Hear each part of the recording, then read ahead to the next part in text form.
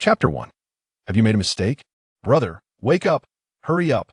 With a bright and clear cry, Du Fei felt a finger poking him insistently on his backside. What are you poking for? Be careful. I might poke back, Du Fei grumbled impatiently. Opening his eyes, he was taken aback to find a blossoming young girl, around 15 or 16, staring at him. Brother, you. The girl's face flushed crimson, feeling that his words about poking back sounded rather lewd.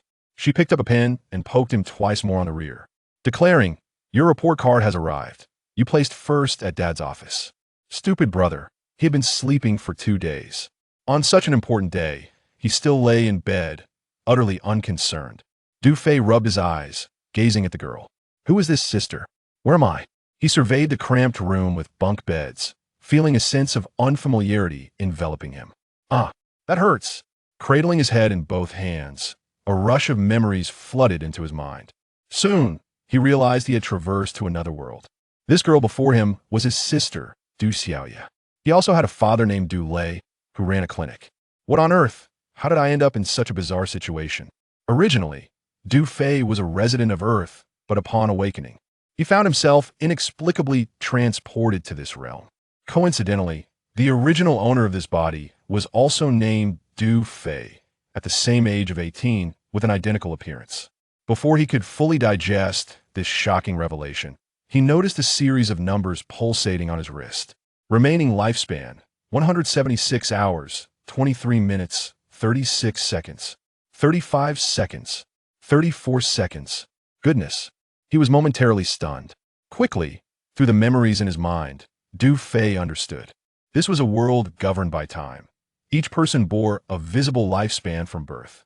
In this realm, lifespan was the only currency tradable, with all goods requiring time for purchase. The amount of lifespan one possessed equated to their wealth. In essence, running out of money meant running out of life. The city where Du Fei resided was called Revival City, part of the territory of the Time Federation. It was a vast metropolitan area covering thousands of square kilometers, home to millions of inhabitants. Surrounded by thick steel walls, this was known as the safe zone. Beyond these walls lay a landscape rife with mutated beasts and terrifying time beasts. The Time Federation mandated that all individuals could reside in the metropolitan area until the age of 18, attending various military academies based on their family circumstances. After turning 18, each person, depending on their academic performance, would be dispatched to external hunting legions to hunt time beasts and acquire time. Only upon submitting a lump sum of 30 years of time to the Federation could they return to the metropolitan area to live. Naturally, wealthy families could avoid the front lines, with their families directly offering 30 years of time to the Federation. However, Du Fei's father, although running a clinic, faced substantial living expenses and could not provide 30 years' worth of time at once. Thus, venturing to the front lines to hunt time beasts became Du Fei's only option. Having grown up without knowledge of his mother, he was fortunate that his father treasured him and enrolled him in the finest advanced commander academy in the metropolitan area. Du Fei had not disappointed his father, graduating at the top of his class. If all went according to plan, his appointment letter would be issued today, ensuring his position as a senior commander in a Federation Legion. In contrast, many students with poor grades would only qualify as ordinary commanders. What a promising start. Compared to the majority of students, Du Fei felt exceedingly fortunate. Brother, are you daydreaming? Hurry and get the report card, Du Xiaoya urged. Got it. Du Fei quickly acclimated to his current role. He ruffled his sister's hair, surprised to find that, as an orphan, he actually had family. After a quick wash, he set out. Du Lei's private clinic. Dad, I'm here to collect my report card, Du Fei called out as he entered. Crash. For soldiers clad in sleek black light armor simultaneously aimed their guns at him. Du Fei was startled, but upon seeing his student uniform, the soldiers slightly relaxed their vigilance. Officers, he is the young master of our clinic, just graduated from the Federation's Advanced Commander Academy.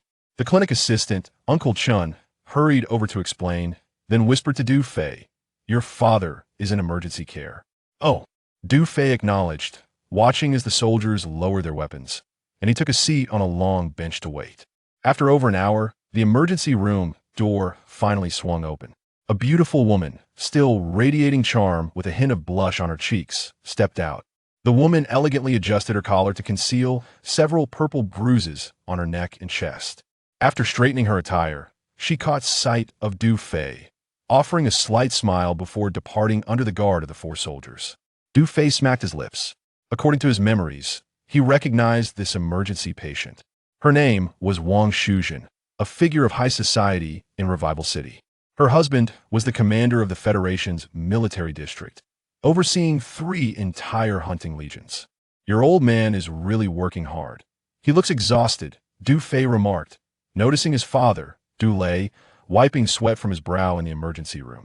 Typically, the father-son duo shared a close bond, often joking with each other without reservation, saving lives and healing the wounded. It is the duty of a physician, Du Lei replied calmly, adding, moreover, for your sake, enduring hardship is nothing. Huh, what ailment does Aunt Wang have?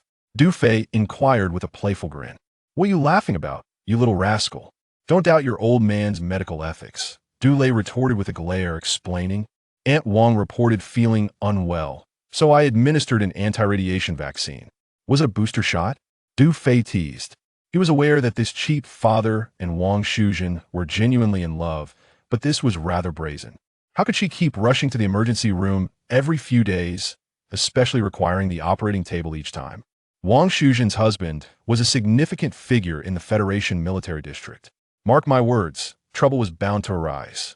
Aunt Wang heard you ranked first in the academy and promised to assist you in securing the finest legion as an internship commander. Du Lei said proudly, handing Du Fei a time storage card. This contains 5,000 hours of time, a gift from Aunt Wang. Wow, over half a year's worth of time. Du Fei accepted the storage card, asking, is this for the emergency fee? Get lost, Du Lei chuckled, playfully smacking the back of his beloved son's head. You need to replace that operating table with a sturdier one. Ha ha ha. You little brat. As the father and son were engaged in their playful banter, a sudden announcement echoed from outside the clinic. Attention, the Federation Military District has issued an appointment. Commander Academy's Du Fei is to report immediately. Both were taken aback, swiftly exiting the clinic. In the air, between 2 drones, a screen materialized, showcasing Du Fei's resume and appointment letter. At the entrance stood 2 wheeled armored vehicles, and a strikingly beautiful female officer scrutinized Du Fei with an icy gaze. Behind her, several female soldiers donned in tattered camouflage uniforms stood proudly, despite their worn appearance. You're Du Fei? The female officer inquired. Yes, who are you? Du Fei furrowed his brows. Under orders from the Federation Military District, the Deputy Commander of the Auxiliary Women's Field Corps, Lu Ruobing, reports to you. Lu Ruobing saluted and continued. On behalf of the entire corps of 108 female soldiers, we are here to welcome Commander Du Fei. Salute. As her words concluded, the female soldiers behind her saluted Du Fei in unison. Auxiliary Women's Field Corps? What kind of legion is this? Only 108 members? Are they like the heroes of Liangshan? A standard field corps typically comprises no less than 1,500 individuals. Right? Indeed. So, it is an auxiliary force, which means this is a legion not officially recognized. No, that cannot be right. My son ranks first in the entire academy. How could he be appointed as commander of a ragtag unit without an official standing? Du Lei, a seasoned veteran from the battlefield, immediately grew anxious. A whole regiment of 108 individuals? This was evidently a mere motley squad, setting aside the terrifying time beasts lurking outside the city. Even a random encounter with a group of ordinary ferocious beasts would be insurmountable for over 100 men. If his son were to become the commander of this unit, it would amount to a death sentence. Is there a mistake? Du Fei was equally bewildered. This was certainly not the treatment befitting a top scholar of the academy. There is no error. Lu Ruobing presented an appointment document. The duo stared blankly at the emblem of the Time Federation embossed upon it. I must inquire about what Aunt Wang has to say. Do not ask. She is likely struggling to save herself. A sense of foreboding crept over Du Fei. He sensed that trouble was brewing. However, having read numerous novels in his past life, he believed every transmigrator possessed a golden finger. System? Du Fei tentatively called out in his mind. Ding! Congratulations, host. You have successfully discovered the system. Du fait. Ding. The most powerful commander system has been successfully bound. Congratulations, host. You have received a novice gift package. The system has proactively opened for the host. Congratulations, host. You have obtained a universal toolbox. Congratulations, host. You have acquired 500 milliliters of rare substance refining agent. Du Fei exhaled. Indeed, there was a system. At that moment, a crowd gathered outside the clinic. Hey, are they here to pick up old Du's son? Yes. Did you not see Du Fei's name on the appointment document displayed on the screen? Impossible.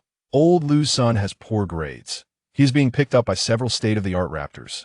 I find it odd, too. Du Fei, ranking first, is welcomed by 2 outdated armored vehicles? What kind of dismal unit is this? They lack even an aircraft? Neighbors exchanged whispers, scrutinizing the meager, welcoming party. Du Lei's face grew grim. He took out his communicator to contact Wang Shuzhen. However, all he received was a cacophony of static, failing to establish a connection. Please tell me, which military district of the Federation issued this appointment? Du Fei turned to Lu Ruobing, inquiring. The appointment document bore the seal of the Time Federation, but did not specify which military district. He had initially hoped for a promising start, only to find fate had other plans. As for the reason behind this, one could easily deduce with a mere thought. There was no other explanation. Du Fei merely sought to confirm his suspicions. Chapter 2. Must it be women's attire? The order was issued by the Federal Reconstruction Army's 48th Hunting Division, since it did not contravene any federal regulations. Lu Ruobing responded candidly. As anticipated, Du Fei shook his head, gesturing helplessly to his father. Du Lei's expression revealed a pang of guilt, feeling remorseful towards his son. As a veteran, he was acutely aware that the 48th Hunting Division was the main force of Wu Degui, who happened to be Wang Shuzhen's husband, a rather fortuitous coincidence. Commander Du Fei, we are merely acting on orders. We hope you will not put us in a difficult position, Lu Ruobing articulated, her face devoid of expression. Her tone tinged with indifference and dissatisfaction. Observing the disdainful expressions from Du Fei and Du Lei, she felt a profound humiliation, for the duo looked down upon her unit. Yet, this held little significance for her, as she harbored no respect for the mere student Du Fei. What soldier in the Women's Field Combat Corps had not clawed their way through a sea of corpses? They were merely impoverished at this moment. Were it not for the 20,000-hour remuneration promised by the 48th Division, Lu Ruobing would never have allowed a freshly graduated student to assume command. At this moment, Du Lei was beset by discomfort. Wu Degui was clearly settling personal scores, intending to place his son in peril. Meanwhile, Du Fei merely clicked his tongue, relieved to have clarity on the situation. After all, federal regulations mandated that one must unconditionally obey appointments.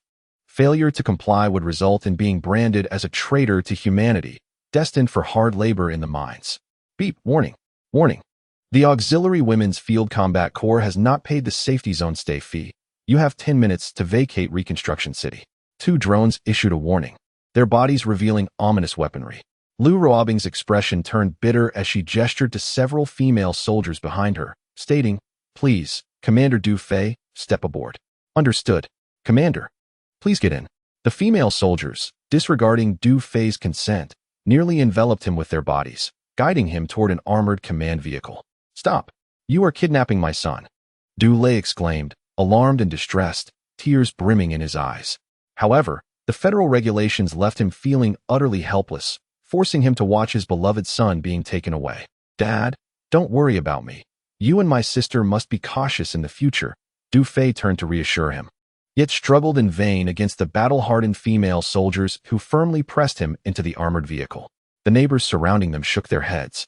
Realizing that old Du's son was not going to assume the role of commander, he was clearly being conscripted. Beep, warning. Severe warning.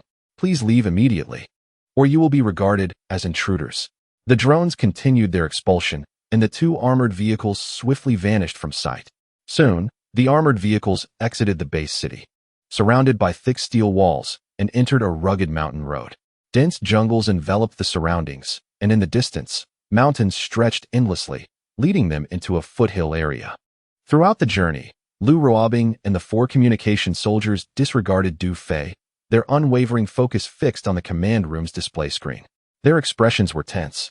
In a heightened state of alert, maintaining constant communication with the transport armored vehicle ahead. Outside the city, danger lurks at every corner. Despite the area having been purged numerous times, it remains fraught with peril. Should they encounter a time beast, even one at level 1 could easily overturn their armored vehicles. It is safe to say that they have risked their lives to welcome Du Fei to his new post. Du Fei reclined in his seat, closed his eyes, and accessed the system interface.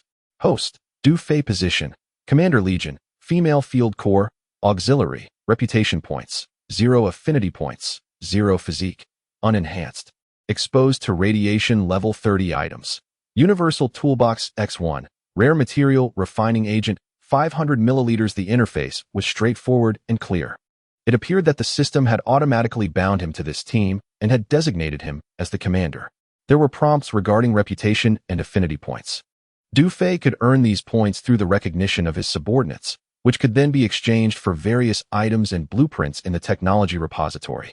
However, as he had just joined and was still unfamiliar with the female soldiers, both his reputation and affinity points remained at 0, and the technology repository had yet to unlock.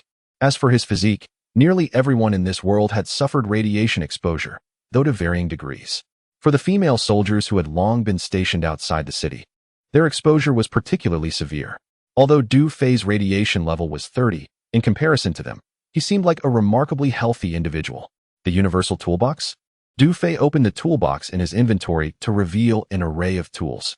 From precision instruments, screwdrivers, and welding guns, to lathes and hydraulic robotic arms. The assortment was dazzling. Additionally, there was a 500 milliliters vial of metallic liquid. This substance was extraordinary. The Rare Material Refining Agent could extract any unrefined rare material in this world. Marvelous. A mere toolbox contained such an array of cutting-edge tools. Du Fei felt a surge of delight. Modestly, he thought that with this universal toolbox and his knowledge from the military academy, crafting superior weapons would not be a concern. Perhaps in the future, he could forge a formidable legion. After nearly 2 hours of bumpy travel, they fortunately encountered no hazards along the way. A camp enclosed by stone walls came into view. The destination had been reached. The 2 armored vehicles entered a dimly lit air raid shelter and came to a halt. Du Fei followed Lu Ruobing out of the vehicle, directly into a cave-like chamber, the highest specification room in the Corps, which would serve as his bedroom. Lu Ruobing glanced at Du Fei's student uniform and remarked, "Since the female field corps has no men, you will have to make do with my clothing for now." She retrieved a set of camouflage attire from a makeshift wardrobe and laid it on the bed, then coldly instructed, "Please change within 10 minutes. We will gather in 10 minutes to introduce you to all the soldiers and familiarize you with the headquarters. Lastly, do not touch anything in the wardrobe." With that, she abruptly shut the door, leaving him alone. Du Fei surveyed the room, illuminated by fluorescent stones, furnished with a wooden bed, a table, a wardrobe, and a bathing area. The space was fairly adequate, equipped with essentials, albeit somewhat rudimentary. Was this truly the finest room in the entire regiment? What then could be said of the quarters of the ordinary soldiers? Du Fei pinched the bridge of his nose, pondering the restriction against disturbing the contents of the wardrobe. Driven by curiosity, he opened it, and a delicate fragrance wafted forth, revealing an array of black silk garments. A warmth surged through his nostrils. These must belong to Lu Ruobing. It appeared she had previously occupied this bedroom and had now vacated it for his use. Closing the wardrobe, his gaze lingered upon a camouflage uniform. Du Fei couldn't help but smile wryly. Must he truly don women's attire for his initial encounter with the soldiers? Knock, knock. "Commander, are you ready?" came the voice of a female soldier from outside. "Just a moment, I'm changing," he responded. Inside the air raid shelter, a spacious area had been designated for assembly. The female soldiers gathered, and Lu Ruobing frowned, rubbing her forehead. "Ruobing, has that male commander arrived? What is his capability?" inquired a beautiful soldier with dimples, a cigarette perched between her lips. "A recent graduate, utterly devoid of combat experience," replied Lu Ruobing. "I assumed he'd be a seasoned warrior. Turns out he's just a kid. What can such a decorative pillow accomplish? Can he fight in the field? Drive a vehicle? Handle a pistol?" The dimpled beauty exhaled a cloud of smoke, voicing her skepticism. "Alas, enough of that. Without him, we would be utterly doomed. Tomorrow's mission is perilous. We cannot take Du Fei along. Considering he is merely an inexperienced student," Lu Ruobing sighed softly, addressing the dimpled soldier. At that moment, A shrill cry pierced the air. Wow, look! All the female soldiers turned toward the sound. Is this our new commander? He looks so young, but he's quite handsome. Can good looks substitute for skill? Can they fend off mutant beasts and temporal creatures? Indeed, I wager he'd be the first to flee upon encountering a temporal beast. He'd be terrified. The soldiers whispered among themselves, their remarks mostly laced with derision, though a few gazed at him with starry eyes. Attention! Salute! Lu Ruobing commanded with composure and saluted Du Fei. As her voice echoed, the previously skeptical soldiers immediately straightened their postures and saluted in unison. Commander, good day. Clad in a snug women-esque camouflage uniform that accentuated his athletic physique, Du Fei's striking features radiated vitality and sunshine. Hello, everyone. Thank you all for your hard work. Du Fei returned the salute, his eyes sweeping over the soldiers, feeling a surge of excitement. Though numbering only around 100, these female soldiers were quite the sight to behold. Tall, long-legged, and undeniably beautiful. Chapter 3. Where has time gone? Following a brief introductory ceremony, Lu Ruobing, acting as the deputy commander, began to brief Du Fei on the regiment's situation. Commander, this air raid shelter serves as the base for our field regiment, which comprises a total of 108 personnel. Our unit comprises 3 commanders, 60 armored infantry, 10 artillerymen, 10 machine gunners, 8 communications personnel, and 17 medical and logistical staff. We are equipped with 2 armored vehicles, and each individual is armed with either a submachine gun or a pistol, with approximately 3,000 rounds of various ammunition remaining. However, when discussing our equipment and ammunition, Lu Ruobing hesitated, adding, "We have not much left. You may visit the ammunition depot later to inspect it." Are there no drones? Du Fei inquired. Lu Ruobing shook her head with a rueful smile. Drones? That is nothing short of a fantasy. Such equipment is beyond our imagination. Du Fei realized then that the most valuable assets of the entire field battalion were those 2 armored vehicles he had come to retrieve. Suddenly, a female communications soldier reported. Report. Lu Ruobing turned her attention to the soldier, asking, "What is it?" The 48th Division has ordered our women's field battalion to arrive at coordinates 269-71 by 10 o'clock tomorrow morning to participate in combat. What? The Blackwater River? The dimpled beauty, Xia Ying, jumped up in anger, exclaiming, "They are utterly despicable. Were we not supposed to go to the Honggu Dam?" Lu Ruobing furrowed her brows. How far do we need to detour? An additional 30 kilometers. It is not merely a matter of detouring, Deputy Commander. The crux lies in our equipment. Enough said. Reply to the 48th Division that our women's field battalion will set out at 6 tomorrow morning to arrive punctually at the Blackwater River by 10. Lu Ruobing commanded. With the orders issued, Du Fei frowned. He sensed a glimmer of helplessness and sorrow in the expressions of the female soldiers. "May I interject?" he asked. "Although I have just assumed my position, I am now part of the field battalion and should be entitled to know the specifics of our mission."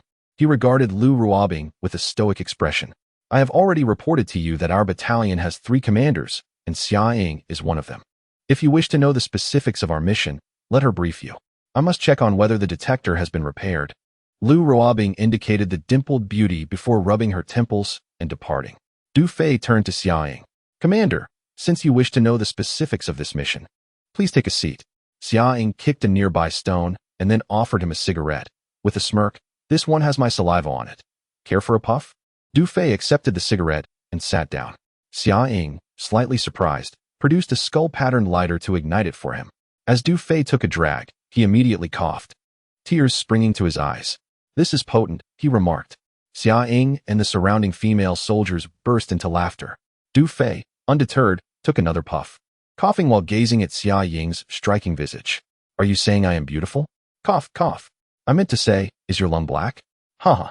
Xia Ying inhaled deeply, exhaling a smoke ring, her beautiful eyes revealing a hint of sorrow. Her expression suggested that she had already reached the end of her life, rendering the state of her lungs inconsequential. "All right, let me explain the situation to you. First, allow me to introduce our women's field battalion. We are not organized in a formal structure and are a motley crew without the privilege of federal financial support. Years ago, we were discarded by the Federation as if we were refuse, relying solely on our own resources for survival. You should understand this, right?" Xia Ying remarked Dandak. Du Fei nodded slightly. He was aware of this. In this world, class distinctions are stark, and human rights are virtually non-existent, particularly for a ragtag army like ours. The Temporal Federation shows no concern for our existence. Our women's field corps is currently in dire straits, teetering on the brink of collapse, to the point where we may soon face starvation. Fortunately, we have received a mission from the 48th Division, for which we owe you our gratitude. Xiaoying turned to Du Fei and continued, the 48th Division has appointed you as our commander, and we are to assist them in tomorrow's beast hunting operation. Upon completion of the mission, we will receive a grant of 20,000 hours. They have identified 2 hunting zones for tomorrow. One is the Red Valley Dam, and the other is the Blackwater River. The 48th Division will commence a purge, originally intending for us to collaborate in encircling the temporal beasts at the Red Valley Dam. However, those scoundrels have now issued a last-minute order for us to head to the Blackwater River. Du Fei interjected with a question, what is the difference? Xiaoying shot him a glance, her beautiful eyes revealing a condescending expression akin to that of an adult addressing a child. For us, there remains a glimmer of hope at the Red Valley Dam. The Blackwater River is a guaranteed death trap. She lit another cigarette and continued. The temporal beasts at the Red Valley Dam are of level 1, while those at the Blackwater River are of level 2. With our current weaponry, even hunting a level 1 temporal beast proves to be quite challenging, let alone the level 2 beasts at the Blackwater River. Despite our task being to assist in their encirclement, the enraged temporal beasts show no fear of gunfire. A single claw swipe from a level 2 beast could obliterate our armored vehicles. It is simply beyond the scope of terror. Du Fei fell into contemplation. Although he had never encountered a temporal beast, he had studied this subject extensively at the academy. Indeed, the enraged temporal beasts were as terrifying as Xiaoying had described, if not more so. So, does this mean the field corps is essentially marching towards certain death? Du Fei raised his gaze. At that moment, Lu Ruobing, having finished her tasks, approached and stated, regardless, we must take the risk. Going means there is still hope, while not going equates to awaiting death. What do we have to fight with? The lives of the 108 members of the field corps? Who grants you such authority? Du Fei shot Lu Ruobing a glare and replied, I cannot agree. His voice echoed throughout the air raid shelter, plunging the space into an immediate silence. All the female soldiers fell mute. Lu Ruobing clenched her teeth and coldly replied, I know this mission is tantamount to a death sentence. But do you comprehend how crucial 20,000 hours are to us? It is our only hope for survival. You are a scion of wealth, having been parachuted in as a commander, and you have no idea what we have endured over the years. At 18, we left the base city, just as you did, and joined the Legion, dreaming of accumulating 30 years to contribute to the Federation, after which we could return to the base city for a tranquil life. But what is the reality? Lu Ruobing forced a smile, then continued, all I have witnessed is the tragic demise of my loved ones. The relentless fall of my sisters around me. Radiation, viruses, and ferocious beasts incessantly torment us. For every beast we slay, the Federation extracts 20 hours of time. For every transfer of time, they impose a fee of 10. Drinking water, food, and daily necessities must be purchased from Federation outposts, at prices threefold that of the base city. We long to return to the base city, yet we must surrender 30 years of time to do so. We have hunted numerous beasts and acquired considerable time, yet we remain utterly destitute. I ask, where is all the time gone? Lu Ruobing fixed her gaze upon Du Fei. Can you provide an answer? Du Fei was taken aback, rendered silent. Everything Lu Ruobing articulated was foreign to his memory, suggesting that such matters had never been covered in his studies at the academy. Where has all the time gone? It was evident that the time had been siphoned away by the Time Federation. Every individual must depart the base city upon reaching 18, save for the privileged few capable of affording 30 years of time. Thus, the children of the impoverished are destined to become mere instruments for the Federation's profit from the moment they enter the outer city. The thought of returning to the city is as daunting as climbing to the heavens. At that moment, Du Fei felt a peculiar pang of sorrow, for he observed all the female soldiers bowing their heads, weeping in silence, including Lu Ruobing and Xiaoying, their faces streaked with tears. Chapter 4. Her smoking habit is quite severe after a while. The female soldiers managed to stabilize their emotions and quickly resumed their usual demeanor. Fear not. I still have some time I can offer in an emergency, so we need not risk our lives over 20,000 hours, Du Fei declared. Lu Ruobing's eyes sparkled momentarily with surprise. only to fade as she shook her head. If only you had said this 3 days ago. The mission is already underway. We must go, and you should comprehend the consequences of defying orders at such a critical juncture. Du Fei slapped his forehead, realizing that in his concern for the safety of his subordinates, he had overlooked this crucial rule. The Federation's regulations, damned regulations. Night fell, and dinner time arrived. The assembly was dismissed.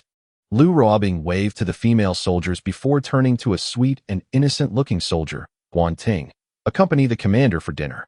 With that, she pulled Xia Ying aside to discuss battle plans. Commander, greetings. Guanting approached Du Fei, saluting gently. I am Guanting, a communications officer. Allow me to escort you to your meal. It was evident that she possessed a more introverted, gentle demeanor. Du Fei nodded and followed her toward the logistical area. The dining area was a spacious natural cavern, with wooden planks serving as tables and stones as seats. Upon entering the cave, Du Fei observed the female soldiers orderly queuing for their meals. Having not eaten since his arrival, he felt a twinge of hunger. Commander, please take a seat on that stone. I will fetch your food, Guanting said, before proceeding towards the cooks. Du Fei casually selected a stone to sit upon, surveying the meals of the nearby female soldiers. Before them lay bowls filled with a viscous porridge, accompanied by a small plate of dark brown side dishes. Captain, your meal has arrived. Please indulge, said Guanting, placing Du Fei's food before him before lifting her own bowl, quietly consuming her meal to the side. Du Fei glanced at his dish, a generous bowl of scallion pork noodles, complemented by a sausage. He then looked at Guanting's bowl, which resembled the others among the female soldiers, consisting of the same porridge and dark brown sides. Why is our food different? Du Fei inquired. Originally, the rations were uniform for everyone, but the deputy commander had instructed that your standard of provisions should exceed ours. When the deputy commander went to the base city to fetch you, he purchased some white flour, greens, and meat. After the purchase, we now have merely over 50 hours left for each of us. Du Fei furrowed his brow and asked, how is time typically allocated in the field battalion? Time is distributed equally, and any expenses are shared among us. Essentially, we all possess an equal amount of time. In life and death, we endure together. If we live together. If we die together, Guanting replied. Upon hearing this, Du Fei fell silent, realizing that all the female soldiers had less than 3 days of life remaining. It appeared that the circumstances of this female combat unit were far more dire than he had imagined. Captain, please eat quickly, Guanting urged, then lowered her head to sip the porridge. Here, try mine. Huh, I would like to taste your porridge. Captain, how can that be permissible? You must obey orders.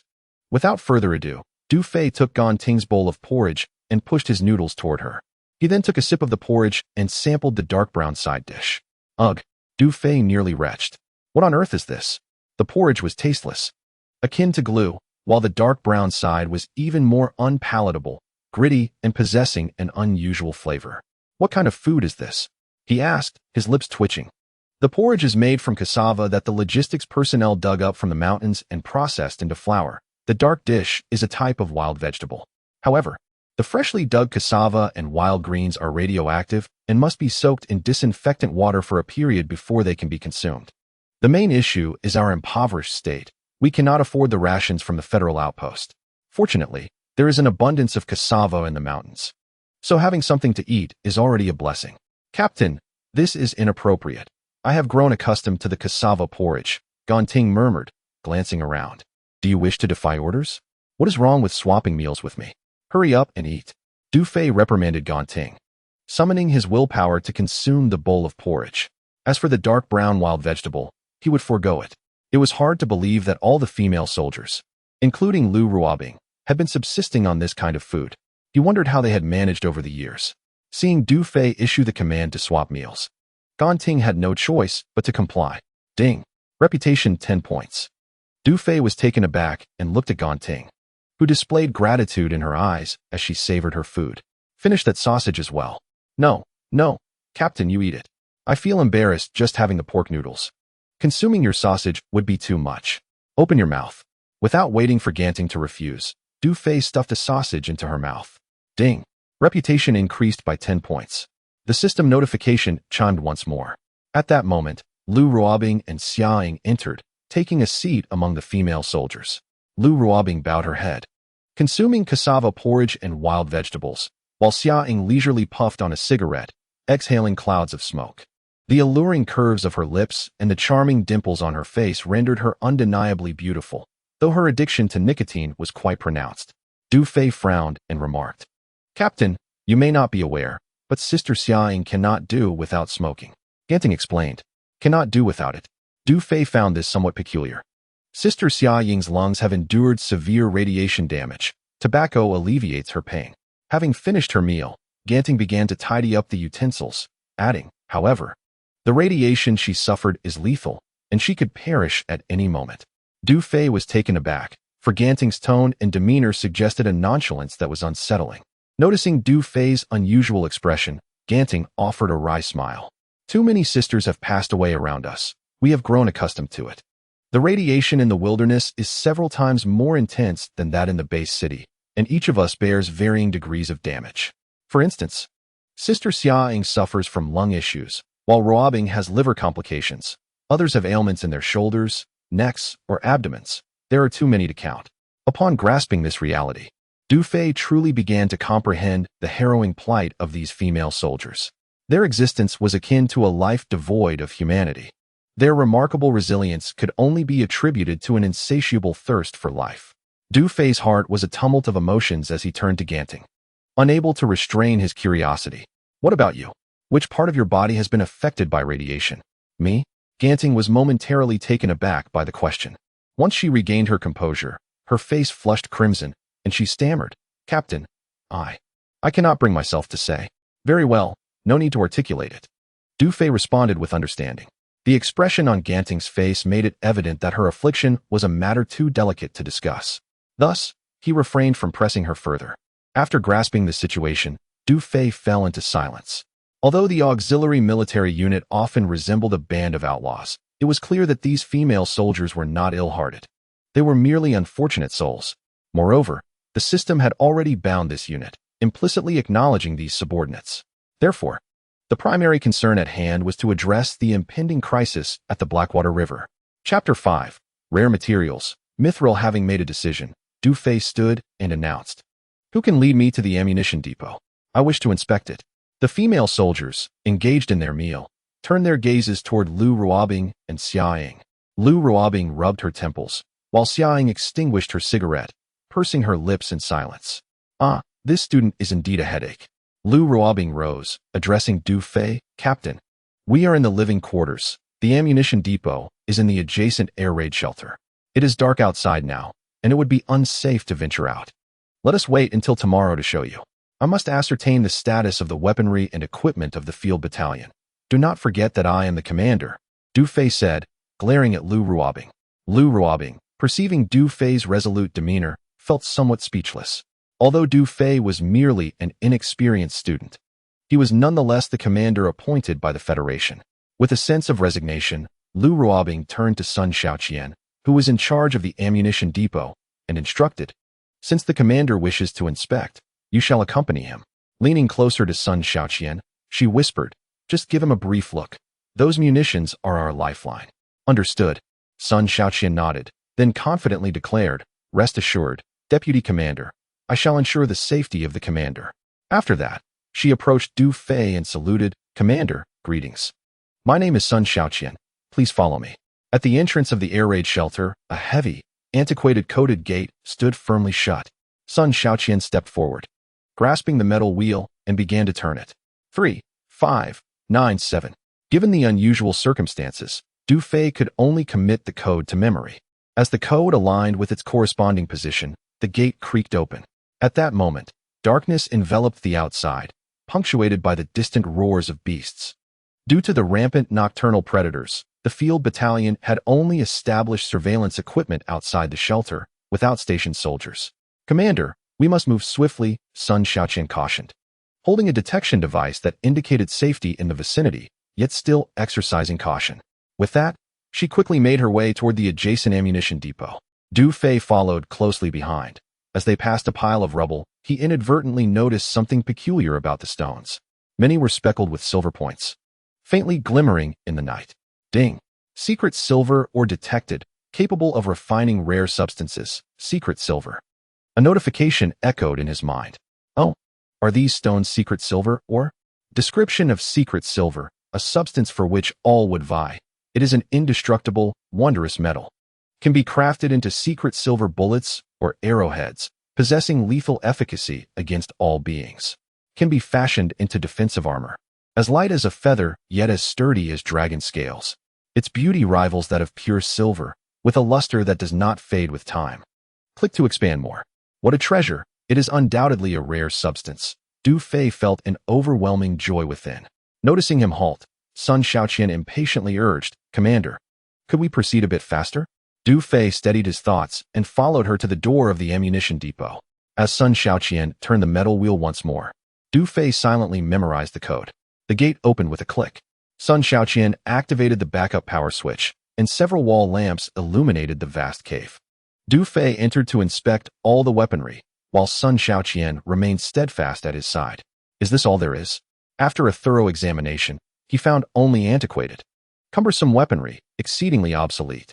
In the corner stood 2 rugged mountain motorcycles, aside from a few shoulder-mounted grenade launchers and several functioning machine guns.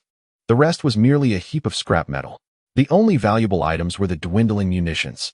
With over 500 rounds of 20mm cannon shells, more than 1,000 rounds of 7.62mm machine gun ammunition, 500 ordinary bullets, and 150 kilograms of gunpowder, Du Fei felt utterly depleted, not just financially, but in spirit as well.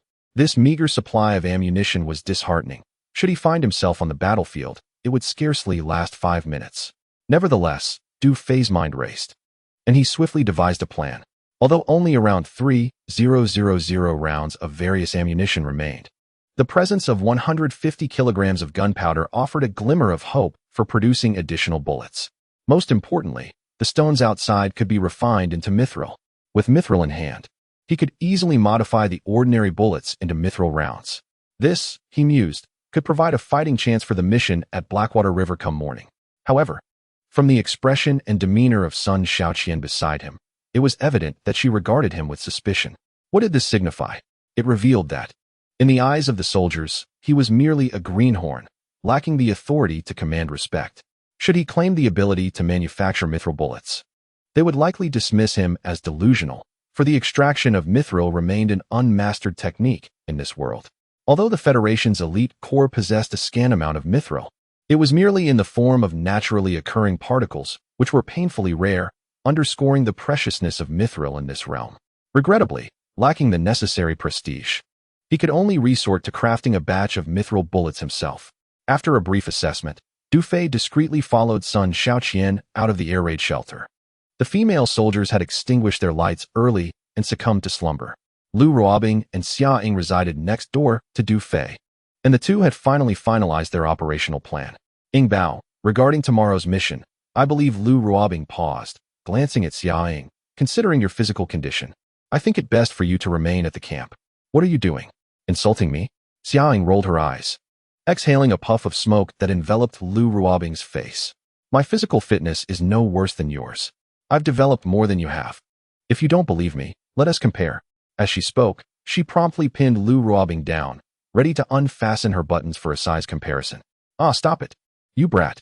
Who's bigger? You? You? Fine, fine. They laughed, playfully tussling for a while before collapsing onto the floor, their hair disheveled, with a hint of melancholy in their eyes. Ying Bao, tomorrow's battle may offer no hope of survival. We might not return, Lu Ruobing stated solemnly. I know. If we die together, Xia Ying replied, nodding as she stood up and patted Lu Ruobing on the shoulder. I'll head back to sleep now. With that, she exited the room, returning to her own quarters. Lu Ruobing sighed softly, closing her door as she prepared for rest. Just before drifting off, a twinge of concern struck her. She retrieved her communicator and inquired, Shaoqian, what is the status of that student? Rest assured, Jia Ruobing. I personally saw him back to his room. He should be asleep by now, Sun Shaoqian responded. That is good to hear. Get some rest. He will be in your care tomorrow. Yes. Chapter 6. The emergence of mithril bullets in the stillness of the night. Du Fei found himself outside the air raid shelter. His intent clear, to extract mithril. However, to safeguard against the potential attack of ferocious beasts, he prudently opened the door to the ammunition depot. ensuring a refuge in case of emergencies. With preparations complete, he approached the pile of mithril ore.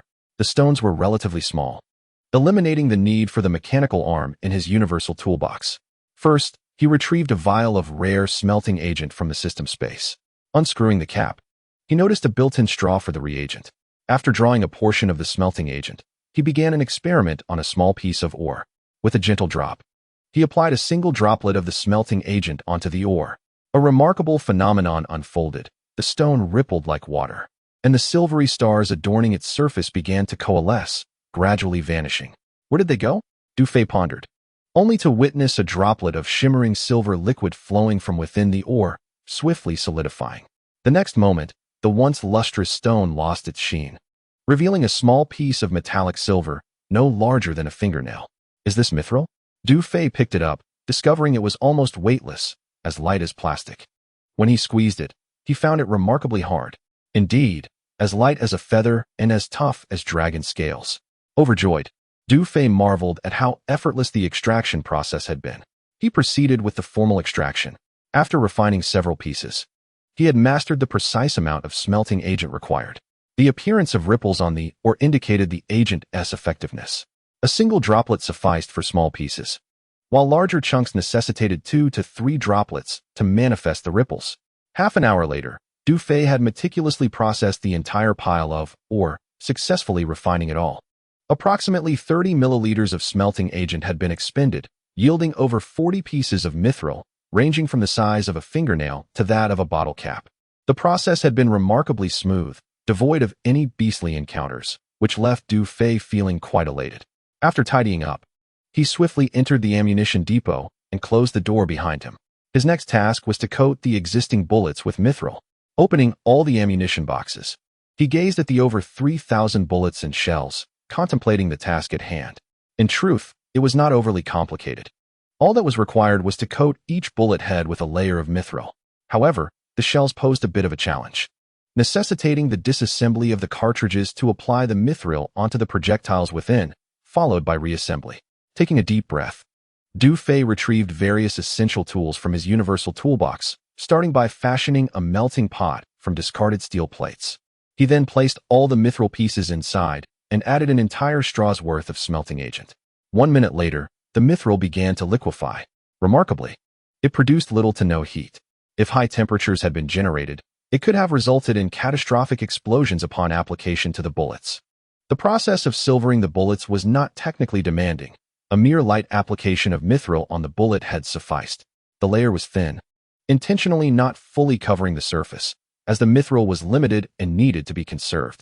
Although only a thin layer of mithril was applied, these projectiles, upon penetrating the bodies of the mutated beasts or time beasts, wielded a lethal force. After more than an hour, Dufay had finished coating all the standard bullets and machine gun rounds with mithril. Then, with unwavering focus, he began to meticulously disassemble the shells. The fuses, cartridges, and belts were all familiar territory for him. The process of disassembly and reassembly was second nature. After considerable time had passed, every projectile was adorned with mithril and subsequently reassembled. These shells appeared unchanged, yet they had metamorphosed into the most formidable weapons in this realm. Previously, these ordinary shells could inflict only negligible damage upon time beasts. Now, a single shot could effortlessly annihilate one. As for the mutated ferocious beasts, a barrage could decimate entire swathes. Dufay believed that the spectacle would astonish everyone present.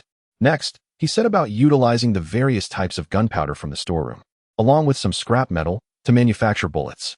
The simplest tasks often prove to be the most challenging. While bullets are fundamentally straightforward objects, crafting them to perfection is no easy feat. The 4 components, case, primer, propellant, and projectile, must be exact, down to the tiniest detail. The entire process is complex, and patience is paramount. Equipment such as presses, lathes, molds, and various measuring instruments were all employed. By nearly 6 o'clock, the sky began to brighten slightly, and the armory had accumulated over 2,000 newly minted mithril bullets.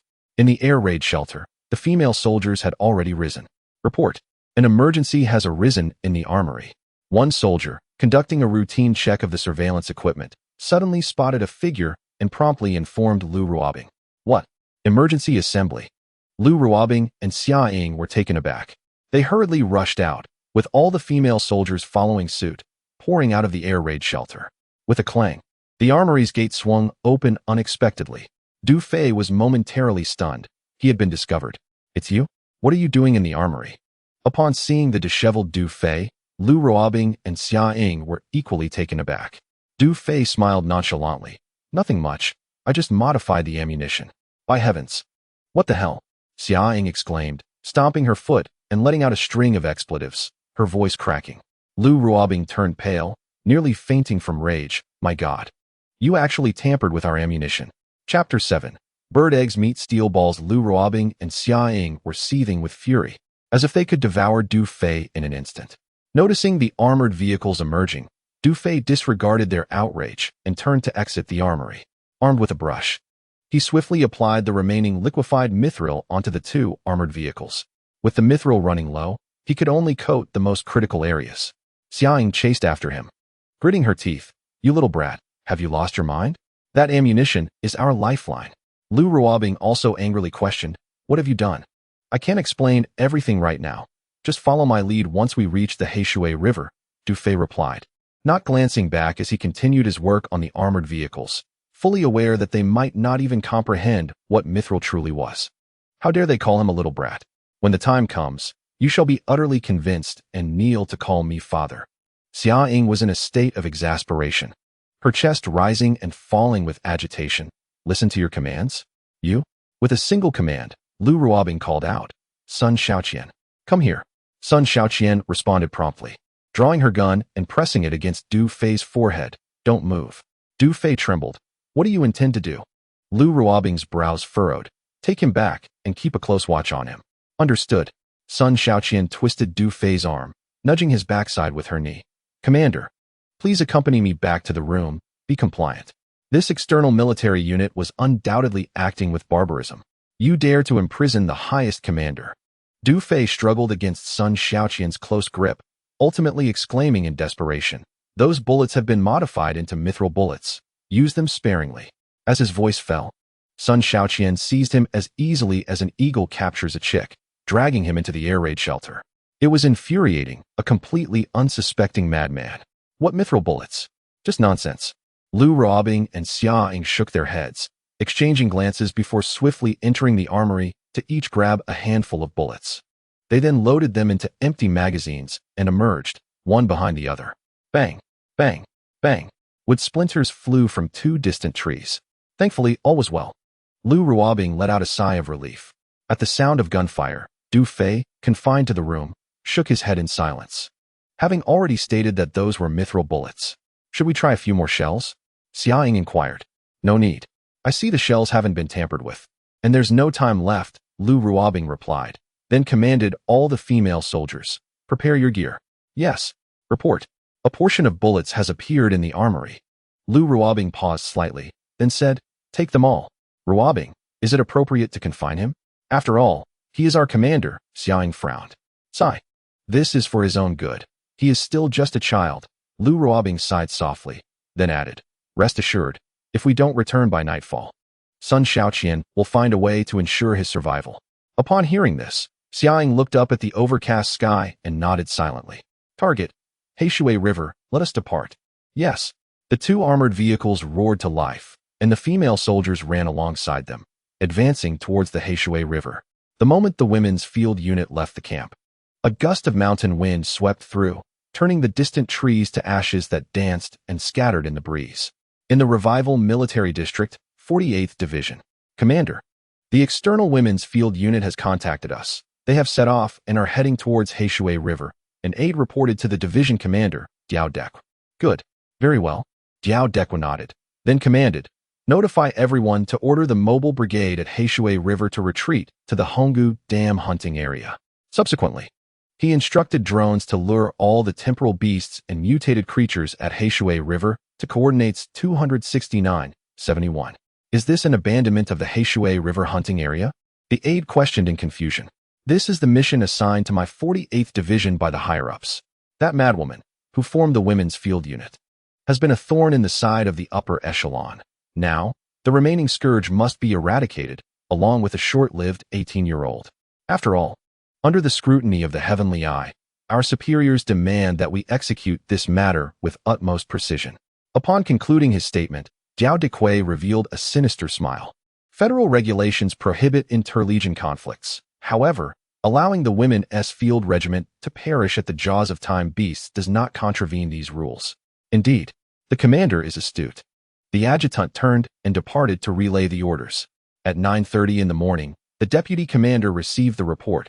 We would arrive at coordinates 269.71 in 10 minutes. The command was given to advance at full speed and reach the destination ahead of schedule. Inside the armored command vehicle, Lu Ruobing issued the order. The female soldiers of the field regiment pressed onward without pause, their pace quickening. A report came in. An emergency situation had arisen. Communications officer Ganting, holding a detector, hurriedly reported. Lu Ruobing glanced at the device, where a multitude of green and red dots appeared, closing in on them. The green dots signified mutated beasts, while the red dots represented time beasts. Lu Ruobing's heart raced. What is happening? Where are the soldiers of the 48th Division? Why are there so many beasts? Simultaneously, the female soldiers aboard the transport armored vehicle, including Xia Ying, also detected anomalies. A report came in. A large number of mutated and time beasts were confirmed at coordinates 269.71. Portions of the beasts were already advancing towards us from the left and right. All personnel assumed battle positions. Lu Ruobing's expression turned grave, and she continued. Confirm the exact numbers. The female soldiers of the field regiment, now highly alert, swiftly converged towards the two armored vehicles. Soon, Ganting reported. There are 8 level 2 time beasts commanding 2 groups of mutated beasts, less than 3 kilometers away from us. Before she could finish, the ground trembled, and the roars of the beasts surged like a tide, approaching rapidly. 8 level 2 time beasts and 2 groups of mutated beasts. Lu Ruobing clenched her fists, perspiration forming in her palms. Leading the beast horde were 2 level 2 time beasts on either side, which posed a significant threat. With a speed of 150 kilometers per hour, the level 2 time beasts left us little time for retreat. Any one of them could annihilate us all. With our current ammunition, even manual fire from machine guns and cannons would not suffice to last 10 minutes. Most critically, there were 6 additional level 2 time beasts behind the 2 beast groups. Ganting quickly assessed the situation. The circumstances were dire, a potentially catastrophic encounter. The Women's Field Regiment stood no chance against the level 2 time beasts, akin to fragile eggs colliding with steel balls. Order the command and transport vehicles to target the time beasts with their cannons and machine guns. All soldiers, retreat to the right rear ravine, using the rocks for cover. Focusing on the mutated beast groups, we must strive to keep the beasts at bay beyond a 300-meter range, preparing for a desperate fight. After issuing the battle command, Lu Ruobing inquired of Ganting, have we established contact with the 48th Division? Their channel is closed, Jie Ruobing. I suspect this is a trap set for us. Ganting replied, damned Wu Dagawei. I curse him. Lu Ruobing's eyes widened with fury, uttering a rare curse. After venting her frustration, she grasped a submachine gun and swiftly opened the armored vehicle door. Jie Ruobing, what are you doing? Ganting looked at Lu Ruobing in confusion. Ganting, from the once formidable contingent of over 2,000 warriors in our field unit, only 108 remain today. My mother once remarked that you could become an exceptional commander, yet I have continually failed to afford you that opportunity. I should not have accepted the mission from the 48th Division. This was my error. I sincerely apologize for disregarding your previous counsel. I shall endeavor, alongside the sisters outside, to provide unwavering cover for the command vehicle. And I hope you can lead these sisters to safety in their retreat. Lu Ruobing gazed at the approaching horde of beasts in the distance, turning her back to Ganting as she issued her command. Chapter 8. Is this what I have wrought? Ruobing, you cannot leave the command vehicle. Ganting urgently interjected. This is an order, Lu Ruobing retorted. Among you, only a few have suffered lesser radiation exposure. You are the hope for the continuation of our women's field unit. Lu Ruobing's expression turned grave as she continued. Once we breach a path, you must retreat without concern for us. With that, she leapt from the command vehicle. The eyes of the 5 or 6 female communications soldiers glistened with tears as they covered their faces, weeping. Gunner, machine gunners, all positions ready. Open fire with full force once the beasts are within range. Ganting wiped away a tear and swiftly commanded. Yes. All personnel prepare. Offload all ammunition from the transport. Outside the command vehicle, the infantry commander shouted with a heart-wrenching cry. Report. There are an additional 2,600 rounds, but they lack federal markings. Lack federal markings? The infantry commander paused, finding this rather peculiar. With no time to ponder further, she waved her hand. Do not concern yourselves with that. Distribute all of it. You are all remarkable, Lu Ruobing said. The commander, taken aback, remained silent. Ruobing, utilize the rocks and ravines for cover. Prepare for battle. Lu Ruobing's brow furrowed as she focused intently on the ever-approaching horde. Ruobing, I still have a machine gun here, though the ammunition is running low, the commander reported. Then hand me the machine gun. We must conserve the rounds, Lu Ruobing instructed, plunging into the ranks of female soldiers to construct a defensive line. All the women, filled with tears, saluted her in respect. The horde would enter range in 30 seconds. Prepare the howitzers. 30, 29, 28, 27, commanded Ganting. Her gaze fixed on the detection device. The female soldiers hid behind the rocks, their anxiety palpable. Lu Ruobing's finger rested on the machine gun trigger. Her eyes locked on the front. Lu Ruobing, what in the world is this? We said we would die together. I want to let this end here. In the armored transport, Xiaoying spotted Lu Ruobing and erupted in a furious tirade. She was poised to disembark and fight alongside Lu Ruobing. But it was already too late. Boom. Roar. In an instant, the ground trembled violently, trees swayed in the distance, and dust billowed into the air. Two terrifyingly massive beasts led a dark tide of mutated creatures, surging from either side. The giants alternated between crawling and running upright, towering over 3 meters high. Their heads were flat, with sunken eye sockets glowing ominously, and their mouths adorned with tendrils and fangs, emitting a cacophony of guttural sounds towards the horde. The colossal beast boasted sharp, obsidian claws and was enveloped in a glistening, robust armor, resembling an impenetrable shell of iron. Its appearance was bizarre and terrifying, an unmistakable creature of the unknown. These two monstrous entities were none other than the level 2 time beasts.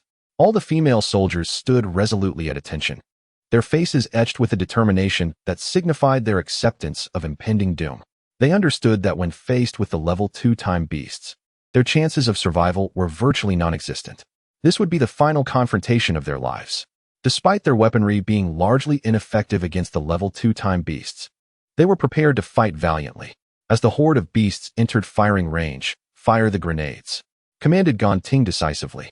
In the next moment, the air was filled with the sound of projectiles whistling through the air, followed by thunderous explosions as grenades detonated amidst the swarm of beasts. The battle had commenced. What was happening? Ganting noticed anomalies on the detection device. A significant number of the previously abundant mutated beasts had vanished, leaving behind several blank spaces. It was evident that the grenades had claimed numerous lives among the mutated creatures. How could this be? When did the power of ordinary grenades become so formidable? Continue firing. Ganting swiftly issued another command, her gaze fixed intently on the detection device. The explosions revealed that several sections of the beast horde had been decimated. Could it be that Captain Du had indeed enhanced the ammunition's potency? Ganting suddenly recalled Du Fei's words when he was escorted into the air raid shelter by Sun Shaoqian. Order. Target the time beasts with the autocannons. Unleash the machine guns upon the horde, and have all infantry engage the approaching mutated beasts. Do not waste ammunition. We shall emerge victorious.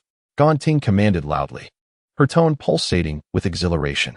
Upon hearing Ganting's orders broadcasted through the communicator, Lu Ruobing's face turned pale. What was this girl planning? They had agreed to cover the command vehicle's retreat. Why was she disobeying? However, the urgency of the situation left Lu Ruobing little time for contemplation. The two level 2 time beasts, leading the horde, were now upon them. Open fire. The female soldiers unleashed a torrent of gunfire from their submachine guns, pistols, and grenades. Aim the autocannons at the time beasts. Fire at will, shouted Xiaoying from inside the transport armored vehicle. With a cacophony of noise, dozens of 20mm autocannon rounds shot forth, striking one of the level 2 time beasts.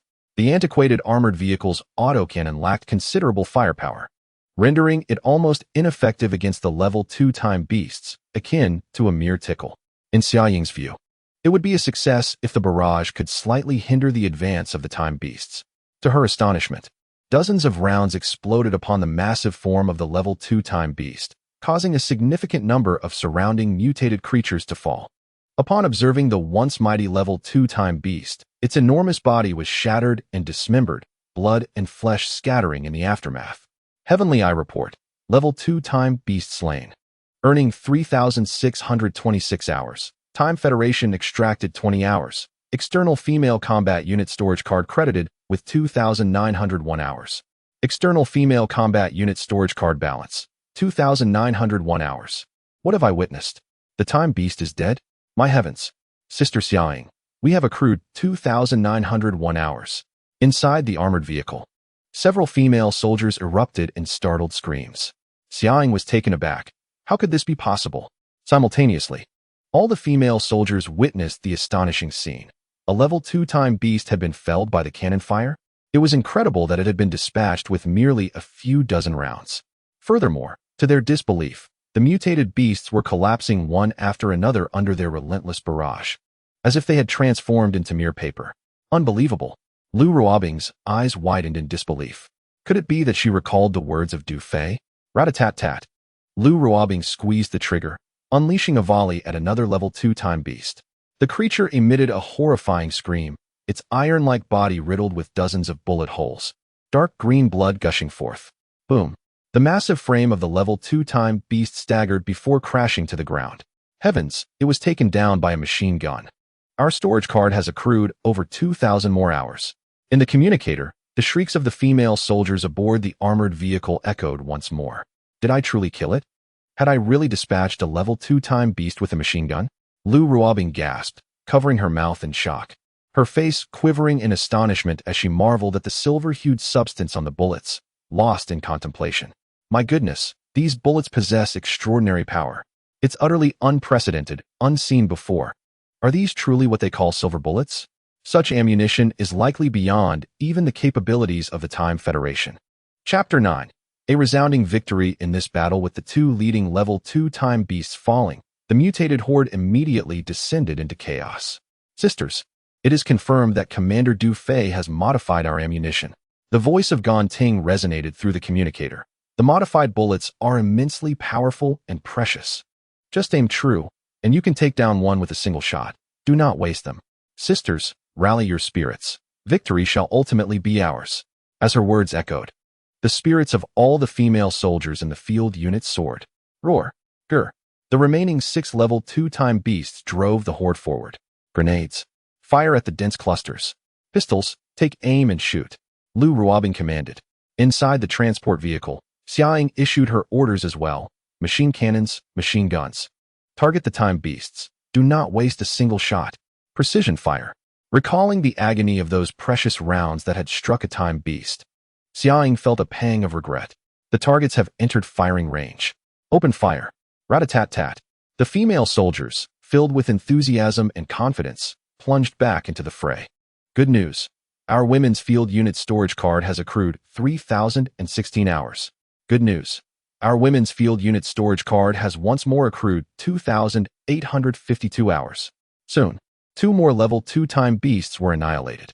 At that moment, without warning, 2 colossal figures suddenly appeared in midair. 2 level 2 temporal beasts, adorned with wings, descended upon the command vehicle and the transport truck with astonishing velocity. The concealed winged beasts. This is dire. Ganting, Xiaoying, be cautious. Lu Ruobing and all the female soldiers gasped in horror, their exclamations echoing in unison. Within the command vehicle, Ganting, and in the transport truck, Xiaoying simultaneously recognized the perilous descent of the 2 temporal winged beasts. These creatures are capable of high-speed flight and excel in stealth, evading detection by sensors. They only disengage from their cloaked state when launching an attack, allowing the sensors to perceive their existence. The concealed winged beasts can be deemed the most terrifying of all temporal beasts. At this moment, the 2 level 2 temporal beasts plummeted swiftly, rendering machine guns and cannons ineffective for immediate interception. Under such circumstances, the command vehicle and transport truck were destined to be obliterated. Sisters, farewell. Ruobing, you must survive. The despairing voices of Ganting and Xiaoying resonated through the communicator, their final words echoing in the air. Bang! Bang! The two Level 2 temporal beasts collided with the command vehicle and transport truck, producing two deafening booms. Ganting, Xiaoying, Lu Ruobing, and all the female soldiers cried out in unison, some closing their eyes in sorrow. Yet, astonishingly, the command vehicle and transport truck were propelled far away upon impact, crashing against several large rocks before coming to a halt. The vehicles only bore a few dents, contrary to the anticipated shattering. Upon inspecting the two Level 2 temporal beasts, one was found with a broken wing, flapping helplessly on the ground, while the other had, in the course of the collision, driven its own claws into its body and lay gasping for breath. Inside the command vehicle and transport truck, all the female soldiers experienced a ringing in their ears, clutching their heads in bewilderment. In the next moment, we are still alive. We are unscathed. Ganting and Xiaoying lifted the armored vehicle's hatches, their voices nearly a roar due to the lingering tinnitus. Good heavens, they are miraculously alive? This is beyond belief. At the moment of the assault, it appeared as though a silvery shimmer had enveloped the armored vehicles, which must have been the protective layer that absorbed the impact from the two Level 2 temporal beasts, thus sparing Ganting and Xiaoying from harm. In an instant, Lu Ruobing and all the female soldiers recalled the scene just before departure, when Du Fei had been applying something onto the armored vehicle. Splendid. Let us continue the fight. Lu Ruobing snapped back to reality, raising her machine gun to fire at the struggling temporal beasts. Heavenly Eye notification. Killing a Level 2 temporal beast earns 3,954 hours. The Temporal Federation deducts 20. The Auxiliary Female Combat Unit storage card receives an addition of 3,163 hours. Heavenly Eye notification. Killing a Level 2 temporal beast earns 3,628 hours. The Temporal Federation deducts 20. The Auxiliary Female Combat Unit storage card receives an addition of 2,903 hours. With the two Level 2 concealed winged beasts slain, the female combat unit once again received a bountiful reward, and the battle intensified to a fever pitch. Two armored vehicles suffered damage to their cannons. Ganting, Xiaoying, and the female communications soldiers swiftly opened the doors and joined the infantry ranks. Fire the machine guns. Hit them hard. Artillery, commence fire. The ground shook as the time beasts and mutated beasts fell under the relentless assault of the field battalion, their cries echoing in the air. Soon, the remaining four Level 2 time beasts collapsed one after another, while the women's battalion storage card received a continuous influx of rewards. 10 minutes later, the disoriented mutated beasts scattered in chaos amidst the bombardment, fleeing into the woods. Ceasefire. We are victorious. Well done. Lu Ruobing, Xiaoying, and Ganting exchanged glances, their faces reflecting a mix of complexity and exhilaration.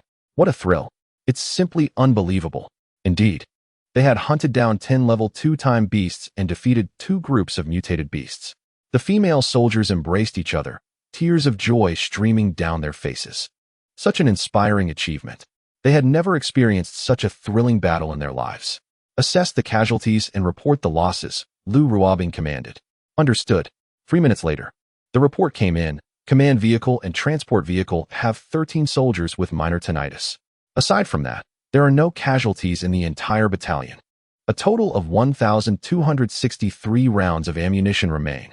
The cannons and machine guns of the command and transport vehicles are severely deformed, and the vehicle bodies and communication equipment are partially damaged, but mobility is unaffected. Our Women's battalion has annihilated 10 Level 2 time beasts, earning 27,875 hours. This battle has been a resounding success. End of report. The female soldiers erupted into cheers, a miracle. Lu Ruobing, Xiaoying, and Ganting simultaneously took a deep breath. For the first time, they felt the irradiated air was refreshingly invigorating. At that moment, they understood that the success of the battle at Heishui River, without a single casualty, was entirely thanks to Du Fei. It was that little brat in their eyes who had saved all the sisters of the battalion. Ganting, Xiaoying, see if we can still contact Sun Xiaoqian, quickly. Lu Ruobing instructed as she hurried into the command vehicle. All right. Ganting and Xiaoying, along with the communications soldiers, swiftly took their positions, calling Sun Xiaoqian. After a moment, crackling static filled the communicator. Received, Sun Xiaoqian here. Sun Xiaoqian, how is Commander Du Fei faring? Please respond, came the inquiry. Report, Deputy Commander. I'm afraid that little brat might misbehave, so I've temporarily tied him up Sun Xiaoqian's voice crackled through. What? I command you to untie Commander Du Fei immediately. Do not mistreat him. Lu Ruobing shouted urgently into the communicator. Poor signal. Cannot hear. Please repeat. Please repeat. The signal cut out. Lu Ruobing, Xia Ying, and Gan Ting exchanged anxious glances, stamping their feet in frustration. Assemble. Return to the camp at full speed. We must arrive by 2 in the afternoon. Chapter 10. The Triumphant Return. In the Revival Military District, 48th Division. Considering the time, it should be about right. The remnants of the Women's Battalion and that genius from the Command Academy should all be buried in the beasts' bellies by now. Commander Jiao Dequai lounged confidently on the first sofa, his legs crossed. It was a case of killing 2 birds with 1 stone. Even if the Federation's surveillance system detected the 48th Division's malfeasance, the worst consequence would merely be a nominal fine. After all, the contributions of a ragtag force like the Women's Field Combat Team to the Federation were negligible throughout the year. The surveillance system had its biases, often turning a blind eye when it suited its interests. Suddenly, the aide rushed in, breathless. What do you mean by miscalculation? Jiao Dequai asked, slightly taken aback. You should take a look at the latest announcement from the surveillance system. The aide activated the laser screen, accessing the surveillance website. It displayed the status of various military districts along with rankings and achievements of numerous military groups. A somewhat inconspicuous, yet rapidly escalating piece of news caught their attention. The Revival Military District's Auxiliary Women's Field Combat Team had annihilated 10 Level 2 Chrono-Beasts during the skirmish at Haishui, which included 2 stealth-winged beasts. Their ranking surged from 318, 895 to 97, 566, placing them within the top 100,000. And the team had received a contribution star from the surveillance system. Jiao Dequai inhaled sharply, his expression darkening. What on earth is happening? I have no idea. I am just as perplexed, the aide replied, shaking his head. Logically, given their numbers and equipment, they shouldn't have been able to even withstand a mutated beast. Yet, they managed to kill 10 Level 2 Chrono-Beasts, including 2 Level 2 stealth-winged beasts, and even routed 2 groups of mutated beasts. They had fewer than 100 personnel, and the entire engagement lasted less than an hour.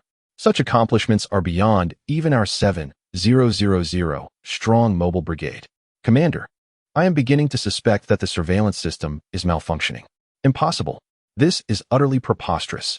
Jiao Dequai stared at the news on the website, utterly astonished. He found it hard to believe. It seemed too implausible. However, the surveillance system was known for its accuracy. After a moment of contemplation, Jiao Dequai inquired. What were their casualties? Unclear. The surveillance system did not provide that information. Find out. Investigate the details of their engagement at Haishui and ascertain what weaponry they possessed. Yes. By the way, Commander, the assessment report for the Qingchuan Ruins hunting ground has been completed. Experts suggest it is quite suitable for establishing a new hunting ground. Understood. Meanwhile, 2 dented armored vehicles billowed black smoke as all the female soldiers sprinted behind them. The Women's Field Combat Team moved swiftly, having additionally hunted 5 or 6 Level 1 Chrono-Beasts along the way, accruing several thousand hours of stored energy. They deeply appreciated the advantages conferred by the mithril bullets, each one serving as a protective talisman. Of course, all of this had been bestowed upon them by Du Fei. 3 hours later, they finally returned to the camp, with the entire team retreating to the air raid shelter. Lu Ruobing was the first to leap from the armored vehicle, making a beeline for Du Fei's quarters, closely followed by Xia Ying, Gan Ting, and all the female soldiers. With a resounding crash, Lu Ruobing bodily burst through the door. Sun Xiaoqian was taken aback. Upon seeing that the newcomer was Lu Ruobing, she was momentarily taken aback. Following closely behind were Xia Ying and Gan Ting, panting heavily, surrounded by a throng of female soldiers. Oh my goodness, they're all back. How wonderful. Sun Xiaoqian exclaimed joyfully. Lu Ruobing swiftly nudged her aside, immediately spotting Du Fei bound to the bed. Hurry and untie the commander. Lu Ruobing, Xia Ying, and Gan Ting urged in unison. Sun Xiaoqian gasped, and seeing the 3 advance to untie him, she hurriedly joined them. Lu Ruobing glanced at the ajar wardrobe and, with a swift kick to Sun Xiaoqian's backside, scolded. You little rascal, who told you to touch my things? After that, she quickly yanked the black silk cloth from Du Fei's mouth. Commander, I'm so sorry, Lu Ruobing said, hiding the cloth behind her, her cheeks flushed. I assure you, I cleaned it thoroughly. Xia Ying and Gan Ting could no longer contain their laughter, while the female soldiers outside stifled their giggles, covering their mouths. Sun Xiaoqian is quite the character. Du Fei, sitting up and moving his jaw, surveyed all the female soldiers gathered at the door. In that moment, everyone was taken aback. They had anticipated an outburst from Du Fei, and Lu Ruobing was bracing herself for reprimand. However, Du Fei's expression revealed nothing, leaving them to wonder if he was harboring hidden fury. Commander, Lu Ruobing began to speak, but Du Fei waved her off, stating directly, "First, tell me about the battle situation at Heishui River." He was eager to learn the extent of the damage inflicted by the secret silver bullets on the ferocious beasts. Lu Ruobing noted Du Fei's urgent demeanor, feeling a deep sense of guilt. This man had tirelessly crafted secret silver bullets for the women's combat unit overnight, yet had yet to witness their might. Moreover, he had been mocked by her and all the sisters, even subjected to confinement. Contemplating this, Lu Ruobing felt increasingly remorseful toward him. She steadied her emotions and earnestly reported to Du Fei. "Report, Commander, regarding the Heishui River mission. We suspect it was a conspiracy by the 48th Division targeting our women's combat unit. Upon our arrival at the operational site, the 48th Division had already retreated and maliciously shut down the communication channels." Du Fei nodded thoughtfully, having anticipated this development. However, he had not expected Wu Dagewei to go to such lengths to eliminate him. Unbeknownst to Du Fei, Wu Dagewei's motives extended beyond merely targeting him. Shortly thereafter, our detection equipment registered a significant presence of ferocious beasts at the operational site, and we were subsequently ambushed by 2 packs of mutated beasts from both sides. There were a total of 8 level 2-time beasts, and we had no time to retreat. Upon hearing this, Sun Xiaoqian's eyes widened in astonishment as she hurriedly inquired, "How did you manage to escape?" Lu Ruobing rolled her eyes at her and replied, "Thanks to the Commander's modified secret silver bullets. Their power was beyond imagination. We effortlessly vanquished 10 level 2 Chrono-Beasts and dismantled 2 mutated beast hordes, with no casualties on our side." Upon hearing this, Sun Qian was taken aback, feeling as though she were in a dream. However, a sense of unease crept in, prompting her to inquire further. Why were there 10 level 2 Chrono-Beasts instead of 8? Gan Ting stepped forward, explaining, "There were also 2 level 2 stealth-wing beasts that ambushed the command vehicle and the transport vehicle. At that moment, our demise seemed inevitable." "What? 2 level 2 stealth-wing beasts?" Sun Qian gasped in astonishment, and even Du Fei felt a slight tremor in his heart. The stealth-wing beasts were notoriously elusive and among the most formidable of the Chrono-Beasts. "Must you be so dramatic?" Lu Ruobing shot her a disapproving glance, adding, "Fortunately, the commander applied a mysterious substance to the vehicle before departure, which spared Gan Ting, Xia Ying, and the other sisters from peril." And then, Du Fei pressed, eager to learn about the effectiveness of the Mystic Silver's defensive capabilities. "When the 2 stealth-wing beasts collided with the command and transport vehicles, our vehicles sustained minimal damage, while the 2 beasts suffered severe injuries. One lost a wing, and the other impaled itself with its claw, which I subsequently dispatched with a couple of rounds. Moreover, on our return journey, we hunted down 5 or 6 level 1 Chrono-Beasts. In total, this campaign yielded 33,569 hours. Though it is disheartening to note that we are left with only over 900 rounds of ammunition," Lu Ruobing reported. "Excellent. No casualties are what matter most." Du Fei nodded in satisfaction, his gaze sweeping over Lu Ruobing and all the female soldiers. "Ammunition is meant to safeguard your lives. If you find yourselves in a situation where you intentionally conserve ammunition, such actions may easily place your comrades in jeopardy." He then solemnly added, "Among the 108 of you, I do not wish to see any harm befall even one." As his words hung in the air, a profound silence enveloped the room. Lu Ruobing, Xia Ying, Gan Ting, Sun Qian, and all the female soldiers bowed their heads. In that moment, their feelings towards Du Fei transcended mere guilt. Chapter 11. Unlocking the technology repository. After a brief silence, Sun Qian, her face marked by remorse, spoke up. "Commander, I am truly sorry. I should not have treated you that way. Please punish me." Lu Ruobing took a deep breath and turned to Du Fei, saying, "Commander, I was wrong. Reflecting on how we previously treated you, I believe everyone now feels deep regret, and we hope you can forgive us. What Sun Qian did to you was under my orders. If punishment is to be meted out, it should be directed at me." Upon witnessing Lu Ruobing's willingness to apologize, All the female soldiers outside echoed, "Commander, we are sorry." Xiaoying discarded her cigarette and similarly lowered her head. "I misunderstood you, and I am willing to accept any punishment." She dared not meet Du Fei's gaze. Speaking softly, "You may chastise me as harshly as you wish until you forgive me." It is worth noting that Xia Ying was known for her stubbornness and had never bowed her head to anyone in her life.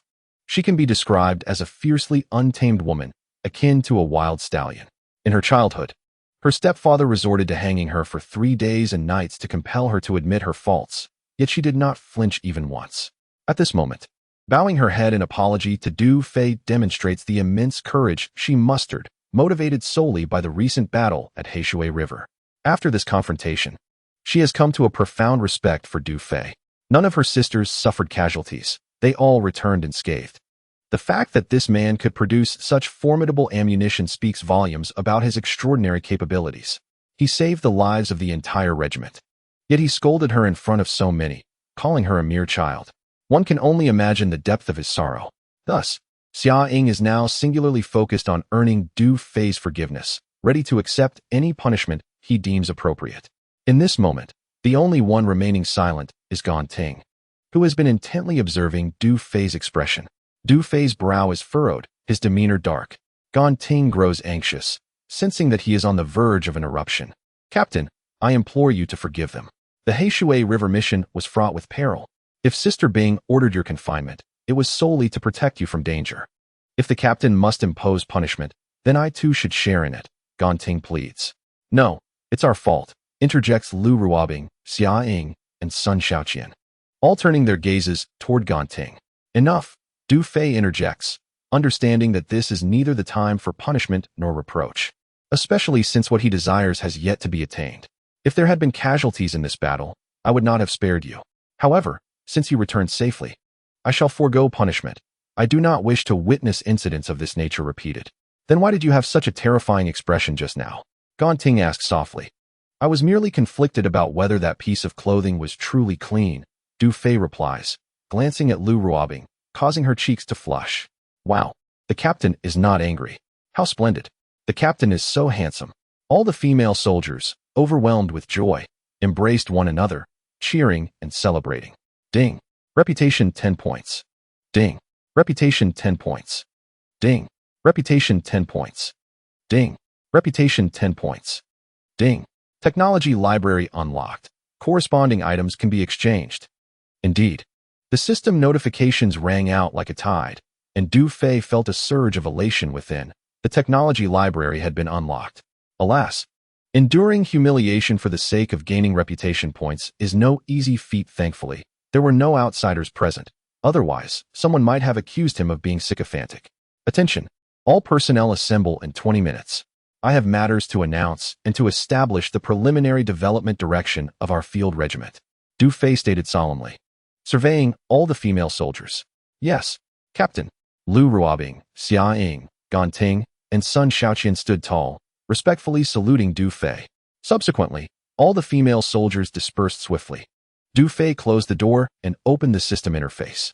Host, Du Fei position, Commander Legion, Auxiliary Women's Field Corps reputation, 1370 affinity, 0 physique, not enhanced. Exposed to radiation 30 items. Universal Toolbox X1, Rare Material Melting Agent, 450 milliliters, a gentle reminder. The technology repository has been unlocked, allowing for the exchange of corresponding items. Du Fei briefly scanned the system interface, eagerly entering the technology repository. A plethora of items unfolded before his eyes, leaving him momentarily astounded. Rare Material Melting Agent, 500 milliliters requires 200 reputation. Light Armor, Blueprint requires 200 reputation. Land King Tracked Vehicle, Blueprint requires 500 reputation. Energy Crystal, System Produced, Non-Reproducible. Can provide sustainable energy for 1 year, requires 100 reputation. Rehabilitation Pool, Blueprint requires 500 reputation. Water Purifier, Blueprint requires 200 reputation. Predator Stealth Drone, Blueprint requires 1500 reputation. Vibranium Synthesis Technology, requires 100 affinity. URU Synthesis Technology, requires 500 affinity. Intelligent Laser Defense System, Blueprint requires 1000 affinity. Click to expand more. All items within require either reputation or affinity for exchange, presenting a dazzling array of choices. Du Fei took a deep breath, barely containing his excitement. Although most items in the technology repository comprised blueprints and technologies, each represented cutting-edge advancements in science. Particularly, vibranium and URU were far superior to mithril, representing advanced technological metals. Should either metal be fashioned into armor, it would result in an unparalleled existence. However, the requirement for a certain amount of affinity rendered him temporarily unable to exchange for them. It became evident that both reputation and affinity held significant importance. Gazing at the myriad items in the technology repository, Du Fei fell into a contemplative state. From this moment onward, his status within the Women's Field Corps was officially established. He had become the true supreme commander. Thus, he would endeavor to forge a formidable legion, ensuring that his female soldiers lived healthily and happily. Furthermore, his father and sister were currently in precarious circumstances. After all, Wu Daguo was considered a mid-level figure within the Light Federation, capable of easily expelling his father and sister from the City of Revival with a mere phone call. He now realized that the inner and outer realms of Revival City were entirely distinct, as the Federation's surveillance effectively severed communication between them. The inhabitants of the city and those outside were utterly disconnected, as if separated by vast distances. He needed to grow stronger, and swiftly. Du Fei clenched his fist, beginning to ponder. With a current reputation of 1370, what should he exchange first? After a moment of deliberation, Du Fei reached a decision. Beep. Congratulations, host, for using 500 reputation to exchange for the Land King tracked vehicle blueprint. As the system's notification resonated, an array of designs, parameters, and performance details concerning the vehicle flooded Du Fei's mind. The Land King tracked vehicle is equipped with a large caliber cannon, boasting a lethal range exceeding 5,000 square meters. With an explosive radius of 36 meters. It features an automatic defense cannon, machine guns, and lightweight Gatling guns. Additionally, it includes long-range detectors, early warning devices, night vision equipment, secure communication systems, autonomous driving capabilities, and is powered by energy crystals, reaching a maximum speed of 150 kilometers per hour. Du Fei, after merely glancing at the formidable specifications of the Land King, was instantly captivated, his eyes gleaming with excitement. He promptly leaned over the table to sketch a schematic, annotating its performance while also compiling a list of required materials. Reflecting on the radiation issues faced by himself and the female soldiers, he decisively exchanged for 2 additional items. Congratulations, host, for utilizing 200 reputation points to acquire a water purifier design blueprint. Congratulations, host, for utilizing 500 reputation points to acquire a rehabilitation pool design blueprint. In Du Fei's mind, the imagery of these 2 items, their manufacturing parameters, and functionalities vividly materialized. The water purifier is capable of automatically filtering out radiation, viruses, bacteria, and impurities, rendering the purified water safe for direct consumption. The rehabilitation pool serves to heal wounds, detoxify, eliminate bodily radiation, and enhance physical constitution, promoting overall health. This is splendid. It is worth noting that the drinking water sold at the federal outpost costs 3,000 hours per ton and contains slight radiation along with viruses and bacteria. In contrast, the water produced by this purifier is devoid of any radiation or impurities, comparable to the renowned Nongfu Spring of the past. Furthermore, the rehabilitation pool is akin to a panacea of a medical system, capable of treating ailments, poisoning, and gunshot wounds alike. With regular use, the radiation endured by all female soldiers will vanish, transforming them into truly healthy individuals. This will undoubtedly be a tremendous blessing for all the female soldiers. Du Fei swiftly drafted another schematic and listed the necessary components.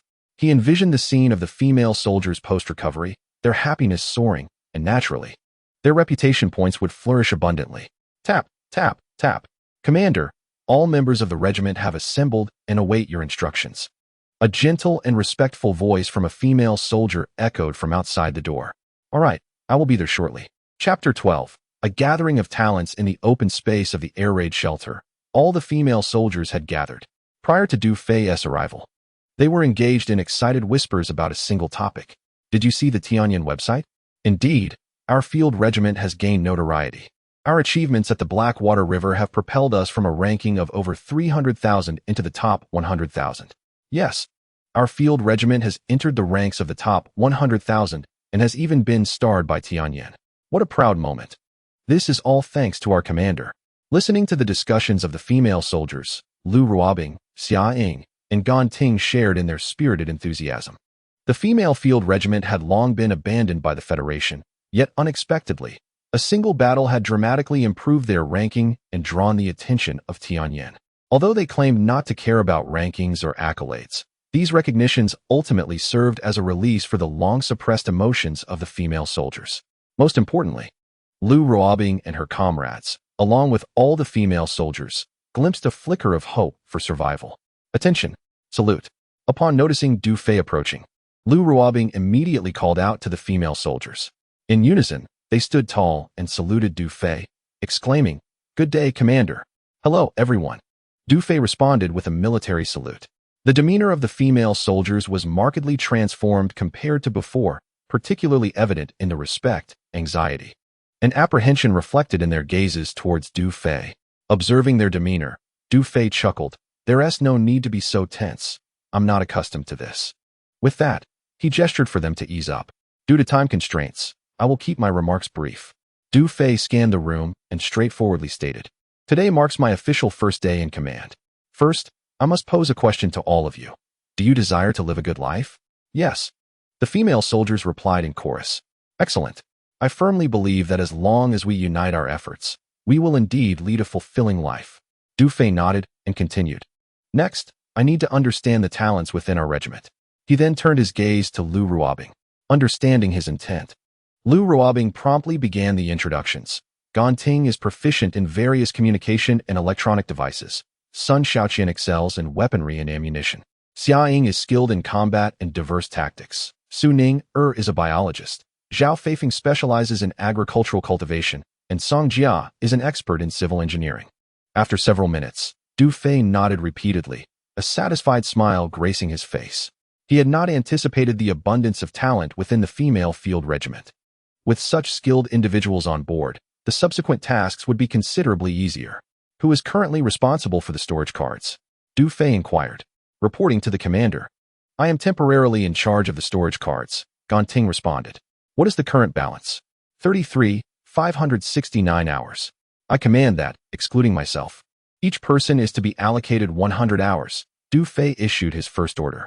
He himself had over 150 hours remaining and would not consider distributing time for the moment, especially with an additional 5,000-hour storage card gifted by his father. Presently, the remaining time for all female soldiers was just over 40 hours. Distributing 100 hours to each would at least sustain them for nearly a week. Commander, distributing 100 hours to each amounts to 10,800 hours. After deducting a 10 service fee, it totals 11,880 hours. Gan Ting reported with precise clarity. It must be noted that the storage cards from the Federation of Time were rather exploitative. Yet, engaging in transactions necessitated the use of the Federation's storage cards. A rather unfortunate reality. Then let us proceed to allocate the 11,880 hours, Du Fei concluded. Understood. Gan Ting nodded and began the transfer to each female soldier's wrist. Commander, I do not require any, Xia Ying interjected with a wry smile. Her complexion appeared pale, and she clutched a cigarette, refraining from lighting it out of respect for Du Fei. It is evident that she is enduring the torment of pain, and her condition is unlikely to last more than 2 days. Therefore, she believes that 100 hours are merely a waste of time for her. Du Fei stepped forward, pried her hand open, and took the lighter and cigarette. With a snap, he personally lit the cigarette and placed it between Xia Ying's lips, urging her to smoke. You must accept the time allotted to you, just like everyone else. After saying this, he gently patted her shoulder, reassuring her, do not worry. You will recover. Xia Ying's eyes glistened with tears as she slightly shook her head, responding, Captain, do not waste time on me. I am aware of my condition. Shall we make a wager? Du Fei inquired, looking at her intently. A wager? Xia Ying was taken aback. If you recover within 3 days, you must kiss me in front of the entire regiment, Du Fei stated earnestly, secretly thinking that perhaps he could gain some closeness from this. Amen. Xia Ying chuckled softly, wiping her tear-streaked eyes and regaining her former audacity. If you wish to take advantage, Just say so. I wouldn't mind kissing you right now. The trio of Lu Ruobing, Gan Ting, and Sun Xiaoqian, along with all the female soldiers, laughed along, though their laughter was tinged with melancholy. They cast grateful glances at Du Fei, understanding that Xia Ying was nearing the end of her life, and even the Federation's expensive anti-radiation serum could not save her. They believed that Du Fei's jest was a form of comfort for Xia Ying. Yet, deep down, Xia Ying harbored similar thoughts. Du Fei smiled faintly and chose not to dwell on Xia Ying any longer, instead addressing a female soldier named Song Jia. Are you proficient in civil engineering? Yes, Captain. Song Jia stepped forward and saluted. Come, take a look at this blueprint. Du Fei handed her the schematics of a rehabilitation pool that he had personally drawn. Upon examining it, Song Jia furrowed her brow and remarked, a pool? If we follow this blueprint, the construction will be located in the living area. And can it be completed in one day? Are you confident? It's quite simple. I assure you that the task will be completed, Song Jia declared. Her chest puffed with excitement, even though she was unaware of the pool's purpose. Lu Ruobing and the others gathered curiously around, their faces revealing confusion as they gazed at the blueprint. Captain, what is the purpose of constructing such a large pool? Lu Ruobing could not help but ask. It's a secret. You will find out in due time, Du Fei replied with a mysterious smile. The group exchanged glances, ultimately shaking their heads in resignation. After all, they had agreed to follow this man's lead, so if it was a secret, then so be it. Their only hope now was that Du Fei could produce more of the precious silver bullets. Where did that pile of stones beside the ammunition depot come from? Du Fei suddenly inquired. Lu Ruobing paused, then replied, 2 years ago, a landslide occurred, and they were washed down from the mountain. Understood, Du Fei thought to himself, feeling a surge of excitement. If he was not mistaken, this mountain might contain a wealth of precious silver ore. Chapter 13. Look at you. Unsophisticated creatures. Du Fei was merely speculating, and this had yet to be confirmed. If there truly existed a silver mine in the mountain, then crafting silver bullets would pose no challenge at all. All that is required are gunpowder and brass. However, these items must be procured from the federal stronghold. Our command vehicle and transport vehicle are significantly outdated, and the weaponry and communication equipment currently at our disposal have been severely damaged. Du Fei turned to Lu Ruobing and the others and continued, I propose that we retire these 2-wheeled armored vehicles in favor of the latest tracked battle tanks. Upon hearing this, Lu Ruobing, Gan Ting, Xia Ying, and Sun Xiaoqian were left in stunned silence. Commander, you must be aware of our situation, Gan Ting remarked, a wry smile crossing her face. The latest tracked battle tanks are prohibitively expensive. The oldest models sold by the Federation cost at least 100,000 hours each. The newest versions would likely require around 500,000 hours. Gan Ting's assessment was accurate. Lu Ruobing threw up her hands, exclaiming, where are we to find so much time? Xia Ying chimed in. Commander, I believe our 2 armored vehicles could still be repaired. They thought Du Fei's suggestion was utterly fanciful, as it was far from realistic. If the Women's Field Brigade had 500,000 hours, why would they risk their lives to undertake the 48th Division's 200,000-hour mission? Though the allure of the latest tracked battle tanks was undeniable, how could they possibly afford them? Allow me to finish my thought. While purchasing them is out of the question, my suggestion is that we construct them ourselves. Du Fei stated. What? They exclaimed in disbelief. Construct them ourselves? Commander, we must have misheard you. Only the Federation's premier military-industrial group possesses the capability to manufacture tracked battle tanks. Even the most affluent conglomerates, known for their prowess in time, lack such capacity. The crucial question remains, where could one obtain the design blueprints and manufacturing techniques, along with the entire set of precise specifications? Indeed, we are utterly inexperienced. How could we possibly build them? Lu Ruobing, Xia Ying, Gan Ting, and Sun Xiaoqian shook their heads, laughing incredulously. Have you lost your mind? To suggest we build them ourselves? Do you think this is akin to molding clay? In their eyes, this notion was even more implausible than spending 500,000 hours on a purchase. I possess all the design blueprints, technology, and parameters. All I require is your assistance, Du Fei declared solemnly. As his words echoed, an eerie silence fell over the gathering. Lu Ruobing and the others gazed at Du Fei in astonishment, as if they were meeting a stranger. What a jest, they thought. It is vital to recognize that tracked battle tanks are considered high-end armored vehicles within the Federation, and their superior performance is matched only by their complexity. The The design blueprints and manufacturing technology are among the Federation's most closely guarded secrets. Cultivated over decades with the expertise of hundreds of top-tier specialists in the military-industrial field. It took them over 2 centuries to develop such technology. How could this young man claim to possess all the technical parameters for constructing tracked battle tanks? Even high-ranking officials in the Federation would not dare to make such a statement. The design blueprints, technology, and specifications for the tracked battle tanks are far beyond the reach of a 17 or 18-year-old recent graduate. Look at your naivete, Du Fei chuckled, then added. Are you not curious about how I acquired the secret silver? Does the Federation possess the technology to refine secret silver? Lu Ruobing and the others paused, for they were indeed unfamiliar with the intricacies of secret silver. Ganting swiftly retrieved the sole intelligent tablet from the Wild Combat Regiment and began to search the website. Lu Ruobing, Xia Ying, and Sun Xiaoqian immediately gathered around her. Before long, they discovered that mithril could not be extracted. Only the Federation possessed a meager quantity of natural mithril particles. Moreover, dissolving natural mithril posed a significant challenge for the Federation. The mithril weapons of the Federation utilized natural mithril particles solely as ammunition fillers, rendering it impossible to coat the surface of bullets with it. Instantly, Lu Ruobing and the others were left agape, their eyes wide with astonishment. The bullets modified by Du Fei were all coated in silver, and he had also brushed mithril onto the armored vehicle's body. It was evident that, at the very least, this man had mastered the technology for dissolving natural mithril. Previously, they had been entirely ignorant of this enigmatic substance, believing that it was not a particularly complex technological feat, yet now, they were utterly astounded. Could he truly extract mithril? My heavens! To say nothing of the technology for extracting mithril, even the mere ability to dissolve it could secure a lifetime of comfort if sold to the Federation. What kind of genius is this man? How is he so formidable? Lu Ruobing and the others were profoundly shocked. They began to believe a fraction of what Du Fei had previously claimed. If he could extract mithril and produce mithril bullets, then he certainly possessed the capacity to fabricate a tracked battle vehicle. Du Fei turned to Lu Ruobing and the others, stating, I intend to create a Land King tracked vehicle. I will show you the blueprints shortly. Upon hearing this, the group of stunning beauties underwent a complete change in attitude. Although they remained somewhat skeptical, it was evident that their eyes sparkled with excitement and anticipation.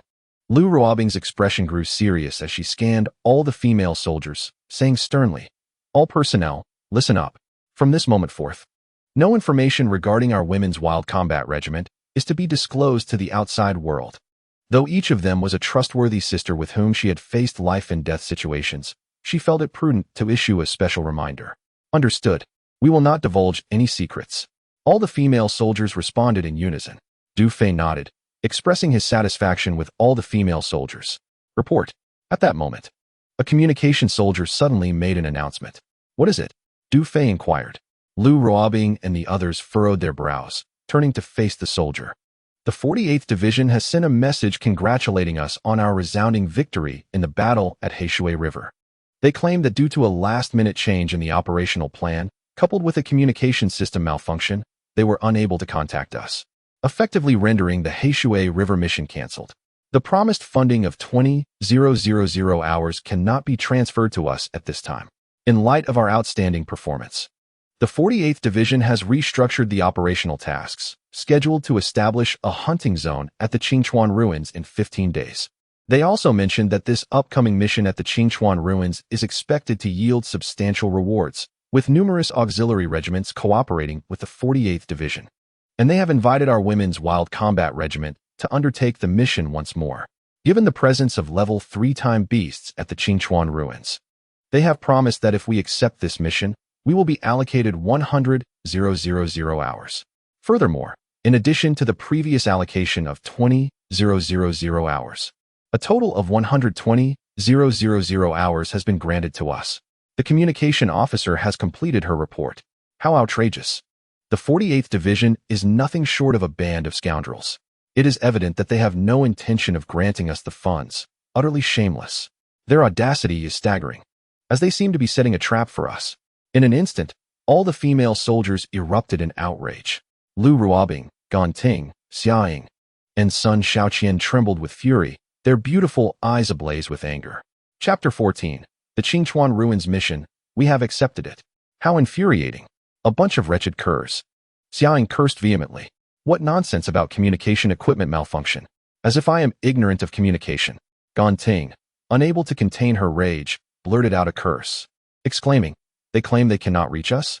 It is evident that they have shut down the communication channels. They are simply rogues, attempting to renege on their promises." Lu Ruobing gritted her teeth. The female combat battalion risked total annihilation for that 20,000 hours, and now they simply refuse to grant it.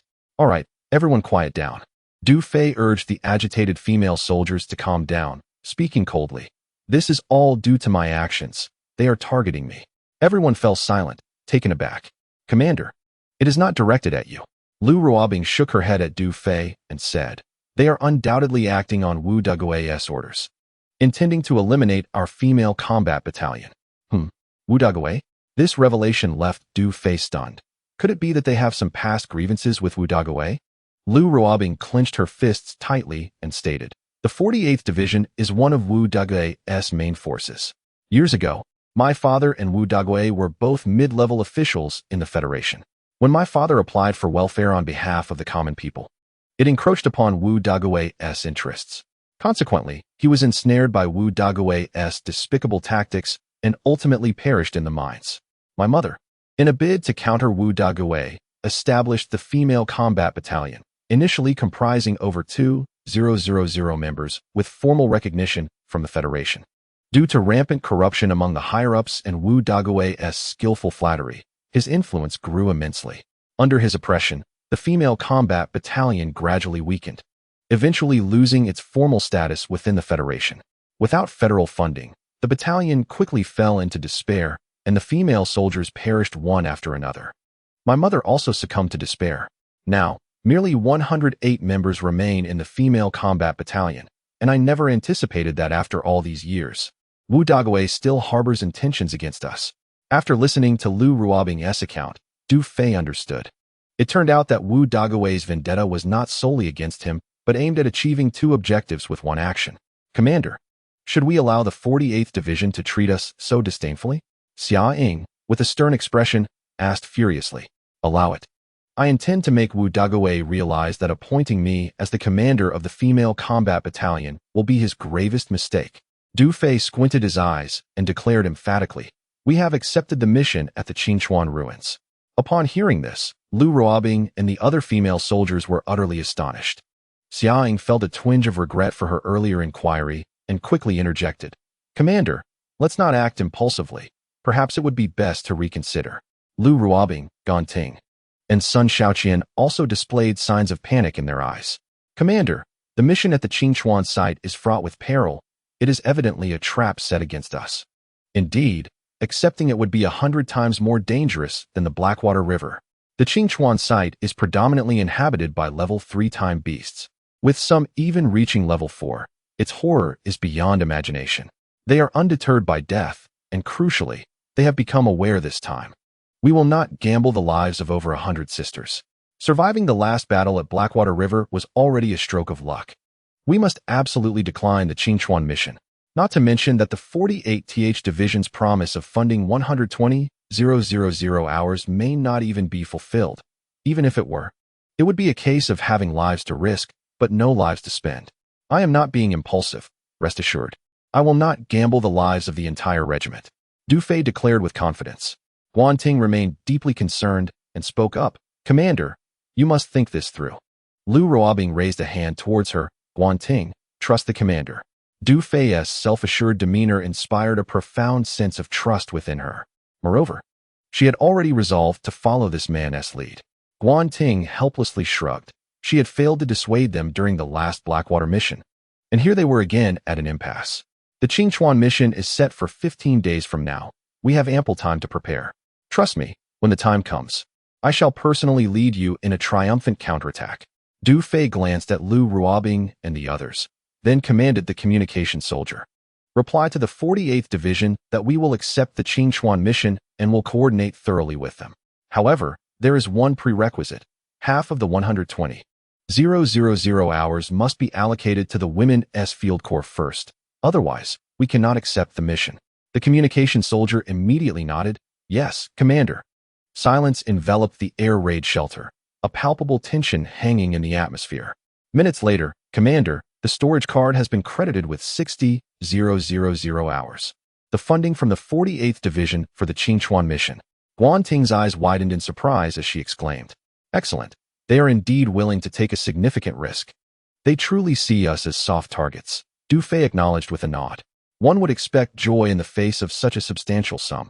However, the female soldiers felt anything but elated. Even Lu Ruobing and the others bore somber expressions, as if the 48th Division had handed them a ticking time bomb. "All right, let us all cheer up. The assembly is dismissed." Observing their demeanor, Du Fei smiled, then turned to Song Jia. "Ensure you expedite the tasks assigned to you." "You can rest assured, Commander. I will complete the mission." Song Jia replied emphatically. "You four come to my quarters. I will show you the blueprints." Having said this, Du Fei strode away. Lu Ruobing, Xia Ying, Guan Ting, and Sun Shaoqian exchanged glances, then silently followed behind. "Are we to view the blueprints for the tracked vehicles? Even if we can construct such vehicles, they would be no match against level 4 time beasts." At this moment, their emotions were mixed, and curiosity bubbled within them. What could possibly empower this man to boldly accept the Qingchuan mission? Chapter 15, The Mithril Mine? Revival Military District, 48th Division. The commander, Jiao Dek, reclined on a leather sofa, savoring an exquisite cigar. "Commander, did you not state that we need not allocate funds to them? How then? Do we find ourselves disbursing 60,000 hours in one go?" queried the adjutant, bending slightly as he presented an ashtray, his brow furrowed in confusion. "If one continues to fish with a dry hook, how can one expect to catch any fish?" Jiao Deku flicked the ash from his cigar, his expression darkening as he replied, "The ferocious beasts that perished in the Blackwater River have been entirely consumed by the pack, leaving us unable to ascertain the truth. The news of the women's combat regiment's resounding victory has stirred the upper echelons." He directed his ire towards me. "Should we fail this time, I fear for my position. One must understand, without taking risks, one cannot capture the wolf. 60,000 hours is their ransom for survival." A sinister smile crept across Jiao Dekwa's lips as he instructed, "Establish the Qingchuan Ruins hunting zone. This will be a sizable campaign, inevitably attracting the attention of the Celestial Eye. Arrange for several auxiliary forces to support us. The deployment must be seamless. I intend to ensure that the remnants of the Women's Combat Regiment, under the supervision of the Celestial Eye, are justifiably transformed into cannon fodder." "Yes, Commander. Your wisdom knows no bounds." The adjutant bowed, sycophantically agreeing. This time, the Women's Combat Regiment will surely have no place to rest in peace. In the air raid shelter, within Du Fei's room, several blueprints lay spread across the table, from exterior schematics to internal structural designs, all meticulously arranged. Land King Tracked Vehicle. Performance Overview. Large caliber cannon, lethal radius of 36 meters, extraordinarily powerful. Defensive cannon, omnidirectional automatic defense, emergency delay of 0.01 seconds. Machine gun, lightweight Gatling, manual and automatic operation. Long-range detector, early warning system, night vision apparatus, secure communication. Capable of autonomous driving, powered by crystal energy, with a maximum speed of 150 kilometers per hour. "My goodness, did you design all of this?" Lu Ruobing gasped, covering her mouth in astonishment, gazing adoringly at Du Fei. Du Fei smiled without speaking. Pointing to one of the designs, "This vehicle is unlike any existing tracked vehicle. In other words, it has yet to be unveiled." He then commenced an elaborate explanation to the several stunning women, detailing the significant aspects of the Land King tracked vehicle. After a quarter of an hour, Lu Ruobing, Xia Ying, Guan Ting, and Sun Shaoqian's eyes sparkled, each trembling with excitement. The Land King tracked vehicle certainly lived up to its name. Its performance was nothing short of impeccable, far surpassing the latest models from the Federal Military District. The newest tracked vehicle of the Federation seemed a mere child in comparison, particularly the omnidirectional defensive cannon, which posed no fear to the attacks of the stealthy winged beasts. I am utterly enamored. Guan Ting and Sun Shaoqian, both experts in this domain, animatedly discussed while gesturing excitedly. "Commander, are you certain we can produce this?" Xia Ying inquired, her eyes aflame with fervor as she fixed her gaze on Du Fei. Du Fei replied with a calm smile, "What other option do we have? Commander, you must know that we have only a few thousand hours in our account." Lu Ruobing steadied her racing heart and remarked, Setting aside the need for a workshop and machinery, merely acquiring components and raw materials will require a substantial sum. This vehicle is far too advanced. The more sophisticated the technology, the more exorbitant the parts and materials. Despite her strong desire to possess such extraordinary equipment, she was confronted with a significant obstacle: financial constraints. The meager resources at hand were insufficient even to establish a workshop, let alone acquire the various precision instruments and mechanical tools required. This realization dampened the spirits of Gan Ting, Xia Ying, and Sun Xiaoqian, who immediately succumbed to worry. We can repurpose the ammunition depot into a workshop. I will find a way to procure the necessary tools. As for the components and raw materials, that should be straightforward, Du Fei mused before continuing. We can fabricate the components ourselves, as I have various blueprints for everything from engines to screws. We can acquire raw materials by purchasing discarded items, such as obsolete circuit boards, integrated modules, and scrap metal. I believe these would not be costly. Upon hearing this, the three stunning women gaped at him in astonishment, as though he were a creature from another world. Is that truly feasible? Are you certain? Lu Ruobing inquired. Absolutely. Du Fei affirmed with confidence, then turned to Gan Ting and Sun Xiaoqian. I aim to transform our 2 armored vehicles into this battle vehicle within 15 days. You will need to assist with the communication devices and weaponry. What? 2 vehicles within 15 days? The 4 beautiful women could hardly believe it. The ambition seemed utterly insane. Captain, it will not be a burden at all. We will do everything in our power to assist you. We are at your command.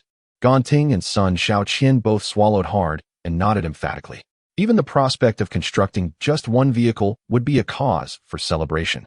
Lu Ruobing's mood was infectious, revealing a hint of excitement on her exquisitely beautiful face. Meanwhile, Xia Ying, though exhilarated, felt a tinge of sadness as she murmured, "Unfortunately, I may not be able to see the day of the test drive." She longed to personally pilot such a battle vehicle within her lifetime, but was acutely aware of her physical condition, knowing she could endure no more than 3 days. It was a bitter regret she would carry. Rest assured, you will recover. Do not forget the wager we made. Du Fei smiled reassuringly at her. Noticing Xia Ying's demeanor, Lu Ruobing tactfully shifted the conversation, asking Du Fei, "Can we produce more mithril bullets?" "That should be possible, but we need to inspect the mountain soon." Du Fei contemplated for a moment before inquiring, "How far is the nearest federal outpost?" "Less than 20 kilometers, Lu Ruobing responded. "Are there any discarded items for sale there?" "Yes, I know of a marketplace for used materials," Sun Xiaoqian eagerly interjected. "Excellent. Time is of the essence. I propose we head there immediately." Du Fei glanced at the clock and remarked, "It is 3 in the afternoon. We should return before nightfall." "Captain, I fear the command vehicle and transport truck may no longer be of use. We are left with only 2 mountain motorcycles," Gan Ting stated. "Motorcycles will suffice. The 3 of you will accompany me." Du Fei nodded, then turned to Xia Ying, saying, "You should stay behind and arrange for the ammunition depot to be cleared." "Very well," Xia Ying replied with a wry smile, understanding that Du Fei was considering her health by asking her to remain. "Before we depart, take me to the mountain," Du Fei instructed. Lu Ruobing, Gan Ting, and Sun Xiaoqian nodded in agreement. Despite their uncertainty regarding Du Fei's intentions for the mountain excursion, they refrained from inquiring further. From this moment on, everything revolved around this man. Once their decision was made, they exited the room. As they passed through the living quarters, the rhythmic clang of metal echoed continuously. This was the sound of Song Jia leading the female soldiers in their work. A satisfied smile graced Du Fei's face as he aimed to have the water purifier and rehabilitation pool ready by tomorrow. This way, they could experience the therapeutic effects by the following evening, possibly even garnering a surge in prestige. He could vividly envision the healthy appearances of the female soldiers after their cleansing. Stepping out of the air raid shelter, Du Fei was soon accompanied by Lu Ruobing, Gan Ting, and Sun Xiaoqian as they ascended the mountain. The underbrush was a chaotic tangle of peculiar plants, with vines and roots protruding in wild disarray. The trees thrived madly, their canopies dense enough to obscure the sun. This was, after all, a product of radiation. Midway up the slope, Du Fei halted at a ravine adorned with silvery stars glimmering on the cliff face, and his heart soared with exhilaration. Indeed, the secret silver ore had cascaded down from this very spot.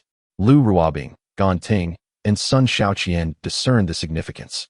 "Commander, could those silver stars on the rocks be the secret silver?" Lu Ruobing ventured tentatively. Indeed, this is a vast secret silver mine. Du Fei inhaled deeply, affirming their suspicions. Secret silver mine? Good heavens, is this true? This is wonderful. It seems we are destined for prosperity. Lu Ruobing, Gan Ting, and Sun Xiaoqian snapped back to reality, each brimming with astonishment. Chapter 16. Can riding a motorcycle cause motion sickness?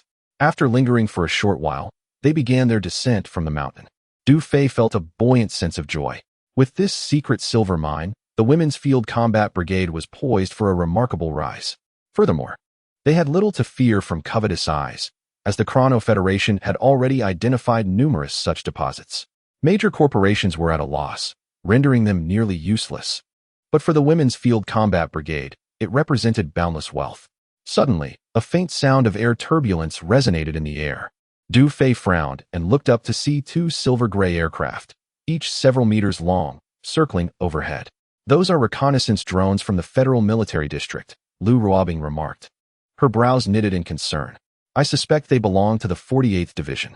They must be attempting to monitor or probe our situation. Gan Ting and Sun Xiaoqian shared expressions of indignation, echoing her sentiments. Before they could finish speaking, a loud crash echoed through the air. The two drones plummeted instantly, trailing black smoke as they descended into the forest. With a chilling caw, a massive Level 1 stealth wing beast unfurled its wings, vanishing into the clouds in an instant. Lu Ruobing, Gan Ting, and Sun Xiaoqian swiftly raised their weapons, their vigilance heightened. The stealth wing beast possessed a unique trait. It typically only attacked formidable foes that posed a threat. Each time it struck a target, it expended a considerable amount of energy to become invisible again, making it rare for it to target weaker prey. Despite their apprehension, Lu Ruobing and her companions anxiously shielded Du Fei in the center. It was only after confirming that the Level 1 invisible winged beast had departed that they exhaled a sigh of relief. Du Fei gazed at the site where two drones had crashed, a smile gracing his lips. What a splendid find. Gao Ting, relay the order to retrieve those drones, he instructed. Understood. A glimmer of excitement flickered in Gao Ting's eyes as she promptly activated her communicator to issue a command. Soon, a contingent of infantry and logistics personnel swiftly mobilized to conduct a search on the mountainside. Before the air raid shelter, two antiquated mountain motorcycles were rolled out. Gao Ting and Sun Xiaoqian shared one, while the remaining one was reserved for Du Fei and Lu Ruobing. Can you handle it? Lu Ruobing inquired. Her gaze fixed on Du Fei. The motorcycle's vintage design and cumbersome weight raised her concerns about his ability to manage it. Fear not, I am an experienced rider, Du Fei replied with unwavering confidence, mounting the motorcycle with ease. After a few kicks, the engine roared to life, and a plume of blue smoke erupted from the exhaust as he revved the throttle, feeling the power surge beneath him. As the rear seat sank slightly, a faint, alluring fragrance wafted into Du Fei's nostrils. Lu Ruobing had taken her place behind him, inadvertently brushing against his back, sending a jolt of electricity through him. Realizing her proximity, she quickly shifted back, maintaining a respectful distance. However, as Du Fei momentarily lost focus, the motorcycle jolted unexpectedly, nearly throwing him off balance. Lu Ruobing, leaning to one side, instinctively grasped his waist, her thoughts racing as she assumed Du Fei was deliberately causing trouble. Initially intent on maintaining some space, Lu Ruobing was caught off guard when Gao Ting and Sun Xiaoqian revved their motorcycle and sped off. Du Fei, twisting the throttle, followed suit. Ah! Lu Ruobing exclaimed in panic, feeling the motorcycle lurch erratically beneath her. Internally, she couldn't help but criticize, what kind of experienced rider is this? He is clearly a novice. The Women's Combat Unit's encampment lay approximately 20 kilometers from the nearest federal outpost, traversing a terrain fraught with rugged mountain paths. Fearing she might be thrown off, Lu Ruobing relinquished her reservations and clung tightly to Du Fei's waist throughout the journey. Through the thin fabric of their military uniforms, Du Fei could sense the waves of warmth radiating from her body and the rapid thumping of her heart, which sent his own pulse racing. Fortunately, Du Fei possessed remarkable composure. Otherwise, navigating the treacherous road would have proven challenging. Half an hour later, a towering steel wall came into view. Stretching for several kilometers, the federal outpost had been reached. You have arrived at federal outpost number 83. Please pay your stay fee. Each individual must pay 100 hours for a 3-hour stay, 500 hours for one night, or 30 000 hours for a 30-day residence, which includes complimentary meals. Announced 2 hummingbird drones stationed at the entrance, while a row of weapons aimed at Du Fei and his companions. We four will opt for a 3-hour stay, Gao Ting declared to the drones. Please remit 400 hours and present your storage card. Gao Ting produced the card, and one of the drones scanned it. Beep. Payment successful. Within 3 hours, one may freely roam the federal base number 83, provided no disturbances are caused. Exceeding this time frame will be deemed as malicious intrusion. Amidst the drone's warning, Gan Ting and Sun Xiaoqian led the way on their motorcycle, with Du Fei carrying Lu Ruobing following closely. This base spans approximately 5 to 6 square kilometers and comprises several blocks. Within the confines of the base, Du Fei navigated the motorcycle, surveying his surroundings.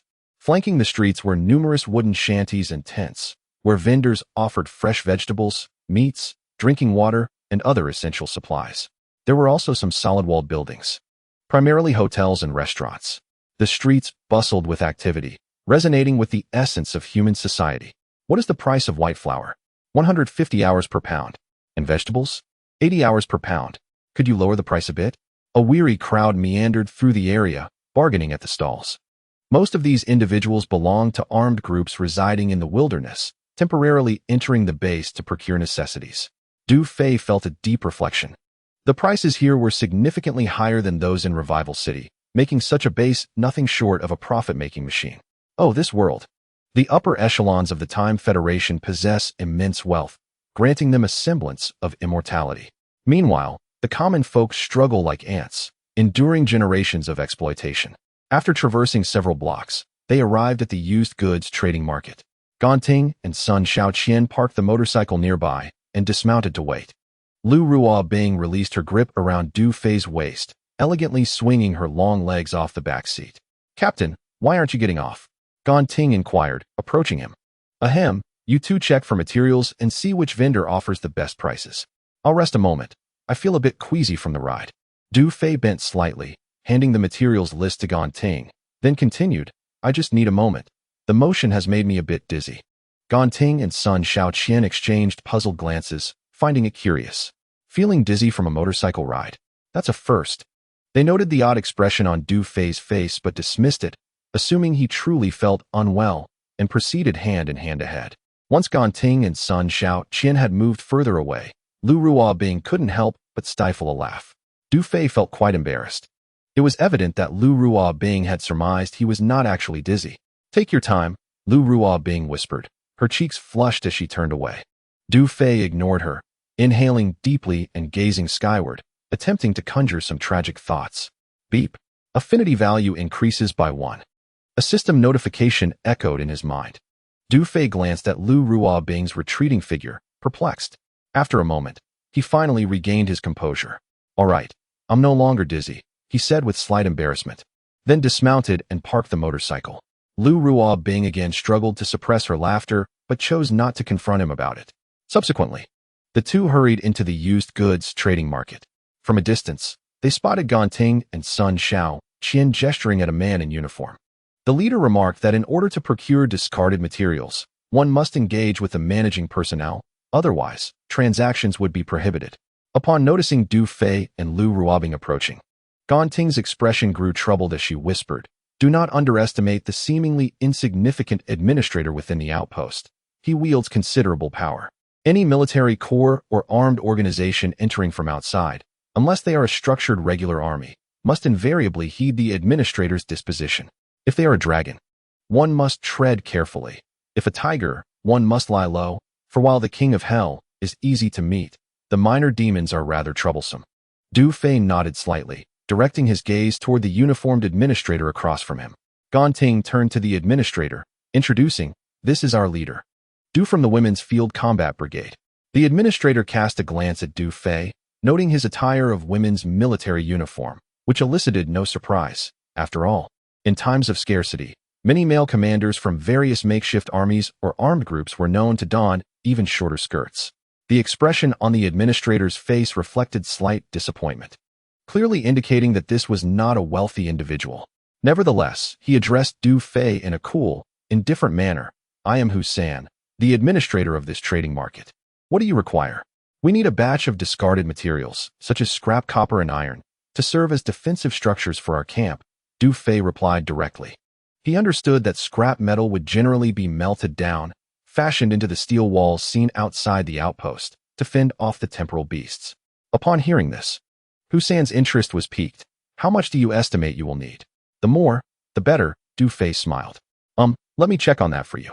Husan retrieved a smart tablet, turning away to feign a thorough examination. Shortly after, he tucked the tablet away and, with a hint of warmth, said, Leader Du, I have found the information. Would you like me to show you? Ganting promptly interjected, Thank you. Please, take us to see it. However, Husan disregarded Ganting and instead smiled at Du Fei. Understanding his implication, Du Fei turned away and produced the storage card gifted by his father, extracting 4,000 hours. After deducting a 10 handling fee, 600 hours remained on the card. He then handed the storage card to Husan, stating, Thank you for your efforts. Brother Hu, please lead us to the materials. Husan glanced at the storage card in his hand, his eyes lighting up as he saw the 600 hours displayed. All for the service of humanity. It is no trouble at all. Please, Leader Du, follow me. He gestured invitingly and enthusiastically took the lead. Typically, Husan encountered armed groups that were financially strained, with the highest bribe he received rarely exceeding 300 hours. He had anticipated that Du Fei might offer him a generous sum of over 100 hours. Yet he did not expect this commander in women's military attire to be so lavish, presenting him with a substantial 600 hours as a gratuity, which certainly brought him joy. Lu Ruobing, Ganting, and Sun Shaoqian trailed behind, each pouting. Without having seen the materials yet, they felt that they had already given away too much. Du Fei, however, maintained a smile, unconcerned. Greed is good. Money can make even the most stubborn demons yield. This little gratuity will not go unreturned. As long as one cultivates a good rapport with the administrator named Husan, it is likely that one could save hundreds, if not thousands, of hours in the future. Soon, Husan led them to a site filled with discarded materials. Commander Du, what do you think of this pile? Husan inquired, gesturing towards a mound of abandoned items before them. Rusted engines, obsolete robots, armor, circuit boards, integrated modules, old computers, scrap metal, and more were all present. This vast collection of various objects weighed several hundred tons. Goodness! Du Fei's eyes scanned the heap, and he could not help but feel a surge of delight. These items could indeed be of use. Even though they were weathered and rusty, they could still be transformed from waste into treasure. Brother Hu, you must understand.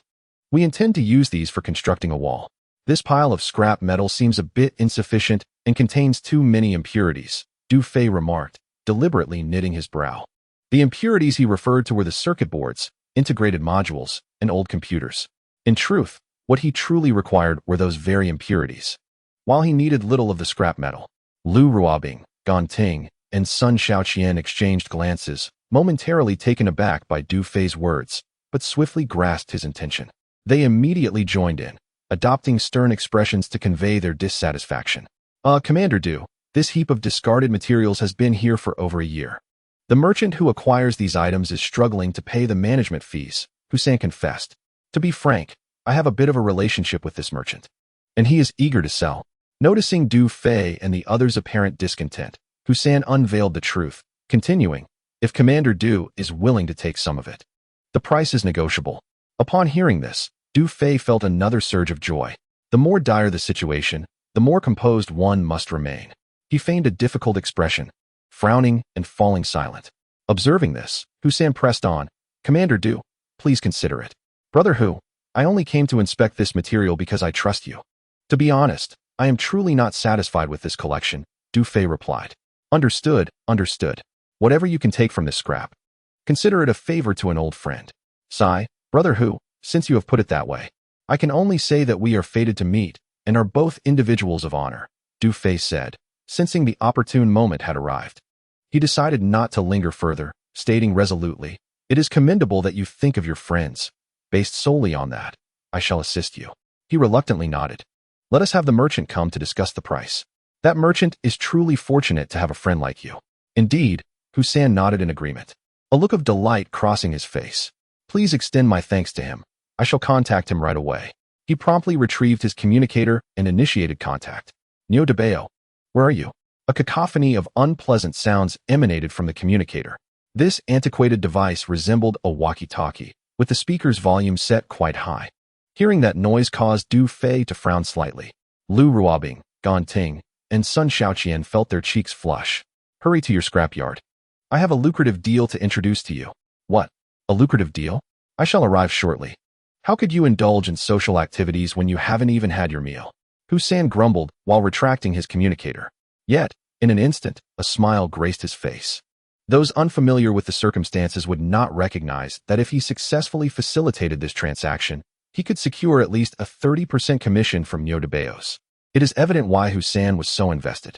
Chapter 18. Discarded materials. Easily handled. A few moments later, a rather unsavory-looking man hurriedly approached. Neo de Beos. This is Commander Du, Hussein introduced, gesturing towards Du Fei. Greetings, Commander Du. Neo de Beos bowed slightly. Du Fei offered a slight nod and directly inquired. What price do you set for this pile of scrap? What is your offer? Neo de Beos asked. In this case, considering Hu's reputation, if the price is reasonable, I shall take it all. What? All of it? Neo de Beos was taken aback, doubting his hearing. Hussein was momentarily stunned but quickly filled with joy. Glaring at Neo de Beos, did you hear that? Commander Du said he would take it all. This is all based on my reputation, so you must not overprice it. Regaining his composure, Neo de Beos hastily replied, I won't overprice it. The offer will be entirely reasonable. In his excitement, he struggled to articulate his thoughts. Commander Du, this stockpile consists of over 300 tons, and realistically, it would not be less than 50,000 hours. After addressing Du Fei, he glanced at Hussein and continued. Since Brother Hu is involved, I shall offer you a fair price. What amount? Du Fei inquired, his tone indifferent. 30,000 hours. What do you think? Neo de Beos tentatively proposed. Lu Ruobing, Gan Ting, and Sun Xiaoqian exchanged subtle glances, their eyes betraying a hint of delight as they looked at Du Fei. 30,000 hours is already quite a bargain. Du Fei maintained his expressionless demeanor and turned to Hussein. Brother Hu, your friend certainly lives up to the merchant's reputation. It was common knowledge that the price of supplies within the base was over 3 times that of the outside world. This pile of scrap was likely worth less than 10,000 hours. If the deal falls through, we remain friends. Brother Hu, let us explore elsewhere, he suggested. Upon hearing this, Hussein grew anxious and urged Neo de Beos, make it cheaper. If this deal fell through, his commission would evaporate. And Neo de Beos' profits were of no concern to him. 30,000 hours is already a very reasonable price, Neo de Beos asserted, fearing the deal might collapse. After a moment's contemplation, he turned to Du Fei, asking, Commander Du, what price can you offer? 15,000 hours, Du Fei stated succinctly. What? Neo de Beos was taken aback. Shaking his head vigorously, no, absolutely not. That is far too low. Considering the cost of acquisition and management, it already surpassed 15,000 hours. Hussein felt troubled. Agreeing that Du Fei's offer was excessively low, how could one cut the price in half so brazenly? Very well, our camp is less than 20 kilometers away.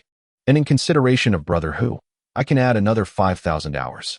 A total of 20,000 hours for delivery. That is my utmost limit. Please contemplate this.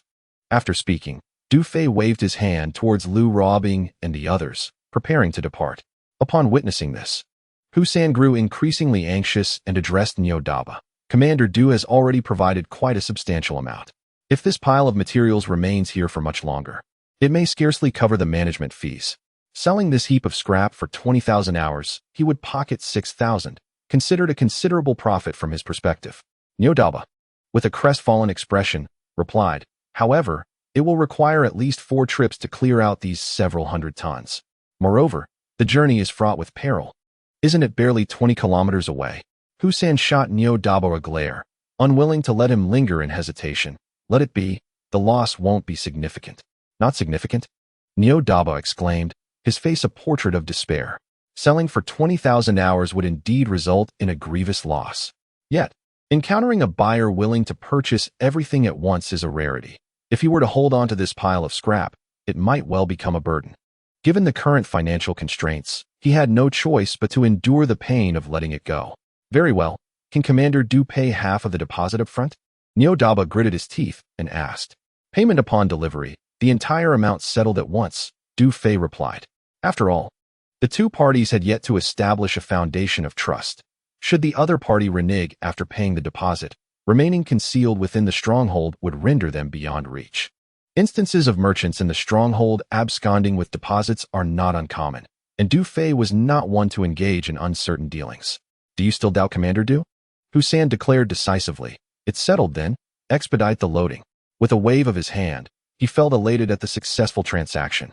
Neo Daba's face reflected the sorrow of a bereaved person as he requested the coordinates of the Women's Field Combat Regiment from Du Fei before departing to arrange for vehicles.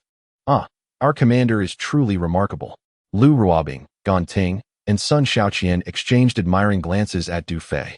Were it them, they would never have managed to secure such a low price. Yet, Du Fei accomplished it effortlessly. Of course, Hussein's contributions played a significant role. Had he not revealed Neo Daba's urgency to sell and offered his subtle encouragement, the situation would not have unfolded so smoothly. At that moment, they understood that the 600 hours of commission was indeed well earned. Commander Du, is there anything else in which I might assist you? Hussein inquired of Du Fei. We need to procure a batch of daily necessities, such as flour, vegetables, and meat, among other items. Additionally, could you assist in introducing a few reasonably priced merchants? Du Fei stated, handing Hussein a list. Hussein glanced at it and was taken aback. Apart from a few components and water purification filters, the list primarily comprised various food items, premium rice, flour, vegetables, and eggs. The quantities were substantial. Acquiring all these provisions would likely require several tens of thousands of hours. Oh, is so much truly necessary? Hussein murmured, though internally he was overjoyed. It is worth noting that supplies for regular military units are typically provided directly by the Federation, with little procurement occurring at the stronghold. Most food within the stronghold is sold to armed groups in the wilderness, miners, scavengers, and others. This demographic seldom purchases high-end food, primarily opting for a mix of inferior provisions. Although the supply of food and other daily necessities in the base is strictly controlled by the Federation, the administrators still manage to siphon off a little profit. However, the quantity on Du Fei's list is markedly different.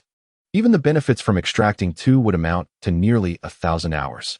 Hussein initially believed that the Women's Assault Brigade was a destitute unit, only to discover that it was, in fact, quite affluent. Consequently, his attitude towards Du Fei shifted dramatically, as if they were longtime comrades. Commander Du, you are truly generous. I'll take care of everything. You can rest assured that the prices will meet your satisfaction, Hussein declared, thumping his chest. Then I shall trouble you, brother Hu. Du Fei replied with a smile and a nod. Clearly, in this base, as long as there are benefits to be had, the administrators will eagerly vie to serve you.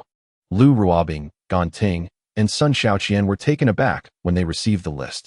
The storage card contained over 80,000 hours in total, after deducting 20,000 for waste materials. Over 60,000 hours remained. Of the list Du Fei provided, at least 50,000 hours were allocated for purchasing food. Sister Ruobing, look at this. Indeed, this is far too much. Gan Ting and Sun Shaoqian expressed concern, instinctively glancing at Lu Ruobing. Listen to the commander, Lu Ruobing admonished them with a stern look. She was emphasizing that from now on, everything should follow Du Fei's lead. The sisters had already expressed their stance. Why were they still lacking in awareness? However, after a moment's thought, Lu Ruobing leaned closer to Du Fei and quietly advised, let us buy a bit less. We still have plenty of cassava and wild vegetables.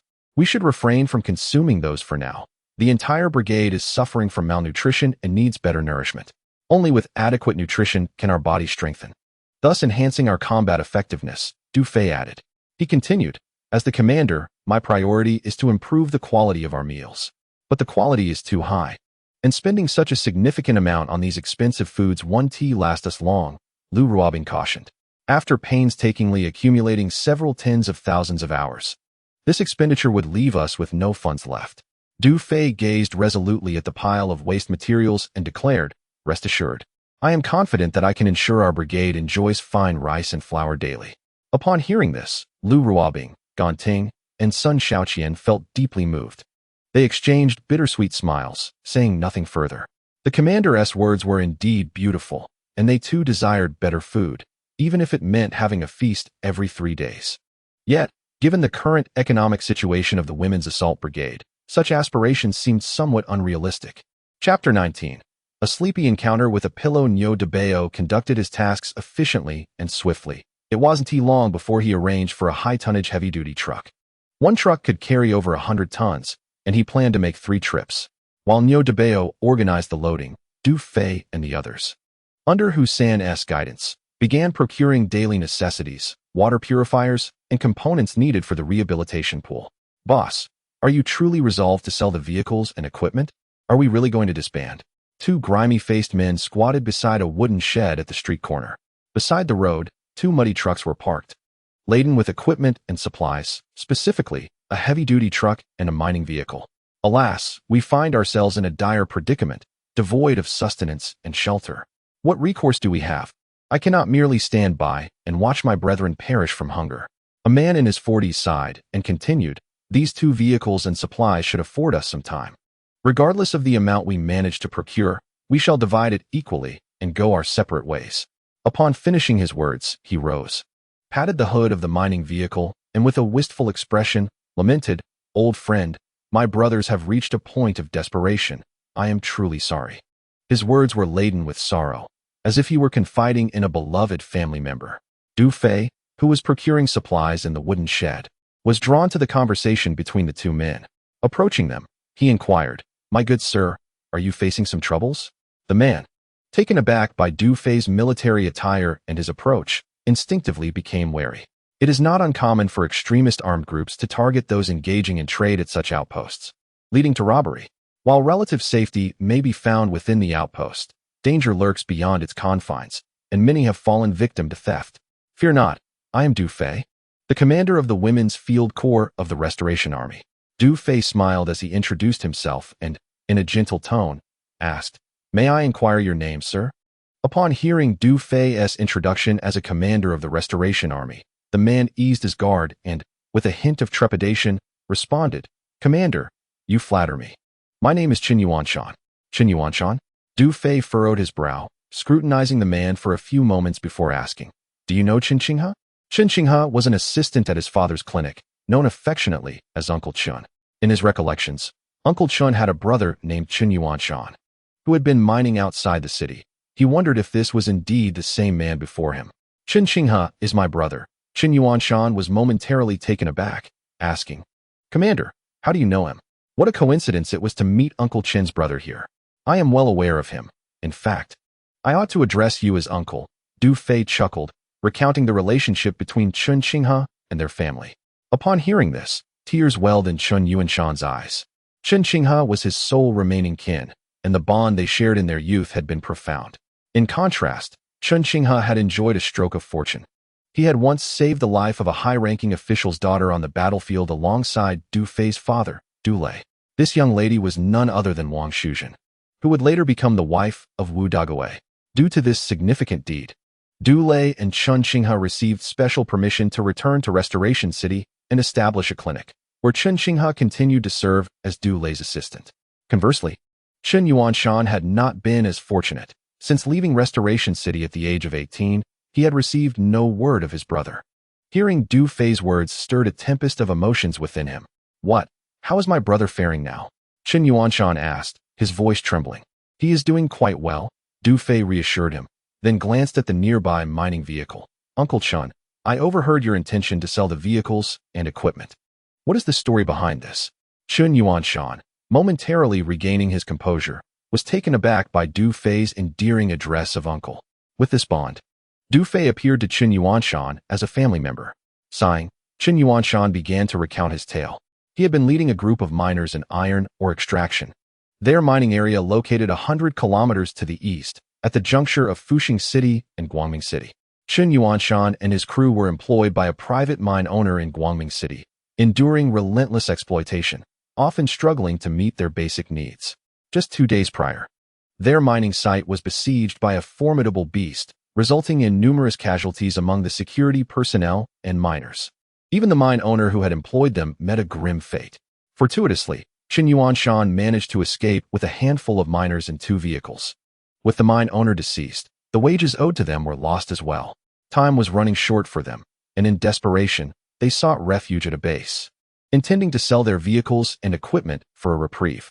Upon learning the situation, Du Fei couldn't help but reflect on the serendipity of it all. The silver mine on the mountain required laborers, and here was an opportunity presenting itself. Uncle Chen, how many people do you have with you now? Du Fei inquired. Including myself, there are 30 of us, Chen Yuanshan replied. How fortunate, Du Fei continued. To be honest, we have a mine that is about to be exploited, and we are looking to recruit workers. Would you consider joining us?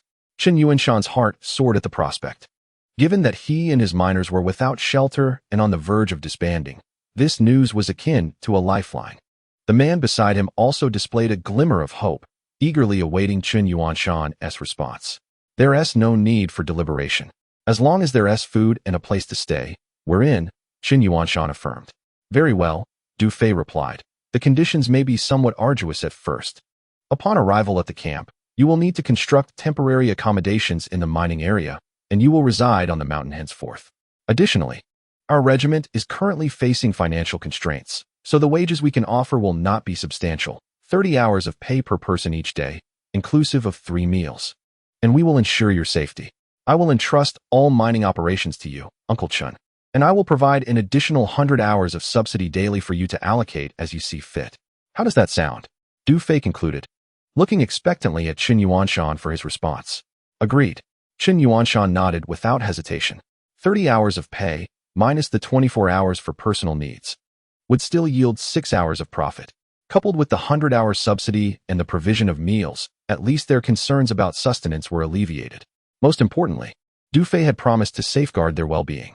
For them, in their desperate predicament, the issue of income had become secondary. The conditions offered by Du Fei were nothing short of a salvation.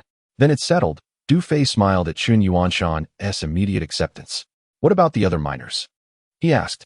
They are outside the base, Chen Yuanshan replied. Once the procurement of supplies here is completed, we will return to the camp together. Du Fei nodded at him and then glanced at the 2 trucks. What cargo do they carry? The mining vehicle was laden with machinery and equipment, while the other truck contained unopened explosives. Explosives?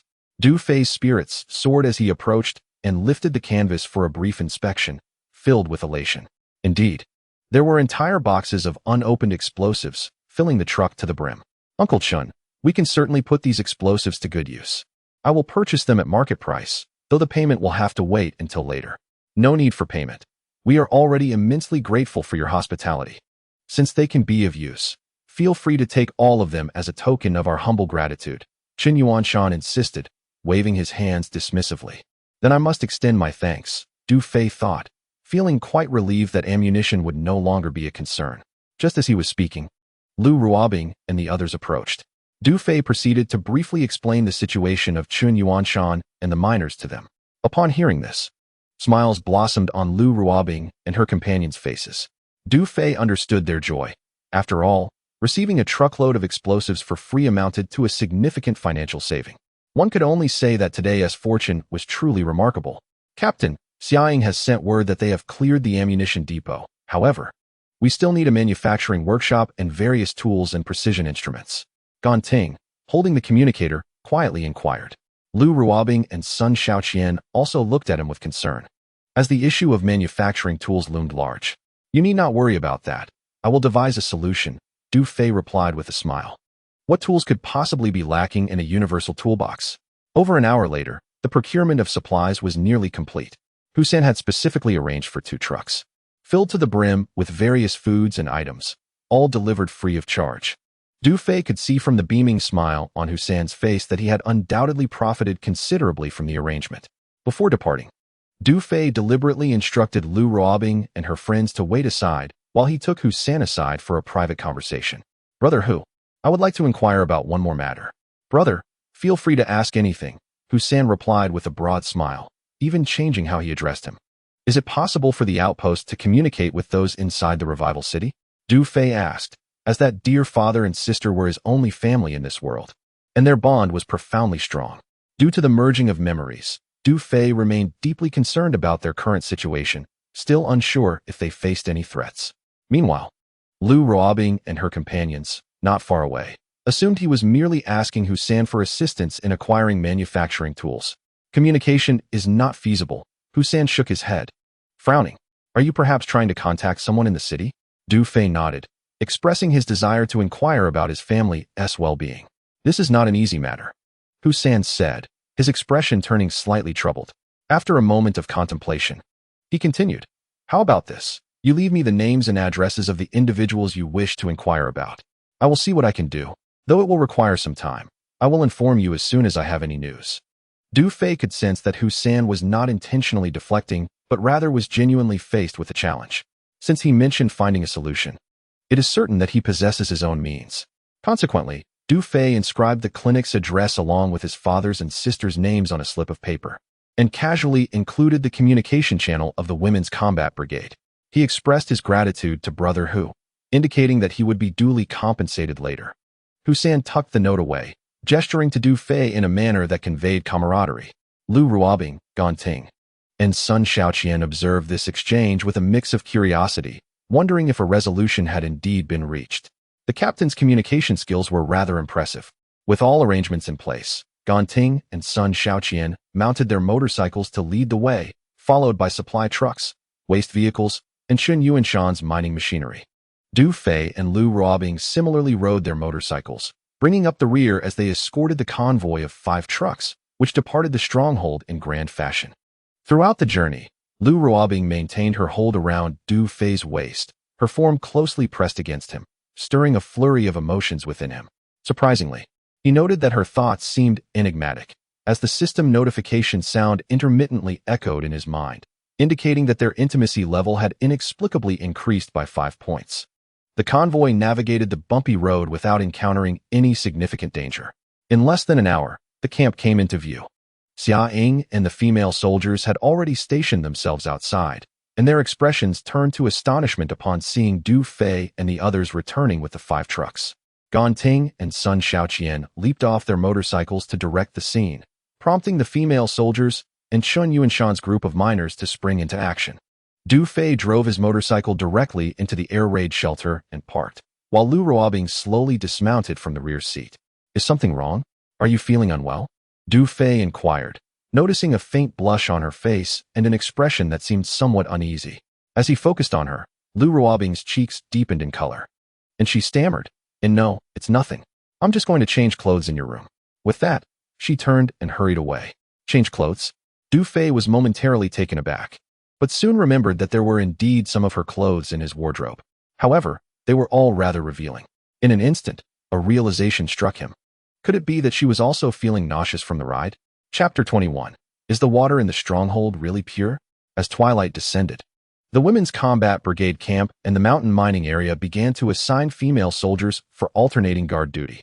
The camp was situated relatively close to the Federation stronghold, where level 2 and above time beasts had been thoroughly eradicated. In the past, this would have been a different story, but now, armed with mithril bullets, the situation had transformed entirely. Even the female soldiers on night watch could easily deal with mutated beasts or level 1 time beasts, effectively presenting them as easy prey. Several bonfires blazed in the mountain mining area, where the workers were busily engaged. Due to the moderate slope of the terrain, Chun Yuanshan and his team of miners had cleared a small path and positioned their machinery and equipment.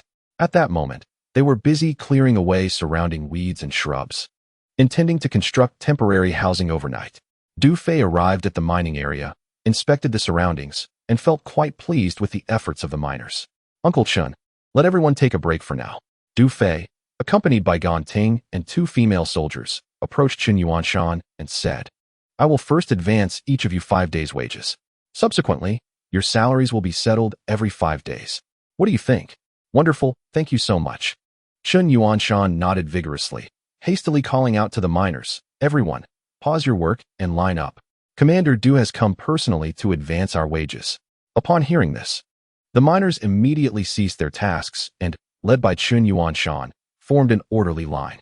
Ganting produced a storage card and first transferred 650 hours to Chun Yuanshan's wrist, which included the 5-day bonus. She then proceeded to transfer 150 hours to each miner individually. As the miners glanced at the additional 150 hours on their wrists, disbelief washed over their faces. After years of laboring in the mines, they had never encountered an employer willing to pay wages in advance. Their eyes turned towards Du Fei, filled with gratitude. "Dinner is served." At that moment, a group of female soldiers arrived, carrying 2 large wooden barrels filled with food for the miners. As the lids were lifted, an enticing aroma wafted through the air. Chen Yuanshan's eyes widened in astonishment. One barrel brimmed with steaming rice, while the other contained fragrant stir-fried meat. This meal is too lavish. Chen Yuanshan swallowed hard, overwhelmed with excitement. Du Fei smiled and remarked, in terms of meals, you will eat just as we do.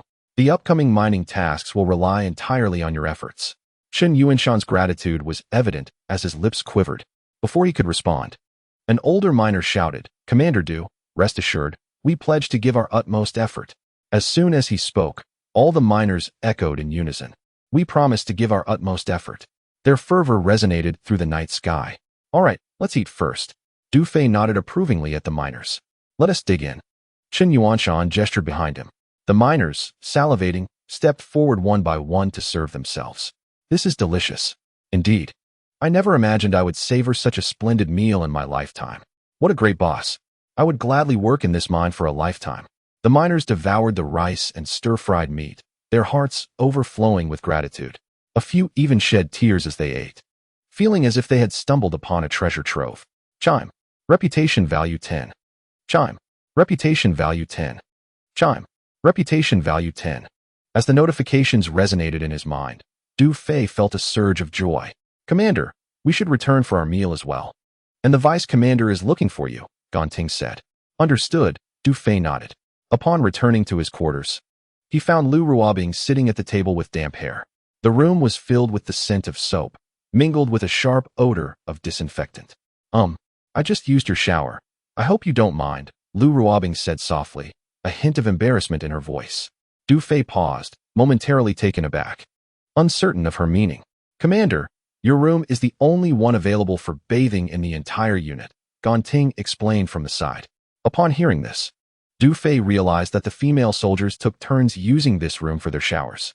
Since his arrival, Lu Ruobing had vacated this room for him, effectively monopolizing all the bathing facilities of the female soldiers. Was there no communal bathroom? Moreover, what was the source of that peculiar odor in the water? Du Fei furrowed his brows, as he had yet to utilize the water from the restroom. Lu Ruobing offered a wry smile and shook her head, explaining that they were nearly destitute and lacked the funds to construct a public bathing facility. This water was sourced from the mountain and stored in containers, where they had added disinfectant to minimize radiation exposure, she elaborated. I see, Du Fei said, turning to Ganting, commanding her to inform Song Jia that once the pool was completed, they would proceed to build a communal bathroom. Let the entire troop endure this for now. In a couple of days, I shall arrange for everyone to bathe in purified water.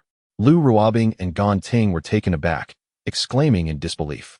Are you out of your mind? Commander, I must oppose this suggestion. Lu Ruobing fixed her gaze on Du Fei, asserting, you must understand that the purified water in our outpost costs a staggering 3,000 hours per ton. We can hardly afford to waste it even for cooking. Ganting chimed in, I too oppose it. Using it for bathing would be extravagance. They had reluctantly tolerated spending a significant portion of their funds on food that afternoon. But with their time dwindling on the storage card, purchasing purified water for bathing was simply unacceptable. Why are you both in such a tizzy? Who said anything about buying water from the outpost? Du Fei retorted with a smirk. What I meant was, we shall produce our own water. Produce our own water? Without purchasing? Lu Ruobing and Ganting were momentarily taken aback, suddenly recalling that the supplies they had procured included components for water purification. It turned out this man had already planned to generate water himself. However, they also believed in Du Fei's capabilities. Exchanging glances, they became intrigued. But can it eliminate radiation? Commander, when you spoke of purified water, can it meet the standards of the outpost's purified water? Lu Ruobing and Ganting inquired with curiosity. If Du Fei could indeed create purified water, even if it did not meet the outpost standards, it would still be a monumental achievement. Huh. The water from the outpost is considered purified? Du Fei scoffed with a grin, adding, just wait. Soon you can bathe while drinking it. The two women couldn't help but laugh at his jest. Keep dreaming. Lu Ruobing replied. If you can drink while bathing, the purity of your water must be extraordinary. Their expressions reflected skepticism. Du Fei merely smiled, choosing not to elaborate further. He turned to Lu Ruobing, asking, is there something you need from me? Oh, by the way, don't you find it odd that you're wearing my military uniform? Lu Ruobing smiled, pointing to the brand new military attire on the bed. Today, I bought you a set of men's military clothing from the outpost. Please try it on. Once you're changed, remember to join us for dinner. We shall take our leave now. With that, she took Ganting by the hand and exited the room. Du Fei gazed at the pristine men's military uniform, a subtle smile gracing his lips. His aide was indeed quite thoughtful. It was time to change out of the women's attire. He would don the new outfit. Chapter 22. The charismatic commander in the vast cavern. The aroma of delicious food wafted through the air. The female soldiers formed a long line as they queued for their meal, while their comrades behind craned their necks, swallowing in anticipation. Unlike the usual cassava porridge and dark greens, today's menu featured rice and stir-fried meat. Previously, mealtime felt akin to facing a death sentence. But today was a complete transformation. The cavernous hall resonated with the exuberance of a festive occasion, dispelling the usual gloom and replacing it with lively joy. The aroma of rice and stir-fried meat was simply delightful. I absolutely adored it. Such a feast reminded me of the two occasions I had savored 5 years ago when I first enlisted. Having joined later, I had never experienced this luxury before. It was indulgent, yet I relished it. The female soldiers devoured their meals voraciously, their faces radiating happiness and delight. "This is so delicious," exclaimed Xiaoying, as she licked the last grain of rice from her bowl, letting out a sigh of contentment. She lit a cigarette, instinctively propping her beautiful legs on the wooden dining table, and blissfully exhaled a smoke ring. However, her charming dimples soon faded, and a hint of sorrow clouded her enchanting eyes. With a sigh, she longed to savor these days a little longer, fully aware that her physical condition would soon falter. Indeed, such delectable food was a rare treat, yet our resources were dwindling.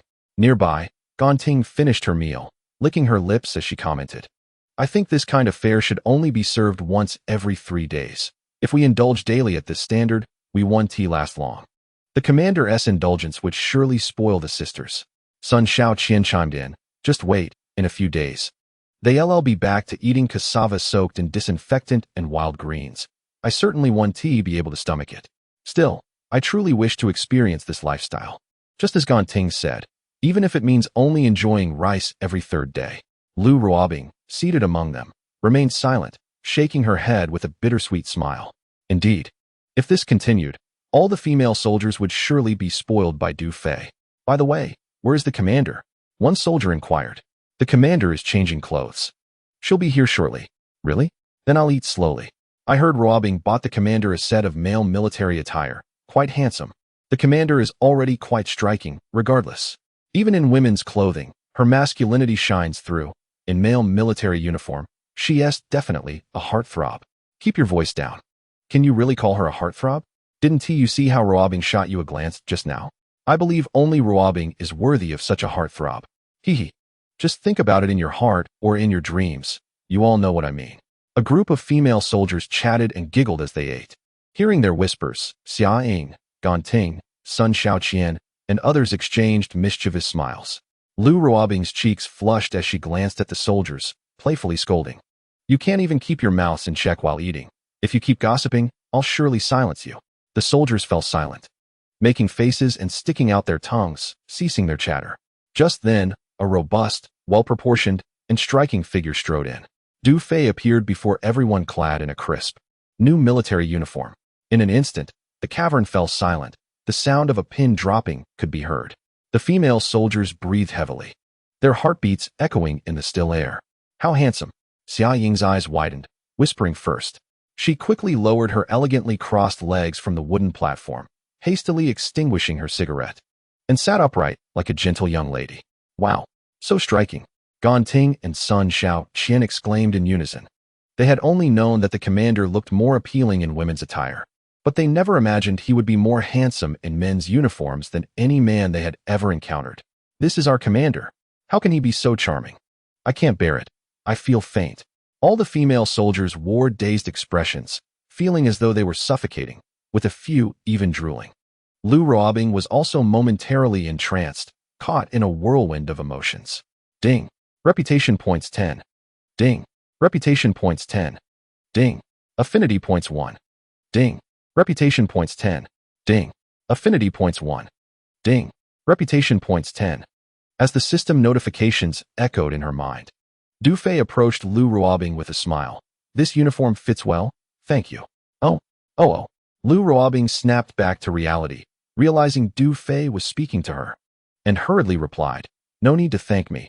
Ganting, quickly go prepare a meal for the commander.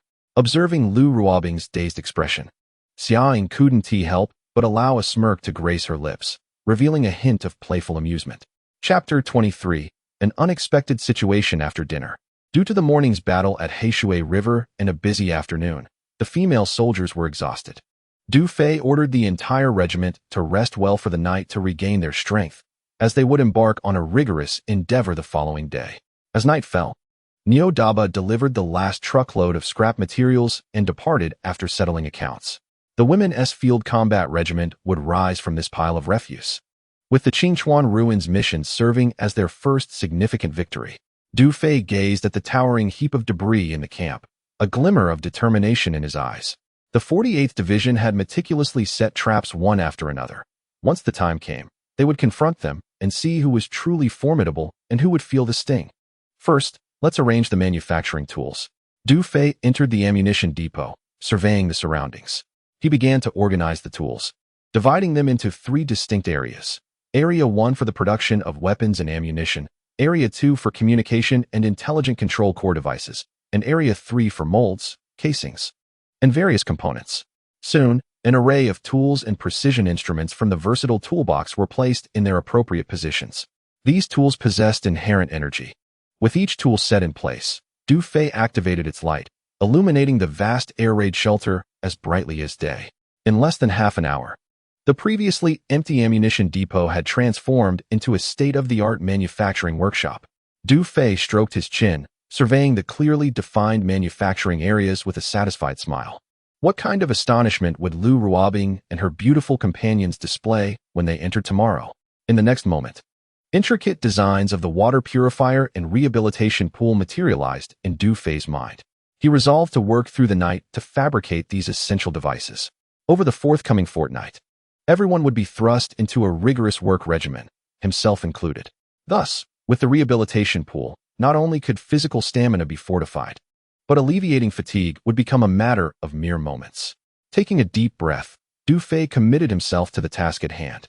A portion of the components for the water purifier and rehabilitation pool were readily available, while the remaining parts could be relatively easily constructed according to the blueprints. Clanging and clattering, as various tools and equipment were set into motion, Du Fei immersed himself in his work. In the mountains, the mining area was alive with the hum of generators and illuminated by bright lights.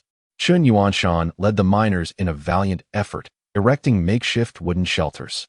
Despite being drenched in sweat, their spirits remained undeterred. At dawn, as the first light broke, Du Fei exhaled. The water purifier and rehabilitation pool were complete, awaiting installation. Just then, a female soldier burst in, her demeanor anxious as she saluted. Report. What is it? Du Fei inquired, a frown creasing his brow. Commander, one of the officers, Xia Ying, is in critical condition, she said, sorrow etched on her face. The deputy commander is stationed at the medical room, asking if you wish to see Xia Ying for the last time. What? Du Fei gasped, taken aback. Xia Ying had appeared relatively well the previous night. How could her condition deteriorate so swiftly? Relay my orders immediately. Get personnel to transport this equipment to the pool in the living area at once. Understood, Commander.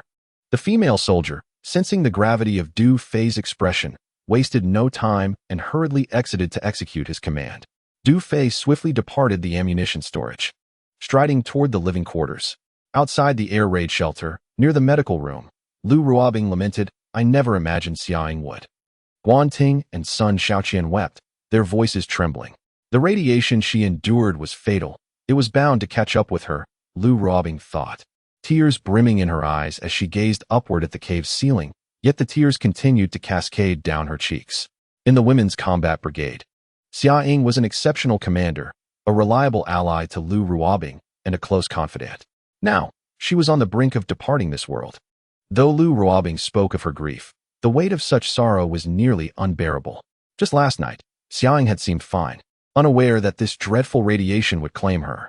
She had spoken of her determination to hold on until the commander could produce the tracked armored vehicle, expressing a desire to be the first to pilot it.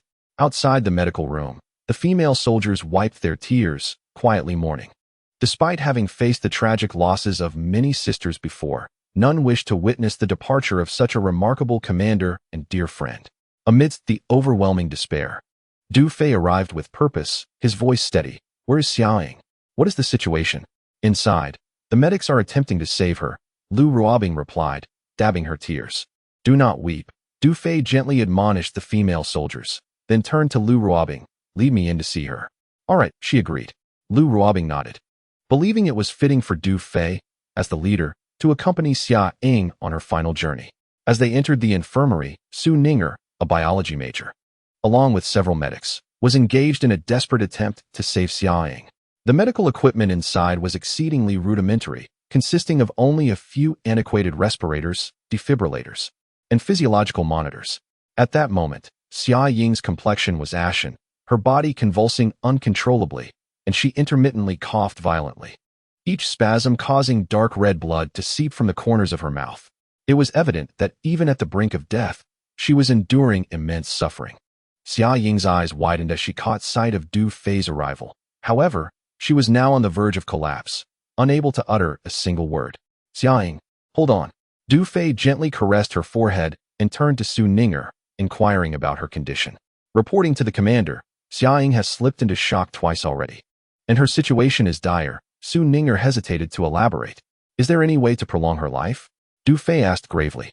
"If we utilize all our anti-radiation injections and medications, we can only extend her life for about 2 hours, Su Ninger replied. "Very well, if we can buy 2 hours, I will find a way to save her." Du Fei solemnly commanded Su Ninger, "You must hold on. I entrust this to you." With that, he turned and exited the infirmary. "Understood." Su Ninger stared at Du Fei's retreating figure, momentarily dazed. "What have I just heard?" She struggled to comprehend the meaning of the commander's words. It was known that Xia Ying's radiation sickness was in its advanced stages, with no remedy available. Yet the commander claimed he had a way to rescue her.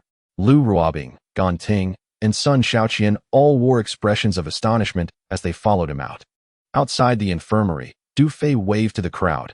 "Song Jia, stop crying and come with me."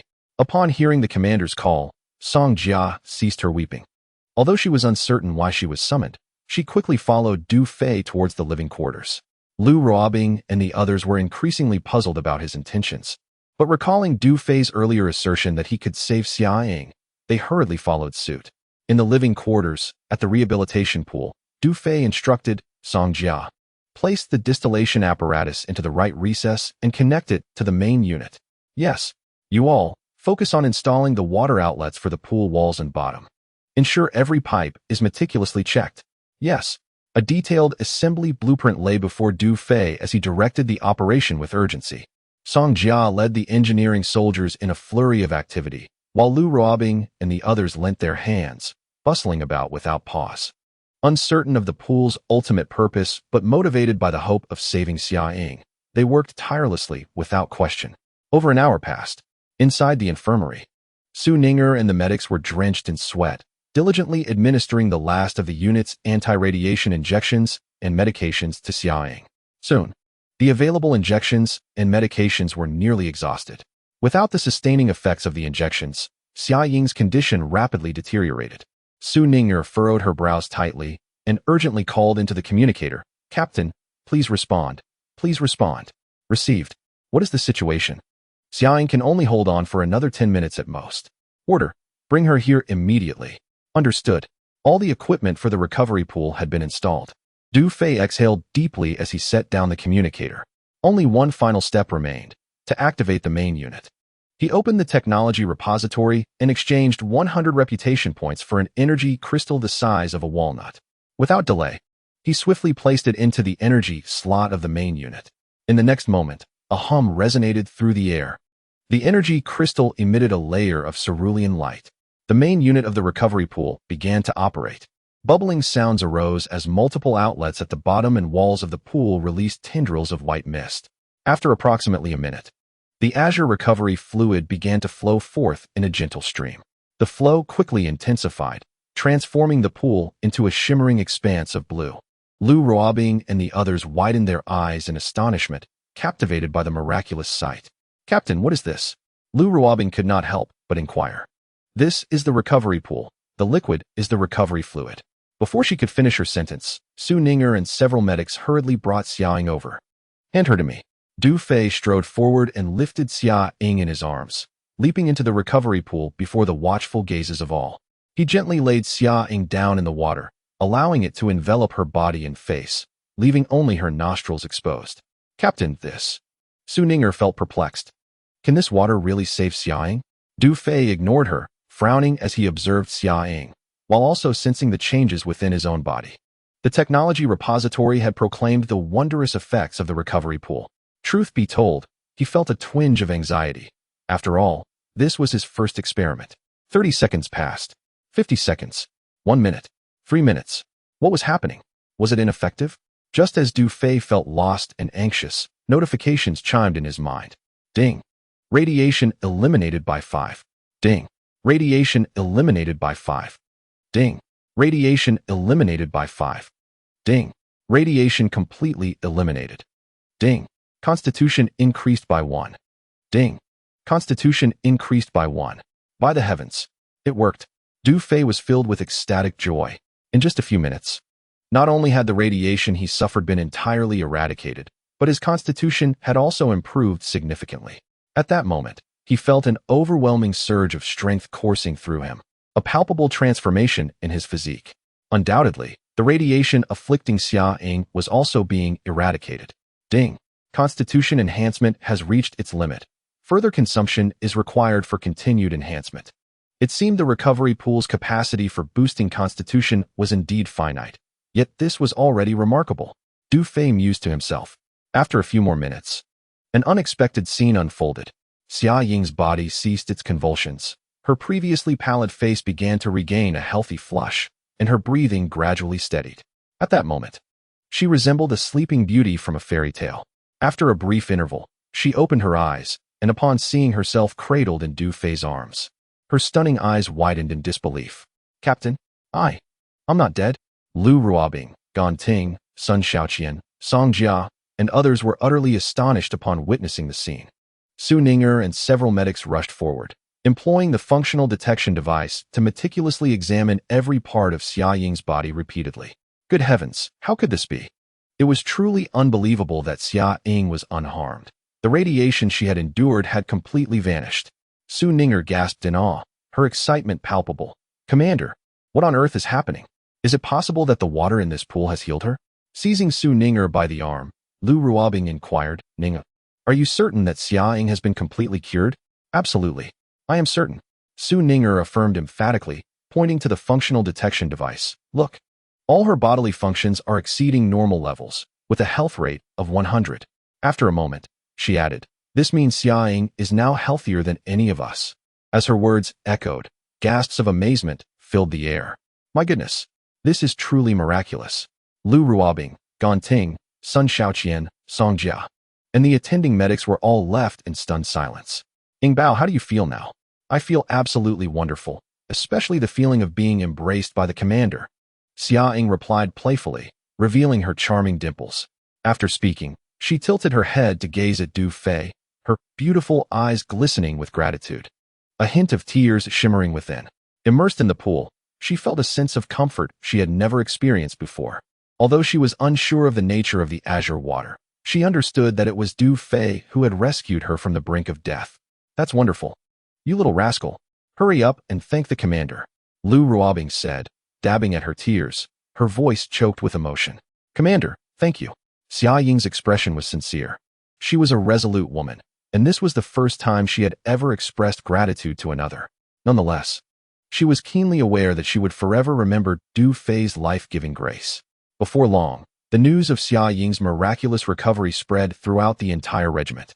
All the female soldiers hurried over, exclaiming in joy, that's amazing. Sister Xia Ying is alive. Wow. Sister Xia Ying has risen from the dead. The soldiers gathered around the recovery pool, their tears of sorrow transformed into tears of joy.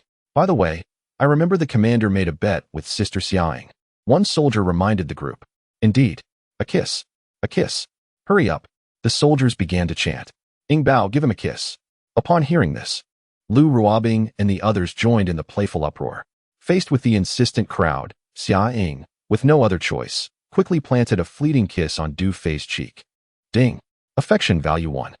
That's not enough. A kiss on the lips doesn't count. We want to see a real kiss. Yes, it must be one with tongues intertwined. The kind that stretches. The soldiers, feeling unsatisfied, began to clamor once more. You mischievous little rascals, do show some restraint. One must leave some room for others. Xia Ying retorted. How can this be? She has never kissed a man, let alone be asked to engage in such an intimate act. Why are you hesitating? This isn't like our Bao. Come on, Sister Xia Ying, hurry up. Are you up for the challenge or not?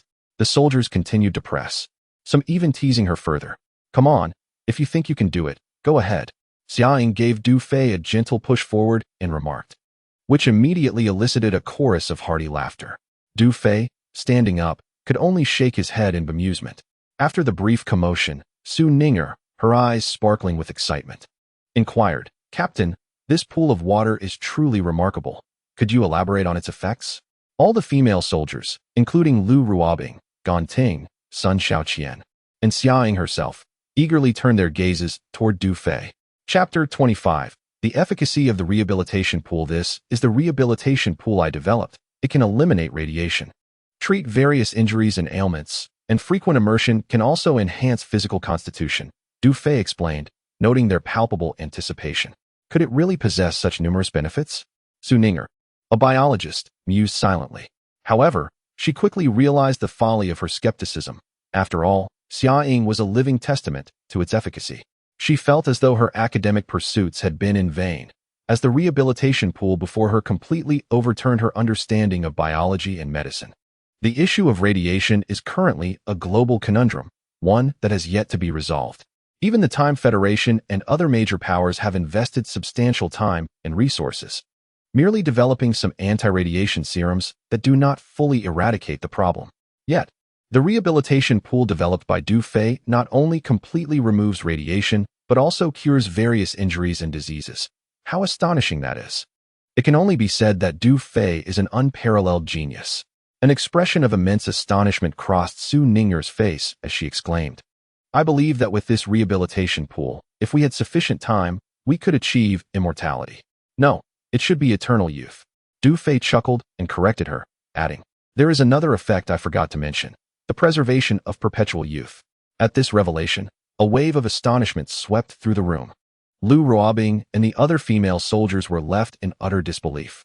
The idea of immortality was already beyond their wildest dreams. What then could eternal youth signify?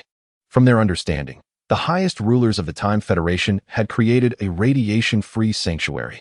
Even so, these rulers could only attain immortality, not everlasting youth. Yet now, the rehabilitation pool developed by their captain promised to maintain eternal youth.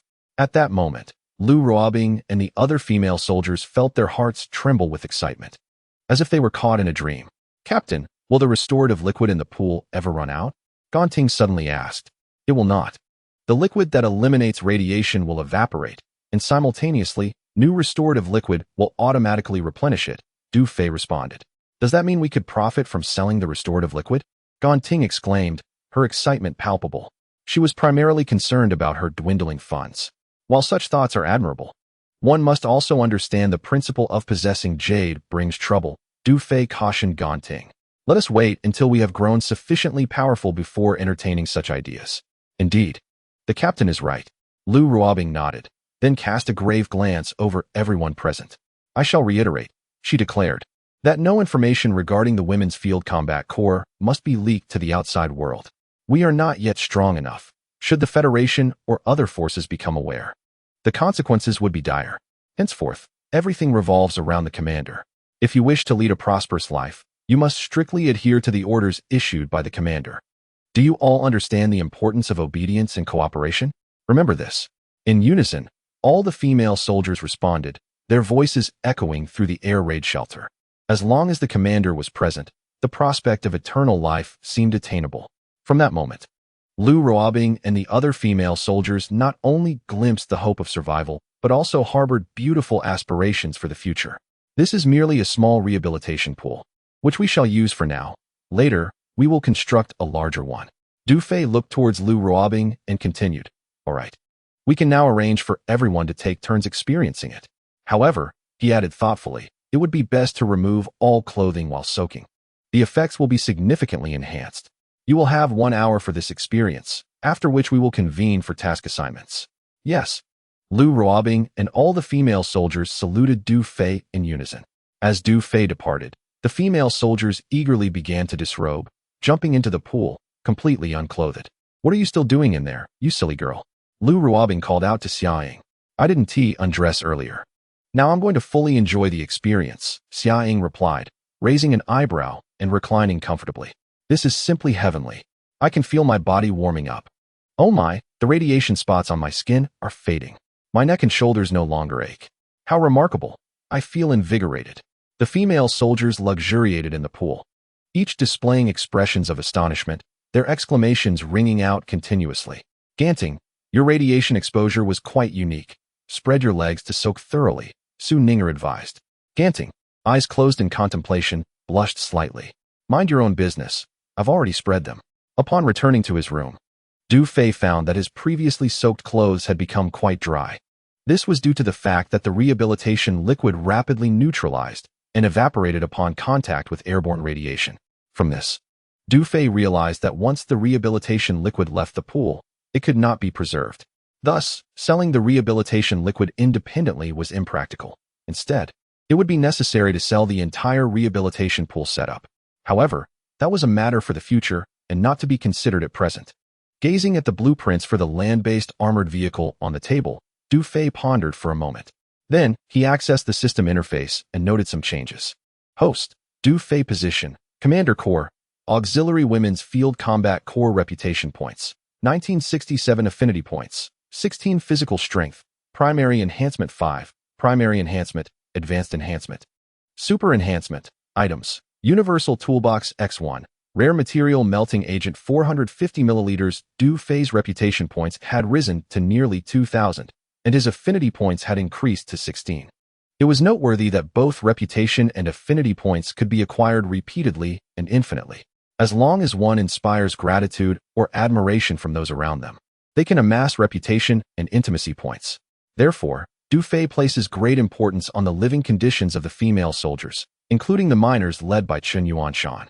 Unexpectedly, after soaking in the rehabilitation pool, there was a noticeable change in his physical condition. It was categorized into 3 stages: primary, advanced, and super. Du Fei gazed curiously at the physical condition section. Currently, he felt an abundance of strength within him, yet he could not ascertain the true extent of the primary enhanced physique. Driven by curiosity, Du Fei attempted to grasp a small protruding stone on the wall. With a firm squeeze, an astonishing crack appeared on the once impenetrable surface of the stone. Stunned, Du Fei exclaimed in disbelief. If his current primary enhanced physique at level 5 is this formidable, what power would he possess at the super enhanced level? Would his cadre of female soldiers not transform into formidable warriors themselves? Chapter 26. One must dare to dream. Calming his excitement, Du Fei opened the technology repository. He had amassed 1967 reputation points. Remembering that there were 2 unmanned aerial vehicles shot down by the invisible winged beast in the storeroom, he decided to exchange for a drone blueprint. Ding! Congratulations to the host for using 1,500 reputation points to exchange for a design blueprint of the Predator stealth drone. The design, manufacturing parameters, and functionalities of the Predator drone materialized in Du Fei's mind. Predator stealth drone, anti-gravity device, all-around detection, artificial intelligence program, capable of carrying various offensive weapons and comprehensive control. While in stealth mode, it can disrupt or intercept enemy communications and execute precise strikes on aerial, ground, and maritime targets. Main materials: mithril or vibranium, energy crystals. Click to expand further. Indeed, to eliminate foes unseen and strike from miles away is a weapon that stirs ambition. Du Fei silently marveled. If vibranium were used as the primary material, its potential would be even greater. However, the synthesis technology for vibranium requires 100 intimacy points for redemption, and currently, he lacks sufficient intimacy. For now, he would have to use mithril as the primary material. It seems that intimacy points are equally crucial. He must find ways to accumulate more. Nevertheless, the Predator stealth drone, constructed from mithril, would already be immensely powerful in the current world. with such an aerial weapon combined with the Land King tracked vehicle. The Qingchuan Ruins mission would be a surefire victory. Outside the air raid shelter, at the camp, the entire female combat team assembled. Du Fei's gaze swept over the female soldiers, each standing tall and full of renewed vigor. We are about to embark on an intensive half-month endeavor. Your efforts will not only determine the success of the Qingchuan Ruins operation, but also represent the first step toward a promising future for the female combat team. Ganting, you are responsible for sorting the materials for usable communication equipment. Area 2 of the workshop is designated for you. Yes, Sun Xiaoqian. You will sort the materials for weapon and ammunition manufacturing. Area 1 of the workshop is designated for you. Yes, Song Jia. You are responsible for the infrastructure work of the entire team, including the installation of water purifiers, the construction of public baths, and the encampment walls. Additionally, please expedite the delivery of purified water to the living areas and the mining site. If any tools are required, you may fabricate them in workshop number 3. Yes, Xiaoying, you are tasked with assembling a special operations team to hunt the time beasts in the vicinity while ensuring the living expenses of the entire group are met. Understood, Commander. As Du Fei issued the orders, Ganting and others, armed with various blueprints, began to enter their working state. The female soldiers of the Women's Field Combat Unit busied themselves with their tasks. Why haven't I been assigned a task? Lu Ruobing approached Du Fei and inquired. Given the sweltering heat, she wore a light camouflage top, and after soaking in the rehabilitation pool, she appeared even more enchanting. Particularly striking were her curvaceous figure and the allure of her mature femininity. Du Fei couldn't help but feel a stir in his heart as he remarked, "Your task is vital. Come with me to the mining area." To the mining area? Yes. Accompany me to refine the mithril, Du Fei replied. Due to the substantial quantity of mithril required, he needed an assistant. Really? Lu Ruobing was momentarily taken aback, a glimmer of excitement dancing in her eyes. She had always been curious about how mithril was refined, and it was unexpected that Du Fei entrusted her with such an important task. Deep down, she felt a profound sense of trust from Du Fei. Ding. Affinity increased by 5. Du Fei felt a surge of joy. Previously, he had only received a mere point of affinity, but now it had started at 5. It seemed that the more familiar they became, the greater their affinity grew. At the mountain mining area, several rudimentary wooden shelters were constructed, serving as accommodations for Chun Yuanshan and the miners. Not far from the wooden shelters stood 2 adjacent wooden houses, which Du Fei had specifically requested Qin Yuanshan to build, and they turned out to be quite exquisite. The 2 wooden houses were elevated over a meter above the ground, connected by a wooden walkway that featured several rattan chairs. Inside, there were bedrooms, a simple bathing area, and tables with benches. The abundance of trees on the mountain provided ample materials, showcasing the effort Qin Yuanshan had invested. Upon reaching the wooden house, Du Fei felt a sense of satisfaction. Wow, what a beautiful wooden house! Lu Ruobing exclaimed, her eyes wide as she surveyed everything before her and turned to Du Fei. Did you have them build this? Before Du Fei could respond, she dashed up the steps and entered the house. We will be spending considerable time working on the mountain, and one of these houses is yours, Du Fei said while following her, smiling at her petite waist and curvaceous figure. Really? That's wonderful. Lu Ruobing turned around, her face glowing with delight. After years of residing in an air raid shelter, the wooden house was a delightful surprise for her. How wonderful it would be if we could all move out of the air raid shelter and live in houses like this, she mused, gazing at the surrounding mountains. That's not a difficult task. Once the Qingchuan Ruins mission is completed, we can construct as many wooden houses as we need, Du Fei replied with a smile. The mountains are adorned with towering trees, their girth so immense that they require several people to embrace them. The mere act of felling a couple of these giants could yield enough timber to construct a modest wooden cabin. Furthermore, with the advent of mithril bullets and rejuvenation pools, the threats posed by time beasts and outdoor radiation have become negligible. If what you say is true, it seems we could establish ourselves here, rooted in this campsite, without ever needing to return to the base city, even if each of us had 30 years ahead of us. A glimmer of aspiration danced in Lu Ruobing's beautiful eyes. I find your perspective quite commendable, Du Fei nodded in approval. Aside from the federal base cities and outposts, any territory in the wild can be claimed, provided one possesses the capability. Du Fei harbored such ambitions, envisioning the construction of a base akin to a federal outpost. However, this endeavor would require patience. As erecting a comparable establishment demands an immense investment of time, one cannot achieve such goals overnight. Are you certain? I am indeed certain. Then I shall take you at your word, Lu Ruobing remarked, her eyes twinkling with sincerity as she gazed at Du Fei. In the future, the area within 100 miles of the campsite will belong to us, Du Fei proclaimed, surveying his surroundings. You can boast all you like. But doesn't that encompass the Federal's Outpost 83? Lu Ruobing retorted playfully, pouting slightly. Haha, one must dare to dream. Du Fei chuckled, then added, come, let us explore the mining area. Beside the riverbank, the sound of drilling equipment reverberated through the air. Chun Yuanshan, leading the miners, had commenced extraction with fervor. Mithril ore is not equivalent to mithril itself. Rather, it contains trace amounts of mithril material, making extraction feasible. Currently, Chun Yuanshan and his team of miners possess but a single drilling machine, and the process of sorting and transporting the mined ore relies entirely on manual labor.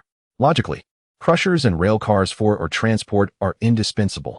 However, due to current financial constraints, they must make do for the time being. Despite this, Chun Yuanshan and his miners remain spirited, ensuring that their daily extraction does not fall below 100 tons. At this moment, within the designated area, 5 or 6 piles of freshly mined mithril ore lay stacked. Following Du Fei's instructions, these ores have been cut to a consistent size. This uniformity will conserve the smelting agent, ensuring that a single drop can completely extract the mithril from a given ore. The mithril content in these ores is promising. It is time for us to commence our work. After inspecting the piles of ore, Du Fei produced 2 vials of rare smelting agent. One was a remnant from before, and the other was exchanged from the technology repository for 100 prestige points. What is this? Lu Ruobing inquired curiously as she accepted 1 vial of the smelting agent. This is a specialized solvent for extracting mithril, Du Fei explained, twisting off the cap and drawing up some of the smelting agent to demonstrate. With a soft drip, a single drop of the solvent fell onto a piece of ore. The surface of the stone rippled like water, and the silver stars scattered across it began to coalesce before gradually vanishing. Subsequently, a glimmering silver-white liquid flowed forth from the ore, solidifying swiftly. In the next moment, the ore lost its luster, revealing a small chunk of mithril on the ground. Is this mithril? Did you concoct this solvent as well? Incredibly astonishing. Lu Ruobing's beautiful eyes widened in disbelief at the scene before her. Give it a try, Du Fei suggested with a smile.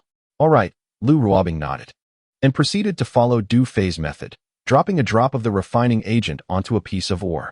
In no time, the ore rippled and a silvery liquid flowed forth. Is this truly successful? So simple. She picked up a small chunk of solidified secret silver, overwhelmed with joy, and couldn't help but steal a glance at Du Fei. How could a boy just past 18 possess such remarkable skills? He was undoubtedly a genius among geniuses. Chapter 27. What are you researching?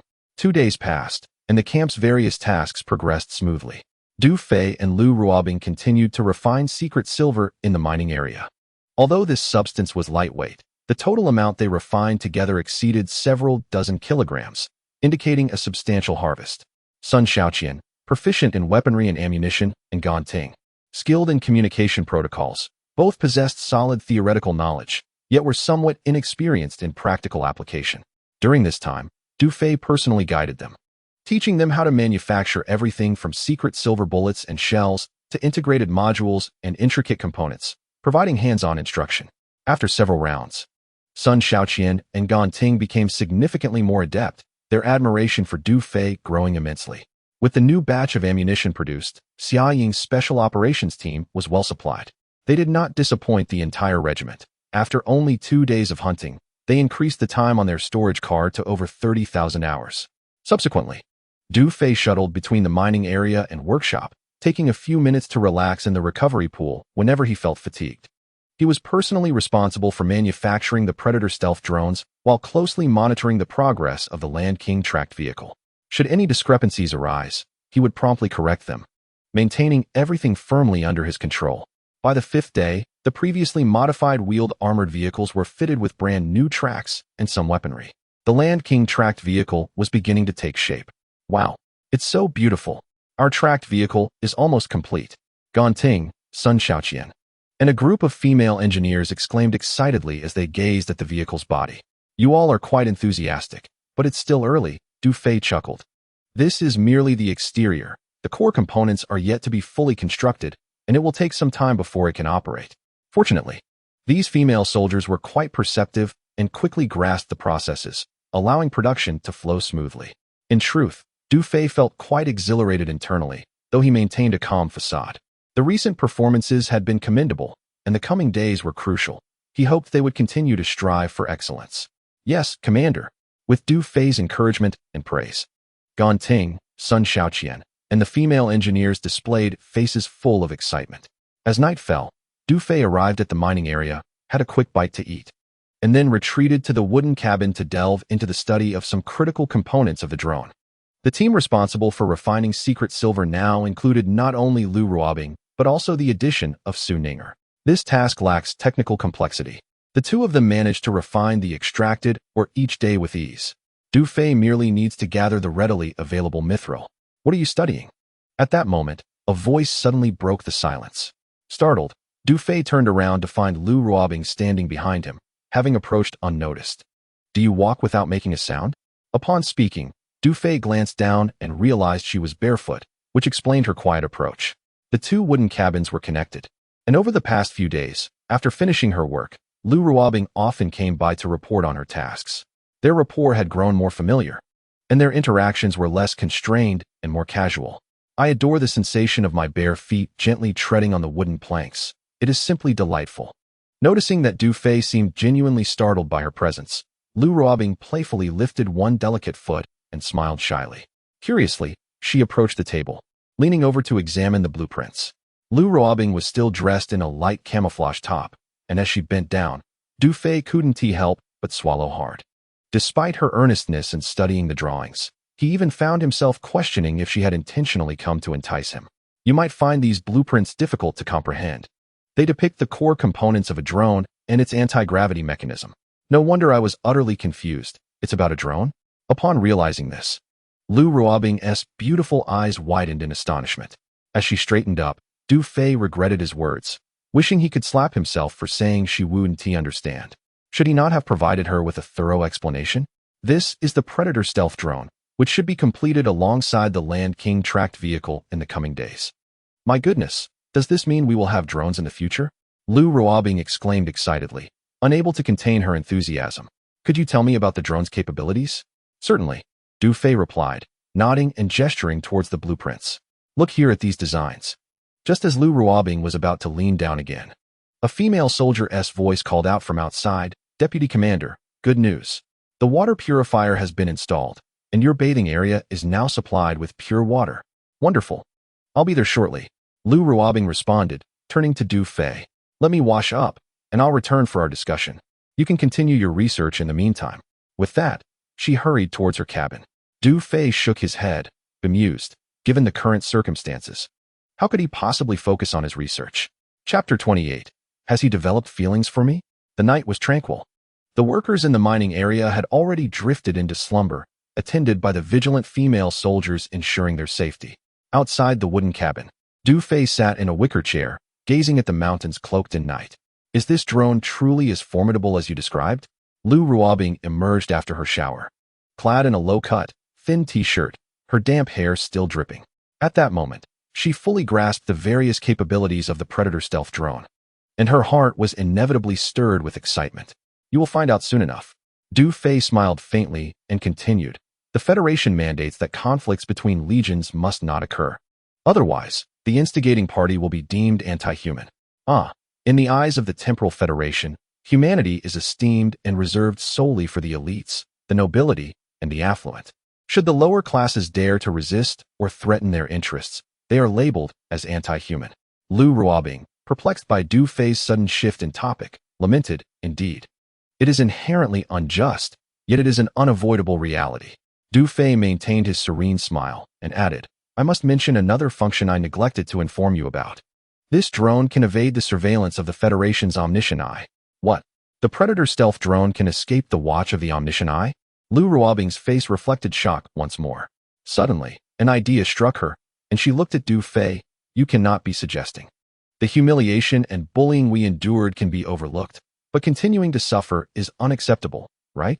Du Fei replied, Indeed, a decisive action is not unwarranted. Lu Ruobing clenched her delicate fist, a glimmer of delight emerging in her eyes. She instantly grasped Du Fei's intention. He planned to use this drone against the 48th Division. Indeed, the Women's Field Corps had suffered relentless exploitation, humiliation, and bullying over the years, reaching a breaking point. A retaliatory measure was certainly justified. However, with only 2 Predator stealth drones currently at their disposal, could they truly contend with the formidable 48th Division? Lu Ruobing, though internally anxious, concealed her worries and looked at Du Fei with excitement. It seems you already have a strategy to confront the 48th Division? The 48th Division is merely a beginning. The ultimate objective is aimed at Wu Dagawei. Really? Upon hearing Wu Dagawei's name, Lu Ruobing felt a deep-seated animosity. Her parents had perished at his hands. To her astonishment, Du Fei's plan was indeed to confront Wu Dagawei. Gratitude welled in her eyes. I appreciate your efforts. No need to thank me, Du Fei said, gazing up at the night sky, lost in contemplation. Lu Ruobing fell silent, her mind racing with thoughts. Wu Dagawei was a mid-level figure within the Temporal Federation, currently at the peak of his power. According to assessments from the Omniscient Eye, he was likely to ascend to higher echelons in the near future. Not to mention, he commanded 3 divisions, and his intricate familial connections and relationships were not something an ordinary person could disrupt. This man, before her, was plotting to provoke Wu Dagawei for her sake. Lu Ruobing felt momentarily flustered, her heart racing. Did he harbor feelings for me? At 23, she was 5 years his senior. Was this appropriate? Reflecting on this, she subtly glanced at Du Fei, her cheeks slightly flushed. After a pause, Lu Ruobing steadied her emotions and could not help but inquire, "What are you thinking about?" "Thinking of my father and sister," Du Fei replied. "At least you still have family to care for." Lu Ruobing sighed softly, drying her damp hair. "They are living in Revival City. They should be quite content. The situation is not optimistic. Wu Dagawei will likely not spare them." "What?" Lu Ruobing was taken aback, questioning, "Wu Dagawei? Has your family crossed paths with him?" She then realized that Du Fei's plan to deal with Wu Dagawei was not as she had imagined. Indeed, her father had an affair with Wu Dagawei's wife. And when the truth came to light, Du Fei chuckled as he recounted how Du Lei had saved Wang Shuzhen on the battlefield, along with their subsequent romantic escapades. After hearing this, Lu Ruobing finally understood, and with a hint of melancholy, murmured, "So that's how it is. My only concern is their current situation. Actually, there's no need to worry. The residents of Fuxing City have a protective mechanism. Moreover, your father is a man of merit. They will be safe," Lu Ruobing reassured him. "Let us take it one step at a time," Du Fei sighed. "Historically, illicit affairs have led to tragedy. Just ask Shimenqing." Although the residents in the city were supposed to be protected, Wu Dagawei was a person of considerable influence. With just a flick of his hand, he could easily expel both Du Fei's father and sister from Fuxing City. Now that Husan had yet to send word, they could only wait. "Ah, how bothersome. My hair is so thick, it itches if I don't wash it, yet it's a struggle to dry it afterward. My hands are sore," Lu Ruobing complained softly. Her brow furrowed as she held a towel, rubbing her lustrous, damp hair with a hint of impatience. Previously, the Women's Combat Unit lacked the means to purchase conveniences like hair dryers, so all the female soldiers had to dry their hair with towels after washing. Women, after all, desire beauty and comfort. If their hair isn't dried, it can be quite uncomfortable.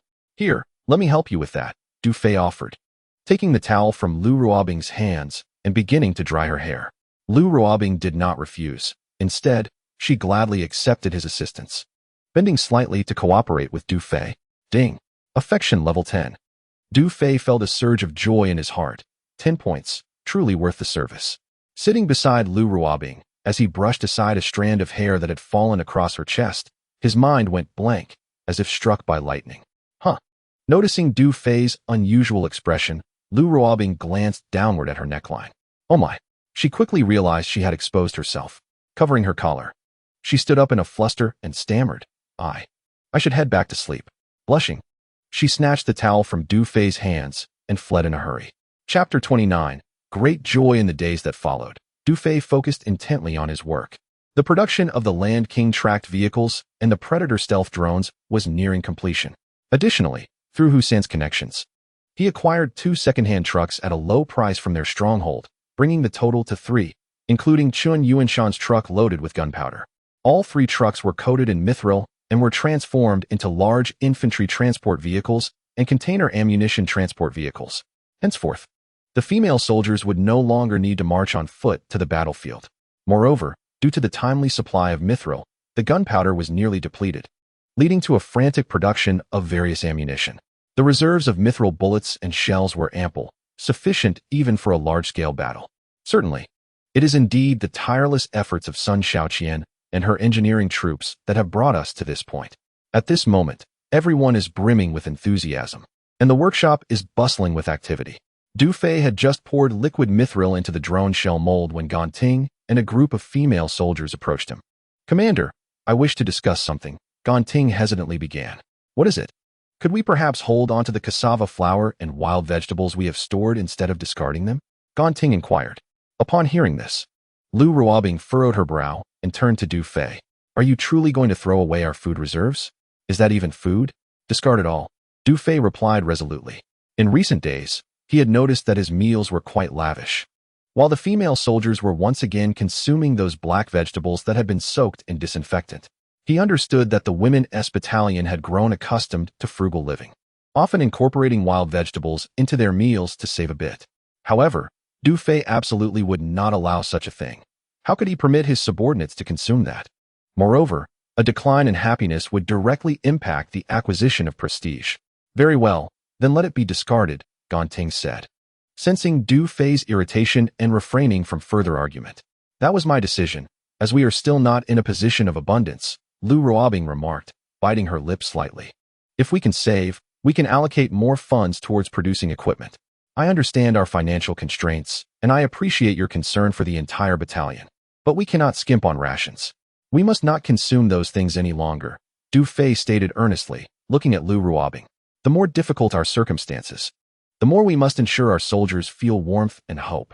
Rest assured, it won't be long before our finances are no longer strained." Turning to Ganting, he asked, "What is our current account balance?" "The Xiaoying Special Forces have accrued a total of 85,630 hours these past few days, which, combined with our previous balance, amounts to 92,590 hours. 10,000 hours will cover the miners' wages for 10 days, and each soldier will receive a share of 200 hours. After deducting a 10 handling fee, we currently have 57,830 hours remaining," Ganting recounted with precision, accounting for every expenditure. Du Fei couldn't help but smile inwardly. Ganting was indeed a remarkably competent steward. "I had thought we were out of funds, yet we still have over 50,000 hours in the account." He deliberately tapped his fingers on the workbench and addressed Ganting. "Order the procurement of food with the entire 50,000 hours." Such a large amount.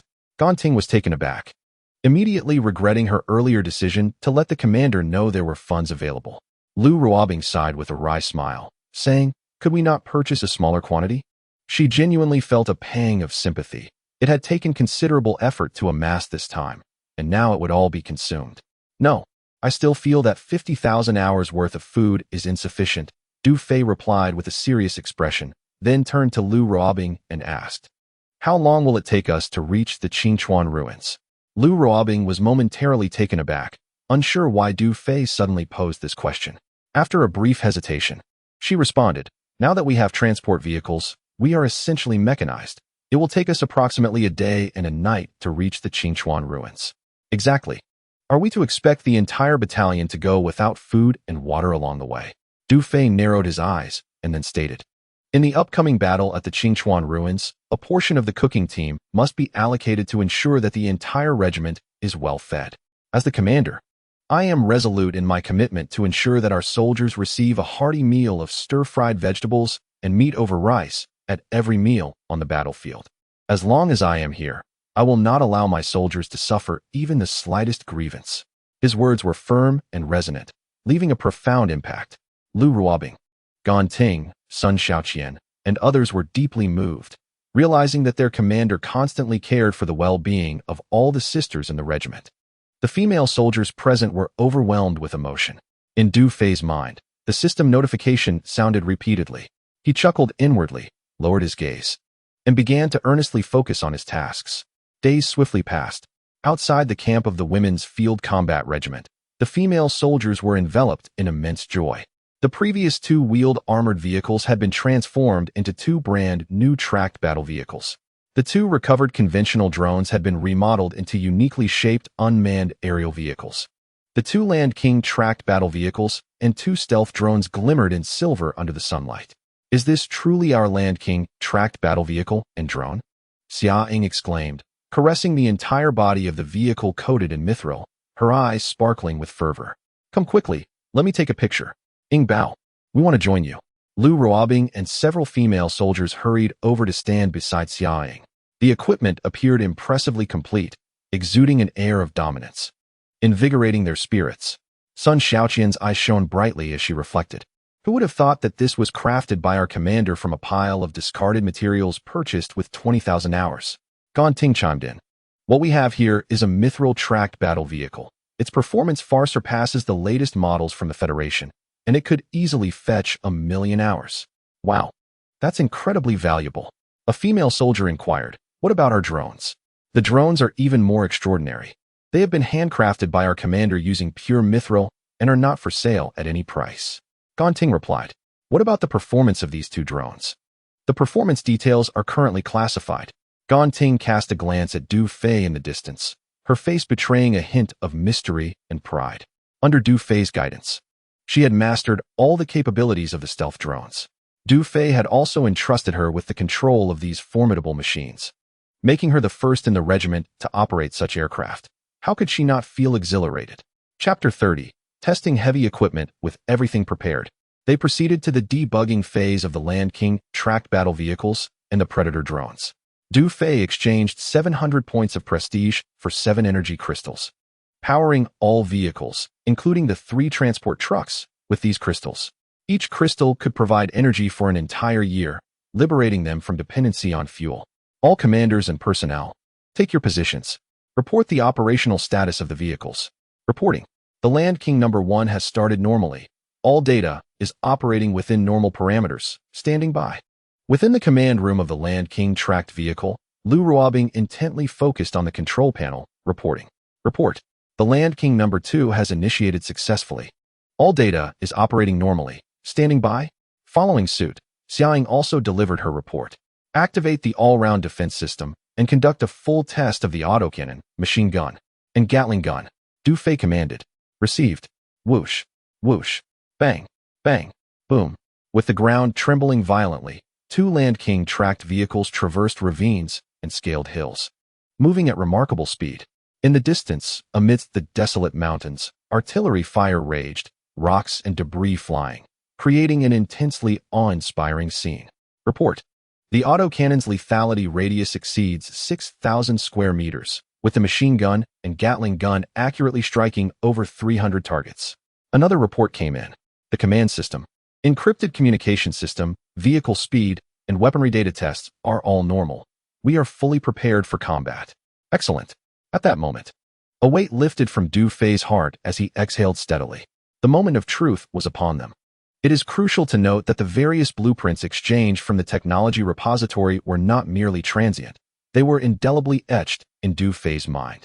Should the Land King tracked vehicle perform exceptionally on the battlefield, he would not hesitate to manufacture several more, or even produce them in large quantities. Ganting, please respond. Received. Ganting replied, her voice coming through the headset in an independent control room of Land King number 1. Now it's your turn. Yes, Commander. Ganting took a deep breath and pressed the activation button on the control panel. Buzz. The air around 2 Predator stealth drones at the camp shimmered as they slowly ascended. Remarkably, upon reaching an altitude exceeding 10 meters, the drones seemed to merge with the atmosphere, becoming invisible in an instant. At that moment, Du Fei felt a wave of astonishment. Even he found it somewhat unbelievable. This was true invisibility. Initially, he presumed that the so-called stealth capabilities of these drones merely shielded them from radar detection. To his surprise, they could obscure visibility entirely, rendering them utterly unseen. Truly cutting-edge technology, no wonder it was said to evade surveillance from the eye in the sky. Even if detected, they could only be classified as unidentified flying objects. Ganting, what is the current position of the drones? Du Fei inquired. Report, Commander, they are hovering 15 meters above your head. Ganting excitedly gazed at the control panel screen. Through the drone's surveillance apparatus, She could clearly see the entire camp's layout, zooming in to discern the expressions on Du Fei and all the female soldiers' faces. What? 15 meters above my head. Du Fei looked up to find the sky empty. Astonishingly, there was not even a sound. Order. Commence testing of the Predator stealth drones. Yes. Commander. Ganting gripped the two joysticks, maneuvering deftly. Report. Comprehensive control, artificial intelligence autonomous program, weaponry data, all systems normal. Current altitude, 6,729 meters. Good heavens. Speed, 9,100 kilometers per hour. Achieving 7 times the speed of sound. Fantastic. Ganting was taken aback, her excitement erupting into jubilant cries. Beep, beep, beep. At that moment, the console screen illuminated 3 red dots amidst the clouds ahead. Ganting momentarily stunned. 2 drones swiftly darted past the 3 red points. She quickly reduced her speed, took control of one drone, and programmed the other into an artificial intelligence mode, setting it to escort and follow. With a graceful maneuver, she turned the craft towards the 3 red dots. Report to the team leader. We have a situation. What kind of situation? Du Fei inquired, adjusting his earpiece with a furrowed brow. 3 level 2 cloaked winged beasts detected at coordinates 117 east, 439 north. Should we engage? Ganting reported. Du Fei exhaled in relief, having feared a malfunction with the drones. What is the status of the drones? The drones are functioning optimally, currently flying 30 meters to the right of the 3 level 2 cloaked beasts. Those 3 sand sculptures are utterly oblivious, Ganting teased with exhilaration. She could hardly believe that the drones had approached the 3 level 2 cloaked beasts so closely without being detected. Conversely, the 3 beasts, while in their cloaked state, were clearly monitored by the drones. It could only be said that the Predator stealth drones developed by the team leader were truly exceptional. Engage. It's an excellent opportunity to test the weaponry of the drones, Du Fei commanded. All right, dear team leader, shall I choose the micro-missiles, grenades, or the Gatling gun? Ganting playfully asked. Look at you showing off. Make your own decision, Du Fei replied, exasperated. Yes, in the control room. Ganting stuck out her little tongue and then focused on the screen. This one is for you. Take my shot. She selected the nearest level 2 cloaked beast and pressed the cannon button. Tat tat tat tat. The controlled drone unleashed a barrage of over a dozen shells. Boom, boom, boom. Fiery flashes erupted within the clouds, the level 2 cloaked beast exploding without any awareness. Report to the team leader. We have eliminated a level 2 cloaked beast, gaining 3,576 hours, which directly adds to our storage card. Ganting exclaimed, astonished, as if she had stumbled upon a new world. The Predator stealth drones are exempt from the Heavenly Eye's oversight. The time accrued from defeating the Time Beasts naturally circumvents the 20 cut taken by the Time Federation. Du Fei explained. Note, the time generated from the defeat of Time Beasts will only enter the storage card held by the Slayer. If a non-Federation storage card is utilized, the time will be deposited into whatever other card one possesses. However, all humans currently use Federation storage cards. The Celestial Eye, aside from regulating the military legion, also serves as the federal time collector. Whenever a Time Beast is vanquished under its surveillance, a deduction of 20 units occurs automatically. Conversely, if a Time Beast is slain outside the Celestial Eye's watch, the deduction does not apply. However, the time accrued from the Time Beast will still seamlessly transfer to the Slayer's storage card. This implies that the time generated by the Time Beast acknowledges solely the Slayer and the storage card they possess, regardless of whether it is a federal storage card. The time will still be credited, provided it is a storage card. Exhausted, Ganting felt a wave of exhilaration wash over her.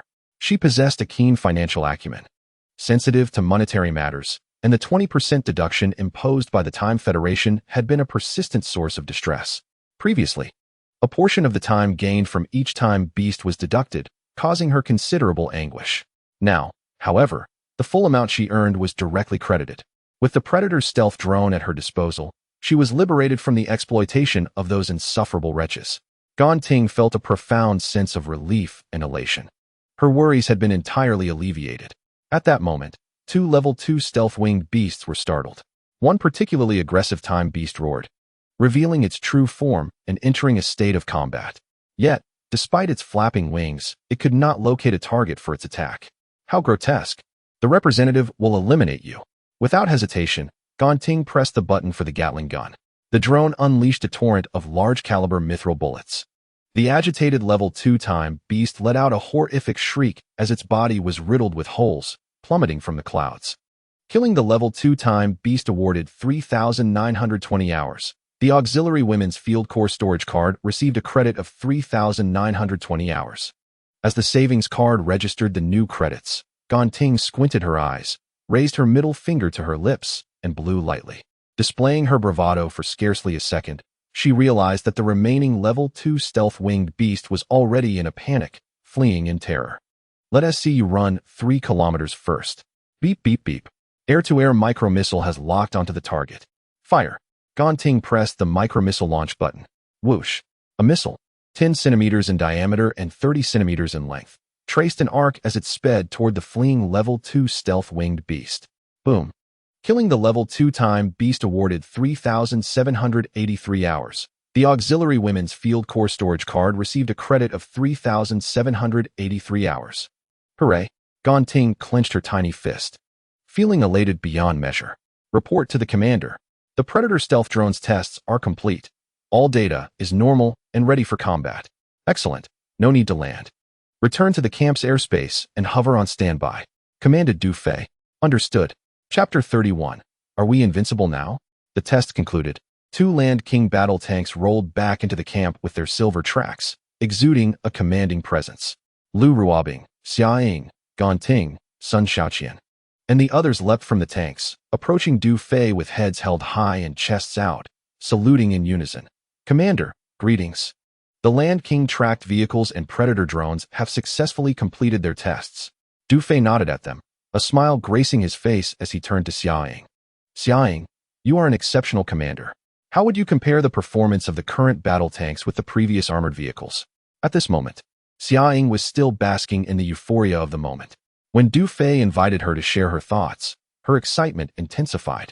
Captain, the Land King tracked vehicle you designed is phenomenal. It is remarkably agile, with precise handling, and the communication quality and detection visibility are exceptionally clear. Especially the weapons, machine guns, cannons, and Gatling guns, are exponentially more powerful than those in other legions. Coupled with the mithril chassis and all-around defensive cannons, I believe we can charge fearlessly across the battlefield. Our previous armored vehicles pale in comparison, and even the latest tracked vehicles from the Federation cannot hold a candle to our Land King. It's akin to the difference between a grandson and a grandfather. I dare say the Land King tracked vehicle you crafted is the most formidable in the world, truly invincible. As Xia Ying concluded, her beautiful eyes sparkled with enthusiasm, and the moment her words fell, a thunderous applause erupted around them, with many female soldiers clapping until their hands turned red. Xia Ying's praises were not exaggerated. The performance of the Land King tracked vehicle was indeed evident for all to see. How exhilarating! With the Land King tank, the Women's Field Army was bound to triumph in the upcoming battle at the Qingchuan ruins. Listening to the accolades surrounding the battle tank, Gonting couldn't help but smirk slightly. Is this really invincible? Is this what makes you all so jubilant? Humph. I would not trade 10 Land King tanks for a single one of my aircraft. She mused. If I were to tell you that 2 invisible killing machines are currently hovering above your heads, it would surely leave you slack-jawed. It was crucial to note that the performance of the Predator stealth drones was still classified. Du Fei had only disclosed information to Lu Ruobing and Gonting. No wonder the female soldiers were solely focused on the Land King tank. They had long believed that the 2 drones were merely for reconnaissance and information gathering. To them, those drones seemed like useless appendages. Du Fei chuckled as he patted Xia Ying on the shoulder. Since you're pleased, the second Land King tracked vehicle shall belong to you. That's fantastic. Thank you, Captain.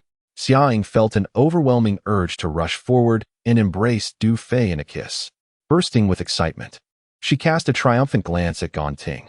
It was evident that the first Land King tank would undoubtedly be assigned to Deputy Commander Lu Ruobing, leaving only the second one. Now that Du Fei had promised the second Land King tracked vehicle to Xia Ying, one could only imagine her elation, while also picturing Gonting's inner disappointment. However, in the next moment, she noticed Gonting was also gazing at her, her expression equally triumphant, as if to say, I have no intention of contesting with you. This left Xia Ying feeling perplexed, sensing something amiss. Captain, I want to even mention the first Land King tank. But if you have given the second one to Ying Bao, what about me? Sun Xiaoqian pouted, a hint of dissatisfaction in her voice. She had certainly put in considerable effort regarding the weapon systems of both vehicles, along with the various mithril ammunition. Du Fei smiled. You are a significant contributor. A place has already been reserved for you in the independent control room of the first vehicle. Ganting's 2 drones are to be divided, with 1 assigned to you. As this is a crucial position, it is mainly considered that Ganting may find it somewhat strenuous to operate both drones alone. So having Sun Shaoqian share the responsibility would be more advantageous. In this manner, the 2 stealthy predator drones can maximize their potential, allowing for independent operations in 2 different locations. What? I prefer commanding formidable armored vehicles to engage in direct confrontations. You want me to operate drones devoid of combat capability? Sun Shaoqian exclaimed, her face reflecting disappointment, her lips pouting as if they could hold a beer bottle. Dejected, she saluted, fine. However, Ganting merely smiled at her. Look down on the drones, do you? You will understand in due course. At that moment, a communication officer saluted and reported, Report. What is it? Du Fei inquired, turning his attention to her. The 48th Division has sent the deployment plan for the Qingchuan Ruins mission and stated that other legions have already commenced their actions, urging us to prepare for battle, aiming to arrive at the designated position within 3 days. Please elaborate on the 48th Division's deployment plan and our current position. Du Fei commanded. Yes, Commander.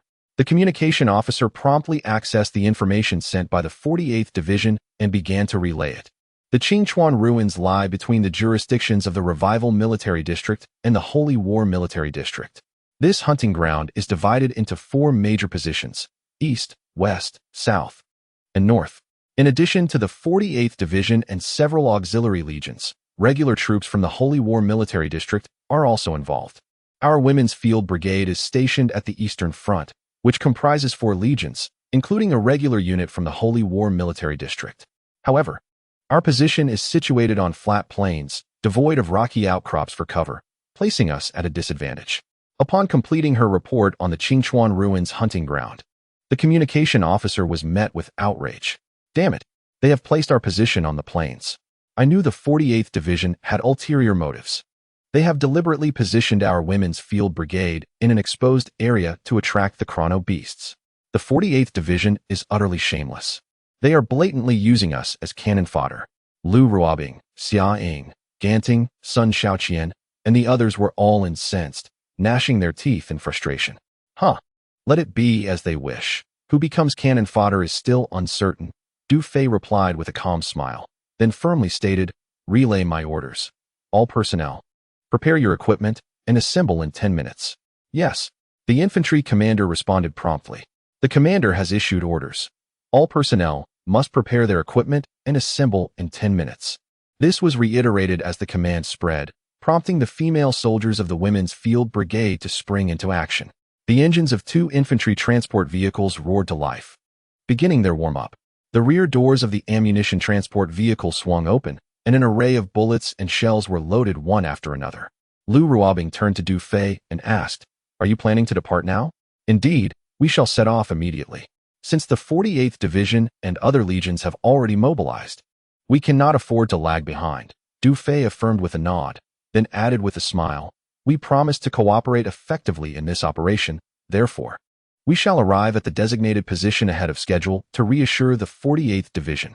Having said this, he approached Ganting and whispered a few words to her. Yes. Ganting's face lit up with excitement as she seized Sun Shaoqian's arm, exclaiming, Come on, let us get on the vehicle.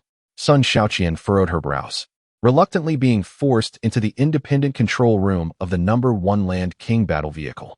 Chapter 32. You have gone too far inside the independent control room of the No. 1 Land King battle vehicle. Sun Shaoqian gazed at the array of buttons on the console and the bustling images of female soldiers displayed on the screens, her excitement causing her delicate frame to tremble slightly. Within just a few minutes, she had grasped the various capabilities of the Predator stealth drones.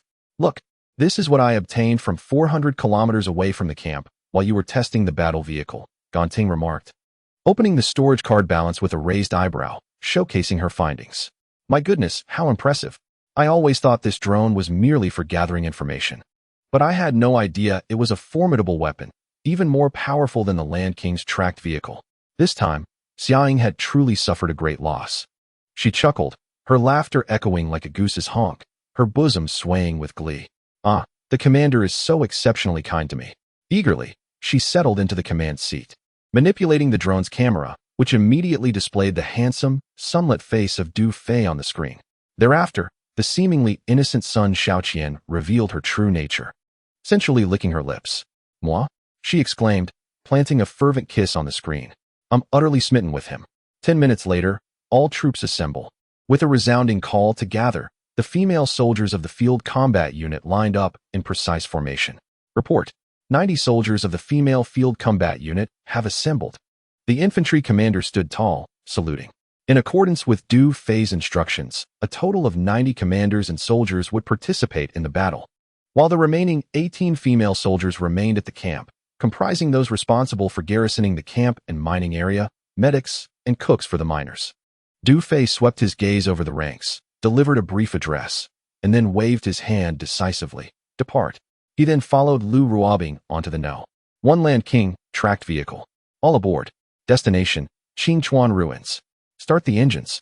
With a rumble, 2 formidable tracked vehicles forged ahead, flanked by a container ammunition truck, followed closely by 2 transport vehicles laden with female soldiers. This fully armed convoy, under the protection of 2 Predator stealth drones overhead, majestically left the camp. Qingchuan Ruins was once a small bay city known as Qingchuan City, which had fallen to advanced temporal beasts centuries ago, transforming it into an abandoned ghost town and a paradise for beasts. The ruins were located approximately 300 kilometers northwest of the female Field Combat Unit's camp. The journey was primarily along treacherous mountain roads, where landslides occasionally necessitated manual clearing. Thus, despite the relatively short distance, even mechanized marching would take a full day and night to reach the destination. The following afternoon, as the road widened, the Women's Field Battalion reached the outskirts of the Eastern Front, less than 10 kilometers from the Qingchuan Ruins. At that moment, Du Fei and Lu Ruobing, who had been resting their eyes in the command room, opened their eyes simultaneously, sensing that the convoy had come to an abrupt halt. "What is happening?" A driver reported through the communicator. "Commander, there's a roadblock ahead at the intersection. 2 legions have appeared. Negotiations may be necessary," came the voice of Gan Ting over the encrypted channel. "Understood." Du Fei and Lu Ruobing exchanged glances, opened the car doors, and stepped out. Meanwhile, Xia Ying and 2 female soldiers also leapt from the 2nd Armored Vehicle. "Stop. This is the territory of the Flying Fish Legion and the Sirius Legion. You must detour immediately." Before Du Fei, Lu Ruobing, and Xia Ying could approach, the soldiers from both groups had already raised their weapons at them.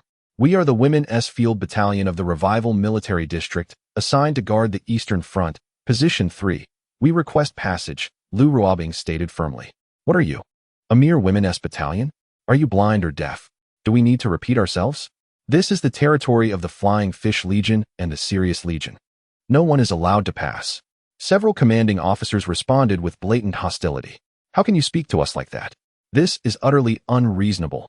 Lu Ruobing and Xia Ying clenched their fists in anger, yet their expressions bore a certain resignation. It was evident that they had encountered such bullying and insults before. Du Fei frowned and inquired of Lu Ruobing, "Are the Flying Fish Legion and the Sirius Legion truly that formidable?" "These 2 legions, like us, are also external units. Known for their arrogance and tyranny, their behavior is akin to that of bandits. However, they rank within the top 50,000 on the Tianyan website battle strength list, which makes them stronger than us," Lu Ruobing replied softly. "Bah, the lackeys of the 48th Division, the disgrace of external units." Xia Ying spat disdainfully. Du Fei nodded thoughtfully and, standing tall, addressed the officers. "I am the commander of the Women's Field Battalion, and we are here under the orders of the 48th Division to guard Position 3 on the Eastern Front. If you deny us passage and it jeopardizes our mission, can you bear the consequences?" The officers were taken aback, finally recognizing Du Fei. They had not anticipated a male commander emerging from the Women's Battalion. He was even more handsome than many women. Momentarily caught off guard, one officer replied, "Our superiors have issued orders. This is a critical area, and no one is permitted to pass. Then call your superiors over. Otherwise, I will contact the 48th Division," Du Fei asserted. Seeing Du Fei's unwavering stance and the pressure from the 48th Division, the officers hesitated to continue their defiance. However, They muttered curses under their breath as they turned to report via their communicators. Before long, 2 military vehicles approached. Several soldiers respectfully opened the doors, and the commanders of the Flying Fish Legion and the Sirius Legion descended from their vehicles. "What is the matter?" The commander of the Sirius Legion swaggered over, casting a disdainful glance at Du Fei and the others, his demeanor exuding arrogance. "We are the Women's Field Corps, requesting passage through your troops' defense zone to reach Position 3. We hope for your permission," Du Fei said with a smile, exuding politeness. "Heh. Our defense zone does not permit passage lightly, do you understand?"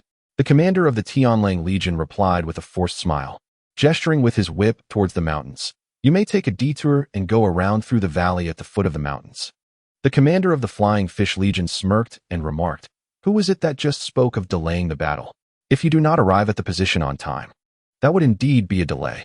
Best hurry along." Lu Ruobing's face turned pale with anger, and she could not help but exclaim, "You are being too unreasonable." "What of being unreasonable?" The Tianlang Legion commander retorted dismissively, his tone darkening. "Don't overstep your bounds. Get as far away as you can." The Flying Fish Legion commander scoffed. "Did you not hear the order to leave promptly? Do you truly think that a mere women's field corps can instigate trouble?" Boom, boom, boom. At that moment, a large contingent of well-equipped troops appeared at the nearby fork in the road, with tanks, armored vehicles, and transport trucks stretching far beyond sight. One middle-aged commander, upon witnessing the situation, approached with a furrowed brow. "Is this the caliber of the commanders from your revival military district?" The Tianlang Legion commander was taken aback. Upon realizing the other was a regular army officer, he stood straight and saluted. He then forced a smile, reminiscent of a blooming flower, and inquired, "May I ask who you are?" "I am Chu Jingxiong, the commander of the Iron Blood Brigade, 56th Division of the Holy War Military District," the middle-aged commander replied. Chapter 33. The young man is quite interesting. Upon hearing the designation and name, the Tianlang Legion commander exclaimed, "Ah, so you are the esteemed brigade commander Chu from the Holy War Military District. My apologies. We have long heard of your illustrious reputation." The commanders of the Tianlang and Flying Fish Legions quickly donned smiles, revealing their obsequious demeanor. A person's name casts a long shadow. The Iron Blood Brigade of the 56th Division ranks within the top 10,000 on the combat power list of the Tianyan website, a force not to be underestimated. Given such formidable regular troops, the commanders of Tianlang and Flying Fish naturally sought to curry favor. They knew that once combat commenced, should their positions encounter peril, they would need to seek assistance from friendly forces. Without a doubt, Brigade Commander Chu's Iron Blood Brigade would be their prime choice for refuge. The two commanders of Tianlang and Flying Fish appeared as if they had spotted a long-lost father, eager to cling to his leg. "Brigade Commander Chu, may I ask which position your troops are stationed at?" The Tianlang Legion commander inquired with utmost respect. "Position 1, Chu Jingxiong replied, seemingly somewhat irked by the ingratiating demeanor of the two commanders. "Brigade Commander, we must hasten to our position to establish defenses," an aide approached, saluting Chu Jingxiong. Seeing this, the Tianlang Legion commander hastily waved his hand behind him. "Hurry and let the Iron Blood Brigade pass." The Flying Fish Legion commander bowed and said, "Brigade Commander Chu, please." Chu Jingxiong disregarded them and turned to Du Fei. "Young brother, which corps do you belong to?" "The External Women's Field Corps," Du Fei replied coolly. "The advance unit?" Chu Jingxiong glanced at the vehicles behind Du Fei and inquired. Du Fei replied, "No, the entire regiment." "What?" Chu Jingxiong was taken aback. Is this truly considered a military contingent? He doubted whether the Rebirth Military District had anyone left, sending merely a small squad to defend the position. In the event of battle, such a meager force would hardly suffice against the ferocious beasts. Meanwhile, the expressions of the commanders, Tianlang and Feiyu, along with the soldiers, were filled with derision. "Little brother, one can only commend your courage," Chu Jingxiong remarked. "Haha, now that we are here, orders are orders," Du Fei chuckled. Chu Jingxiong nodded, casting his gaze over Du Fei and the female soldiers in the transport vehicles, and sighed, "You move me greatly, reminding me of my youth. Let us proceed together through the defense zone." With that, he extended an inviting hand toward Du Fei. "Commander Chu, I apologize, but they are not permitted to pass through our defense zone. Indeed, we only allow passage for your troops, Commander Chu." The two commanders, Tianlang and Feiyu, exchanged glances with Du Fei, speaking in a mocking tone. In an instant, Chu Jingxiong's expression darkened, his brows knitting into a tight frown. He longed to explode in anger, yet refrained, recognizing that he belonged to the Holy War Military District, and this was an internal matter of the Rebirth Military District, making it inappropriate for him to intervene. Very well, here is the communication channel for my Iron Blood Brigade. Should you encounter any emergencies, feel free to call upon us for assistance. Chu Jingxiong scribbled a series of numbers on a note and handed it to Du Fei. You too. This is the communication channel for my Women's Field Corps. In case of emergencies, you may seek our aid. Du Fei similarly passed a note to Chu Jingxiong, replying in kind. Ha ha ha, this young man is quite amusing. Chu Jingxiong laughed heartily, casually handing the note to his adjutant, then continued, I wish you all good fortune. The same to you, Du Fei replied with a smile. Commander Chu, please, clear the obstacles immediately and allow passage. The commanders, Tianlang and Fei Yu, along with their soldiers, nodded and bowed as Chu Jingxiong's Iron Blood Brigade smoothly passed through the defense zone. Xia Ying glared furiously, exclaiming, Bastard! Lu Ruobing, equally incensed, trembled as she turned to Du Fei, asking, What shall we do? Du Fei's gaze shifted to the commanders, Tianlang and Fei Yu, a fleeting glint of coldness in his eyes. Noticing Lu Ruobing's inquiry, he adjusted his earpiece and asked, Ganting, can we circumvent them? There is a dry river valley at the foot of the mountain, requiring the clearance of a few fallen stones, but it's manageable, Ganting responded. All right, leave one escort vehicle behind, and have another check on our position, selecting suitable sites for constructing a defensive line. Understood, Ganting affirmed. Let us go, board the vehicle, and we shall circumvent them. Du Fei patted Lu Ruobing and Xia Ying on the shoulders, offering a calm smile. No need to be angry with them. With that, he led them onto the armored vehicle. Divert to the right at the foot of the mountain. 1 kilometer ahead, there are fallen stones. The engineering troops are preparing to clear the road. Understood. In the command room of the number 1 Land King armored vehicle, Lu Ruobing's face was taut, her bosom rising and falling dramatically. Despite the convoy having passed, her anger still simmered. Du Fei stood by, entranced as he gazed at her. When Lu Ruobing noticed, she huffed and returned his stare, their eyes locking in a silent duel. Within less than a minute, Du Fei conceded. Indeed, in the realm of gazes exchanged between men and women, it is often the man who falters. For the eyes are the windows to the soul, and a woman's gaze exudes a certain tenderness. Upon sensing this gentleness, a man's gaze will inevitably drift downward, following the graceful line of a woman's neck. Just like Du Fei at that moment, a smirk playing on his lips, utterly defeated, not allowing him to linger too long. Lu Ruobing felt her cheeks flush and quickly crossed her arms, her ire dissipating. Du Fei, understanding the importance of restraint, withdrew his gaze and earnestly inquired. For this mission, have all 3 brigades of the 48th Division been mobilized? Yes, it is said that the division commander, Jiao Dequay, is personally overseeing the operations. Lu Ruobing replied. Jiao Dequay is also involved? When do they plan to launch their full-scale assault? Tomorrow at noon, 12 o'clock. Du Fei pondered for a moment before commanding through his earpiece. Ganting, once the deployment point is selected, investigate all military arrangements of the 48th Division. Additionally, identify the location of their command center. Understood. Chapter 34. Sleepless Night. Uncertain survival on the Eastern Front at the 3rd position. Apart from a small hillock that rose higher than the surrounding plains, the area was utterly flat. The entire position was laid bare before them. Lu Ruobing and Xia Ying surveyed their surroundings with a sense of foreboding. With a total of 90 troops, establishing a defensive line in such terrain would prove challenging. They shrugged and turned their gaze toward Du Fei in unison. Du Fei understood that the adversaries on this battlefield were beasts, not the conventional armies engaged in combat. Digging trenches would bear little fruit. To construct a robust defense, they needed to leverage the advantageous terrain. Presently, the only favorable feature was the small hillock. However, to Du Fei, that was sufficient. What is there to fret about?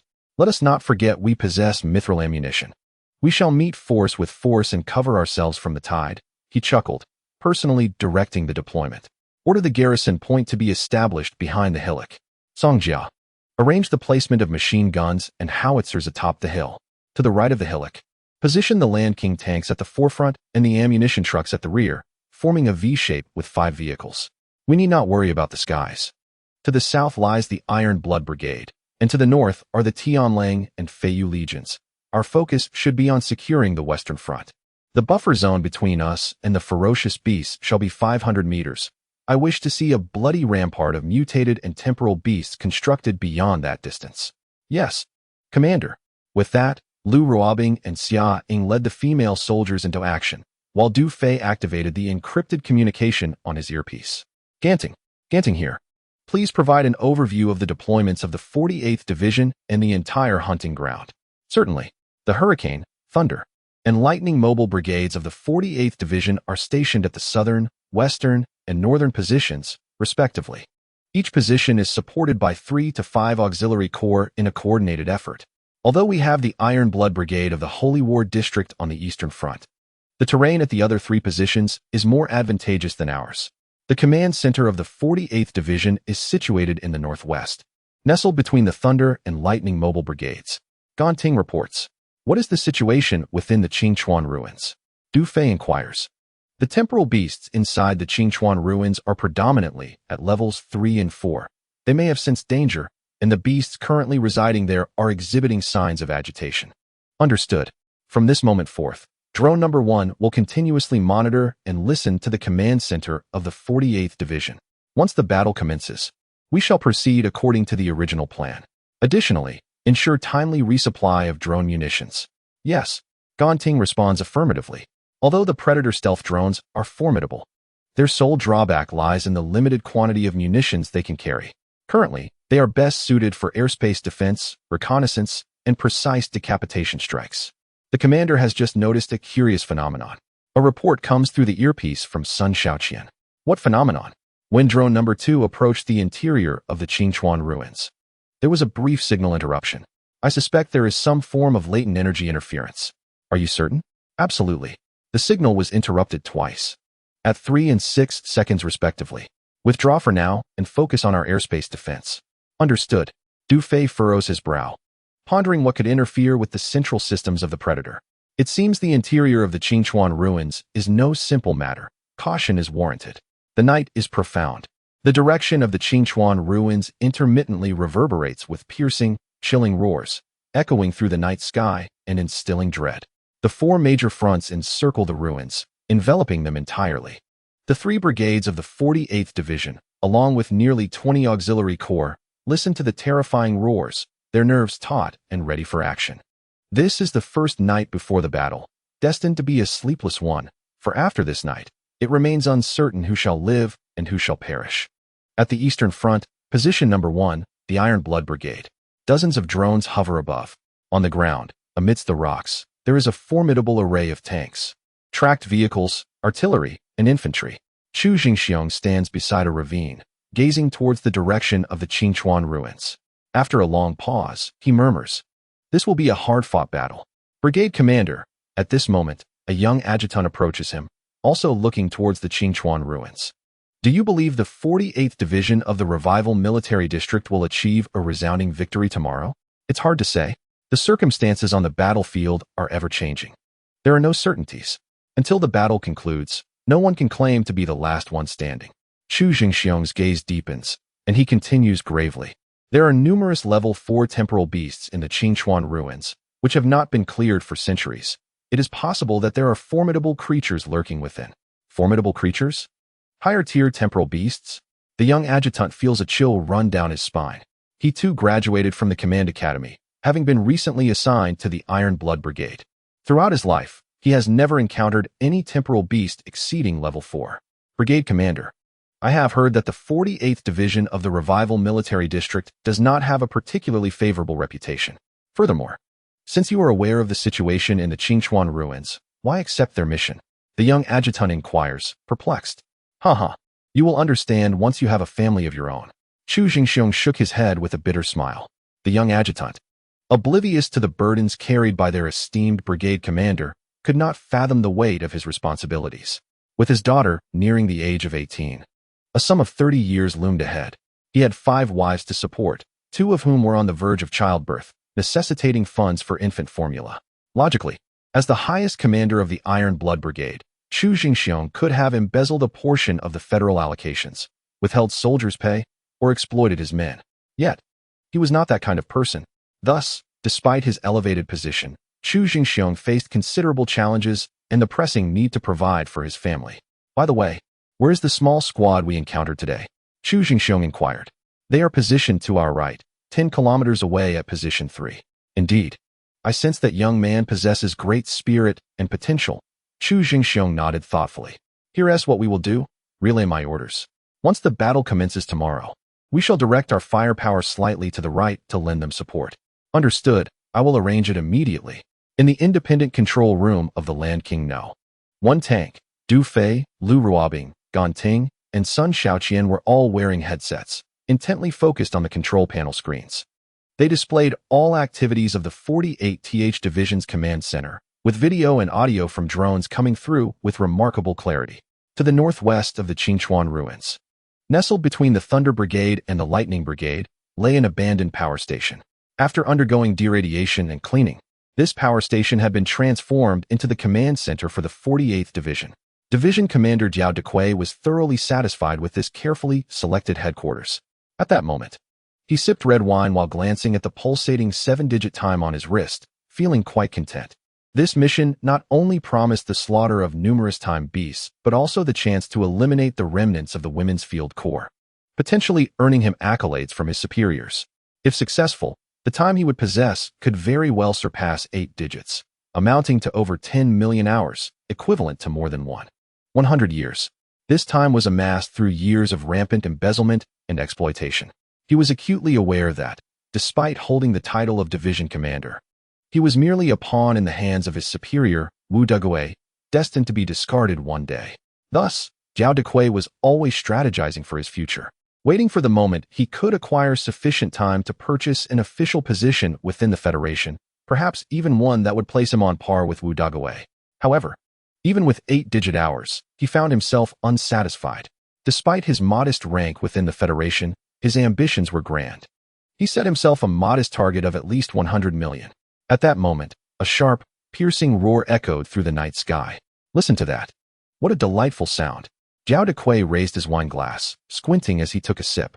Those remnants of the Women's Field Corps and that genius from the Senior Command Academy will soon meet their demise in the belly of the beasts, all under the watchful gaze of the Heavenly Eye. Such a flawless plan, yet it is meant to deal with mere ants.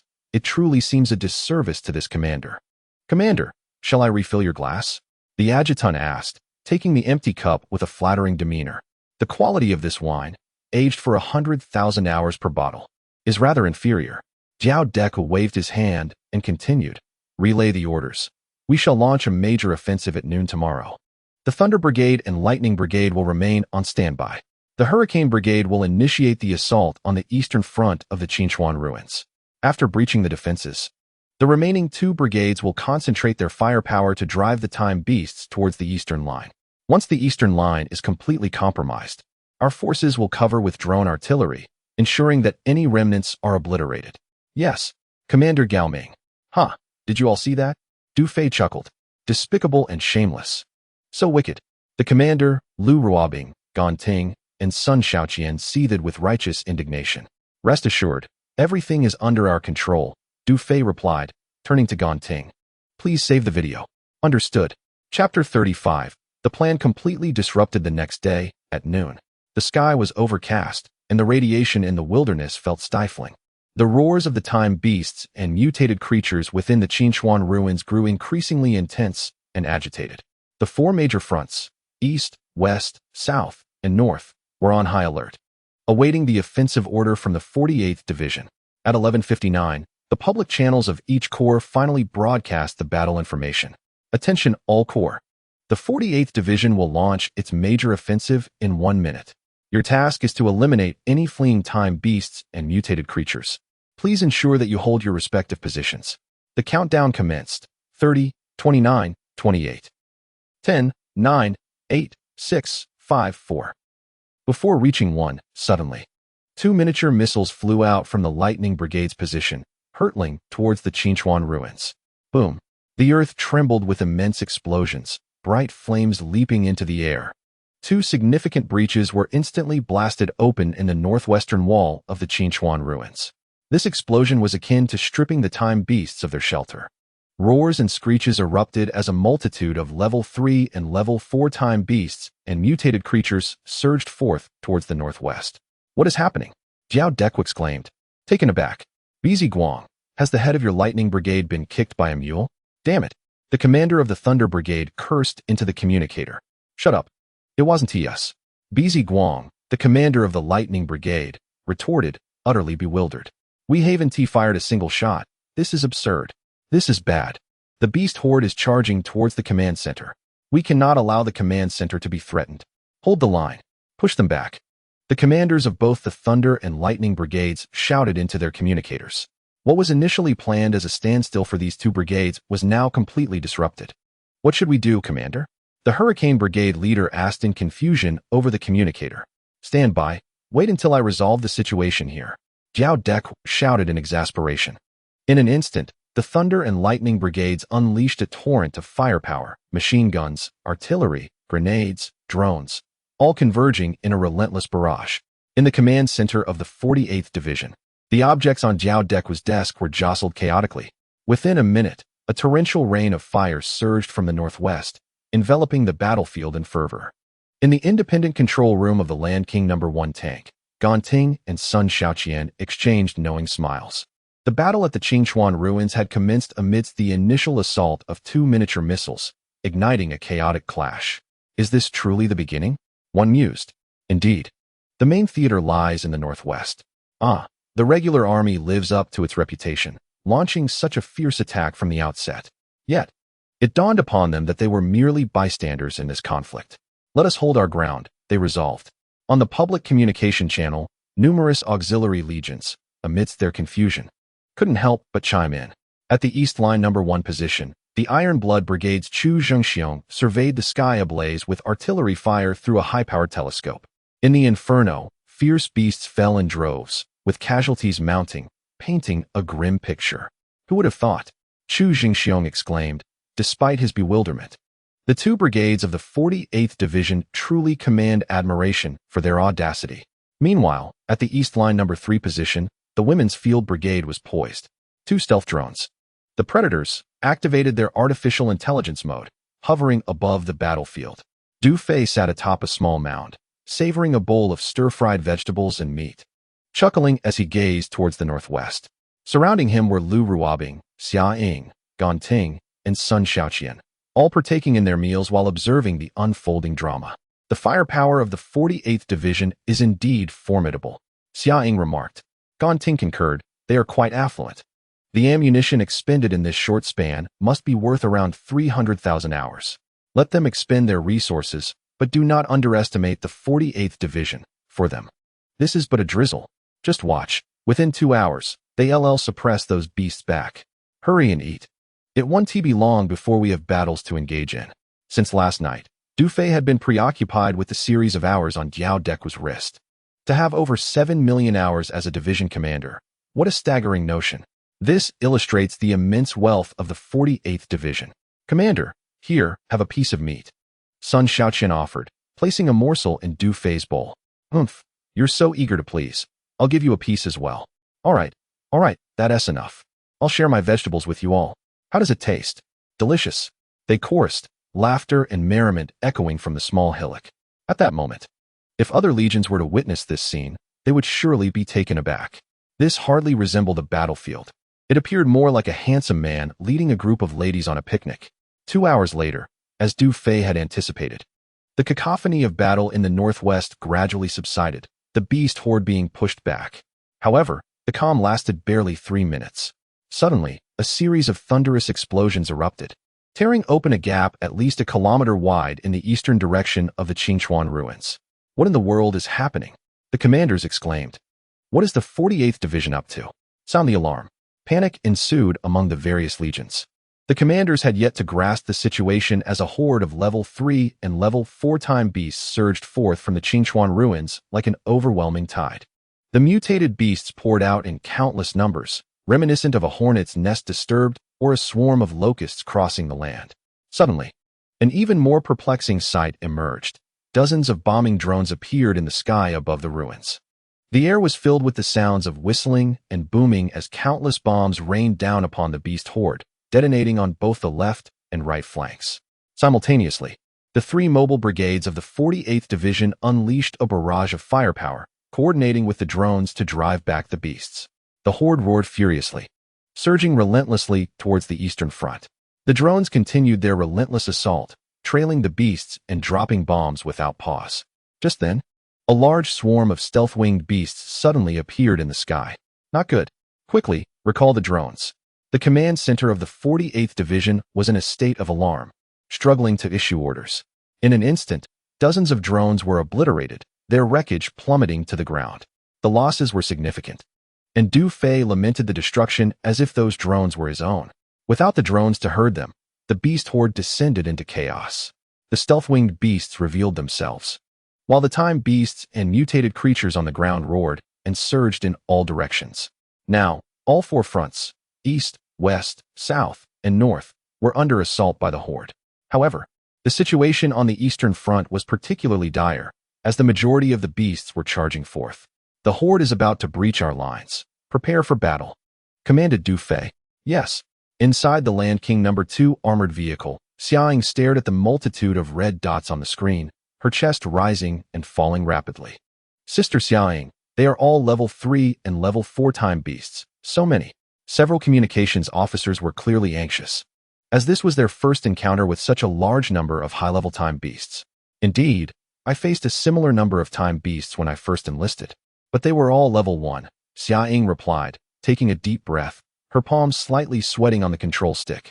Even with her fierce character, it would be disingenuous to claim she was unperturbed at this moment. The horde will enter firing range in 1 minute. All units prepare. Xiaoying narrowed her beautiful eyes, suddenly filled with exhilaration. Come on, level 4 time beasts, let me show you my prowess. At the Iron Blood Brigade's position, Chu Jingxiong gazed at the frenzied onslaught of dark beasts and issued the order, fire. The sounds of gunfire erupted as over 7,000 soldiers of the Iron Blood Brigade unleashed their full might, the battlefield shrouded in smoke and the thunder of artillery. The charging mutated beasts let out horrific cries, with countless injured level 3 and level 4 time beasts still struggling to advance through the barrage. The time beasts are entering a frenzied state. Concentrate fire and eliminate them one by one. Hold the line. Chapter 36. Are there really level 5 time beasts? At the number 3 Eastern Front, the women's field combat unit stood ready. The Iron Blood Brigade has commenced the assault. Attention, the horde will enter firing range in 10 seconds. All units prepare. Ensure the beast horde remains beyond the 500-meter buffer zone. The voice of Du Fei resonated through the communicator, his excitement palpable as he commanded his first battle. Yes. The female soldiers of the Women's Combat Brigade stood resolute, their faces taut and chests held high as they confronted the relentless tide of beasts. Though a flicker of nerves danced within them, their spirits surged with fervor and determination. The artillery and machine gunners were in position. A dozen female soldiers crouched atop the earthen mound, their eyes fixated on the horizon. Land King Tank No. 1 has locked onto the left front, range 1 kilometer, reported Lu Ruobing. Land King Tank No. 2 has locked onto the right front, range 1 kilometer, reported Xiaoying. All infantry targets are directly ahead and in position, reported the infantry commander. 3, 2, 1, fire. Du Fei commanded. Fire. Fire. The sounds of gunfire erupted. Whoosh, rat-a-tat-tat. The artillery unleashed a barrage of silver projectiles upon the densest cluster of beasts. The infantry's machine guns and submachine guns blazed to life. Following suit, the 2 Land King tanks unleashed a relentless storm of artillery and machine gun fire. In an instant, the beast horde emitted anguished cries as they fell like dominoes, blood and flesh flying through the air. The mutated beasts and level 3 temporal beasts were torn asunder, their limbs shattered with explosive force. Even the formidable level 4 temporal beasts succumbed, many collapsing, struggling for breath. Heavenly Eye notification, killing a level 3 temporal beast awarded 106 hours. The Temporal Federation deducted 20, and the Women's Combat Brigade storage card accrued 85 hours. Heavenly Eye notification, killing a level 4 temporal beast awarded 783 hours. The Temporal Federation deducted 20, and the Women's Combat Brigade storage card accrued 127 hours.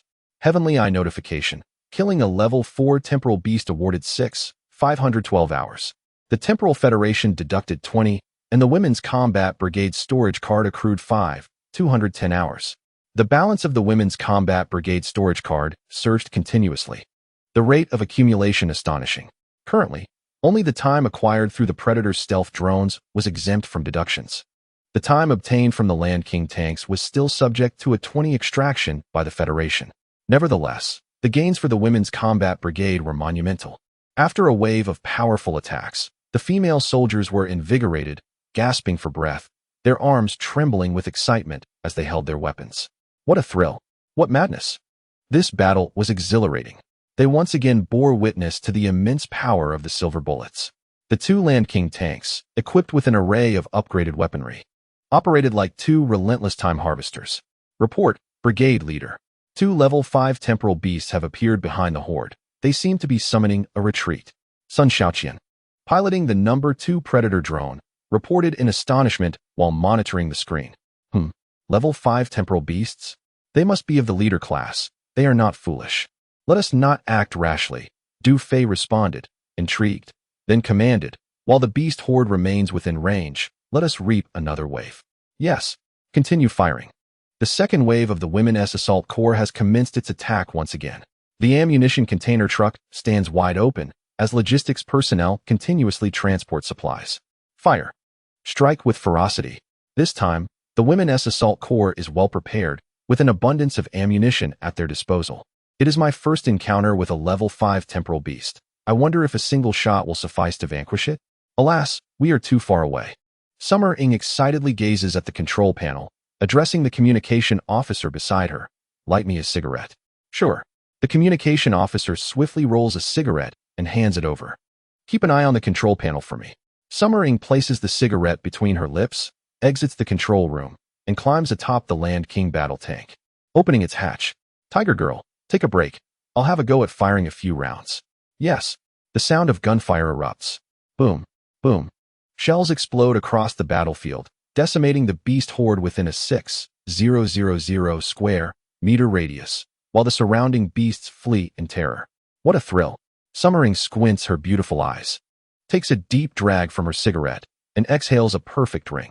Witnessing the prowess of the Women's Assault Corps, the beast horde begins to disperse rapidly to the sides. Consequently, the positions of the Iron Blood Brigade, the Sirius Legion, and the Flying Fish Legion become increasingly precarious.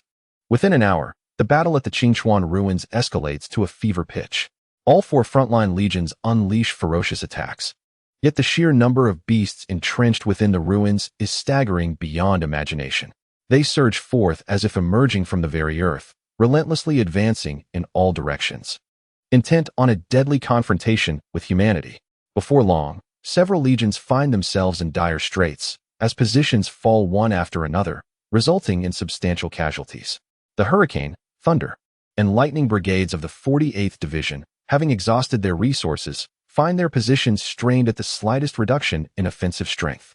After 2 hours of combat, the stronger legions manage to maintain control, while the weaker ones either withdraw or are engulfed by the tide of beasts. For instance, the Flying Fish Legion has lost their position and retreated to the Sirius Legion stronghold. These 2 legions, already in close proximity, now merge their efforts to defend a single position. However, faced with the relentless tide of beasts, the situation at the Sirius Legion's position is equally grim. Roar! Roar!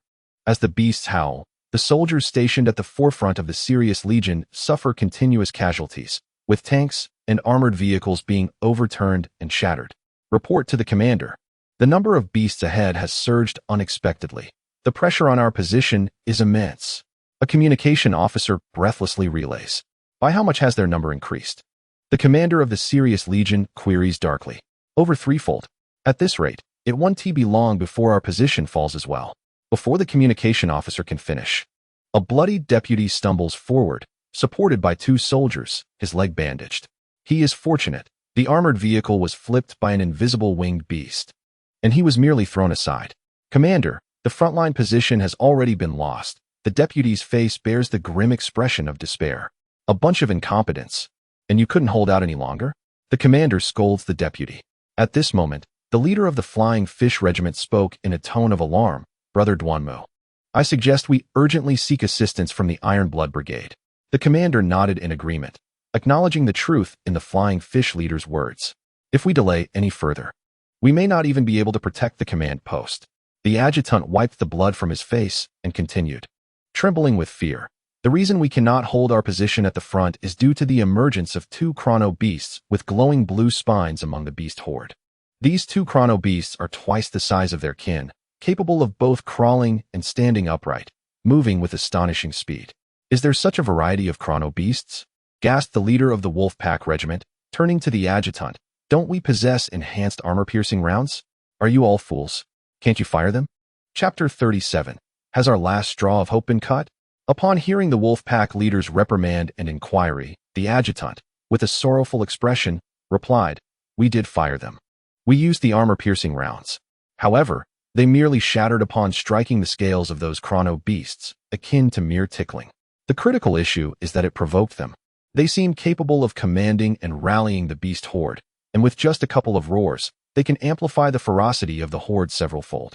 Brother Duanmo, I understand now, said the flying fish leader, looking at the Wolf Pack leader with fear in his eyes.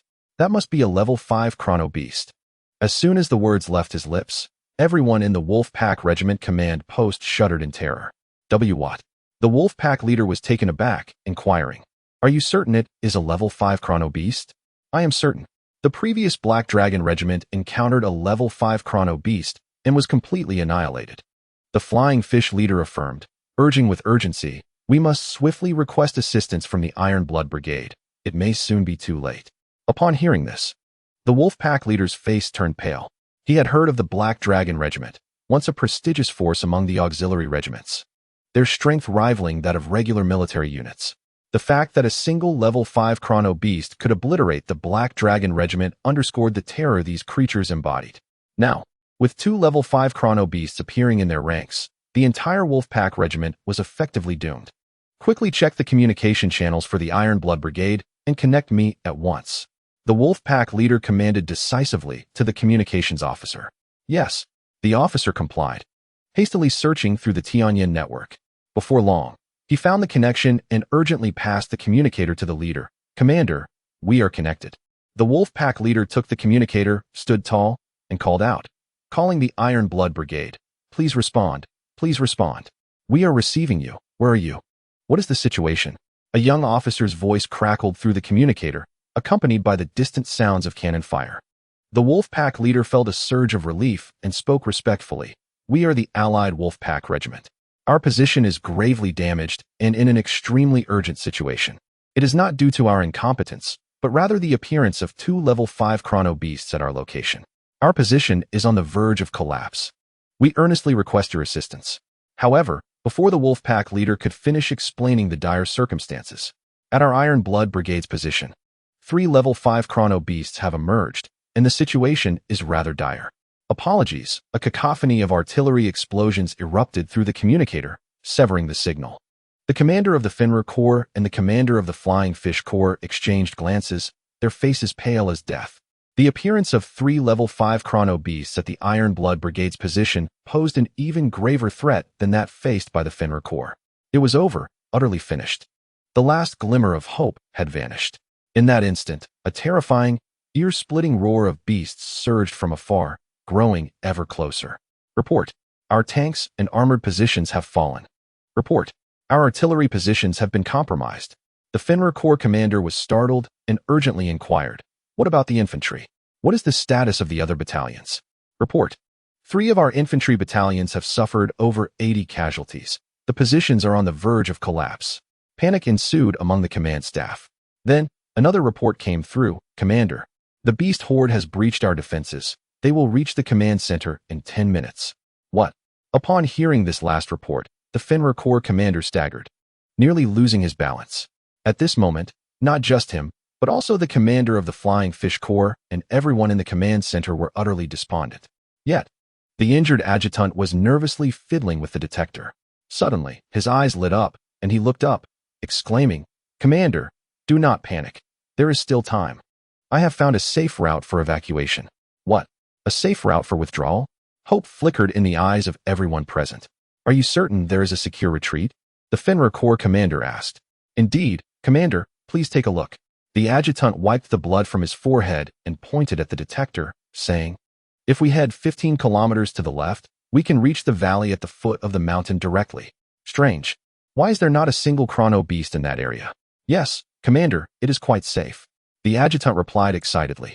"If I recall correctly, that should be the position of the Women's Field Corps. How could this be the case?" The Fenrir Corps commander pondered, somewhat perplexed. Such occurrences are quite normal." The Flying Fish Corps commander smirked ominously and remarked, "If we, a corps of such formidable strength, cannot hold our ground, those ants were likely devoured long ago." The adjutant chimed in, "The Flying Fish Corps commander's analysis is correct. After the beasts have consumed them completely, they would naturally leave when no threat remains." Indeed, what the Flying Fish Corps commander and Adjutant Zhang have said makes sense. It should be as they say. No error there, affirmed the other adjutants present. "Ha, Duanmu Chuanfu, am blessed with great fortune. I never expected that heaven would leave me a path of escape."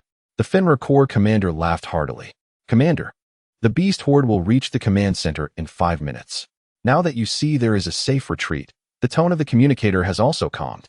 Relay my orders. Due to the limited vehicles at the command center, everyone is to abandon heavy equipment and evacuate in light gear." After issuing his command, the Fenrir Corps commander paused and turned to the adjutant, "Adjutant Zhang, how is your injury?" "Thank you for your concern, Commander. I am quite all right. It is merely a superficial injury." The adjutant appeared taken aback, believing himself to have successfully identified a safe retreat route, presuming that the commander was concerned for him. Little did he know, the demeanor of the wolf commander shifted slightly, and with a sinister smile, he remarked, "A superficial injury is still an injury. The crucial matter is that you are bleeding. If we take you with us, the scent of blood will attract the beasts, which may bring trouble upon us all. However, I am grateful for your efforts in securing a safe retreat. Rest assured, I shall take good care of your 3 wives and daughter." With that, the wolf commander drew his sidearm. The adjutant's eyes widened in terror. "Commander, please spare me." Bang! Before he could finish his plea, his head burst apart. "Deputy Liu, upon our return to the military district, please report to the higher-ups that Zhang Ergu has shaken the morale and fled in the face of battle. You understand what needs to be done, do you not?" The wolf commander addressed another adjutant. "Understood," the adjutant replied with a sinister smile. "Commander Duanmu governs the troops with strict discipline. Such cowards who flee in battle deserve immediate execution." A sly smile crept across the face of the Flying Fish commander. The commander is indeed wise. Everyone present echoed in unison. "All right, everyone, board the vehicles, we must withdraw at once." The wolf commander waved his hand and, alongside the Flying Fish commander, swiftly entered a luxurious military vehicle. "Proceed at full speed to the left." "Yes." 1 minute later, all personnel from the Wolf Corps boarded 6 military vehicles, departing the position and hastily heading toward the Women's Field Corps. P.S. I would greatly appreciate your support in promoting this book on the Book Drought Square. Chapter 38. Are you certain he is only 18? Brother Duanmo, I am immensely grateful for this fortunate escape. My father has made the necessary arrangements. Upon my return, I may be appointed as the commander of the Eagle Falcon Corps, at which point I shall express my gratitude more fittingly. Inside the luxurious military vehicle, the Flying Fish commander looked at the wolf commander, Duanmu, and spoke with a smile. "Haha, congratulations in advance. I am still awaiting my transfer orders.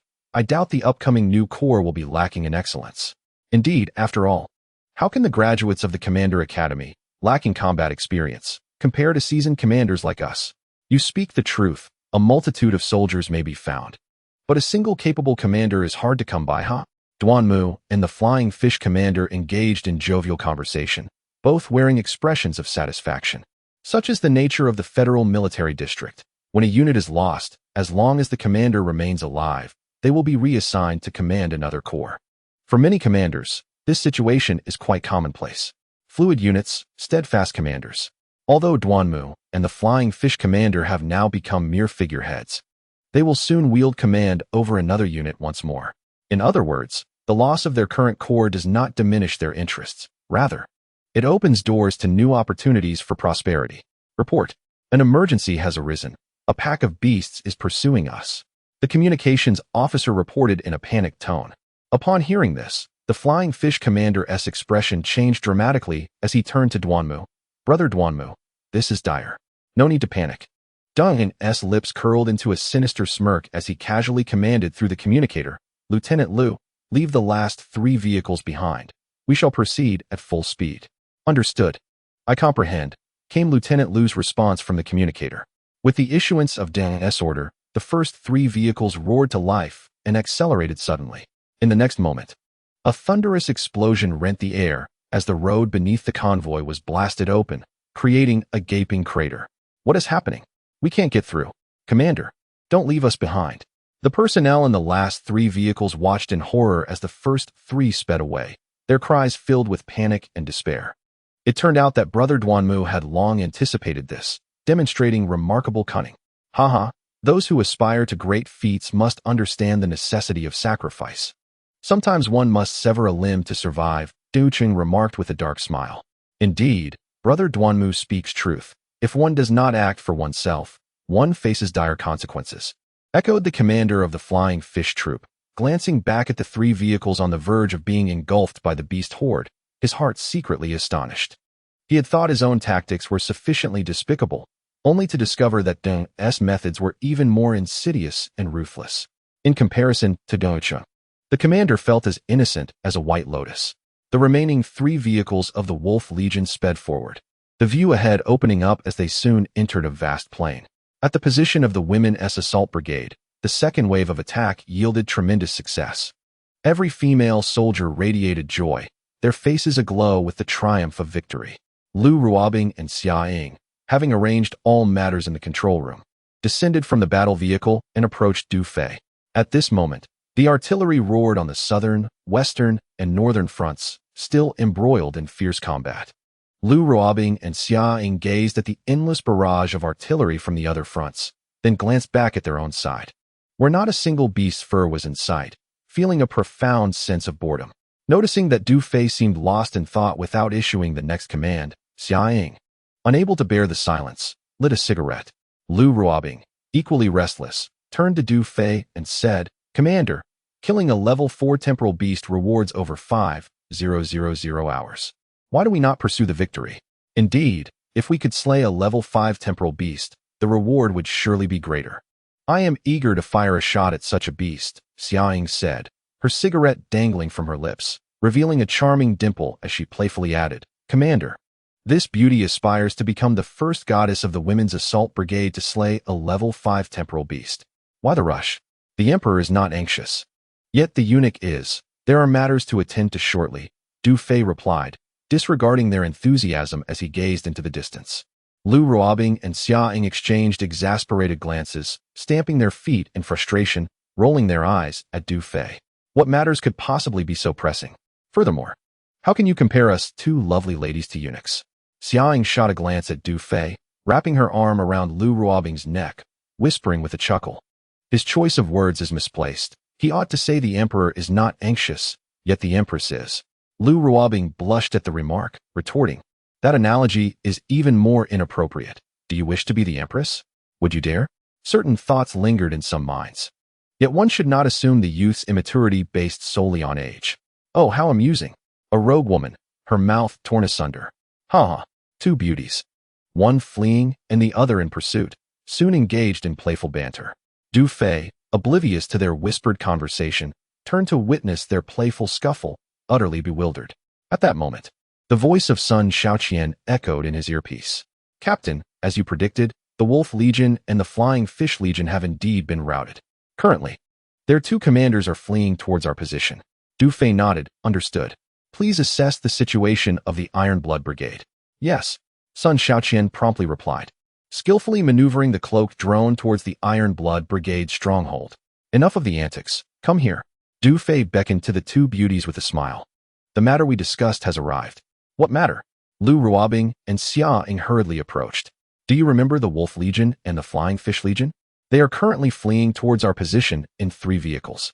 Du Fei gazed at them and continued, "You should now comprehend why I advised against letting their provocations anger you yesterday." "What? The Wolf Legion and the Flying Fish Legion are indeed approaching?" Lu Ruobing and Xia Ying exchanged glances, their eyes instantly gleaming with fierce determination. Recalling yesterday's events, they felt a surge of resentment. It is worth noting that they had been scorned by the Wolf Legion and the Flying Fish Legion, a feeling that still lingered uncomfortably. Du Fei had urged them to remain calm. How could they not feel indignant? During their detour yesterday, they had secretly criticized their captain, perceiving Du Fei, the sole man in the entire brigade, as a rather naive and unassuming individual. Now, witnessing the expression on Du Fei's face, the two stunning women experienced a twinge of regret for having misjudged him. Was he truly only 18? How could he possess such confidence? It seemed he had anticipated this very day for the Wolf Legion and the Flying Fish Legion. Truly, the wheel of fate turns in mysterious ways. Calm down.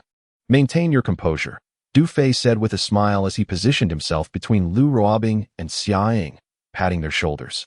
Let us reclaim our dignity. All right. Lu Ruobing and Xia Ying nodded in unison.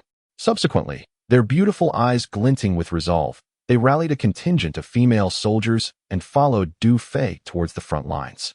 Chapter 39. Aren't you quite impressive? The three vehicles of the Wolf Legion sped forward. Look ahead. So many fierce beasts have perished, and the mutated creatures number in the tens of thousands. Even the time beasts must number in the hundreds. Indeed, all of them blown to bits. Look at that vast expanse of level 3 time beasts, utterly obliterated. The aides in the vehicles of the Wolf Legion gasped in astonishment. Ahead lay a gruesome scene, with beast corpses strewn across the ground, piled high, as they passed through a landscape littered with severed heads and limbs, black blood flowing freely.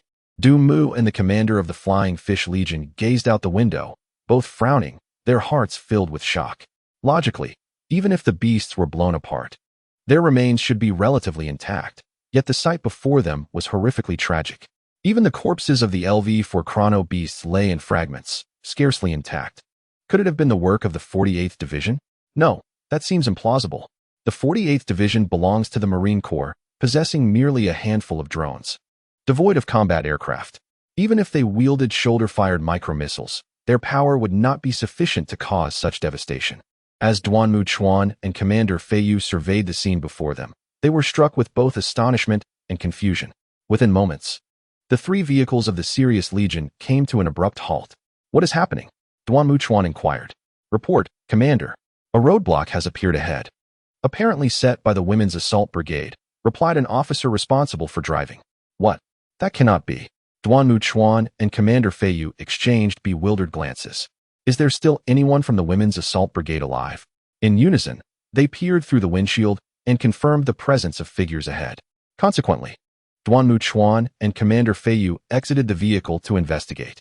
Stop. This is the territory of the Women's Assault Brigade.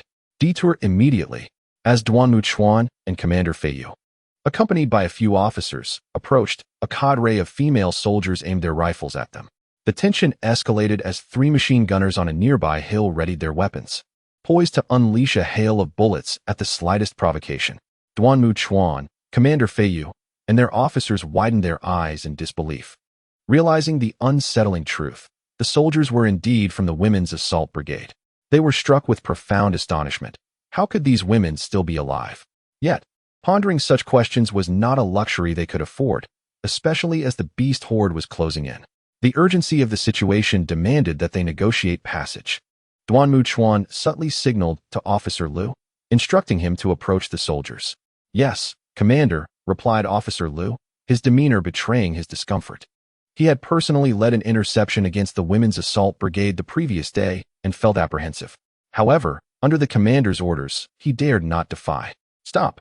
Identify yourselves. Take another step forward, and you will be executed. Several female soldiers barked coldly. Please, don't shoot. Officer Lu raised his hands in a gesture of surrender, forcing himself to speak. We are the Sirius Legion and the Flying Fish Brigade, allies of your forces. We are stationed at the 2 positions on the right, but our outpost has been overrun by the beast horde. We request safe passage. What are the Sirius Legion and the Flying Fish Brigade to us? Are you blind or deaf? Do we need to repeat ourselves?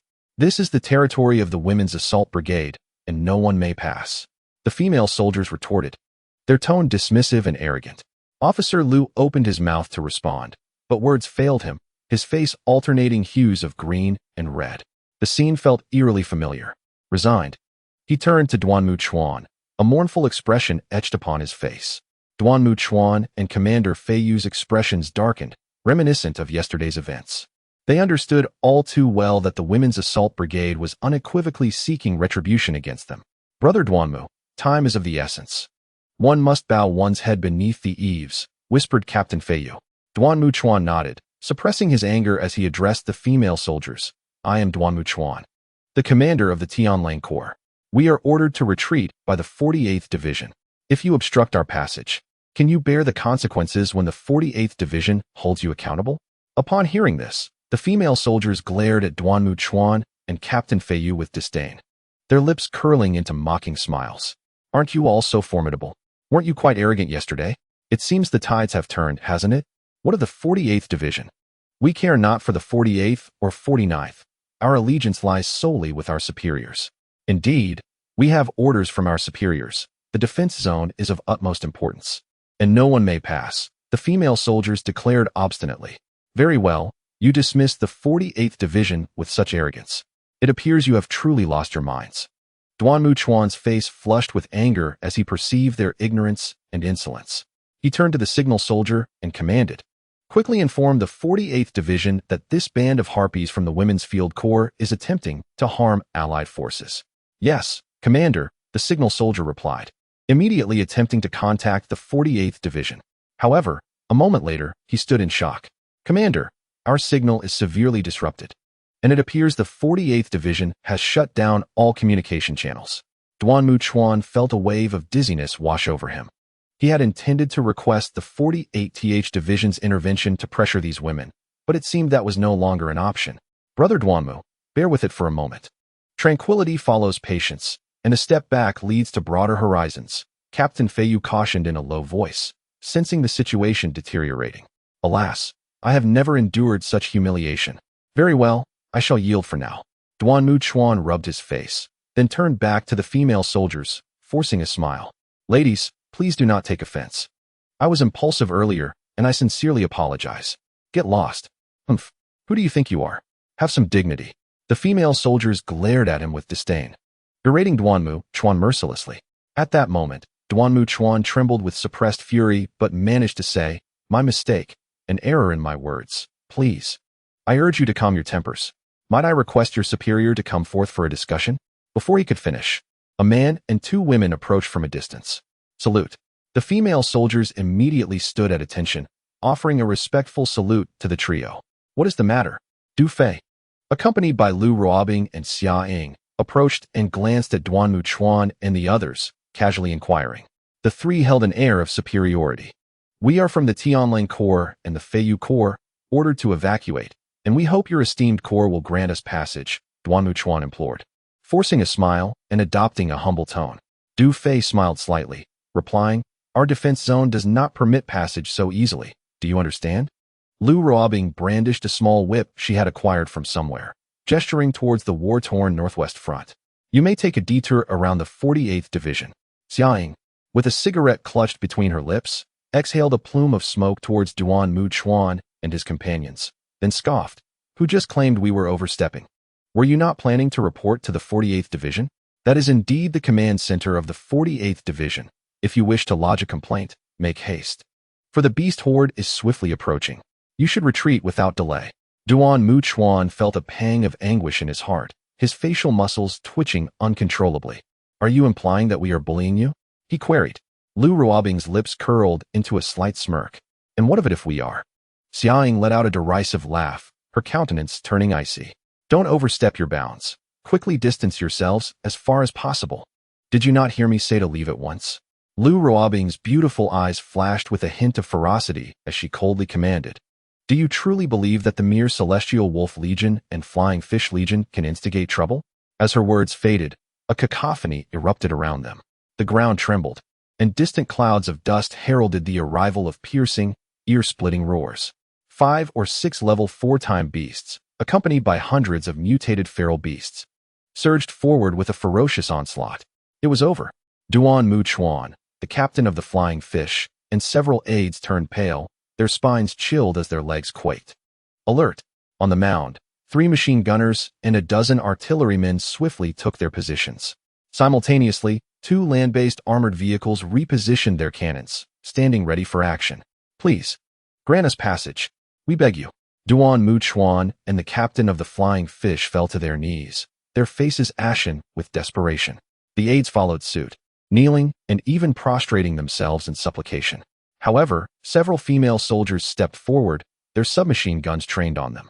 Do not take a step closer, otherwise, it will be regarded as a malicious intrusion. Indeed, should you disregard this warning, you will be shot on sight. While one might expect a flicker of compassion from the ordinary person, the demeanor of these female soldiers was starkly indifferent. This indicated the depth of their animosity. The humiliations and grievances they had endured were beyond the comprehension of most. The members of the Celestial Wolf Legion felt as though they had plunged into an icy abyss. Casting pitiful glances towards Du Fei, suddenly, Duan Muchuan appeared to have an epiphany, hastily retrieving a storage card from his person. He shouted towards Du Fei, "I possess 300,000 hours. If you can save me, I will give you everything." The captain of the Flying Fish, witnessing this, brandished his own storage card. Pleading with tears, "I have 250,000 hours. I beg you, save me." Du Fei remained silent, instead turning his gaze towards Lu Ruobing and Xia Ying. Awaiting their response, Lu Ruobing cast a disdainful glance at Duan Muchuan and the others, coldly replying, "Do you understand the concept of karma? Setting aside the other legions you have previously harmed, had you shown us a modicum of respect, had you allowed us safe passage yesterday, we would not be in this predicament today." Xia Ying discarded her cigarette, stating coolly, "This is merely reciprocal retaliation, do you comprehend? Anyone daring to breach the defenses of my female combat unit shall be executed without hesitation."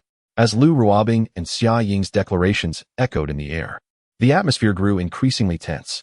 As a cacophony of gunfire erupted, several female soldiers brandished their submachine guns, unleashing a barrage upon the ground before Duan Muchuan and his companions. The members of the Serious Legion crumbled into despair, their eyes filled with rage as they glared at Duan Muchuan and Captain Feiyu, wishing fervently to rend them apart. A shared glance between Duan Muchuan and Captain Feiyu revealed their ashen faces. They were reaping the consequences of their actions, and it was far too late for redemption. Suddenly, the ferocious horde of beasts surged forth. The air was filled with terrified screams as two level 4-time beasts seized Duan Muchuan and Captain Feiyu by their heads, swallowing them whole. The remaining officers were quickly engulfed by the onslaught, and even the 3 luxurious military vehicles were not spared from the chaos. "Target the time beasts and fire," came the command. The air was filled with the sounds of cannon fire, grenades, and machine guns as they launched a fierce assault on the beastly horde. After a series of explosive detonations, several level 4-time beasts fell lifeless to the ground, prompting the remaining beasts to retreat in disarray. Once the horde was momentarily repelled, Lu Ruobing and Xia Ying wasted no time, leading a group of female soldiers towards 2 fallen level 4-time beasts. The women, undeterred, began to dissect the grotesque creatures, their hands deftly pulling, prying, and probing the beast's remains. "How repulsive!" they exclaimed amidst the slime and size of the creature's stomachs. Before long, Lu Ruobing and Xia Ying completed their grim task, eagerly wiping their hands free of the viscous green blood upon the grass. Xia Ying was the first to approach Du Fei, her excitement palpable as she presented him with a storage card, playfully coaxing, "Here you go, Captain." Lu Ruobing followed suit, gently offering her own storage card. Her demeanor softened. "We cannot afford to disregard these cards." In that moment, the fierce resolve that had once animated the 2 women faded, replaced by an endearing tenderness. "You should go wash up," suggested Du Fei. "Indeed," they replied, nodding sweetly before beaming smiles illuminated their faces as they turned to depart with their fellow soldiers. Casting one last glance at the severed limbs and dismembered bodies of Duan Muchuan and his comrades, Du Fei silently resolved never to offend women again. Just then, an urgent report crackled through his earpiece. "Captain, 3 level 5-time beasts have appeared at the Iron Blood Brigade's position. Their casualties are severe. The number of fallen exceeds an entire battalion," reported Sun Shaoqian. Du Fei furrowed his brow, inquiring how much longer they could hold out. Despite their ample ammunition and fierce firepower, they stand no chance against level 5-time beasts. "I estimate they cannot endure for more than half an hour," Sun Shaoqian replied. "Understood," Du Fei nodded, contemplating for a moment before issuing an order. "The number 2 predator should return. Await my command." "Understood." Chapter 41. Where did the reinforcements come from? After instructing Sun Shaoqian, Du Fei switched the earpiece channel. "Ganting, do you copy?" "Received." came her response. What is the situation with the 48th Division? Captain, 3 brigades of the 48th Division have encountered level 5-time beasts, with casualties reaching 1/3. Currently, the 5 auxiliary legions on the southern front are on the brink of collapse. 2 have been completely annihilated, while the remaining 3 have successively retreated. The Hurricane Brigade is showing signs of converging towards the other 2 brigades. What movements are there from their command center? Du Fei inquired. No notable activity has been detected for the moment, although Jiao Dequai, in a foul mood, has shattered several cups and is fervently strategizing to turn the tide of battle. I suspect that after the setbacks in the Qingchuan Ruins campaign, the higher-ups in the Federation may have been alerted, and Jiao Dequai likely faced reprimand, came the response. Very well, Du Fei nodded, proceeding to issue an order. Instruct to sever all external communications from the 48th Division's command center in 2 hours, and then execute the original plan. Understood, Commander, Gonting replied promptly. Having finalized the arrangements, Du Fei approached the camp. Commander, we cannot simply wait idly like this. Can we? Everyone is feeling fatigued, Xia Ying remarked, glancing towards the other positions before striking a deliberately enticing pose, stretching lazily to reveal her smooth, flat abdomen beneath her uniform. Beside her, Lu Ruobing's lips twitched in discomfort, wishing to kick her for such antics. However, Du Fei, enjoying the view, chuckled. Did you not desire to become the first goddess to slay a level 5-time beast? Indeed, I am merely awaiting your command, Commander. Noticing Lu Ruobing obstructing his line of sight, Du Fei adopted a serious tone. Very well, I have a task for you. What task? Xia Ying instantly perked up. Order. The number 2 Land King tracked vehicle is to replenish its ammunition and head to the Iron Blood Brigade's position in 3 minutes, representing our Women's Field Combat Corps in providing them with necessary support. Yes. Xia Ying's eyes sparkled with excitement as she saluted Du Fei. She quickly rallied several female soldiers to commence their actions. Sun Xiaoqian, accompany number 2 Predator for support. Understood. Sun Xiaoqian responded. And what about us? Lu Ruobing inquired. We will hold our position and conserve our strength. We will have our tasks once night falls. Must we wait until night? Very well. Hunting a time beast takes several thousand hours, Lu Ruobing murmured as she made her way towards the number 1 Land King vehicle. Du Fei observed her graceful figure, secretly smiling to himself. Sister, slaying 1,000-time beasts does not compare to the long string of numbers on Jiao Dequai's wrist. 3 minutes later, Wei Jin, represent the Women's Field Combat Corps, setting out to support the Iron Blood Brigade of the Holy War District. Inside the control room of the No. 2 Land King tracked vehicle, Xia Ying and the other female soldiers were unusually exuberant. Having fought for so many years, this was their first official mission to support Allied forces. It marked a precedent in the military history of the Federation, where a makeshift army provided assistance to a regular army. With a rumbling sound, as the number 2 Land King tracked vehicle departed from the position, a smile crept onto Du Fei's face. The Iron Blood Brigade must be preserved. His reasons for supporting them were twofold. Firstly, he found Brigade Commander Chu Jingxiong to be a commendable individual, a rarity among commanders in the Federation. Secondly, the significant upheaval caused by the Qingchuan Ruins campaign necessitated a collaborative partner for Du Fei's subsequent plans, serving, in essence, as a shield. Throughout the entire battle, all legions had either fled or perished. Should the battlefield ultimately be left solely to the Women's Assault Brigade, achieving remarkable victories without any casualties, what consequences might ensue? Thus, it stands to reason that a victorious legion must emerge from this conflict, with the Iron Blood Brigade of the Holy War District representing the most suitable choice. Should this brigade triumph in the hunting grounds of the Revival District, the ensuing revelations would undoubtedly provide much amusement. Du Fei could even foresee the vast psychological impact that such an outcome would have on the Revival District. Report to the brigade commander. The beast horde has displayed increasingly ferocious behavior, with each surge more violent than the last. The situation at the front lines is critical. Please provide the current casualty figures. Within the makeshift command center, Chu Jingxiong wore a furrowed brow. We have lost 16 tanks and several armored vehicles. As for the soldiers' casualties, Chu Jingxiong interjected, his concern lying solely with the well-being of his troops. Everything else was insignificant to him.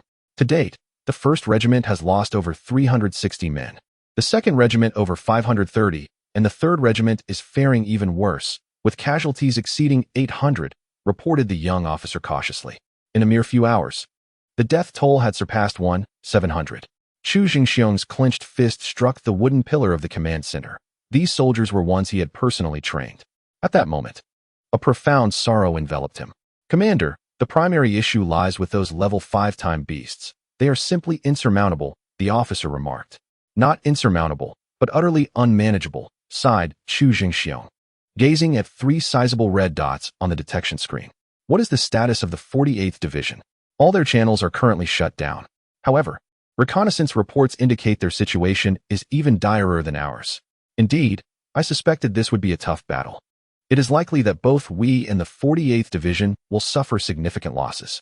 Chu Jingxiong offered a grim smile, then seemed to recall something, murmuring, I suspect that small squad on the right has long since ceased to exist. Such a pity for those young souls. He then looked up at the officer. Establish contact with them. Ascertain if anyone remains alive. The officer hesitated, a flicker of guilt crossing his face. Commander, I misplaced their communication channel. Misplaced it? Yet. Upon observing the young officer's demeanor, Chu Jingxiong quickly comprehended that misplaced was merely an excuse. It was likely discarded in haste. Forget it. Such carelessness must not occur again. He waved a hand, choosing not to press the matter further. One could hardly fault the young officer too severely. After all, this was a youthful approach to handling matters. Besides, as an elite regiment, the Iron Blood Brigade would never seek assistance from a makeshift squad of fewer than 100. Such a scenario was simply implausible. The young officer appeared to grasp his misstep, lowering his gaze to say, I will heed your guidance, Commander. The operational mission at the Qingchuan ruins is set for 20 hours. We must endure until 8 a.m. tomorrow. Relay my orders, if necessary. We may abandon the front lines to minimize personnel losses. Chu Jingxiong fixed his eyes on the detection screen and commanded, Yes, Commander. The officer had scarcely finished his response when, boom, a sudden, thunderous noise erupted as the watchtower constructed outside the command center collapsed in an instant. Following this, a terrifying, piercing shriek resonated through the air. This is dire. Protect the brigade commander. The adjutant instantly became alert, hastily positioning himself beside Chu Jingxiong. While a dozen soldiers swiftly encircled them, weapons at the ready in tense anticipation. It's an invisible winged beast. Chu Jingxiong glanced outside the wooden shelter, his expression immediately turning grave. Alert! Protect the brigade commander. We must divert these creatures. Outside, several dozen soldiers shouted as they fired into the sky.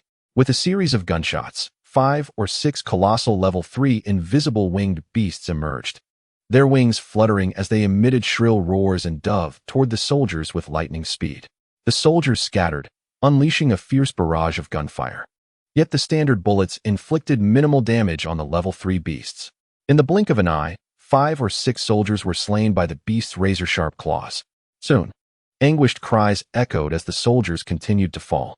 Panic ensued within the command center as personnel fled in all directions. The adjutant urgently called over the communicator. The command center is under attack. The command center is under attack.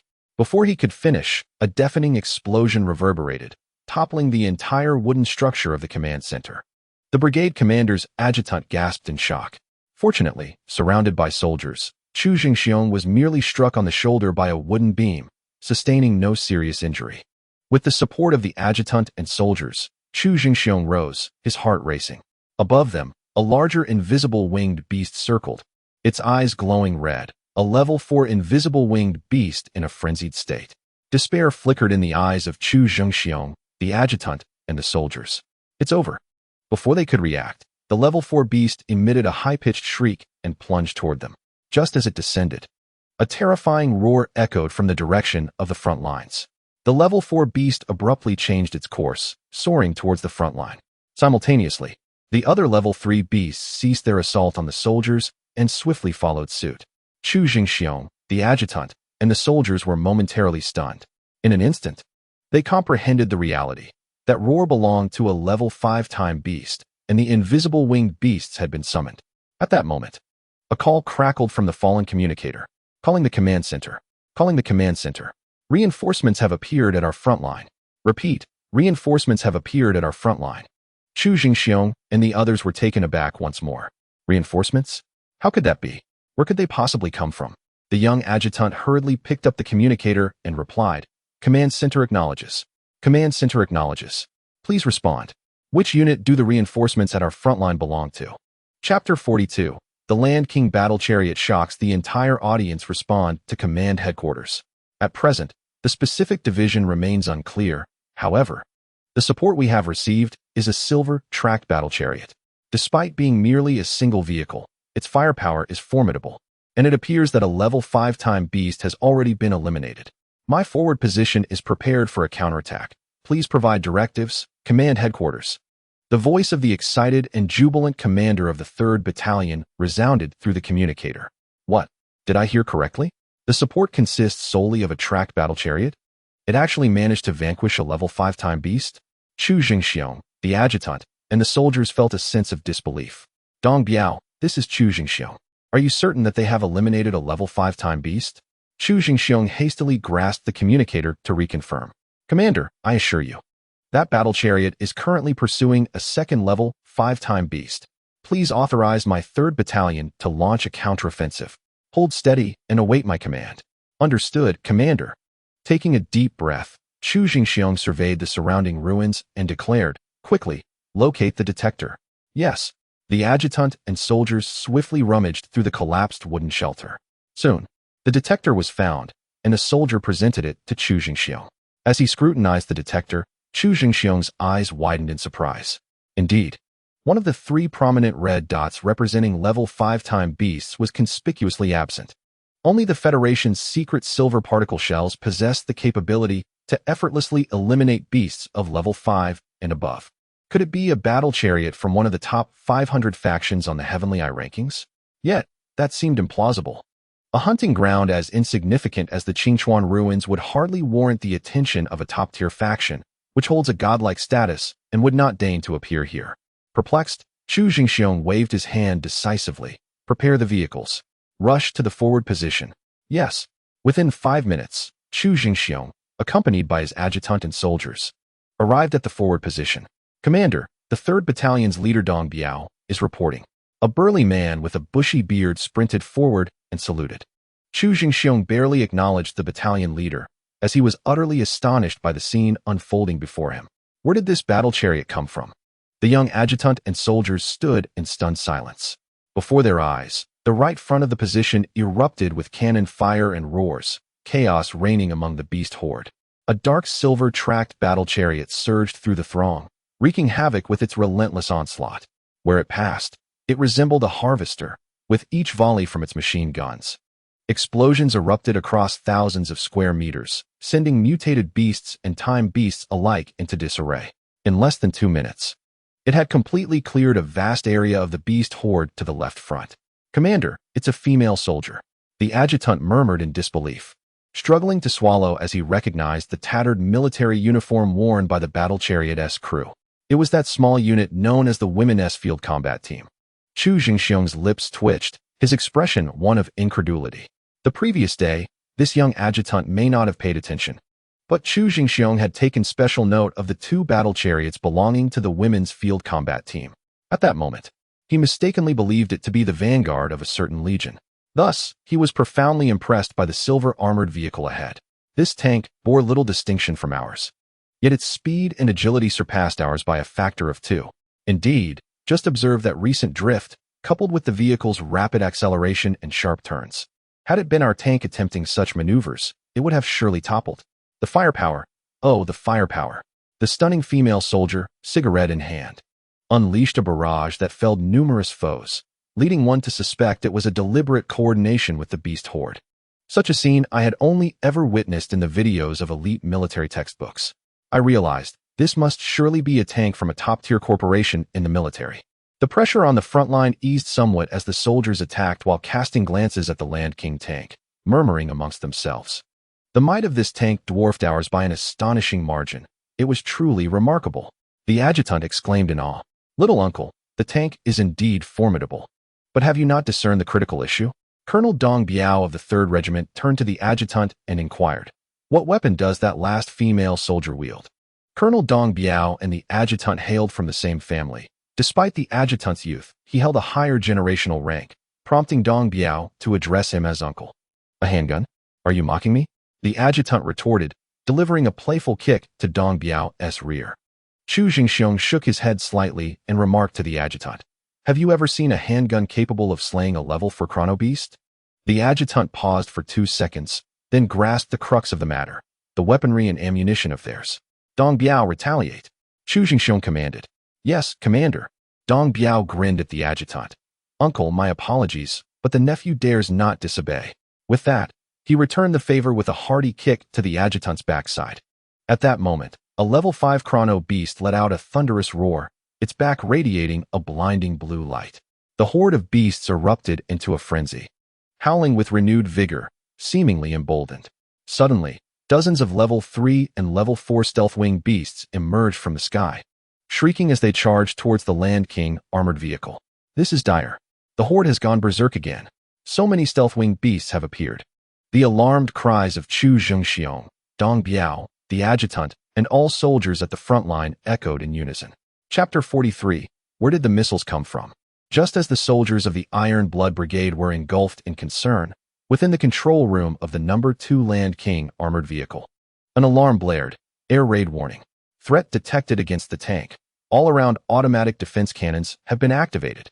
In the next instant, the front and rear of the Land King tank revealed a row of defensive cannons, with a series of thunderous booms. Over 100 specially designed cannon shells were unleashed without delay, creating a net-like barrage aimed at the diving stealth-wing beasts. In the air, hundreds of mithril shells exploded like a celestial shower.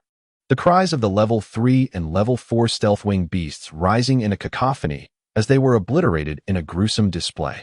The Land King tank, unscathed, continued its advance gracefully, while the remnants of the stealth-wing beasts rained down around it. The scene was extraordinarily spectacular, awe-inspiring. Shout. Call forth your subordinates with all your might. I wish to see the extent of your arrogance. Summer Ing, with a cigarette dangling from her lips, fixed her gaze upon the LV 5-time beast glowing with blue light in the distance. She immediately commanded through her communicator, Warner, accelerate and pursue. Yes. An exhilarated female soldier in the control room fervently pushed the joystick, exclaiming, Ingbao, you mad woman, this is too thrilling. The thrill is yet to come. Today, I shall ensure that all of you reach your peak. Ha! With Summer Ying's exuberant laughter echoing, the Land King tracked vehicle suddenly surged forward. Boom! The tracks rolled rapidly, racing towards the LV 5-time beast at maximum speed. Bang bang bang. With reckless abandon, the fully automatic machine guns and Gatling guns unleashed a frenzied barrage. The beast horde ahead collapsed in droves, while some injured mutated beasts and time beasts fled in terror. This vehicle was beyond the comprehension of the beasts. Such a maneuver was utterly insane. Roar. Within the horde, the LV 5-time beast seemed to sense impending danger, immediately dropping to the ground and swiftly crawling away. Faster, faster. Summer Ing urged excitedly, her finger poised over the cannon button, her eyes locked on the fleeing LV 5-time beast. 3, 2, 1, within range. Lock on. Bring it down. With determination, Summer Ing pressed the button. Rat-a-tat-tat. A barrage of shells erupted from the self-propelled artillery. Boom. The expansive cannon fire blanketed the area, shaking the ground and sending rocks and trees flying skyward. Roar. The LV 5-time beast let out a heart-wrenching cry as its body exploded, the blue glow dissipating. As the LV 5-time beast fell, the surrounding horde surged forward like ravenous wolves, eager to feast upon its remains. Heavenly Eye message. Killed LV 5-time beast. Gained 56. 326 hours. Time Federation deducted 20. External Women's Field Core Storage Card credited with 45,061 hours. Hooray. Thrilling. Ingbao, that's the second one. Cheered several female soldiers aboard the Land King vehicle. There's still one left, but alas, it escaped. That creature was too cowardly. Summer Ing took a deep drag from her cigarette, narrowing her beautiful eyes as she gazed into the distance. Originally, there had been 3 LV 5-time beasts, of which 2 were already slain. The remaining LV 5-time beast, likely frightened, had abandoned the horde and was now fleeing towards the Qingchuan ruins. Had it not been for the dwindling ammunition on the vehicle, Summer Ing would have pursued it further. Just as she began to feel disheartened, whoosh. A mini-missile suddenly launched from above the Land King vehicle, speeding towards the fleeing LV 5-time beast. What the? Summer Ing and the other female soldiers jolted in surprise. Where did that missile come from? At the Iron Blood Brigade's position, Chu Jingxiong and his comrades were already stunned by the previous spectacle. Now, witnessing a missile inexplicably emerge from the vehicle, everyone was once again left in disbelief. Was this an illusion? From which part of the vehicle was the missile launched? Boom! With a resounding explosion, a miniature missile struck true, annihilating the fleeing level 5 temporal beast in an instant. Its massive form was obliterated, and in the following moment, the communicator erupted with the astonished voice of a female soldier from the control room. Ingbao, the storage card balance has increased by 57,812 hours. What? Such a substantial increase? Xia Ying and several female soldiers were taken aback. Could that missile possibly be ours? Hee. This beauty is the second to slay a level 5 temporal beast. Laughter echoed from the communicator. Sun Shaoqian. Realization dawned upon Xia Ying, who questioned the device with curiosity. Was that missile fired by you? A drone? Indeed. Sun Shaoqian replied with great pride. Impossible. Xia Ying looked up, surveying the skies, which were devoid of anything but the gray clouds. Your mission is complete. Return for ammunition resupply. Du Fei's voice resonated. The drone is right above you. Stop looking around. The cigarette, but is nearly burning your lips. Commander, Xia Ying exclaimed in astonishment, discarding her cigarette, but the drone is directly overhead? It dawned on her and her comrades what was happening. Goodness, I never anticipated that the Predator-S stealth drone could achieve such complete invisibility. How extraordinary. Xia Ying mused internally, realizing that this drone surpassed even the Land King battle tank in capability. No wonder Gan Ting refrained from competing with her for the tank. She shook her fist at the sky, exclaiming, "Ah, Commander, you are biased. This beauty has been wronged." Although Xia Ying felt a tinge of grievance, she quickly reconciled with the fact that she was not cut out for piloting aircraft and ultimately preferred the Land King tank, which suited her combative nature. Mission accomplished. Commence return, ordered the commander. Boom, boom, boom. The number 2 Land King tank unleashed a barrage upon the surrounding beast horde, crushing the carcasses of ferocious creatures as it trundled past the Iron Blood Brigade's position. At that moment, a resounding command echoed from the Iron Blood Brigade's base. Attention, salute. All soldiers on the battlefield faced the Land King tank, paying it their utmost respect in a synchronized salute. Brigadier Chu Jingxiong, his adjutant, Colonel Dong Biao of the 3rd Regiment, along with the commanders of the 1st and 2nd Regiments, all honored the tank with a salute. Xia Ying and her fellow female soldiers, witnessing this, stood atop the tank, returning the salute with pride, their chests held high, exuding valor and grace. At that moment, their hearts swelled with excitement and joy. They were in the presence of a legitimate elite corps ranked among the top 10,000 on the Sky Eye leaderboard. And they had never before received such high-level respect after enduring relentless humiliation. As they watched the Land King tank depart, Chu Jingxiong was left in a state of disbelief, unable to calm the tumult within him. Incredible, he thought. Commander, it's time for us to counterattack, Colonel Dong Biao declared. Regaining his composure, Chu Jingxiong nodded and commanded, launch a full-scale counteroffensive, keep the beast horde at least 1 kilometer away. Yes, came the response from the artillery, tank, and armored infantry battalions, intensifying their firepower. Hit them hard. Boom, boom, boom. The artillery rained down as explosions erupted across the battlefield, shrouding the front lines in a cloud of dust and chaos. 3 level 5 Chrono-Beasts have been vanquished, significantly alleviating the pressure on the Iron Blood Brigade's position. Although the beast horde remains ferocious, the spirits of the warriors are uplifted, and their morale is soaring as they initiate a large-scale counterattack. Moments later, Commander, here are the recovered shell casings. Dong Biao presented a handful of casings to Chu Jingxiong. Picking up one casing for a meticulous examination, Chu furrowed his brow. There is no federal marking. Indeed, Commander, I too find it perplexing. Dong Biao glanced at Chu Jingxiong and whispered, "This indicates that the ammunition they used does not belong to the Federal Military District. I suspect it is self-manufactured." Self-manufactured? Yes, that is a possibility. Chu Jingxiong pondered for a moment before inquiring, "Have the warheads been located?" Dong Biao shrugged, offering a wry smile. "We could not find them. The slain beasts were consumed by the horde almost immediately. If we cannot find them, so be it. Regardless, this female combat unit is formidable. Their ammunition possesses lethal efficacy against the Chrono-Beasts." Chu Jingxiong's eyes gleamed with excitement as he proclaimed, This might indeed be the hope for the resurgence of our Iron Blood Brigade. A flicker of fervor ignited in Dong Biao's gaze. Are you suggesting we acquire the ammunition from the female combat unit? The adjutant also looked at Chu Jingxiong with enthusiasm. If they could procure such ammunition, the Iron Blood Brigade would truly ascend. It is easier said than done. The potency of this ammunition is exceptional, and they are unlikely to part with it lightly. Furthermore, the ability to manufacture such ammunition is undoubtedly a closely guarded secret. However, the fact that they would risk revealing their secrets to assist us indicates that the young commander harbors goodwill towards us. Thus, we still possess a glimmer of hope. We must seize this opportunity. Sometimes, not everything can be bought. Remember, one must exchange sincerity for sincerity. Chu Jingxiong earnestly instructed Dong Biao and the adjutant. You are correct, Commander. We shall keep this in mind. Dong Biao and the adjutant nodded earnestly. There is one more matter that requires your attention.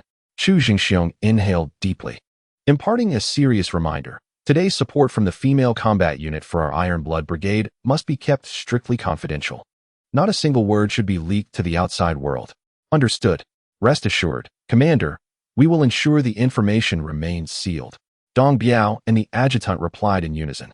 They understood well that such matters must not reach the ears of other brigades. The performance of those powerful war machines and the formidable ammunition would certainly entice even the top military units. They grasped the principle that proximity breeds favor.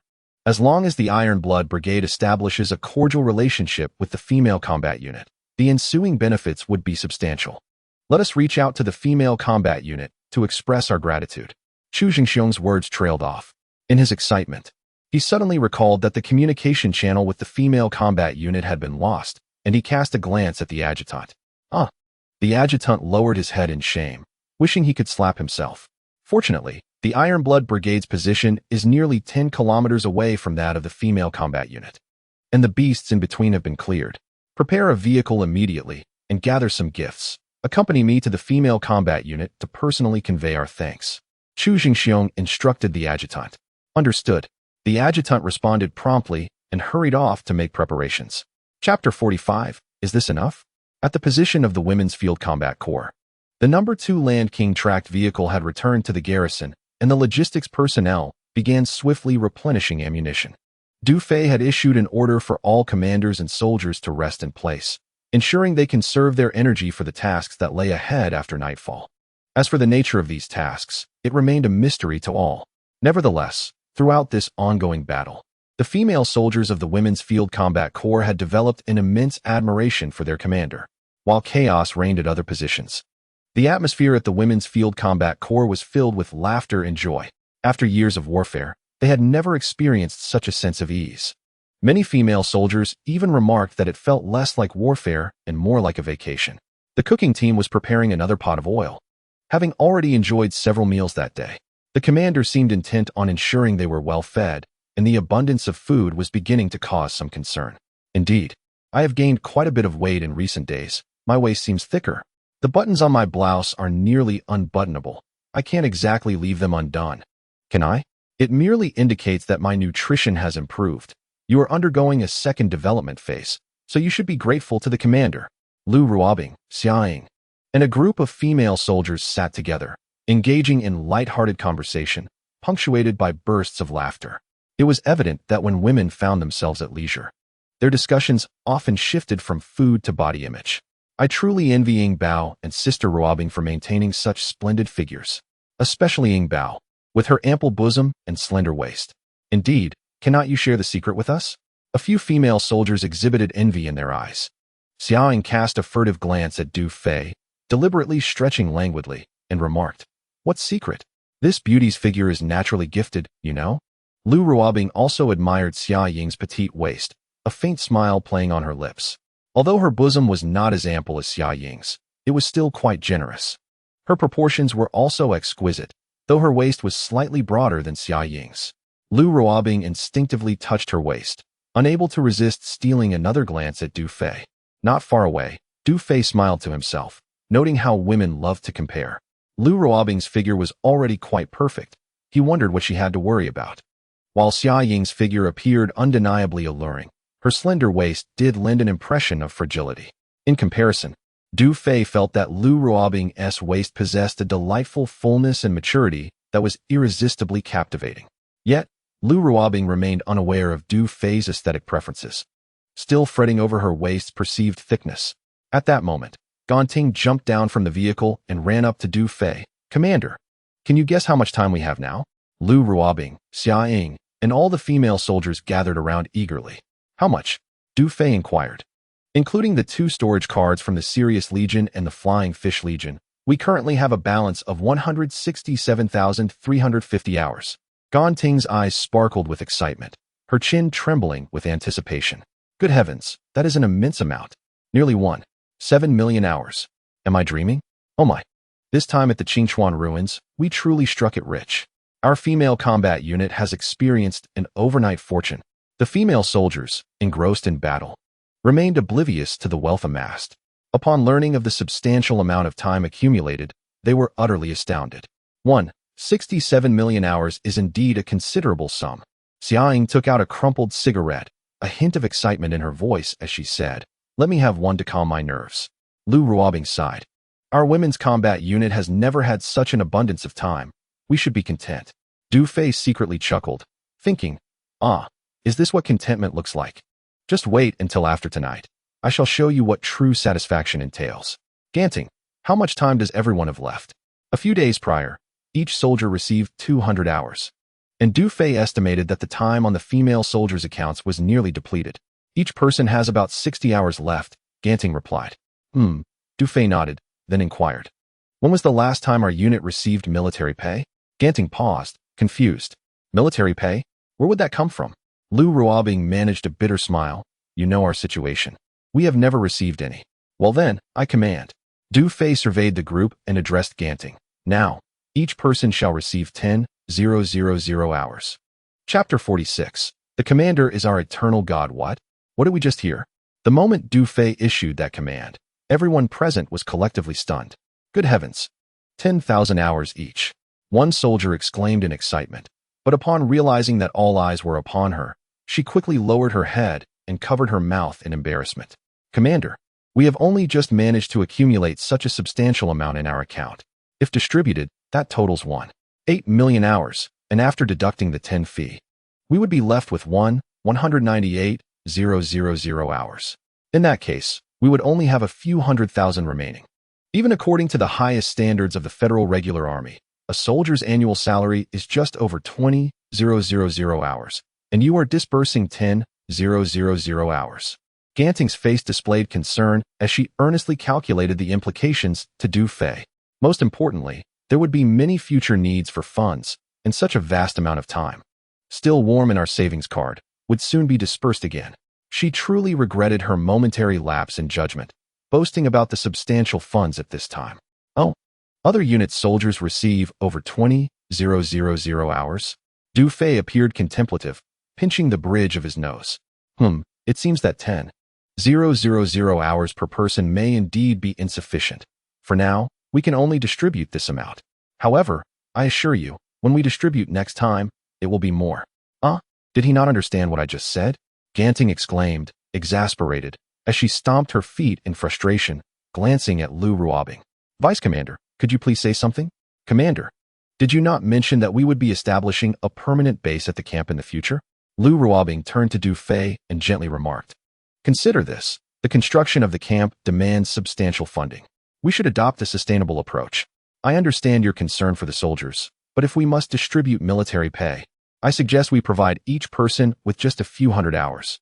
Moreover, given our current excellent provisions, there is no need for such large sums." As Lu Ruobing's words echoed, the female soldiers present began to chime in. "The commander and deputy commander are right. We do not require so much. Indeed, a few hundred hours would suffice. Our meals are quite satisfactory. We are already content. Absolutely, our current living conditions are ample." If other female soldiers from different regiments were to hear about this, they would undoubtedly flock to join us. "Commander, perhaps we should keep more funds in the storage card." All the female soldiers turned their gazes towards Du Fei, unanimously expressing that there was no necessity for such generous disbursements. It was worth noting that in the past, each of them had been allotted a meager amount of time, often teetering on the brink of exhaustion. They had lived in constant anxiety, fearing that time would run out, that closing their eyes might mean an eternal slumber from which they could not awaken. In truth, they yearned for thousands of hours, allowing them to rest easy without dread. Yet now, they found the proposed time excessive and willingly requested Du Fei to allocate less. This sentiment was easily understood. They had grown accustomed to a life of scarcity, and their current circumstances instilled a profound sense of gratitude. Each soldier desired to prolong such a lifestyle, apprehensive that one day they might be deprived of their present comforts. Thus, they wished to conserve resources for their regiment. Enough of this discussion. Each person shall receive 10,000 hours. That is an order, Du Fei asserted firmly, casting a sweeping glance over all the female soldiers. I recognize that you are considering the regiment's welfare and that you regard it as your home. This mindset is commendable. Only through unity can we thrive. However, I have heard that most of you still have families, correct? May I inquire about their well-being? At that moment, an eerie silence enveloped the camp. Lu Ruobing, Xia Ying, Gan Ting, and all the female soldiers fell into a profound silence. Du Fei's unexpected mention of family evoked a flicker of sorrow and desolation in their eyes. She was indeed correct. The majority of these female soldiers had relatives. Their families resided outside the city, some laboring to construct walls for the Federation, others surviving in scavenger camps, while some toiled in the mines. It could be said that their families were enduring a life of hardship, often struggling to secure their next meal. Among them were soldiers born in the mines, who had been sent to the Talent Cultivation Center in the Renaissance City shortly after birth, only to leave the base city at 18 and join the regiment. This meant that these soldiers, despite knowing they had relatives, had never laid eyes on them. Thus, each member of the Women's Field Combat Regiment was, in essence, a tragic figure grappling with the struggles of the lower echelons of society. At this moment, without the need for Du Fei to elaborate, Gan Ting, with tears in her eyes, silently produced the storage card. The other female soldiers had already succumbed to tears, with even Lu Ruobing and Xia Ying covering their faces in sorrow. Why is it so difficult to be happy when each of you has been granted 10,000 hours? Is that not enough? Du Fei asked the female soldiers with a deliberately stern expression. Come on, everyone should be joyful. There is extra time to share with your families. Lu Ruobing, wiping away her tears, managed to compose herself and said, You all should quickly thank our commander. As soon as these words were spoken, the chorus erupted. Thank you, Commander. The commander is mighty. The commander is our everlasting deity. The most handsome idol. The commander treats us so well. We love you. In an instant, all the female soldiers cheered excitedly, with many of them even expressing their exuberance in a flurry of exuberant chatter. Ding. Reputation points 10. Ding. Affinity points 1. Ding. Reputation points 10. Ding. Affinity points 1. Ding. Reputation points 10. Ding. Reputation points 10. That is more like it. With the continuous notifications echoing in his mind, Du Fei wore a smile, feeling quite elated. Chapter 47. Can the limit of physical condition be expanded? At this moment, the female soldiers lined up, and Gan Ting no longer felt pained about the time on the storage card, transferring it to them one after another. Wow, 10,000 hours. I have never possessed so much time before.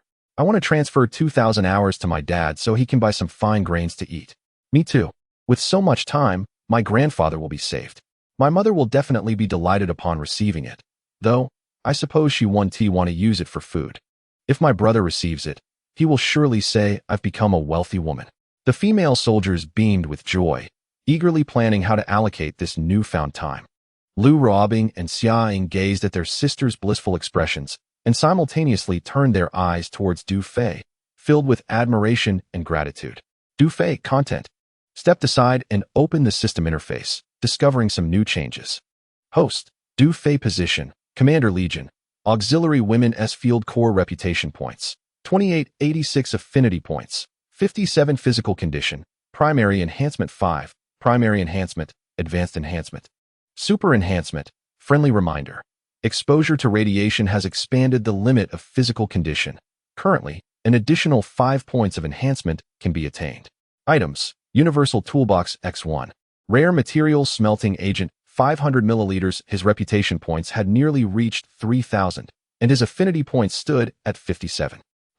Exposure to radiation can expand the limit of physical condition? Du Fei fixated on the friendly reminder, recognizing it as a new discovery.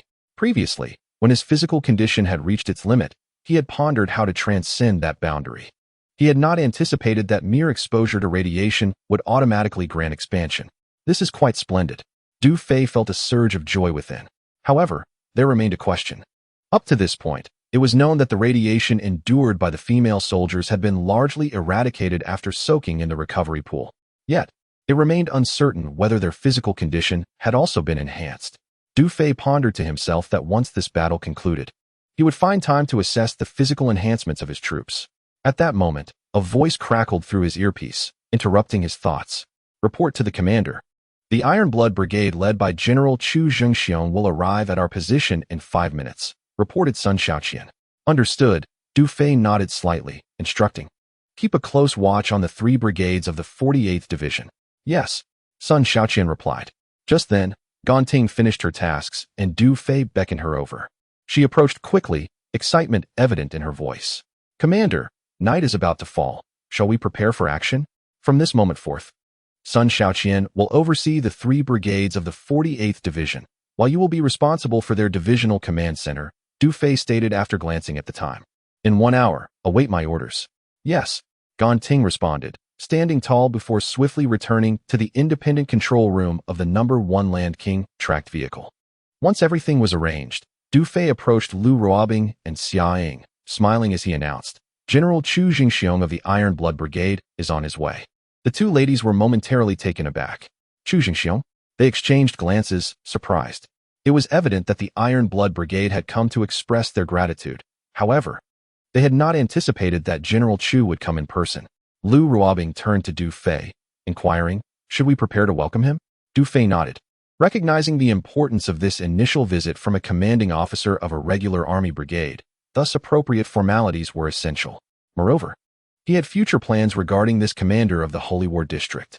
All personnel, assemble. Positions. With a commanding call, all the female soldiers returned to their respective posts, each brimming with vigor. Du Fei, Lu Ruobing, Xia Ying, and several soldiers proceeded to the front line. Boom, boom, boom. Soon, 3 armored vehicles from the Iron Blood Brigade arrived at the position. As General Chu Zhengxiong, his aide, and a contingent of soldiers disembarked, a resounding female soprano rang out. Salute. All female soldiers at the forward base stood tall, saluting in unison. In response, General Chu and his aide, along with the soldiers, immediately straightened up and returned the salute. With a smile, Du Fei approached them, flanked by Lu Ruobing and Xia Ying.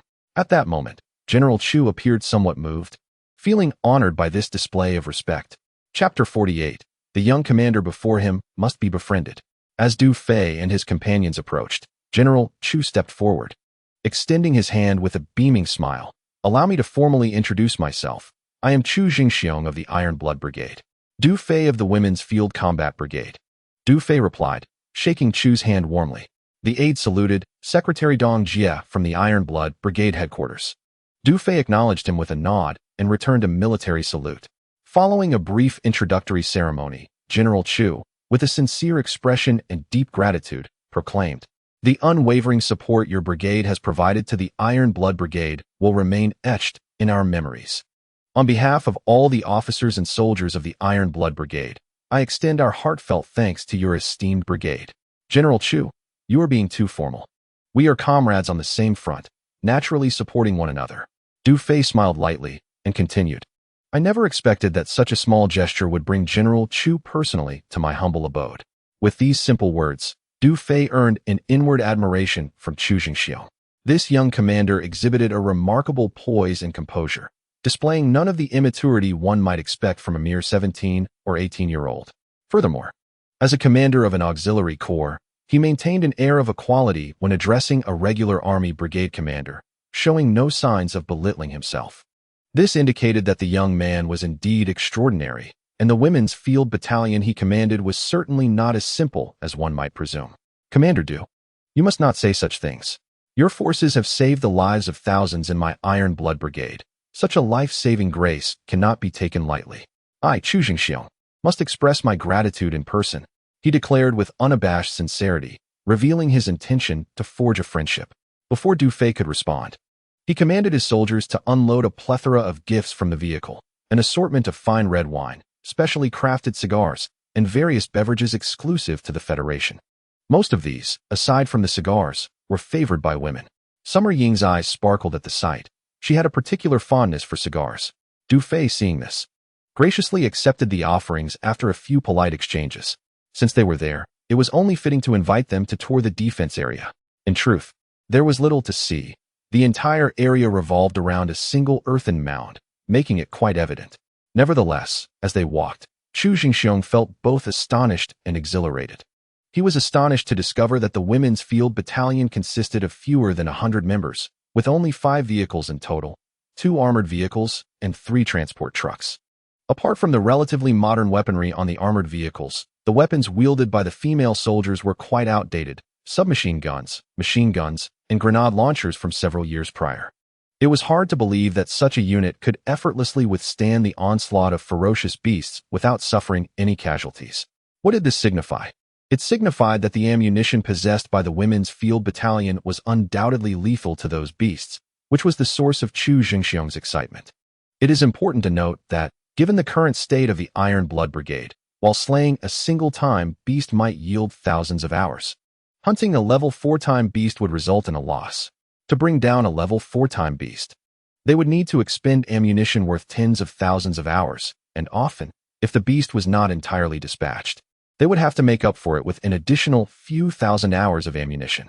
Therefore, regular military units typically engaged in hunting mostly level 1 and level 2-time beasts, as only these lower-tier beasts could yield a profit. Campaigns like the one at the Qingchuan ruins, which hosted level 4-time beasts, attracted regular military units only due to federal funding and subsidies. Thus, despite the Iron Blood Brigade's ranking within the top 10,000 on the Sky Eye leaderboard, the substantial costs of military salaries and other expenditures meant that their lives were not as easy as one might think. Often, each battle yields minimal gains. Yet, the Women's Field Corps has instilled a sense of hope in Chu Jingxiong. If he can establish amicable relations with the Women's Field Corps and procure ammunition from them, his burdens would be alleviated.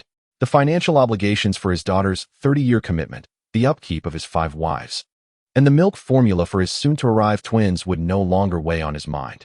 Furthermore, should he manage to enhance his standings on the leaderboard, he would be entitled to additional funding from the Federation. Chu Jingxiong had firmly resolved that he must cultivate a friendship with the young commander before him. As a side note, chapters will be released daily, 3 to 4 at a time, all at once. During the recommendation period, data is crucial. I hope esteemed readers will support by clicking for updates, leaving comments, or gifting a token of appreciation. Your support is immensely valued. Chapter 49. Everyone has their own selfish motives. Remarkable, truly remarkable. Commander Du, you are indeed a prodigy. Chu Jingxiong gazed at the well-drilled female soldiers with admiration. Indeed, Commander Du is an exceptionally capable leader. His aide, Dong Jie, nodded in agreement. Not at all. General Chu and Deputy Dong are too kind.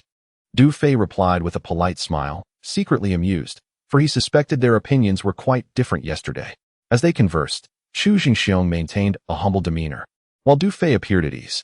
Each harbored their own intentions, engaging in casual chatter, and they managed to enjoy a pleasant exchange.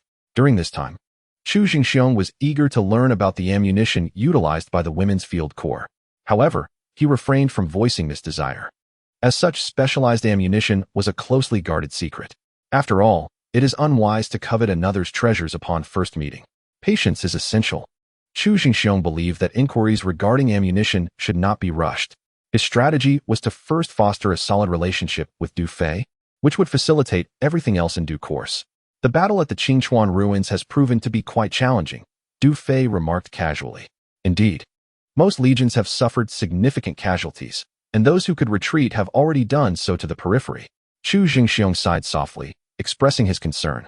Had it not been for the full support of the 48th Division, this cleansing mission would have surely ended in failure. It is imperative to understand that for the Federation's regular military forces to improve their standings on the Heavenly Eye leaderboard, they must undertake hunting ground missions. Successfully completing these tasks would yield substantial funding and subsidies from the Federation. Conversely, failure would not only forfeit such support, but also adversely affect their leaderboard rankings. Thus, different levels of legions would select appropriate hunting grounds for their cleansing missions based on their capabilities. For instance, Elite or high-level legions equipped with special silver particle ammunition often organize large-scale hunting grounds, typically consisting of level 5 or higher temporal beast lairs. In contrast, the Qingchuan ruins, as a temporal beast lair, is only suitable for general regular legions to cleanse. The 48th Division is the organizer of the recent task to eradicate the Qingchuan ruins. Should the mission falter, any regular military units involved will not only forfeit federal funding, but also see a decline in their ranking on the Heavenly Eye leaderboard. This ranking holds paramount significance for regular military units, as it directly influences the amount of federal funding they receive. Thus, Chu Jingxiong finds himself in a state of distress. After years of bloodshed, the Iron Blood Brigade has only recently managed to secure a position among the top 10,000. A failure in the Qingchuan Ruins mission would undoubtedly result in a drop in their ranking, exacerbating Chu Jingxiong's troubles. Naturally, the 48th Division is equally averse to the prospect of failure, prompting Division Commander Jiao Dek to be in a state of frenzy, striving to reverse the dire situation. Commander Chu, what are your thoughts on the ultimate outcome of the eradication task organized by the 48th Division? Du Fei inquired, casting a deliberate glance at Chu Jingxiong. One could only assert that human calculations are no match for divine will. A hunting ground with a level 5 time beast is likely something the 48th Division did not anticipate. Their superior weaponry is more than adequate to tackle level 4 time beasts, yet against a level 5 time beast, they might as well be a mantis trying to stop a chariot. Chu Jingxiong shook his head despondently and then sighed. My perspective is that this mission lacks any chance of success. It would be quite commendable if the 48th Division manages to withdraw unscathed. To be frank, he somewhat regretted accepting the task from the 48th Division. However, after a moment's contemplation, he turned to Du Fei and added, if the 48th Division wishes to achieve victory, they have but one recourse. What recourse is that? Du Fei asked. Observing Du Fei's feigned ignorance, Chu Jingxiong chuckled and candidly stated, naturally, it is your Women's Field Brigade. Commander, do I have personally witnessed the lethal efficacy of your specialized ammunition against time beasts? Nonetheless, despite his words, he fervently hoped that the Women's Field Brigade would not become entangled with the 48th Division. Human nature is inherently selfish, and Chu Jingxiong was no exception. Should a rapport be established between the 48th Division and the Women's Field Brigade, the prospects for the Iron Blood Brigade would be utterly extinguished. Seeing that they had finally broached the main topic, Du Fei similarly regarded Chu Jingxiong and remarked, as you have mentioned, Commander Chu, we seem to have a good rapport.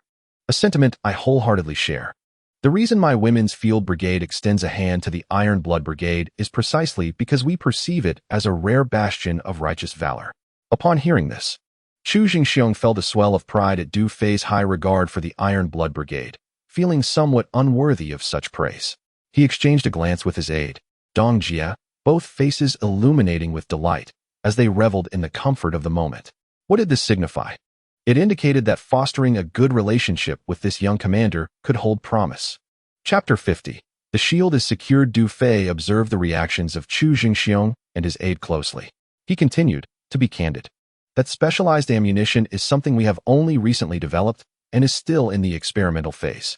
What I wish to convey is that, until we officially announce it to the outside world, I would prefer that not too many military units become aware of it.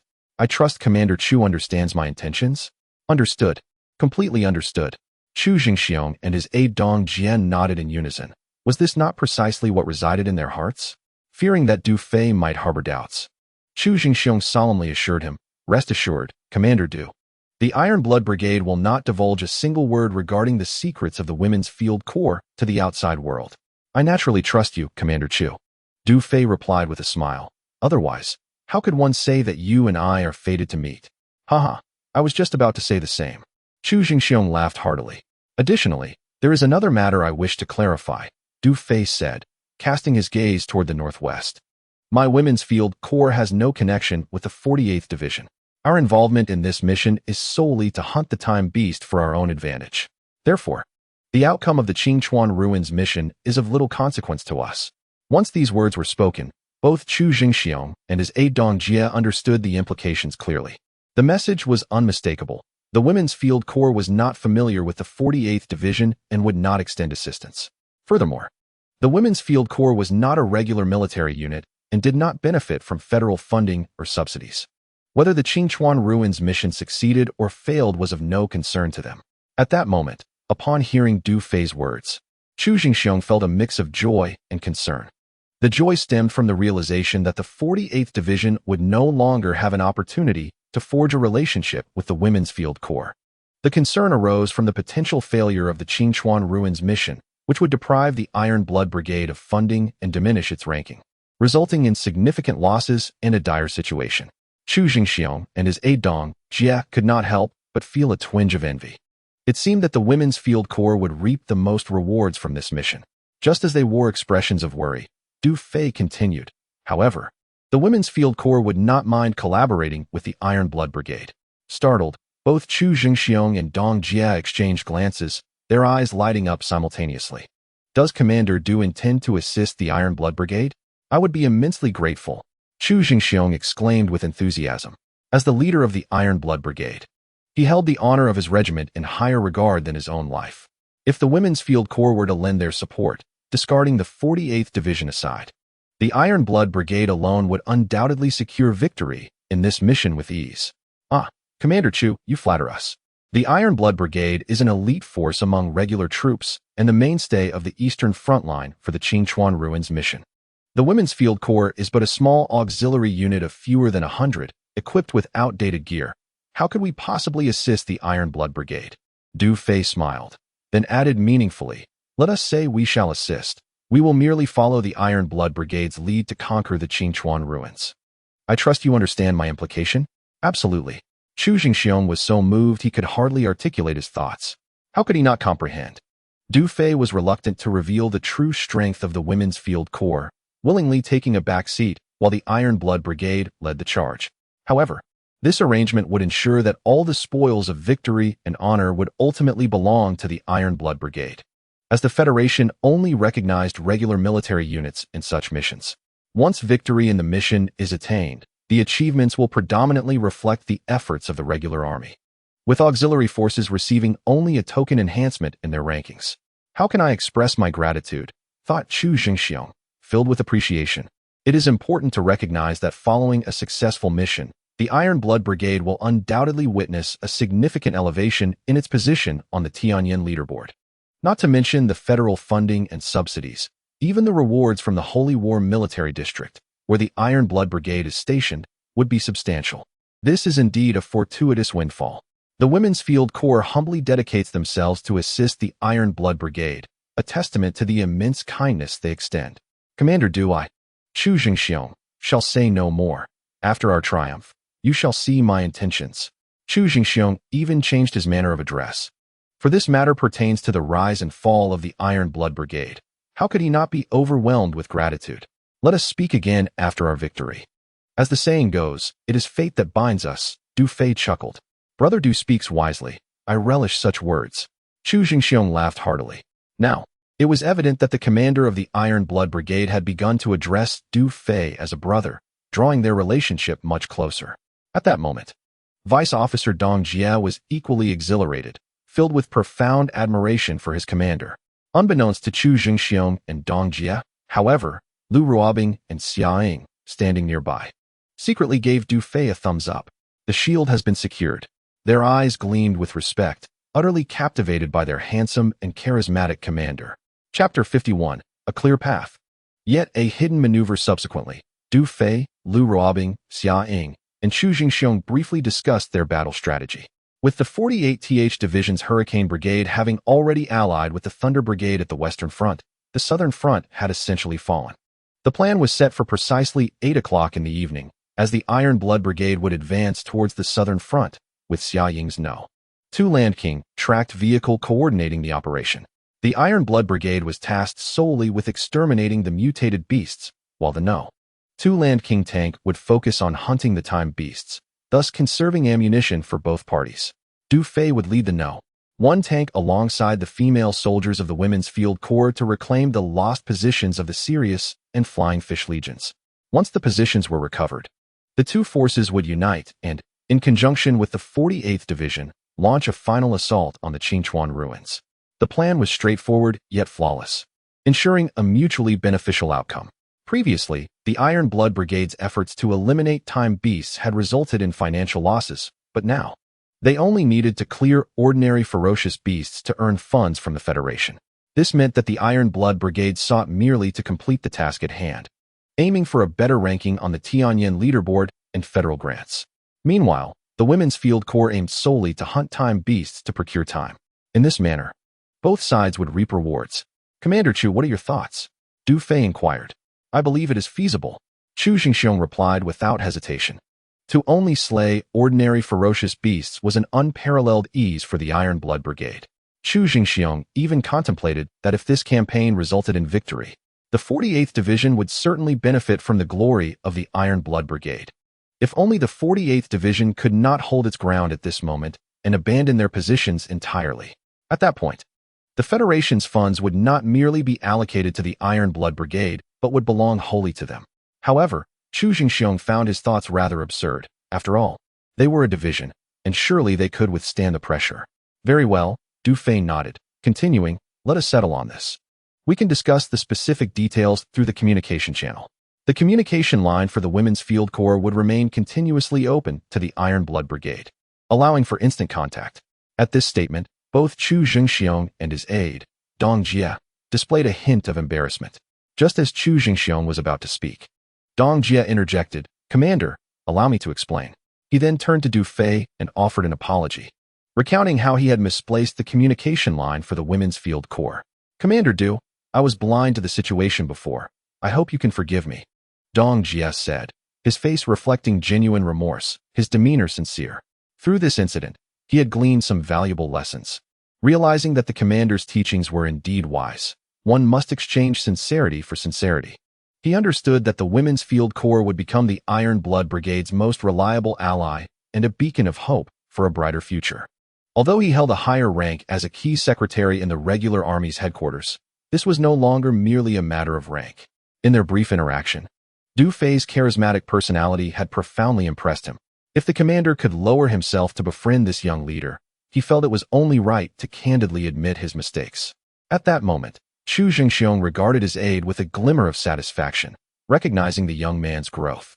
Du Fei, unfazed, smiled as he wrote the communication details on a note and personally handed it to Dong Jie, jesting, the Women's Field Corps may lack many things, but they certainly do not lack paper. Upon hearing this, everyone present erupted in laughter. Just be sure to keep it safe and not misplace it again, Chu Xingxiong cautioned. Rest assured, if it goes missing again, you'll have my head, Dong Jie replied, carefully tucking the note into his pocket. Du Fei and Chu Xingxiong exchanged knowing smiles. With the plan finalized in time of the essence, Chu Xingxiong and his team did not linger. Du Fei, Lu Ruobing, and Xia Ying accompanied them to the forward positions, exchanging handshakes and farewells. As Chu Xingxiong and his entourage departed, the two beautiful women turned their attention to Du Fei. Xia Ying spoke first, Commander, if we proceed with the battle plan you just outlined, wouldn't that benefit the 48th Division? Lu Ruobing furrowed her brow and added, are you truly intent on allowing the 48th Division to achieve victory? Remember, I once told you that Wu Dagui's appointment of me as the commander of the Women's Field Corps would be his greatest folly. A fleeting glimmer of coldness flashed in Du Fei's eyes as he regarded them with a smile. Do you believe the 48th Division will survive the night? Upon hearing this, Lu Ruobing and Xia Ying exchanged surprised glances, their eyes widening in astonishment. It seemed that the commander had plans of his own, employing cunning strategies beneath the surface. Chapter 52. This battle is proceeding smoothly. Nightfall descends. Before the Iron Blood Brigade's stronghold, the landscape was illuminated by an emerald glow. As a multitude of ferocious beasts lay prostrate among the rocks and trees, emitting low, guttural growls, the beast horde was poised to launch the next wave of assault against the stronghold. Meanwhile, within the Iron Blood Brigade's encampment, thousands of warriors had already readied themselves for battle. Report. The artillery battalion is in position and on standby. The tank regiment is in position and on standby. The armored infantry regiment is in position and on standby. As each battalion completed its report, the Iron Blood Brigade's counteroffensive was set into motion without delay. Even before the beasts could strike, all units, prepare. Target, the beast horde directly ahead. 3, 2, 1, fire. Fire. With a cacophony of sound, artillery, grenades, and various heavy weaponry unleashed a relentless barrage upon the advancing beasts. The ground trembled under the thunderous explosions, and the night sky was ablaze with fiery light. The horde, taken by surprise, erupted into chaos, their anguished roars echoing through the air. Recapture the southern front. Charge. The second Land King tracked vehicle, flanked by armored vehicles and tanks of the Iron Blood Brigade, surged forward toward the beast horde. The female soldiers aboard the Land King beamed with pride, basking in the respect afforded to them by the Iron Blood Brigade, feeling as though they were treated like royalty. Yet, they were acutely aware that this sense of superiority was a gift from their commander, Du Fei. The automatic rifles and Gatling guns mounted on the Land King spat fire, targeting only the level 3 and level 4 time beasts, while the remaining ordinary beasts were left to be eradicated by the Iron Blood Brigade. As the gigantic time beasts fell one after another, the mutated horde descended into disarray, posing little threat to the soldiers of the Iron Blood Brigade. Under the onslaught of overwhelming firepower, the horde scattered, most fleeing into the distant mountains and forests, while those unable to escape were swiftly eliminated by the brigade. Under the direct command of Chu Jingxiong, the 3 regiments of the Iron Blood Brigade began their steady advance toward the southern front. Commander, we have advanced 3 kilometers, with only a few sustaining minor injuries and no casualties. This battle is going remarkably well, exclaimed the excited adjutant, Dong Jie. Excellent, excellent, excellent, Chu Jingxiong responded, his enthusiasm palpable. Standing atop an armored vehicle with a night vision binocular in hand, he gazed at the retreating horde, exhaling a breath of exhilaration. At this moment, his heart was tumultuous, filled with a sense of relief and exhilaration. The scene before him only solidified his resolve to cultivate a strong alliance with Du Fei. Commander, at this rate, we should recover the southern front by dawn, Dong Jie remarked. Very good. Chu Jingxiong's eyes gleamed as he commanded. Relay my orders. Strictly adhere to the operational plan devised by the Female Field Combat Regiment under Commander Du Fei, centering our tactics around the armored vehicles, and ensure the protection of all female soldiers. Understood. Inside the control room of the Land King vehicle, the balance of the Female Combat Regiment's storage card was rapidly increasing, reflecting astonishing profits. 3,269 hours, 4,832 hours, 5,175 hours. My goodness, what a delight. Ing Bao, in this brief moment, we have already accrued nearly 100,000 hours. At this rate, when we reclaim the southern front, our second armored vehicle alone could amass 1,000,000 hours. Alas, there are too few time beasts. If only they were as numerous as the mutated beast horde. Are you no longer frightened, little rascal? Indeed, she has grown quite bold now. I recall when she encountered an ordinary mutated beast, she was so terrified she nearly lost her trousers. Ah, hush your chatter, or I shall deal with you. Ha ha. Several communication soldiers, while observing through night vision goggles, exchanged excited banter regarding the storage card balance. Xiaoying displayed her charming dimples, comfortably clutching a thick cigar, appearing utterly euphoric. Observing the beaming faces of her fellow soldiers, she couldn't help but feel a surge of admiration. In less than a month, the transformation has been astounding. Compared to before, the Women's Combat Brigade has undergone a complete metamorphosis. Each sister, including herself, seems to have emerged renewed from a cocoon. Chapter 53. Returning the favor in kind. At the forefront of the Women's Combat Brigade, the number 1 Land King armored vehicle, ammunition transport vehicle, and 2 transport vehicles filled with female soldiers stood ready for departure. However, Du Fei had yet to issue orders, leaving all personnel in suspense regarding their destination. Report, Commander. The Iron Blood Brigade has successfully advanced toward the southern front. The voice of Sun Xiaoqian crackled through the earpiece.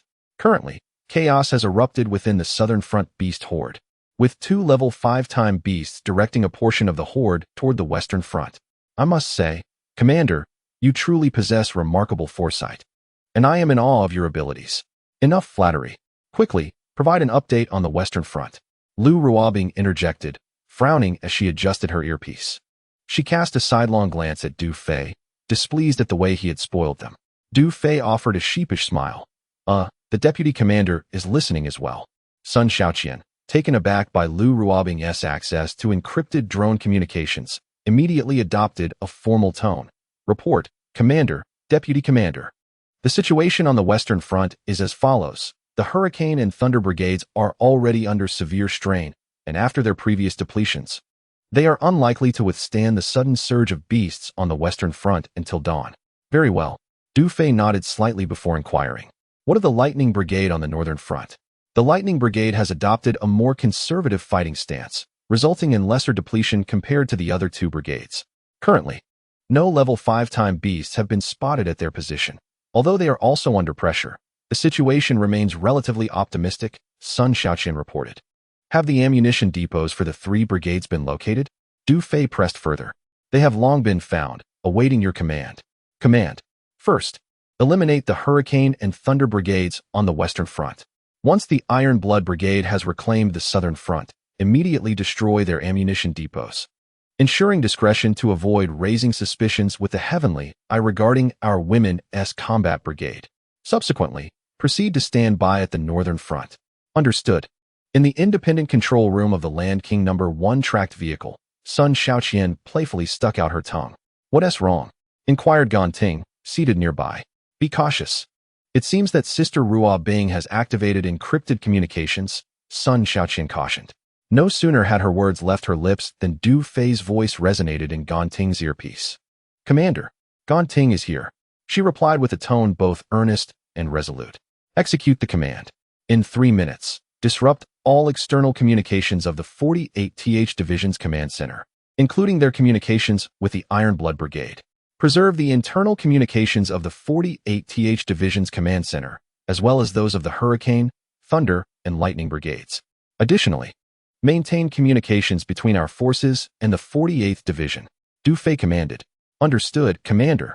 Ganting responded promptly. With everything arranged, Du Fei turned northwest, gazing towards the 48th Division's command center, exhaling deeply. According to federal regulations, interlegion combat was prohibited. However, allowing the adversary to perish at the hands of the beast horde would not contravene the rules. Did not the commander of the 48th Division, Jiao Dequei, favor such methods? Then, let it be a case of tit for tat. Commander, as per your orders, all combat personnel are ready. What shall our next course of action be? Lu Ruobing asked, looking at Du Fei. We shall proceed as originally planned towards the positions of the Sirius Legion and the Flying Fish Legion, Du Fei replied. Although this was the combat strategy established in conjunction with the Iron Blood Brigade, Lu Ruobing remained somewhat perplexed. Du Fei seemed to be oscillating between two plans, intertwining them. She still could not discern which specific strategy Du Fei intended to pursue. Was he truly contemplating the reclamation of the lost positions of the Sirius Legion and the Flying Fish Legion? It was bewildering. A faint smile of exasperation graced Lu Ruobing's face. The machinations of this man were beyond the comprehension of mere mortals. Chapter 54. Report to the Commander. The fish has taken the bait. At the command center of the 48th Division, Jiao Dequei surveyed the incoming funds on the Legion's storage card, his expression darkening. 8 hours had elapsed since the initiation of the full-scale assault, yet the total earnings amounted to barely 2 million. Such meager returns scarcely compensated for the expenditure on munitions, resulting in significant losses. He had anticipated that the Qingchuan Ruins mission would yield substantial gains. However, the emergence of a level 5 Chrono-Beast had thwarted those hopes. Coupled with the current battlefield setbacks, he had endured multiple reprimands from his superior, Wu Dagui. At that moment, Jiao Dequei felt akin to having swallowed 25 cats. His heart clawed by anxiety. Those hunting ground assessment experts were utterly incompetent. How could they fail to detect the presence of so many level 5 Chrono-Beasts? A bunch of useless fools. I shall certainly file charges of crimes against humanity against them, consigning those imbeciles to the mines. Jiao Dequei paced restlessly, muttering incessantly in fury. The hunting ground assessment experts were increasingly unreliable, and he felt utterly betrayed by their ineptitude. Given the current weaponry of the 48th Division, they were wholly incapable of contending with level 5 Chrono-Beasts. Jiao Dequei contemplated that, should the situation prove untenable, he would declare the mission a failure and retreat the entire army. At that moment, the adjutant hurriedly entered, his face alight with joy, exclaiming, Commander, I bring good news. Splendid news. What good news? Jiao Dequei inquired, his brow furrowing. It seems the tide of battle has shifted, but not in our favor. Rather, it is the Iron Blood Brigade of the Holy War Military District.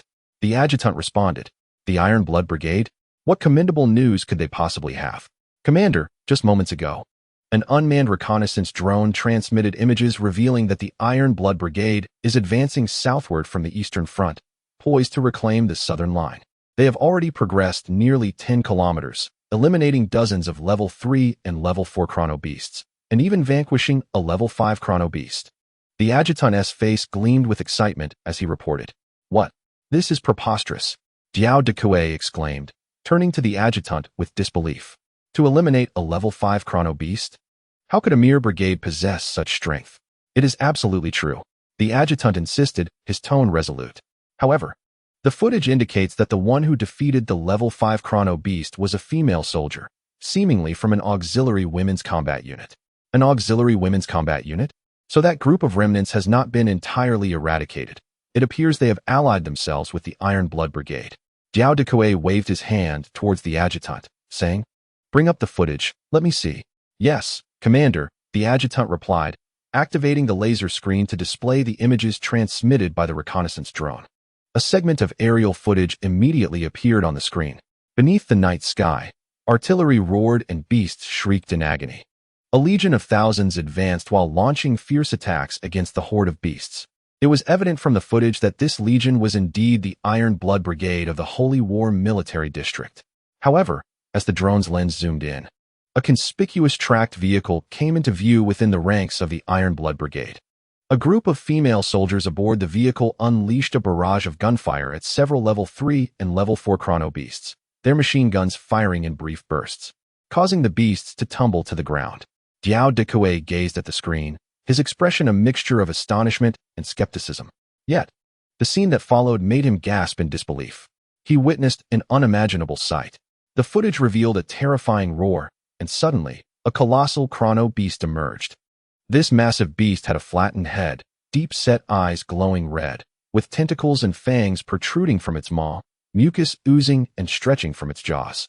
Its limbs were dark, with sharp claws, and its entire body was covered in gleaming, thick scales, especially along its back, which radiated a dazzling blue light. This was indeed a level 5 Chrono-Beast. One of the female soldiers on the silver-tracked vehicle swung the Gatling gun, aiming directly at the level 5 Chrono-Beast. As the gun roared to life, the beast emitted a chilling scream, staggering momentarily before crashing to the ground. The remaining beasts scattered in disarray. As the thousands of soldiers from the Iron Blood Brigade launched a widespread extermination effort. What manner of vehicle is that? Jiao Dekue's face twitched, his eyes wide with shock. The adjutant replied, "Those are the armored vehicles of the Auxiliary Women's Field Battalion. 2 of such vehicles are participating in this mission. What puzzles me is the type of Gatling gun mounted on them, capable of effortlessly slaying a level 5 Chrono-Beast." Jiao Deku frowned and turned to the adjutant. "Moreover, let us not forget their astonishing performance in the battle at the Blackwater River." Understanding dawned upon the adjutant. So the commander implies that the issue lies with their ammunition?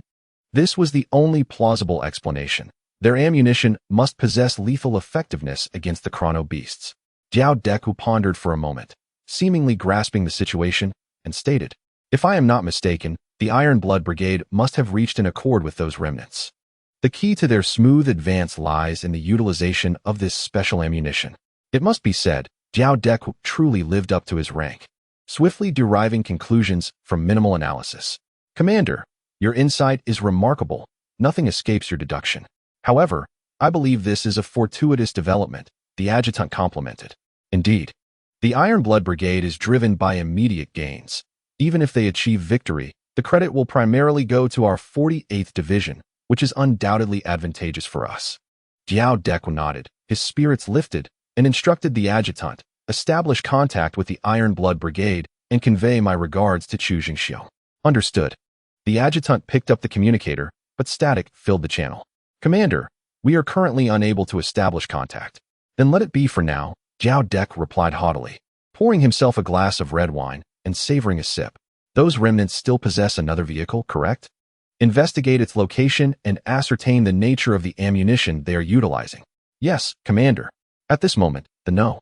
1 Land King tracked vehicle was slowly advancing towards the fallen positions of the Wolf Legion, followed by an ammunition container truck and 2 troop carriers filled with female soldiers. Inside the vehicle control room, Du Fei received a report from Ganting. "Report, Commander, the fish has taken the bait. Excellent, Du Fei nodded. Noticing a hint of a smile on Du Fei's lips, Lu Ruobing touched her earpiece, her delicate face displaying confusion. What do you mean by the fish has taken the bait? Chapter 55. Do you plan to rob him? 5 minutes later, the positions of the Wolf Legion loomed in the distance.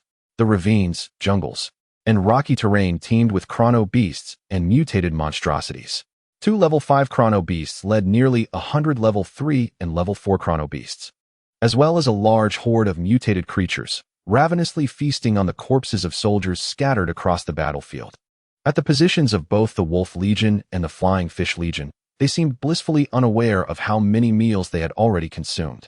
Just then, a faint buzzing sound accompanied by a slight tremor in the air heralded the arrival of 2 unmanned reconnaissance drones, concealed by the cloak of night, hovering above the Women's Field Battalion convoy. Report, Commander, the 2 unmanned drones from the 48th Division have arrived, Gonting reported. Understood, Du Fei nodded, then inquired. Has Su Ninger transmitted the video? It has been received. Good. Continue to return to the 48th Division Command Center and maintain close surveillance. Yes, Gonting answered. Listening to the conversation between the two, Lu Ruobing felt increasingly perplexed. Unable to contain her curiosity, she softly inquired, What exactly are you planning? Du Fei smiled subtly and asked, What methods would I need to acquire your time? Lu Ruobing was taken aback, unsure why this man would pose such a simple question. Yet she replied, I would transfer it to you. Are there any other methods? Du Fei further queried. Yes. I could transfer it into a time storage card and then gift it to you. Du Fei nodded, saying, Jiao Deque has over 7 million hours. What? Jiao Deque possesses over 7 million hours? Lu Ruobing's beautiful eyes widened, her voice trembling with astonishment. She seemed to grasp that this man sought to acquire the immense time that Jiao Deque possessed.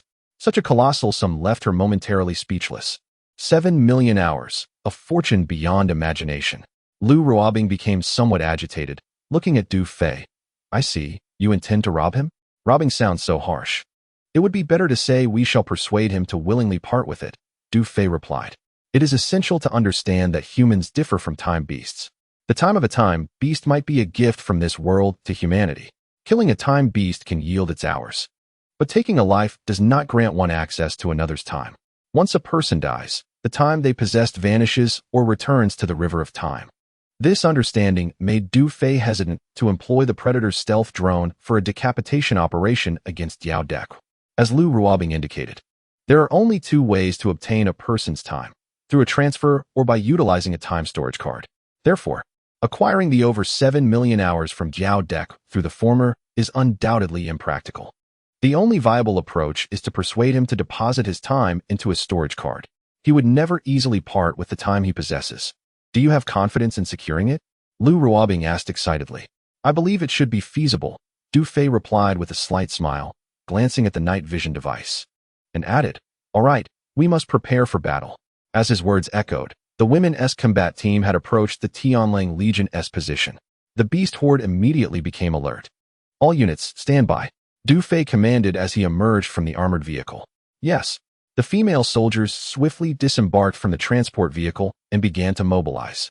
All-terrain King tanks, self-propelled artillery, and machine guns are in position, ready. Artillery units are in position, ready. Armored infantry is in position, ready. The female soldiers took their places, swiftly preparing for battle. At that moment, 2 level 5 time beasts among the horde emitted blue light from their backs and roared simultaneously. Roar. Growling. The horde became frenzied, charging towards the Women's combat team like a tidal wave. All units prepare to let these ferocious beasts experience our mithril bullets and shells. Aim to reclaim the Eastern Front's 2nd position within 30 minutes. 3, 2, 1, fire. With Du Fei's commanding voice ringing out powerfully, the battle commenced. Boom, boom, boom. The artillery unleashed a relentless barrage, raining countless shells upon the advancing horde of beasts. The ground trembled as explosions erupted among the creatures, scattering blood and flesh in every direction, their anguished roars echoing through the chaos. Aim for the time beasts. Advance forward. The formidable No. 1 Land King tank led the charge, its Gatling gun and machine guns sweeping mercilessly over the beastly throng.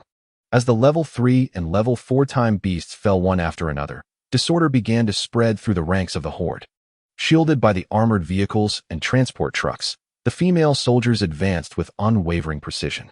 Suddenly, two enraged level 5 time beasts let out ferocious roars, attempting to incite a resurgence of chaos among their kind. Eliminate those two level 5 time beasts first. Du Fei commanded from the control room, addressing the gunners. Lock on. Fire. The ground shook violently as thunderous explosions rang out. Severed limbs and dismembered remains soaring into the air. Under the relentless bombardment, the two level 5 time beasts emitted horrifying cries before collapsing to the earth. In an instant, the remaining time beasts and mutated creatures began to lose their fervor, scattering like headless flies as they fled toward the north line of the Lightning Brigade. Seizing the opportunity, the number 1 Land King tank pursued with unyielding fervor, disregarding the fleeing mutated beasts and focusing solely on the time beasts. Concurrently, the female soldiers of the field combat unit launched their assault, charging forth like fierce tigers released from captivity. Resupply ammunition. Move quickly. The logistics team scrambled to action as the doors of the ammunition container swung open, delivering box after box of silver bullets and shells. Chapter 56. Reclaiming the East Line number 2 position. Less than half an hour later, the battle concluded. The battlefield lay strewn with corpses, the majority being level 3 and level 4 time beasts. The operational efficiency was remarkable, akin to autumn winds sweeping away fallen leaves. It could only be said that these female soldiers were more ferocious than the beasts themselves. Du Fei opened the vehicle door and jumped down alongside Lu Ruobing. Report, Commander. Deputy Commander. The East Line number 2 position has been reclaimed. We have eliminated nearly 100 level 3 and level 4 time beasts, along with 2 level 5 time beasts. Our women's field combat unit suffered no casualties. This campaign has been a resounding success. The infantry commander reported with clarity and pride. Du Fei nodded in satisfaction and turned to Lu Ruobing. How much time did we secure from this battle? We have secured a total of 671, 358 hours. Lu Ruobing replied, her face aglow with joy, answering without hesitation. Order.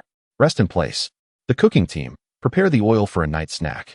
Once everyone has eaten and refreshed, we will support the 48th Division's Northern Lightning Brigade. Let us hunt down more time beasts and strive to seize the Qingchuan ruins. Yes, with Du Fei's orders given, all the female soldiers of the field combat unit settled in for a well-deserved rest, their spirits lifted as laughter and conversation filled the air. At the command center of the 48th Division, soon a segment of footage captured by an unmanned reconnaissance drone appeared on the laser screen. Moments later, Commander, their ammunition is truly formidable, almost beyond belief.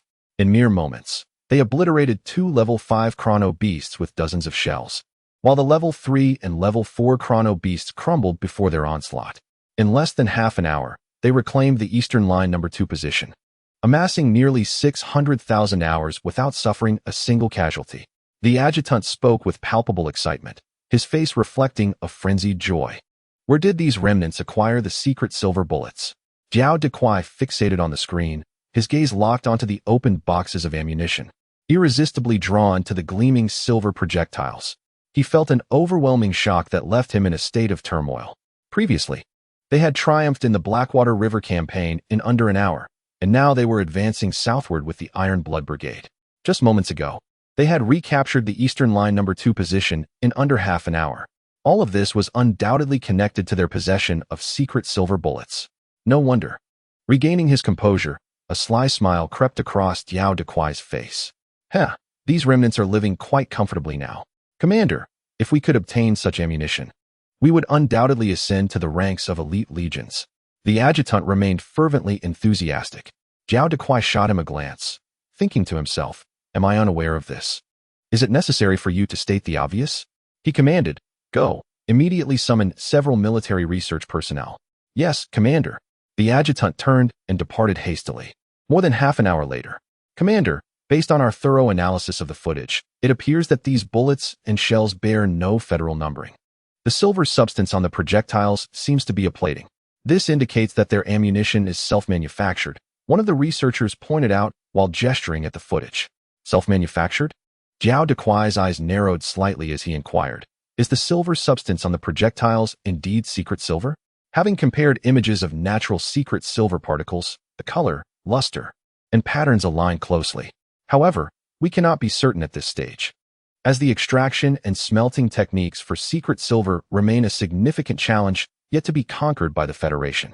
Nevertheless, given the damage inflicted on the Chrono-Beasts, only secret silver possesses such lethality. We unanimously believe that they have likely mastered the extraction and smelting techniques for secret silver, the researcher replied, his expression brimming with excitement. Excellent. A glimmer of light shone in Jiao Dequai's eyes as he addressed the adjutant. They have worked hard. Arrange for them to enjoy some leisure time at the social camp. Yes, Commander. Thank you, Commander. We are deeply grateful, Commander. The researchers beamed with joy, expressing their heartfelt gratitude. As the adjutant led the researchers away, Jiao Dequai took a deep breath.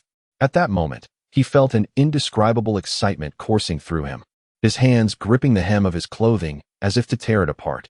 He murmured with trembling lips, the techniques for extracting and smelting secret silver. P.S. It is somewhat embarrassing to admit, but the income from this book is currently quite meager. Nevertheless, I will persist in writing. I simply hope that generous readers might offer a little more support to fuel my passion. I would be immensely grateful. As the night wore on, Chapter 57 unfolded, revealing a minimum of 10 million hours. Soon after, the aide returned to the command center after arranging several researchers. Commander, I believe the analysis provided by the researchers is quite reasonable. That young man is indeed a prodigy from the Federal Academy of Senior Commanders in Revival City. The aide remarked cautiously, noticing that Jiao Deek was deep in thought. Indeed, you have reminded me, Jiao Deek said, pausing the screen to gaze at the confident demeanor of Du Fei during battle.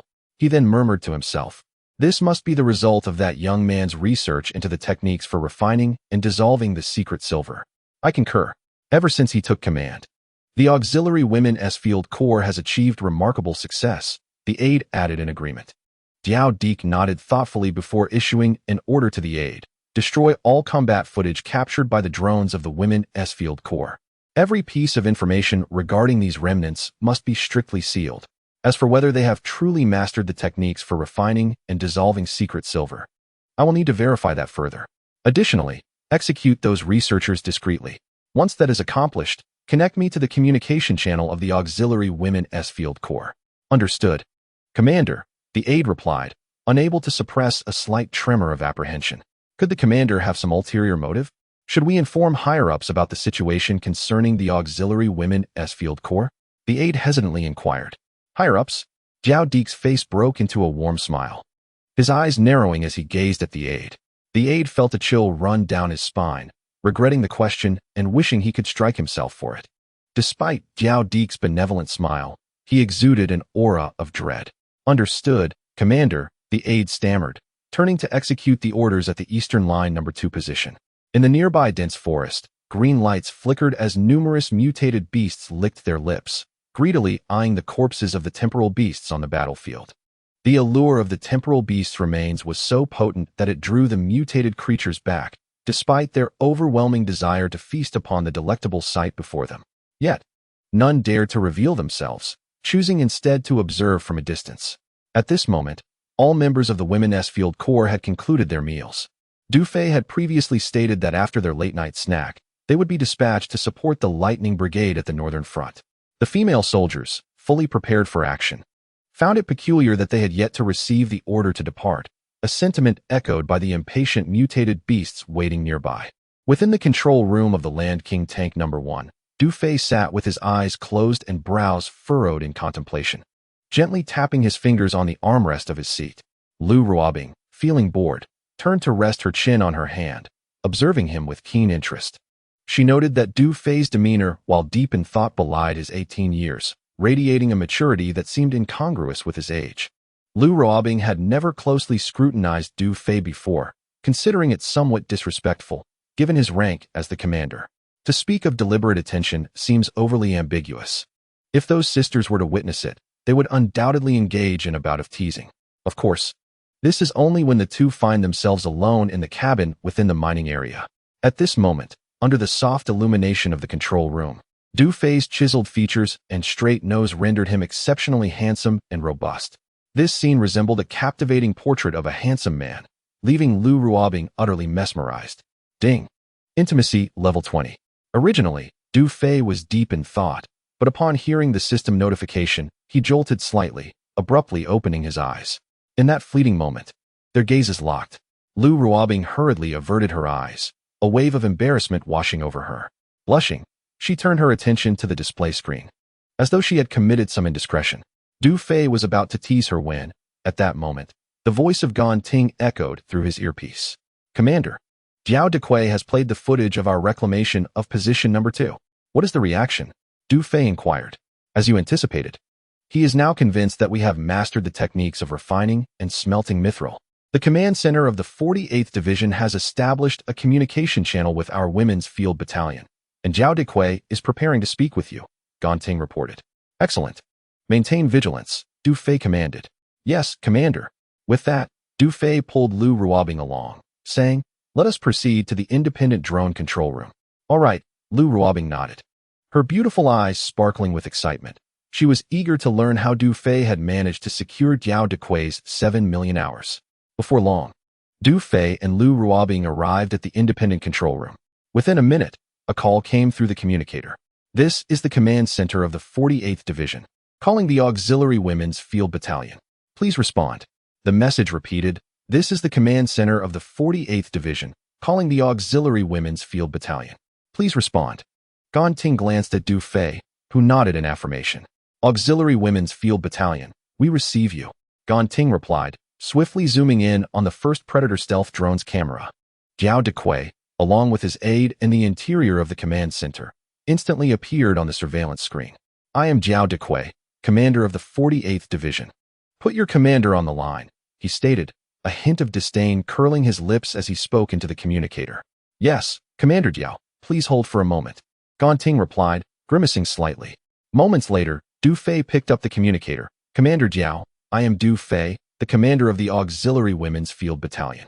So you are Du Fei? Jiao Dequay's tone was courteous. Indeed. Haha, no wonder you are the prodigy of the Federal Advanced Academy. In just a few days as commander, you have invigorated the battalion remarkably. Quite impressive. The surveillance footage captured Jiao Dequay's insincere smile as he addressed the communicator. On behalf of the 48th Division, I extend congratulations and condolences to your Auxiliary Women's Field Battalion. Haha. Thank you, Commander Jiao. Du Fei chuckled lightly before continuing. Your sudden call to me, I presume, is not merely to convey your regards. Upon hearing Du Fei's inquiry, a shadow immediately crossed the countenance of Jiao Dequay, reflecting his surprise at the young man's astuteness.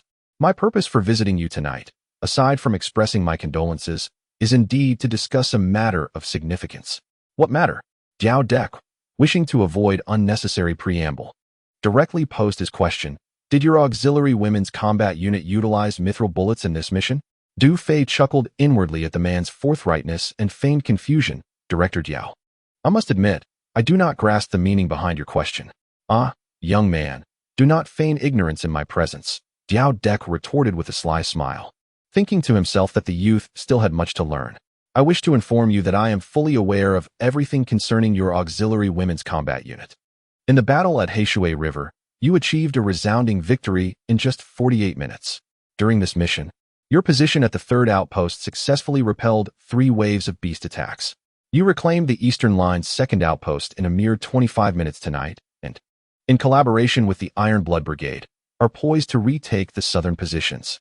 Furthermore, your specially developed mithril bullets have dispatched 3 level 5-time beasts. Am I correct in my assertions? Upon hearing this, Du Fei remained silent, deliberately choosing to withhold his response. Observing Du Fei's silence, Jiao Dequay smirked and continued. If my assumptions are accurate, you have already mastered the techniques of mithril extraction and smelting. These 2 technologies have long eluded the Federation. Should they become aware of this, they would seize your advancements and possibly erase you from existence. Having stated this, Jiao Dequay's tone softened. What I mean to convey is that possessing such technologies under your current circumstances is not advantageous. However, my 48th Division has successfully sealed all information regarding your Auxiliary Women's Combat Unit, and the Federation remains oblivious for the time being. This implies that you are still safe. Surely, you comprehend the implications of my words? I believe I understand, Du Fei replied directly. Are you suggesting that you desire our mithril extraction and smelting techniques? Oh, I knew that Commander Du was a perceptive individual, quick to grasp the essence, Jiao Dequay proclaimed, exuding confidence. If you are willing to share the techniques of mithril extraction and smelting with me, I can assure your safety and provide ample time for your unit. With this time, you need not fear the battlefield any longer. I guarantee that by tonight, all of you will return to Revitalization City, ensuring a tranquil future for you. The terms I propose are exceedingly favorable, but I require the technologies to be handed over tonight. You have 5 minutes to contemplate this. With that, Jiao Dek awaited Du Fei's response with an air of unwavering confidence. After a moment of silence, Du Fei replied, I fear this arrangement may not be feasible. Oh, are you unwilling to sell the technologies to me? Jiao Dek furrowed his brow, and his expression immediately darkened as he threatened. Do not forget that with a mere word from me, the Federation will send people immediately. You would do well not to regret it. Jiao, the commander, seemed to have misunderstood. Du Fei clarified, what I meant by impractical is that you should not overlook the Iron Blood Brigade. You need not concern yourself with that. As long as you hand over the remaining ammunition and equipment to my 48th Division, you may withdraw with ample time, Du Fei assured. As for the Iron Blood Brigade, leave it to my 48th Division. A sinister smile crept across Jiao Dek's face, his intentions unmistakable. Clearly, if the 48th Division acquired the mithril bullets, the Iron Blood Brigade would meet their demise at the Qingchuan ruins. One must admit, Jiao Dek was indeed a ruthless and unscrupulous individual. Du Fei took a deep breath, feigning contemplation, as if he had reached a decision. How much time are you willing to grant us? He inquired. How much do you desire? Jiao Dek responded nonchalantly. At least 10 million hours, Du Fei blurted out. 10 million? The trio of Lu Ruobing, Gan Ting, and Sun Shaoqian turned to Du Fei in astonishment, their eyes wide. Heh, do you even grasp the magnitude of 10 million? You are truly audacious. Jiao Dek chuckled. Commander Jiao, I am not being unreasonable. The technology for refining and smelting mithril, if sold, would likely exceed 10 million hours, Du Fei retorted, taking a breath before continuing. 10 million is merely a safeguard for our survival. Without it, we would prefer to hand over the mithril refining and smelting technology to the Federation. After a moment's thought, he added, we do not require a transfer. A storage card will suffice. Jiao Dek pretended to ponder for a moment before replying. Then it is settled at 10 million. Deal. Commander, I can't shake the feeling that something is amiss. Du Fei suddenly interjected. Jiao Dek was taken aback. What do you mean? Are you certain you possess 10 million hours? There may be deception afoot. Du Fei's tone was filled with skepticism. Humph. Are you doubting this commander's ability to produce 10 million hours? Jiao Dek snorted coldly. It is not a matter of disbelief, Commander Jiao, but caution is prudent. Du Fei maintained his doubtful tone. Unless you can provide me with a video, I need to see the storage card containing 10 million hours to feel assured. Jiao Dek shook his head in silence, contemplating before responding. I can show you a storage card that holds 10 million hours. However, how can you prove you possess the technology for refining and smelting mithril? Du Fei anticipated this and replied, I can indeed prove it. I have a complete video of the mithril refining and smelting process, which I can send you at any time. Very well, I would like to verify this now. Please send me the video documentation you mentioned, Jiao Dek said, a glimmer of interest in his eyes. Once I have verified it, you will, of course, see the storage card containing 10 million hours. Understood, Du Fei responded through the communicator. Thus, it was settled. The data was to be transmitted to the imagery repository of the 48th Division within 5 minutes. Upon concluding this statement, the communication channel abruptly ceased. Jiao Dek lit a cigar, a sinister smirk dancing upon his lips, while Du Fei observed the surveillance footage, responding with a cold smile of his own. Gan Ting, transfer the footage to the 48th Division, he commanded. Understood, Gan Ting replied promptly. I see, so there's no need for further communication with Jiao Dek? Queried Lu Ruobing. Her expression one of surprise as she glanced at Du Fei. Indeed, Du Fei inhaled deeply, stating, we merely need to wait. Let's hope Jiao Dek manages to transfer his time onto the storage card. Lu Ruobing spoke with a hint of tension. He will. At that moment, the surveillance footage displayed the aide opening the imagery repository. Commander, the footage of the Auxiliary Women's Combat Unit has been transmitted, he announced eagerly. Open it quickly, Jiao Dek urged, barely containing his impatience. Soon, a clear video appeared on the laser screen. The scene revealed a camp, where 2 female soldiers stood by the walls of an air raid shelter, intently gazing ahead. Commander, this is the camp of the Auxiliary Women's Combat Unit, the aide remarked. Fixated on the screen, Jiao Dek nodded. He recalled having dispatched unmanned reconnaissance drones to monitor the women's combat unit and had previously seen images of their camp. As the camera panned towards another air raid shelter, a sophisticated manufacturing workshop came into view, comprising zones for weapon and ammunition production, intelligent control core manufacturing, and comprehensive fabrication. The ammunition production area, in particular, showcased piles of semi-finished bullets and completed silver bullets. Jiao Dequay and the aide gaped in astonishment, disbelief etched across their faces. As the lens shifted to a nearby mountain, a mining site emerged, bustling with dozens of workers. No wonder their camp boasts a silver mine, Jiao Dequay murmured, his gaze fixated on the shimmering piles of ore. At that moment, a striking female soldier appeared near the ore heaps. It was Su Ninger. She produced a vial of refining agent and dripped it onto a piece of ore, prompting a miraculous scene to unfold. A silvery liquid oozed from within the ore, swiftly solidifying into a small block of refined silver. Remarkably, she soon extracted 5 or 6 blocks of silver. Then, Su Ninger utilized the refining agent to liquefy the silver, proceeded to coat the bullets in silver, and conducted preliminary tests. As the detailed process concluded, both Jiao Dequay and the aide were left utterly astounded. They found it utterly incredible. It was evident that the refining agent held by the female soldier was developed by Du Fei himself. How marvelous! This group of survivors had indeed mastered the techniques of silver extraction and refining, and to their surprise, they possessed such an advanced manufacturing facility. Jiao Dequay, exhilarated, felt his fingers tremble around the cigar.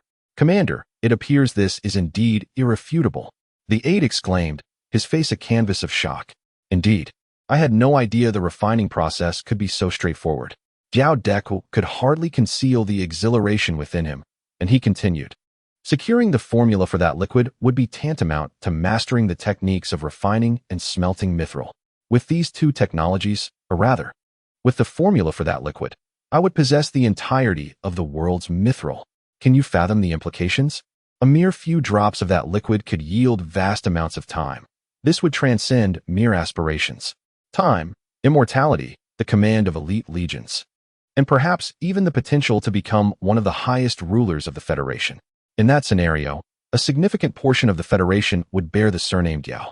At that point, who would still venture into battle? With just a few words, one could summon elite legions at will. Even if Wu Daguay ascended to the upper echelons of the Federation, he would be compelled to kneel before me. In this moment, Jiao Dequay's ambition swelled immensely. Before him, it seemed as though all he desired was materializing. I must obtain that liquid's formula.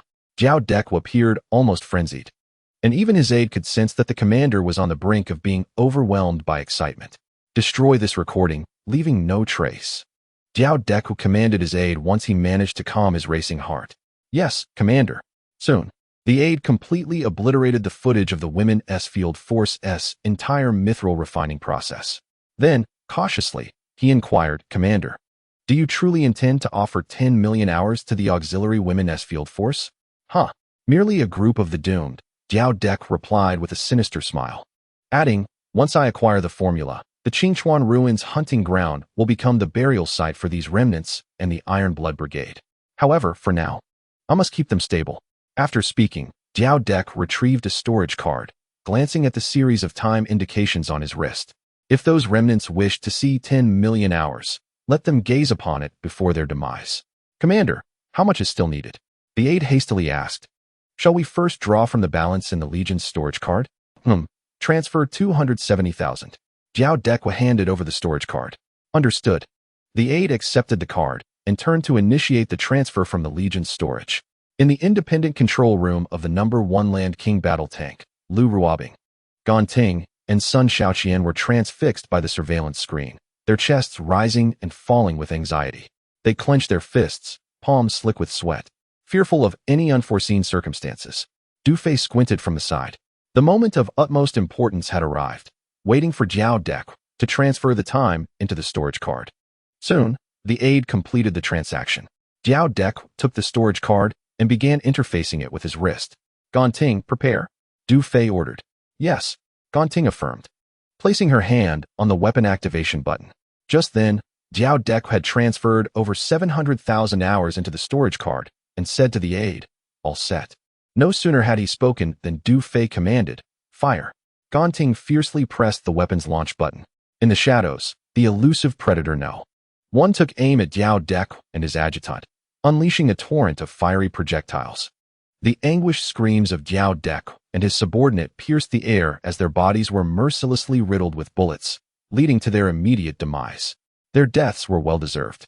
Observing the lifeless forms sprawled in a pool of blood, Lu Ruobing's eyes glimmered with a hint of satisfaction. At that moment, the storage card, containing a staggering 10 million hours of data, slipped from Jiao Deku's grasp and fell to the ground. The command center was under siege. Alert! Immediate assistance required. Chaos erupted within the command center of the 48th Division. Guard the storage card, and do not allow anyone to approach. Du Fei instructed Ganting. Understood. Ganting nodded in affirmation. Sun Xiaoqian promptly demolished the ammunition depots of the Hurricane Brigade and the Thunder Brigade on the Western Front. Yes. Sun Xiaoqian swiftly pressed the missile launch button on the cloaked drone, Predator No. 2. With a whoosh, a miniature missile shot forth from the Hurricane Brigade's position, trailing smoke as it sped toward the rear ammunition depot. A deafening explosion ensued, shaking the ground and sending flames soaring into the sky, as a colossal shockwave surged towards the front line. In an instant, the Western Front was thrown into disarray, accompanied by the cacophony of wails and cries. Before the positions, 2 level 5 temporal beasts emitted a blue glow from their backs, rearing back to roar at the heavens. The densely packed horde of beasts erupted into a frenzy, howling in rage as they surged like a tidal wave toward the Western Front. Xiaoying. Du Fei seized the moment to call into the communicator. Xiaoying here. Came the prompt reply from within the armored vehicle, Land King No. 2. Order. After reclaiming the Southern Front, immediately assist the Iron Blood Brigade in exterminating the temporal beasts on the Western Front. Understood, Xiaoying responded. As the situation on the Western Front was being organized, Du Fei finally managed to calm his mind. The primary concern of eliminating Jiao Dek had been addressed, leaving little else to fear. However, despite the Qingchuan ruins being merely a minor skirmish compared to battles involving hundreds or thousands of legions, it still held the potential to attract the attention of the Heavenly Eye. Thus, while the beast horde could be utilized, the women's field combat team should strive to avoid direct confrontation with the 48th Division. In this critical moment, the Cloak Predator drone was poised to truly come into play. With the Hurricane Brigade and Thunder Brigade in disarray, compounded by the loss of their ammunition depots, it would not be long before they faced total annihilation. The only remaining force was the Lightning Brigade on the Northern Front. Though devoid of level 5 temporal beasts, the presence of level 3 and level 4 temporal beasts was sufficient to obliterate them. Thus, the final task remained, to eliminate the temporal beasts. Once the temporal beasts within the Qingchuan ruins were eradicated, the mutated horde would naturally disperse. In other words, once all the temporal beasts were hunted down, this battle would be deemed victorious. Du Fei quickly organized his thoughts and promptly issued another command. Sun Xiaoqian. Detonate the ammunition depot of the Lightning Brigade on the Northern Front in 3 minutes. Subsequently, assistance was rendered to Ganting in clearing the command center of the 48th Division. Once the area was secured, bombardment of the Qingchuan ruins commenced, with the objective of completing the mission by dawn. Aye, Commander. Sun Xiaoqian swiftly maneuvered the No. 2 Predator stealth drone, racing towards the northern front of the Lightning Brigade. All personnel, advance towards the northern front, excluding the No. 1 Land King tank. The order was given. Our primary objective is to drive away the Chrono-Beasts, with hunting as a secondary goal. Understood. The infantry commander finally received the command from the brigade leader. Advance towards the northern front. Let's move out. At the sound of the command, 2 transport vehicles, laden with female soldiers and munitions, sped towards the northern front. Following Ganting's pre-identified shortcut, the No. 1 Land King tracked vehicle headed directly for the abandoned power station in the northwest. 3 minutes later, a thunderous explosion erupted from the Lightning Brigade's position, illuminating the night sky with flames. Sun Xiaoqian accomplished her task as the No. 2 Predator drone circled before heading straight for the command center of the 48th Division in the northwest. At that moment, the various commanders and soldiers at the Lightning Brigade's position were in disarray, their ranks thrown into chaos. Lightning Brigade, calling the command center. Urgent situation. Our munitions depot has exploded. Requesting support. Commander, there has been no response from the command center, reported the communication soldier. What on earth? Has the communication team at the command center been wiped out? The brigade leader was in a state of panic, snatching the communicator. This is Brigade Leader by Sigong of the Lightning Brigade. Command Center, please respond. In the next instant, a cacophony of roars erupted as dozens of Level 3 and Level 4 Chrono-Beasts, along with a horde of mutated creatures, breached the defenses, baring their sharp teeth and commencing a ruthless slaughter. Report. The infantry regiment has suffered heavy casualties. Report. The artillery regiment is engulfed by the beasts. Commander, our position has completely fallen. Hold the line. Everyone, hold your ground. Commander, we've exhausted our ammunition. We cannot hold on any longer. A chorus of screams filled the air as the Chrono-Beasts and mutated creatures unleashed their fury upon the Lightning Brigade's position. Without ammunition resupply, the brigade stood powerless against the onslaught of Level 3 and Level 4 Chrono-Beasts. In a flash, even the command post of the Lightning Brigade was overwhelmed by the relentless tide of beasts. Meanwhile, at the 48th Division Command Center in the northwest, Sun Xiaoqian and Gan Ting were engaged in a thorough sweep. The staccato of gunfire echoed through the air as the command center's guard forces fell, caught unprepared. The abandoned power station was filled with cries and panic as many officers and soldiers fled in terror, yet those who escaped outside largely became the beast's next meal.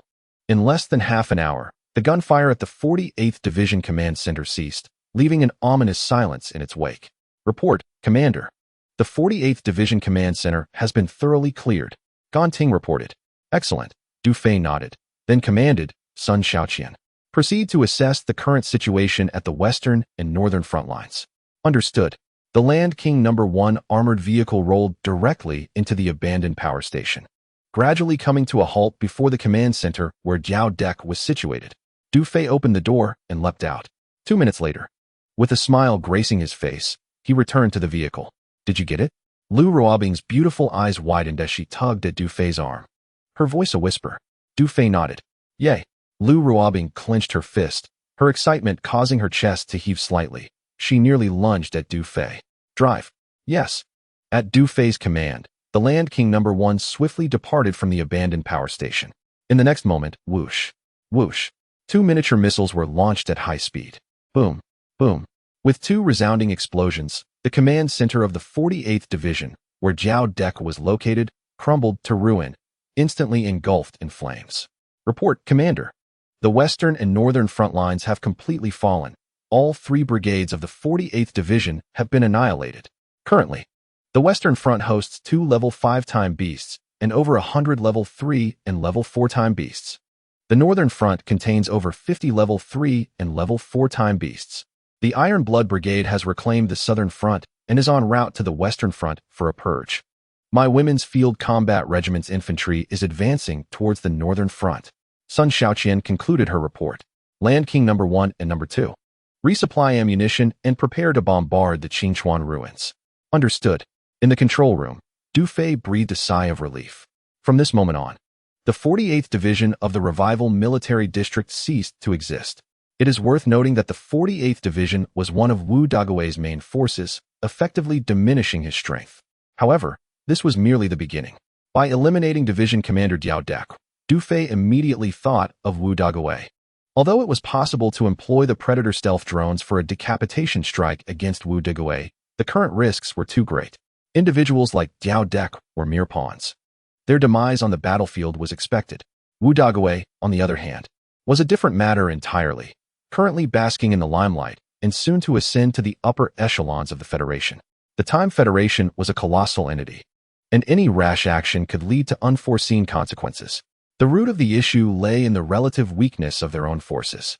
Thus, the Women's Field Combat Regiment must first grow stronger. To avoid being bullied or to act freely, one must possess sufficient strength. Report, Commander. We are approaching the northern front. A herd of Level 3 and Level 4 time beasts has appeared ahead. The communications officer, eyes fixed on the detection device, reported to Du Fei. Charge in. Support the infantry and commence the sweep. Yes. Chapter 60. Could it be the secret weapon of a top-tier legion? At the northern front, following Du Fei's orders, the sweep commenced. Rat-a-tat-tat. Countless shells erupted from the cannon's chamber. The Land King No. 1 first directed its full firepower towards the densely packed area of Level 4 time beasts ahead. The thunderous booms reverberated continuously, as countless artillery shells carpet-bombed the advancing horde of beasts. The ominous masses of time beasts and mutated creatures emitted harrowing cries, their flesh scattering amidst thick, billowing smoke, with a significant number collapsing in an instant. As a breach was created, the Land King #1 battle tank surged into the throng of beasts, unleashing a frenzied barrage from its machine guns and Gatling guns. With the fall of numerous level 3 and level 4 time beasts, the mutated beasts began to scatter, fleeing in panic. On the opposite flank of the horde, an alarm rang out. Invisible winged beasts. Maintain aerial vigilance. The creatures had revealed themselves, entering a frenzied state. Once within range, fire at will. The female infantry of the field combat team, upon encountering the invisible winged beasts, took cover behind transport vehicles, their gazes fixed on the night sky above. Suddenly, a dozen level 3 and level 4 invisible winged beasts manifested, circling just beyond the reach of the female combat team. Meanwhile, in the distance, more swarms of these beasts were rapidly approaching the position of the female infantry. Report to the commander. The infantry has encountered a large number of invisible winged beasts at coordinates 726-39. The infantry commander, sensing the urgency of the situation, promptly picked up the communicator to inform Du Fei. I am already aware of the situation. There is no need for concern. Du Fei replied from the control room of the #1 tank, before turning to Lu Ruobing. Open a gap from the right front and close in on the infantry convoy. Understood. Lu Ruobing nodded. On the other side, the infantry commander had just received the response from the commander. In less than 2 seconds, bursts of fire erupted from the air, targeting the invisible winged beasts with ferocity. The sky above the female combat team was suddenly filled with the piercing shrieks of the level 3 and level 4 invisible winged beasts as they plummeted, their massive forms crashing down. The fallen beasts struck the ground like artillery shells, some landing amidst the horde, others crashing into rocks and trees, sending dust and debris flying. Those are our drones. Remarkable. This is my first time witnessing such power.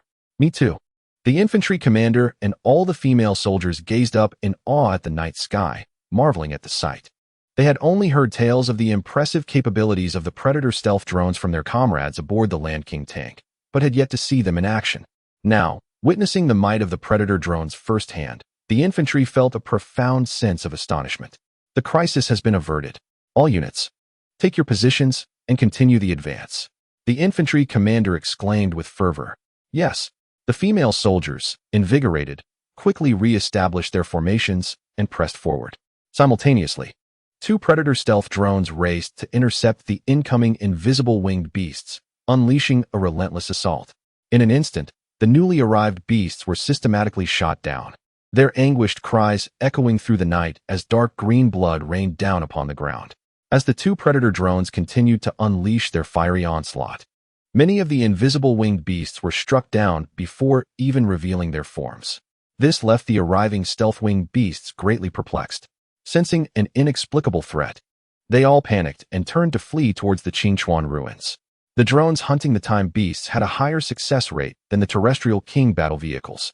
Faced with such a multitude of stealth-winged beasts, Ganting and Sun Shaoqian were determined not to let them escape. They skillfully maneuvered their 2 predators, relentlessly pursuing and systematically eliminating each of the stealth-winged beasts.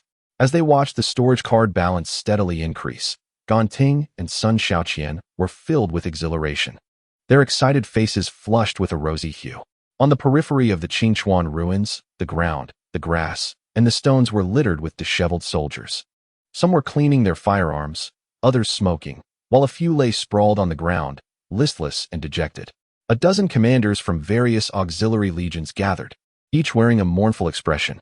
Communication with the 48th Division had been lost, and the situation remained uncertain. It was feared that dire circumstances were at hand. Indeed, the emergence of so many level 5 time beasts was overwhelming. Who could withstand such an onslaught?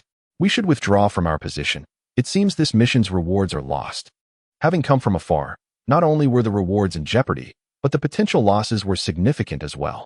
Let us not dwell on it. Surviving is already a blessing. Someone remarked. The mission's operational timeline was set for 20 hours, and we had to endure until 8 in the morning, which felt agonizing. What else could be done?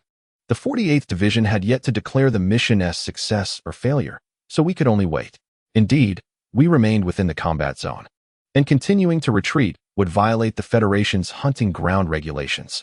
The commanders exchanged their grievances when suddenly, one of them, wielding night vision binoculars, appeared to notice something and pointed towards the Qingchuan ruins, exclaiming, "Look, what is that?"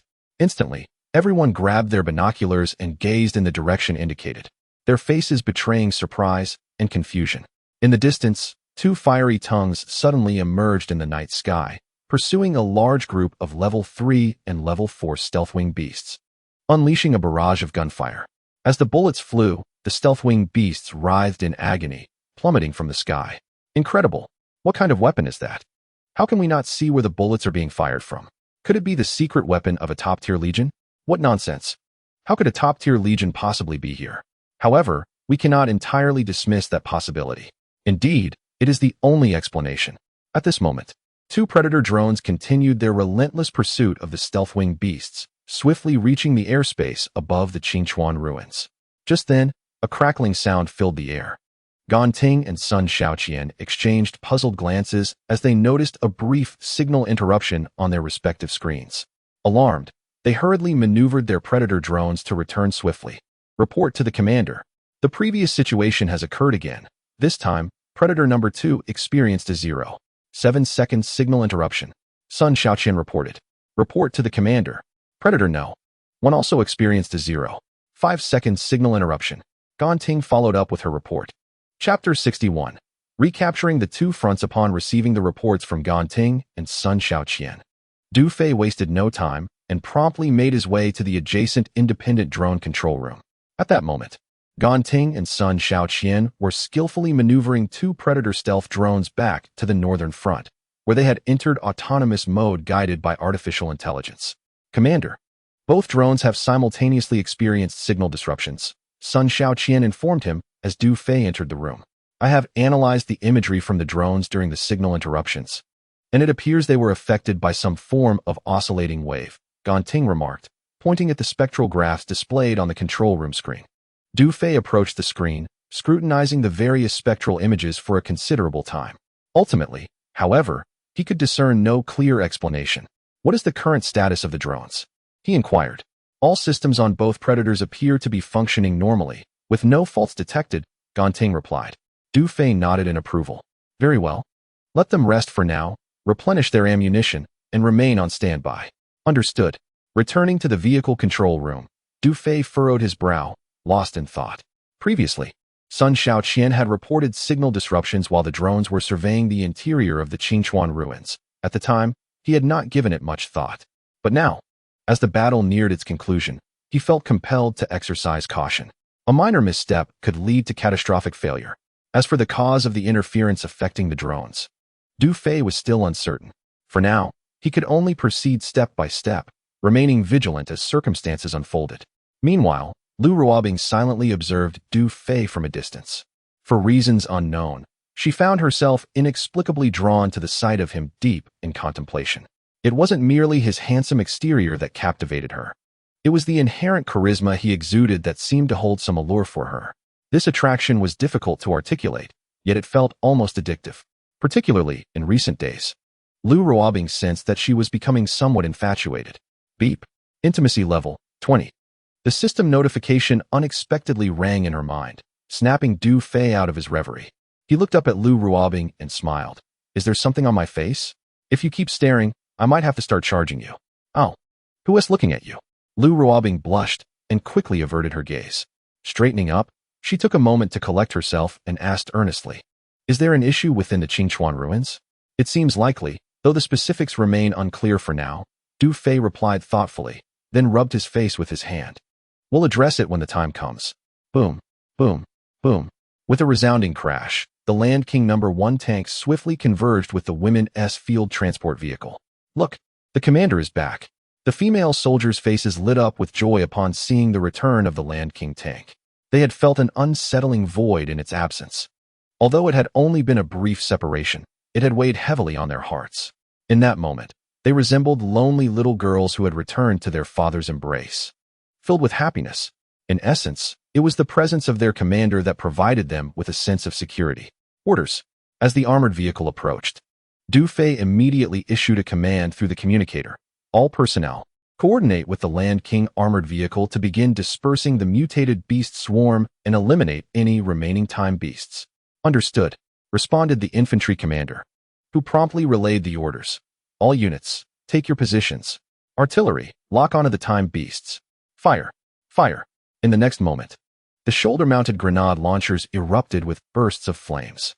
With a resounding boom, several shells detonated within the beast horde. The female soldiers of the Women's Field Combat Brigade followed the Land King armored vehicle, launching a large-scale assault on the northern front. Grenades, cannons, machine guns, and Gatling guns unleashed their full fury. Chaos ensued among the beasts, with terrified roars and cries echoing through the air.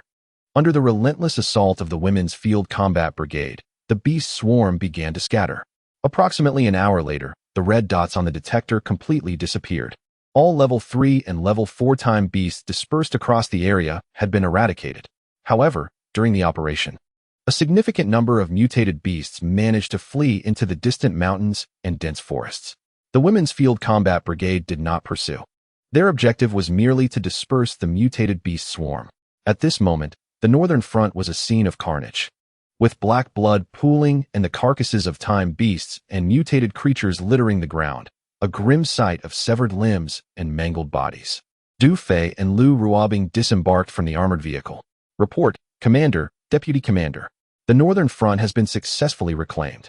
The infantry commander stood tall, saluting. Excellent. Rest for 10 minutes. Then proceed to the western front to rendezvous with the Iron Blood Brigade. Yes. At that moment, 2 Predator drones automatically disengaged their cloaking devices and landed beside the ammunition truck. Ganting and Sun Xiaoqian also stepped down from their vehicle, directing the logistics personnel to replenish their ammunition. The female soldiers, upon witnessing this, hurried over to observe, some expressing admiration while others reached out to touch the drone's wings. Wow, it's stunning. I thought it was just an unarmed reconnaissance drone, but it's actually such a formidable weapon. Truly unexpected. Operating such a drone must be exhilarating. I envy Tingting and Xiaoqian. Indeed, the commander treats them exceptionally well. The female soldiers wore expressions of envy, filled with admiration. Ganting and Sun Xiaoqian exchanged a glance, raising their eyebrows in a display of pride, their hearts bubbling with joy. Not far away, Du Fei, holding night vision binoculars, gazed toward the Qingchuan ruins. Most of the mutated beasts within the city had fled, but there should still be some high-ranking guardian beasts remaining, such as level 5 and level 4 time beasts. I suspect the majority left are juvenile beasts or pregnant ones, Du Fei murmured to himself as he observed. Lu Ruobing stood by his side, quickly lost in her own thoughts, her mind a mystery to all. After a moment, she glanced at Du Fei, touched her waist, and displayed a hint of concern. At that moment, a voice crackled through the communicator. Report, Commander. This is Xia Ying, the number 2 Land King armored vehicle, in coordination with the Iron Blood Brigade, has reclaimed the western front. Good. Please provide your current coordinates. Coordinates 562, 73, Xia Ying replied. Lu Ruobing glanced at the detector before turning to Du Fei. We are approximately 40 kilometers away. We should arrive in half an hour. Du Fei nodded and promptly commanded Xia Ying. Inform Commander Chu to remain in position and rest. In half an hour, our Women's Field Corps will rendezvous with the Iron Blood Brigade. Understood, Commander. Half an hour later, at coordinates 562, 73, the Women's Field Corps and the Iron Blood Brigade united. As Du Fei and Lu Ruobing disembarked from their vehicle, they were met with a resounding salute. Thousands of soldiers from the Iron Blood Brigade faced them, saluting in unison. Brigade Commander Chu Jingxiong, along with his aide, Dong Jie, and various commanders of the Iron Blood Brigade also offered their salutes. Du Fei, Lu Ruobing, and the female soldiers of the Women's Field Corps returned the military salute. After a brief exchange of pleasantries, Chu Jingxiong turned to Du Fei with a sigh. My brother, Commander Xia Ying has likely informed you. When our forces reached the Western Front, the 48th Division's Hurricane Brigade and Thunder Brigade had already been annihilated. He shook his head slightly. It is truly heartbreaking. Indeed. Commander Chu, I have just learned of the situation at the Western Front. I had hoped they could hold on until the Iron Blood Brigade arrived. But I never anticipated the position would fall so swiftly, Du Fei replied, shaking his head in agreement. Yes.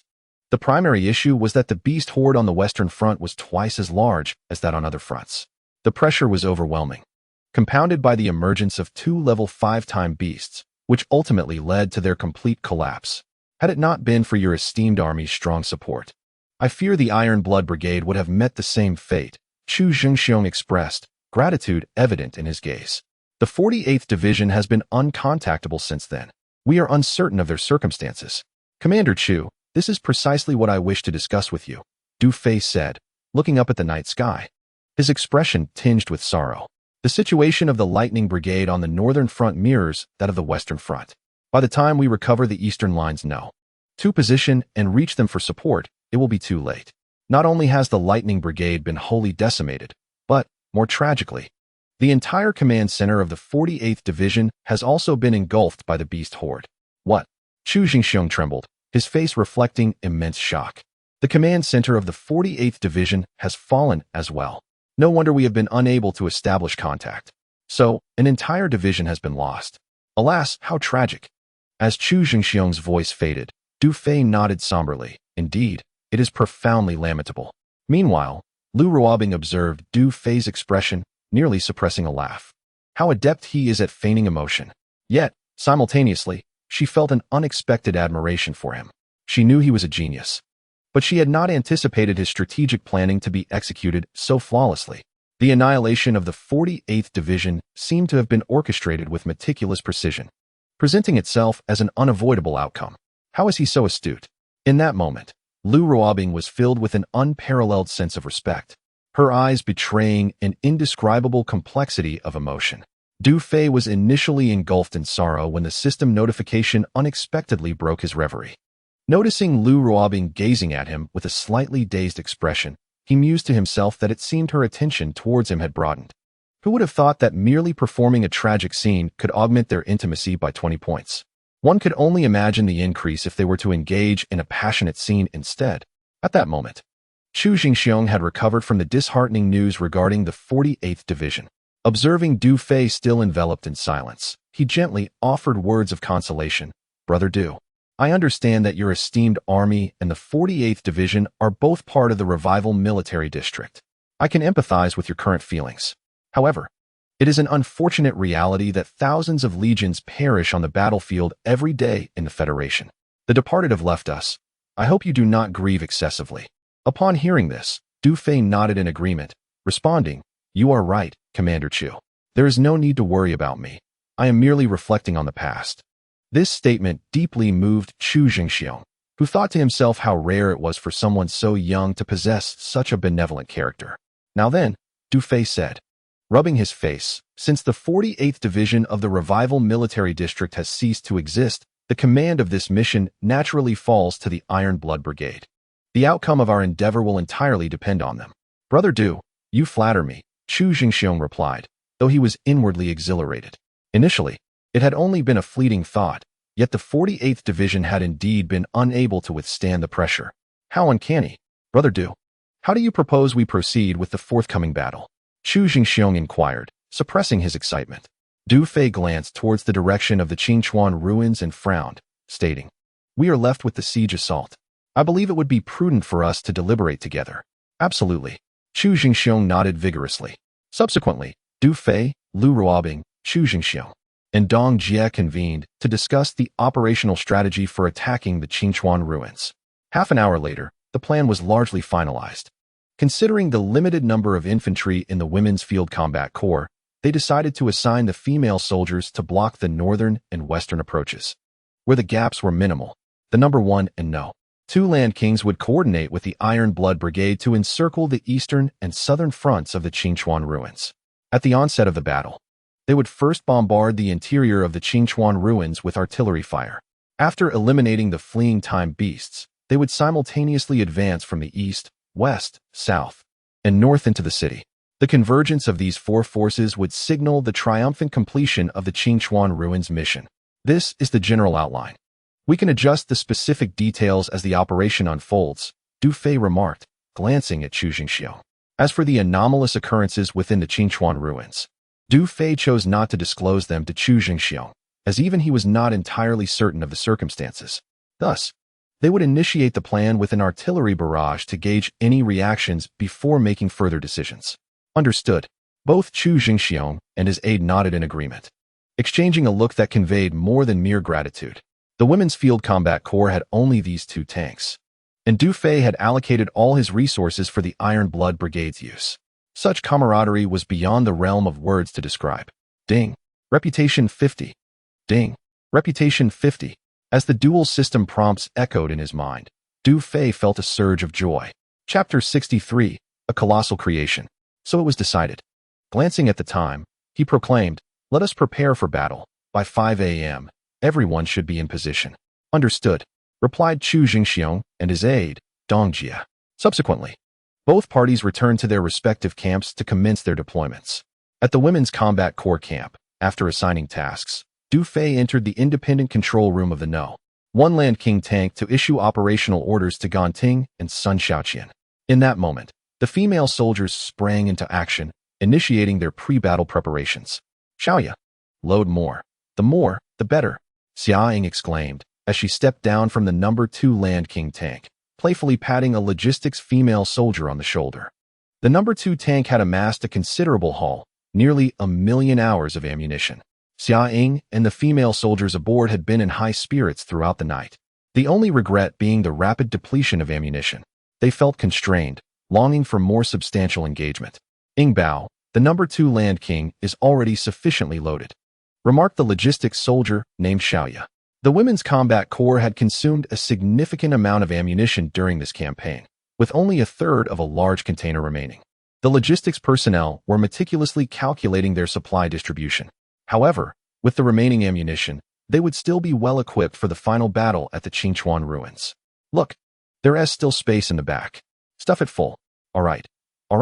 Xiaoya, the logistics soldier, sighed, waving her hand and calling out, "Come on, everyone. Let us fill Ying Bao's rear." Soon, a flurry of soldiers, varying in size and type, gathered to satisfy her request. "What a bunch of rascals. How do you even speak?" Xia Ying chuckled, playfully observing Lu Ruobing. At that moment, Lu Ruobing sat on a stone, resting her chin in contemplation. Xia Ying stealthily approached and, from behind, wrapped her arms around her neck. "Are you lovesick?" Lu Ruobing jumped in surprise, her cheeks flushing crimson as she snapped back to reality. "You little rascal, you startled me. Why is your face so red?" Xia Ying teased, eyes gleaming with mischief. "Are you thinking about the commander? What nonsense. There are so many sisters around," Lu Ruobing replied, casting a shy glance at the surrounding female soldiers. "Oh, come on. You can't fool me. What is there to hide? Strike while the iron is hot. Just think about it. With so many sisters in the regiment, and the commander being so dashing, those little rascals are all eyeing him, dreaming of a chance to snatch a piece.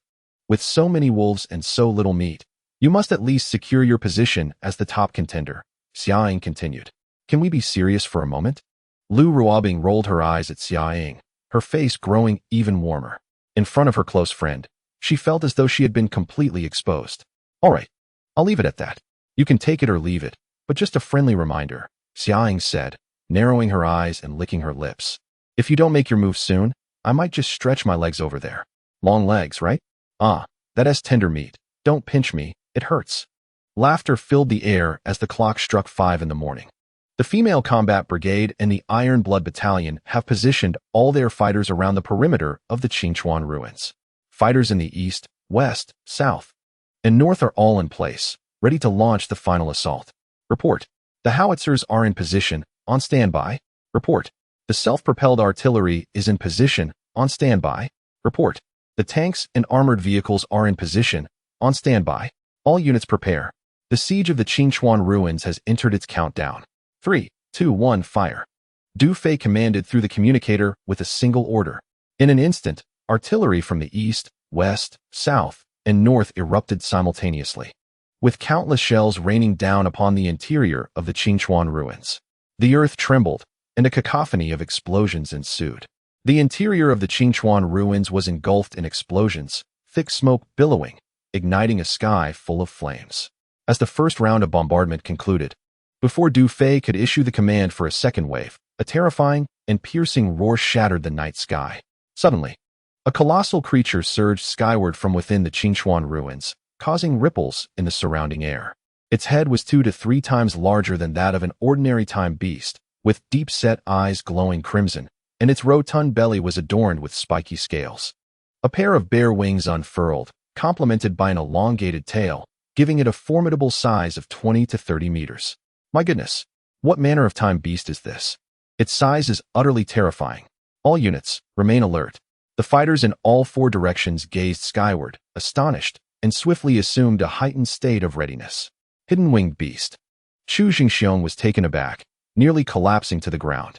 Simultaneously, inside the number 1 and number 2 Land Kings, Lu Ruobing, Xia Ying, Gan Ting, and Sun Xiaoqian all turned pale. Du Fei's eyes narrowed in shock, taken aback by the emergence of such a gigantic entity. Regaining his composure, Chu Jingxiong immediately shouted into the communicator, "Captain Du, we're in trouble. That is a hidden winged beast." In the communicator, before Chu Jingxiong could finish, the enormous hidden winged beast, its mouth dripping with slime and revealing 2 rows of sharp teeth, unleashed a thunderous roar. Suddenly, it flapped its bare wings violently, stirring up a bizarre and ferocious airflow that surged directly toward the number 1 Land King. Then, a multitude of time beasts, including swarms of hidden winged beasts in the sky, charged forth from all directions of the Qingchuan ruins. The ground and air together boasted a total of around 1 to 200 beasts, among which were over a dozen level 5 time beasts, while the rest were uniformly level 4. "Captain, be careful," shouted Xia Ying and the other female soldiers in the number 2 vehicle, along with commanders at all levels. In simultaneous alarm, to everyone's astonishment, the concealed winged beast launched its initial assault on the armored vehicle occupied by Du Fei. Fire! Fire! The rhythmic sound of gunfire erupted. Concurrently, all personnel stationed at the 4 corners of the Qingchuan ruins unleashed a fierce barrage against the emerging temporal beast. Just as the concealed winged creature charged toward the number 1 Land King tank, an alarm blared. Air raid warning. Threat detected to the tank. All-round automated defense cannons activated. In an instant, a row of defensive cannons emerged from both the front and rear of the number 1 Land King tank. The next moment, a thunderous barrage ensued as countless specially designed cannon shells were relentlessly fired, creating a web-like assault directed at the descending winged beast. Amidst the chaos, numerous silver projectiles exploded in the night sky like a carpet of fireworks, successfully intercepting the concealed creature. Inside the control room of the number 1 Land King tank, Du Fei and Lu Ruobing were fixated on the detection instruments. However, in the next heartbeat, both were taken aback. The winged beast did not succumb to their expectations of being shot down. Instead, it instantaneously entered a cloaked state, vanishing from sight. Report, Commander. The surface of the winged beast appears to be enveloped in a layer of defensive energy. Our silver projectiles have only inflicted minimal damage. Commander, it seems to have sensed the danger and is now retreating. Due to severe signal interference, the missile lock is about to disengage. Gan Ting and Sun Xiaoqian swiftly reported. The drone control screen flickered incessantly, the large red that had been locked on by 2 predators intermittently appearing and disappearing. Gan Ting and Sun Xiaoqian fixated on the screen, their expressions taut with tension. It was their first encounter with a temporal beast of such caliber. Launch multiple missiles. Du Fei commanded decisively. Yes. Gan Ting and Sun Xiaoqian replied in unison, simultaneously pressing the launch buttons for multiple missiles. Whoosh, whoosh, whoosh. The 2 Predator stealth drones unleashed 16 miniature missiles each, racing towards the concealed winged beast from different angles. As explosions erupted in midair, a cacophony of anguished roars pierced through the fiery clouds. Subsequently, a severed limb plummeted rapidly into the city of Qingchuan, stirring up a cloud of dust. All commanders, including Chu Jingxiong, who were orchestrating the battle, stood in stunned silence at this spectacle. Report, Commander. The concealed winged beast has escaped the confines of the Qingchuan ruins, leaving behind only a severed tail.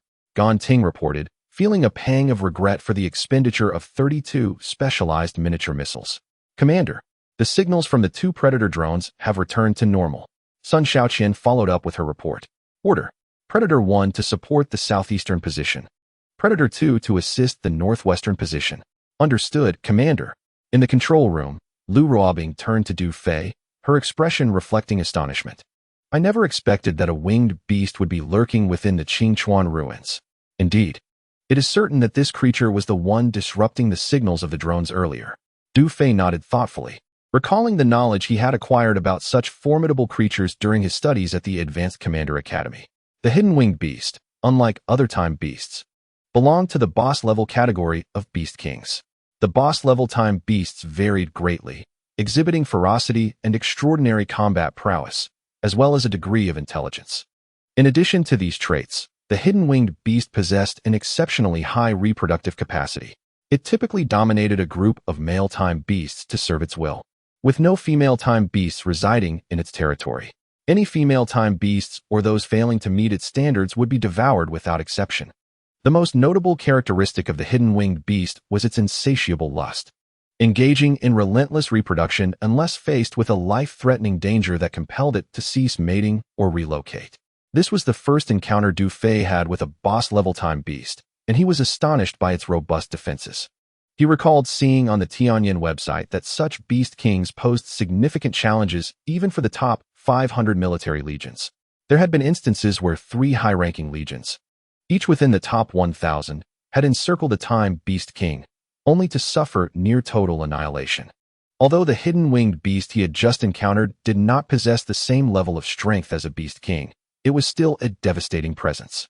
The mere fact that they had managed to defeat it was indeed a cause for celebration. Lu Ruobing looked at Du Fei with excitement, exclaiming her exhilaration. Du Fei, after reflecting on her words, nodded in agreement, recognizing the fortunate turn of events. However, he was contemplating the implications of the situation. If the predator drone had been responsible for slaying the hidden winged beast, it would have been inconsequential, as the Tianyan system would merely attribute the kill to an unidentified flying object. Yet, if the Land King tank had dealt the fatal blow, it would undoubtedly attract the heightened scrutiny of the Tianyan system. A wave of unease washed over him as he pondered whether the Land King tank's elimination of numerous level 5 time beasts might draw the attention of the Time Federation. Nevertheless, he decided to set aside such concerns for the moment, focusing instead on securing the Qingchuan ruins. Relay my orders. From this moment on, level 5 time beasts are to be left to the number 1 and number 2 predator drones. Advance towards the Qingchuan ruins from the east, west, south, and north simultaneously. Execute the final sweep with all available force. Yes. Upon receiving Du Fei's command, Chu Jingxiong and the other commanders rejoiced at the news of the hidden winged beast's injury and retreat. Their spirits lifted as they urged their forces forward into the city. Victory was within their grasp. The walls of the Qingchuan ruins crumbled with a thunderous roar, debris flying as artillery illuminated the night sky before dawn, accompanied by relentless assault. The hidden winged beasts fell from the sky, while the ground was awash with the blood and cries of the time beasts. The female combat units and the Iron Blood Brigade launched their final charge towards the Qingchuan ruins. Chapter 65. Control elements. As dawn broke, the sky began to brighten slightly. Within Qingchuan City, the air was thick with smoke. A grim tableau unfolded before the eyes, replete with dark blood and chaos.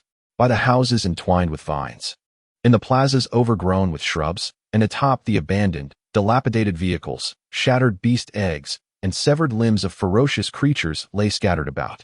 Remain vigilant. Smash all the beast eggs, barked the 2nd Battalion commander. Take your men and search the right ditch. 1st and 3rd Battalions. You are responsible for scouring the western houses and streets. Yes, sir. In one area of Qingchuan City, Commander Dong Biao of the Iron Blood Brigade's 3rd Regiment was drenched in sweat, diligently assigning cleanup tasks. Rat-a-tat-tat. Rat-a-tat-tat. Distant gunfire occasionally pierced the air, accompanied by the agonized screams of time beasts. The female soldiers of the Women's Combat Brigade, each armed with submachine guns, were dispersed throughout, collaborating with the Iron Blood Brigade to eliminate the remaining time beasts. The mission at the Qingchuan ruins was essentially drawing to a close. The darkness preceding dawn had passed, making way for the arrival of light. Inside a tracked command vehicle of the Iron Blood Brigade, the brigade commander exclaimed, "We have achieved victory." His aide, Dong Jia, radiated immense excitement and joy as he addressed Chu Jingxiong. Yes, indeed. It is truly hard to believe. Chu Jingxiong gazed at the scene before him, unable to contain his inner exhilaration. At this moment, it felt as though he were in a dream. Although the Qingchuan ruins represented merely a minor skirmish, it was astonishing to discover the presence of level 5 time beasts. It is crucial to comprehend what it means to encounter hunting grounds inhabited by level 5 and above time beasts. Such hunting grounds are tasks that factions like the Iron Blood Brigade cannot even fathom tackling. Only advanced legions ranked within the top 1,000 of the Heavenly Eye leaderboard could possibly undertake such challenges. Yet, what was even more unexpected was that not only did the Qingchuan ruins harbor level 5-time beasts, but it also concealed a beast king of the stealth variety. Consequently, the mission's fundamental difficulty escalated to a new height. Even if a top 1,000 ranked advanced legion were to arrive, it would likely face total annihilation. The tasks associated with a Beast King's hunting ground could only be accomplished by those top-tier legions of almost divine status. However, at this very moment, the Iron Blood Brigade had accomplished what was thought to be the purview of only elite factions. Remarkably, this hunting ground was established by a main force division of the Revival Military District, yet it was completed by an independent brigade of the Holy War Military District. Incredible. For the Iron Blood Brigade, which had fought for many years, this was a miracle among miracles. The emotions swirling within Chu Jingxiong at this moment were beyond the realm of articulation. Of course, all of this was bestowed upon them by the Women's Combat Brigade. Through this battle, he had witnessed the true might of the Women's Combat Brigade. Most notably, it was their young commander, Du Fei, for whom Chu Jingxiong held genuine admiration from the depths of his heart. Although the number of participants from the Women's Combat Brigade was fewer than 100, under Du Fei's leadership, their combat prowess was equivalent to that of 1,000,000 strong. If they were to grow and develop further, they would be more than capable of standing shoulder to shoulder with the top 500 elite factions on the Heavenly Eye leaderboard. Before me lies an extraordinarily thick thigh. To refrain from embracing, it would render one the greatest fool in the world. For the Iron Blood Brigade to rise above mediocrity, it is imperative to seize this once-in-a-lifetime opportunity. Thus, the first step involves forging a closer connection with the female combat unit, followed by the gradual nurturing of camaraderie, ultimately leading to the establishment of an unbreakable brotherhood. With this thought, Chu Jingxiong was filled with exhilaration. He even contemplated that with his daughter soon to turn 18. Why should he relinquish so much time to the Federation? It would be far wiser to save 30 years and enroll her in the female combat unit. Inside the control room of the No. 1 Land King tank, Du Fei inquired through the communicator, Xiaoying, "What is the situation on your end?" "Report, Commander. The cleanup is nearing completion. In approximately 30 minutes, Qingchuan City will be fully cleared." "Excellent. Inform Brigade Leader Chu to convene at the Eastern Breach once the cleanup is complete." "Understood, Commander." Just as Du Fei finished coordinating with Xiaoying, he received another report from Gan Ting through his headset. "Report, Commander. The severed tail hidden beneath the cloaking wing has been located. The Predator drone is experiencing slight interference as it approaches." Upon hearing this, Du Fei furrowed his brow, sensing something peculiar. After a moment of introspection, he instructed, "Please report the exact location where the tail fell. A plaza west of Qingchuan City, coordinates 731-256. "Got it." Du Fei acknowledged and turned to Lu Ruobing, saying, "Let us proceed to 731-256. "Yes." Lu Ruobing nodded, her charming face brightening with excitement. She was eager to observe the tail captured by the female combat unit up close. Approximately 5 minutes later, the No. 1 Land King tank rolled over the remains of fierce beasts and dense thorny underbrush, arriving near coordinates 731-256. Du Fei and Lu Ruobing disembarked from the tank, 2 Predator drones hovering above them, guiding their path forward.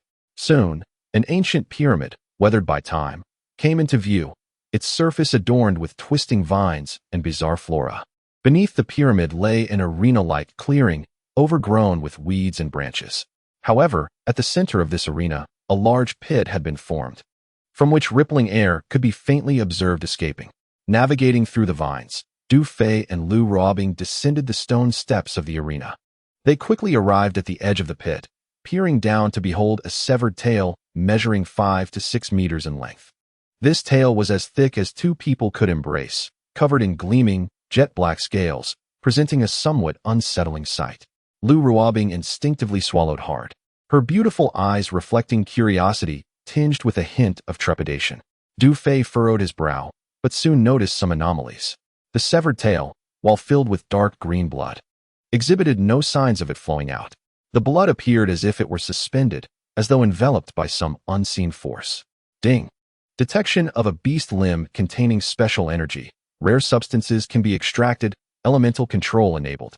A system notification echoed in Du Fei's mind, causing him to pause momentarily. Elemental control? What could that possibly entail? The element of control is one of the mysterious elements of the current world, predominantly found within the bodies of boss-level beasts.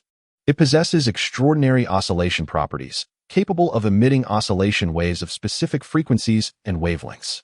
This element is indispensable for synthesizing the miraculous metal, vibranium. It exhibits characteristics such as sound interference, oscillation counterattack, and formidable defense. How fortunate I am! Du Fei exclaimed, his eyes sparkling with uncontainable joy. Chapter 66.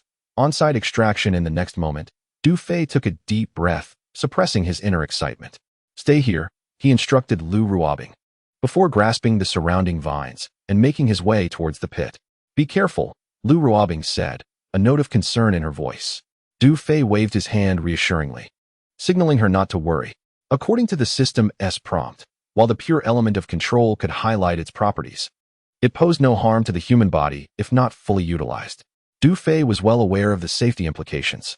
Soon, he arrived at the severed tail hidden behind the cloaked wing. He crouched down to examine it closely. The tail was covered in a thick layer of scales, gleaming black and appearing exceedingly sturdy. Each scale was about the size of a palm, adorned with sharp spikes over 2 inches long. Out of curiosity, Du Fei reached out and tugged at one of the spikes.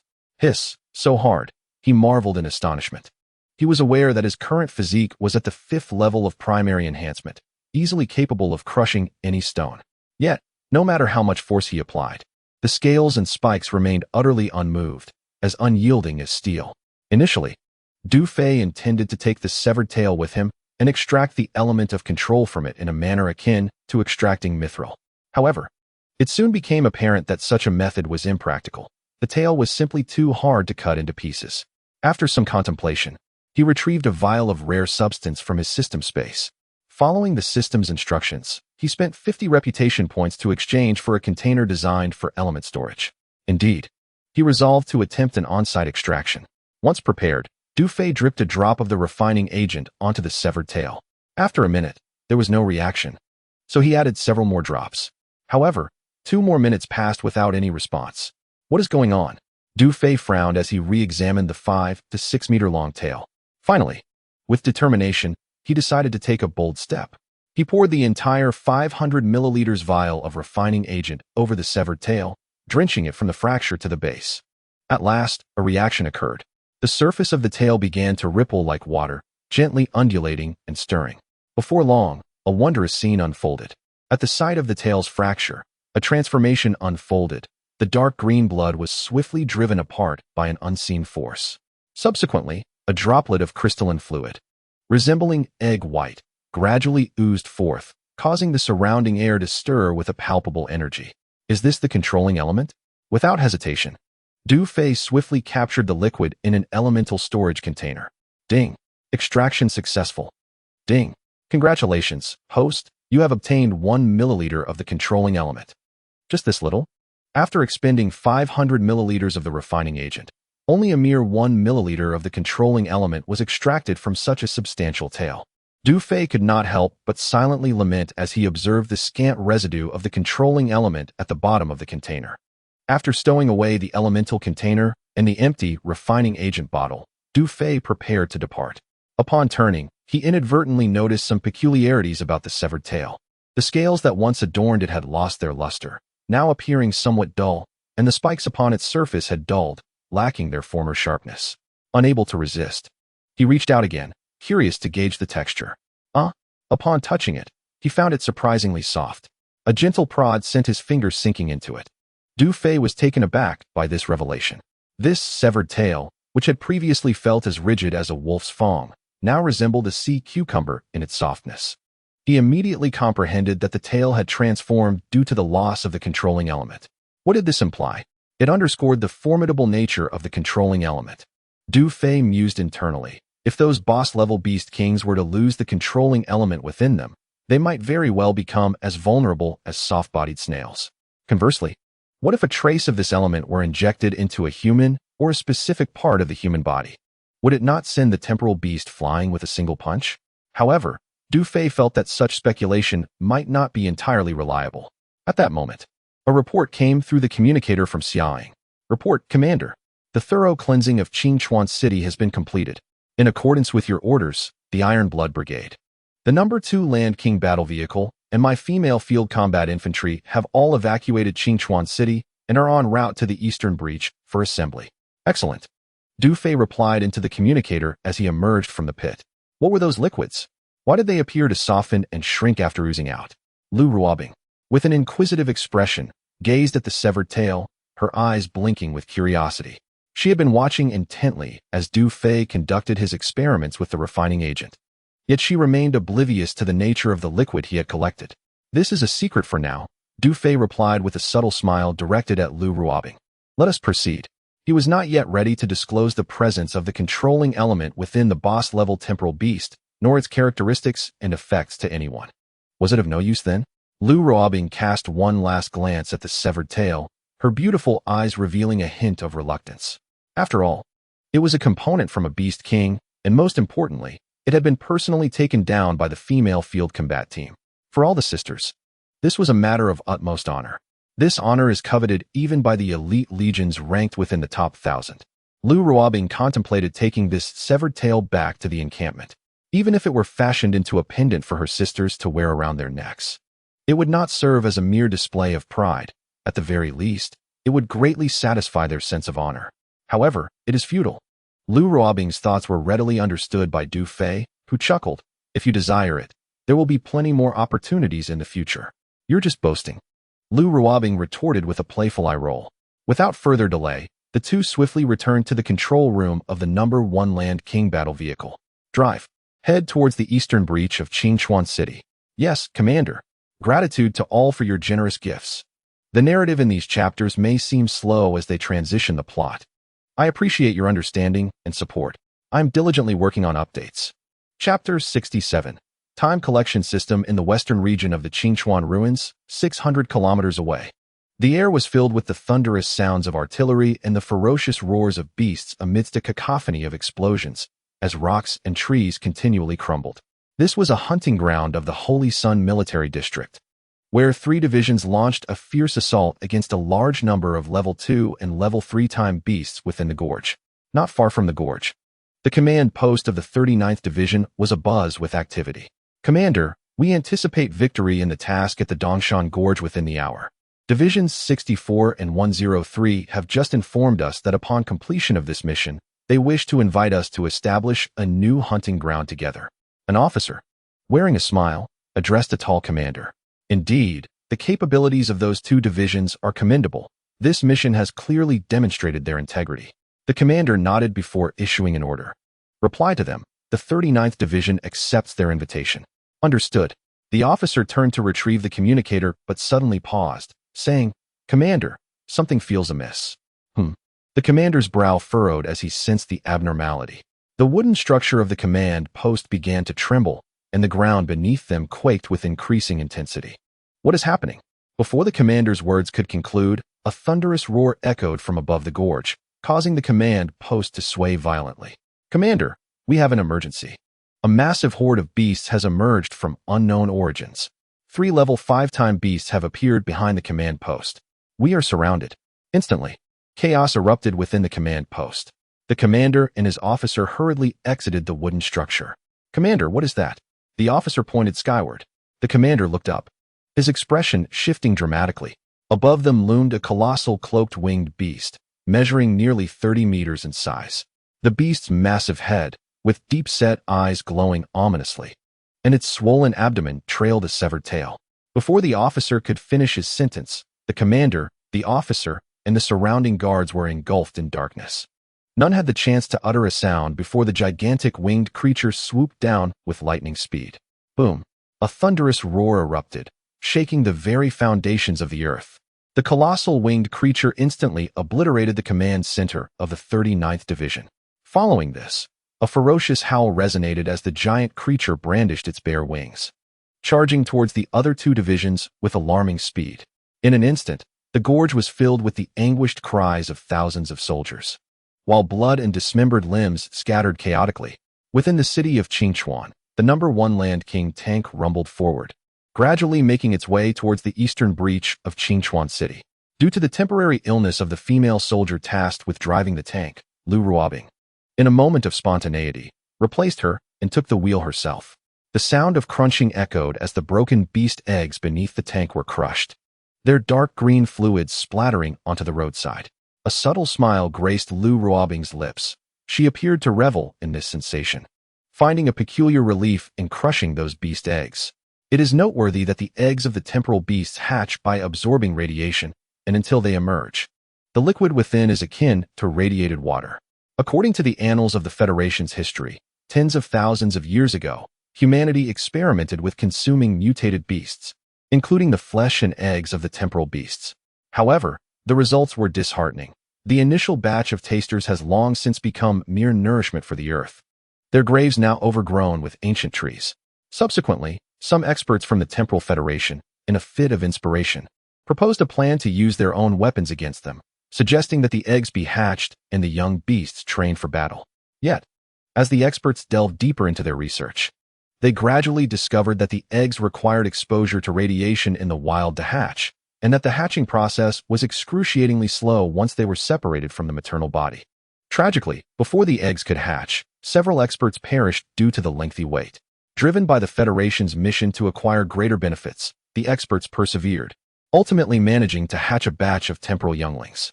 However, they were met with an unexpected reality. These young beasts had an insatiable appetite. Despite the experts' meticulous care and immense investment of time, after much effort, they found that the temporal beasts were inherently ferocious, devoid of any capacity for domestication. In the end, the once promising endeavor resulted in a meager return, barely recouping a fraction of the hundreds of thousands of hours spent on their care.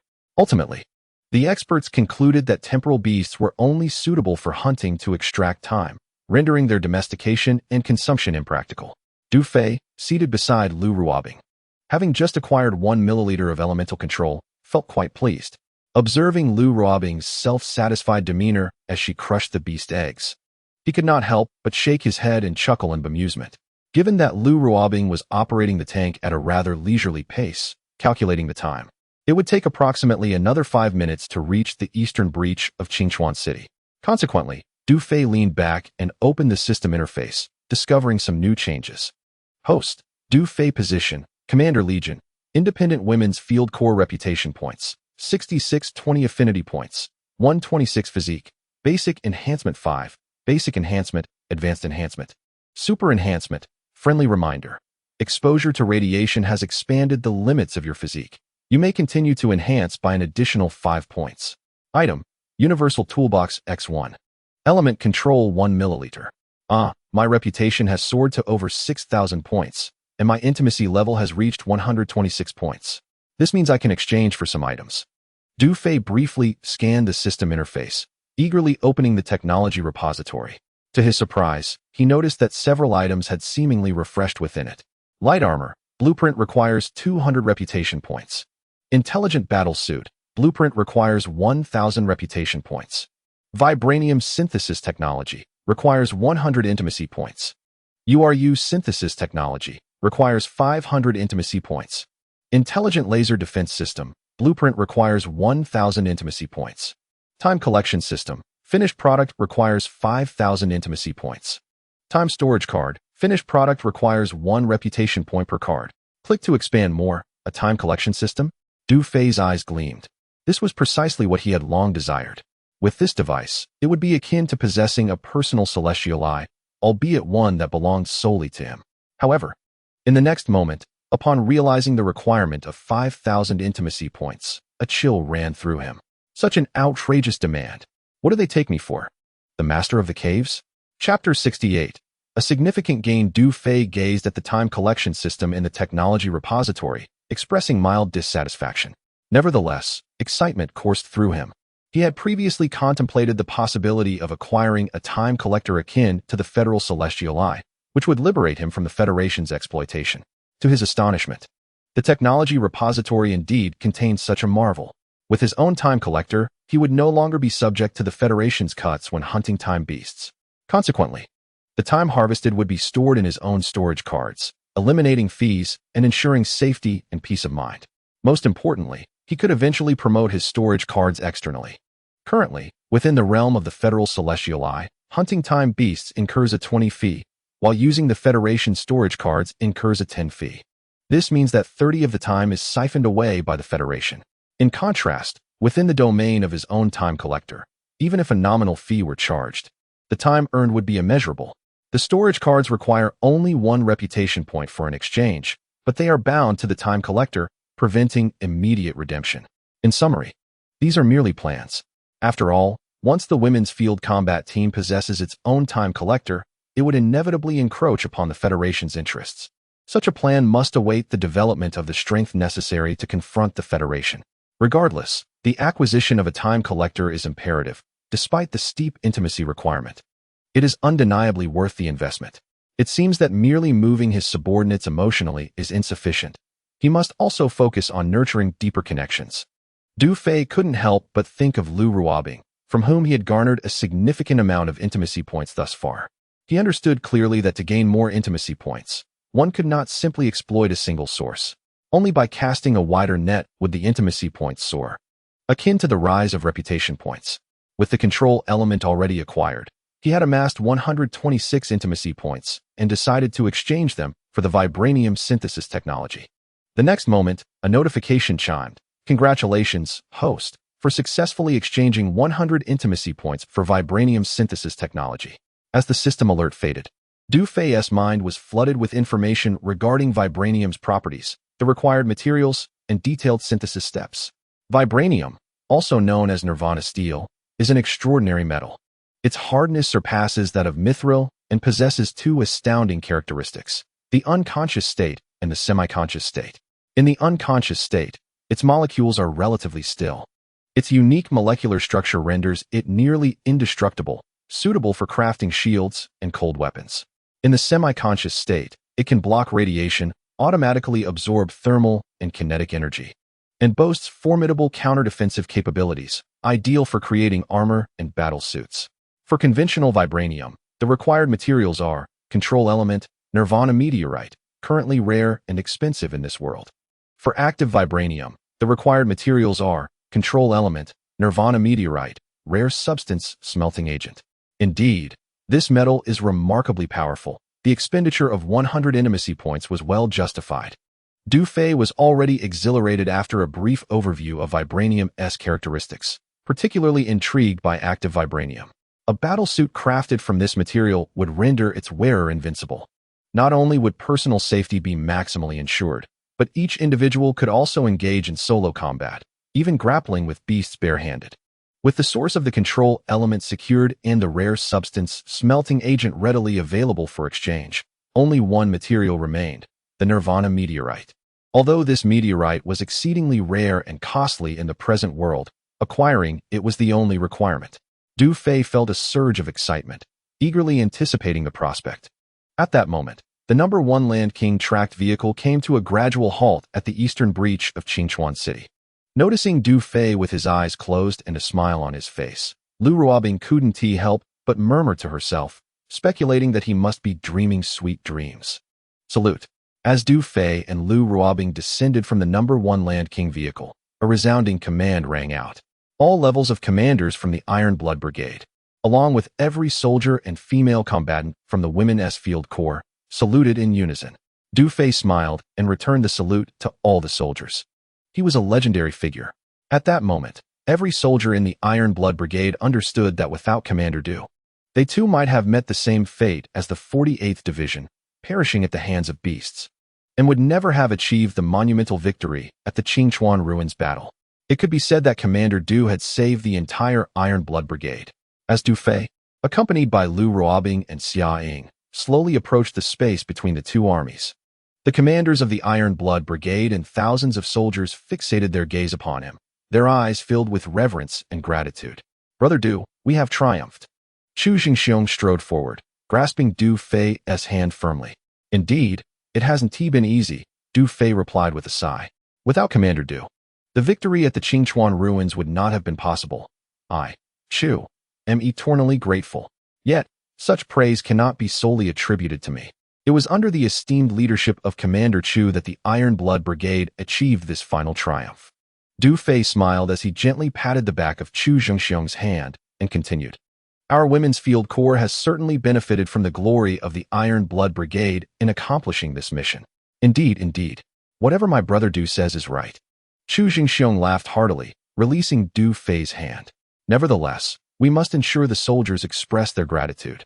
He then turned solemnly to all the soldiers and proclaimed, Today, we have emerged victorious.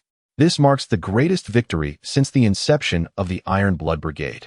Each of you understands the value of your lives. All of this is a gift from the Women's Field Corps. I implore you to remember this moment. The kindness bestowed upon us by the Women's Field Corps cannot be repaid. Thus, should they ever require our assistance, the Iron Blood Brigade will unhesitatingly march through fire and water to aid them. At that moment, he commanded, all present, let us salute Commander Du and all the heroines of the Women's Field Corps. As his words echoed, the response rang out, salute. We shall not hesitate to march through fire and water. We shall not hesitate to march through fire and water. The voices of thousands of soldiers from the Iron Blood Brigade resounded with fervor, reverberating across the expanse of the Qingchuan ruins. Ding. Reputation 10. Ding. Reputation 10. Ding. Reputation 10. Ding. Reputation 10. Ding. Reputation 10. In that moment, the system's notifications flooded Du Fei's mind like a roaring tide. Observing the scene before her, Lu Ruobing, Xia Ying, Gan Ting, Sun Shaoqian, and all the female soldiers of the Women's Field Corps were profoundly moved and astonished. Ding. Affinity 20. Ding. Affinity 5. Ding. Reputation 10. Ding. Affinity 2. Ding. Affinity 1. Ding. Reputation 10. With yet another wave of system notifications sounding, Du Fei's heart soared with joy. This was a bountiful harvest indeed. Thanks to all the generous contributors. Updating. Chapter 69. If it cannot be obtained, it shall be destroyed. At 7 in the morning, the mission at the Qingchuan ruins was declared a resounding success. The brigade headquarters issued an urgent order from the military district, commanding all units to assemble outside Holy War City within 3 days. Adjutant Dong Jia approached and quietly reported to Chu Zhengxiong. Chu Zhengxiong furrowed his brow slightly. So urgent? Understood, he replied, then turned to Du Fei, Brother Du. I still have much to discuss with you. Regrettably, the urgent military order compelled him to depart, and he could only hope to gather again later. In truth, he had been preoccupied with thoughts of his daughter joining the Women's Field Corps and had intended to gauge Du Fei's thoughts on the matter. However, with the sudden military directive, the matter of his daughter would have to wait. First, I must attend to military affairs. There will be ample time in the future. Chu Zhengxiong remarked. Indeed, what you say is true. I appreciate that sentiment, haha. Chu Zhengxiong laughed heartily. They then shook hands in farewell. Order. Proceed at full speed towards Holy War City. With a commanding call, the Iron Blood Brigade's main force sprang into action, the engines roaring as they hurriedly departed. Relay my orders. All personnel, retreat and return to the camp. Yes, Commander.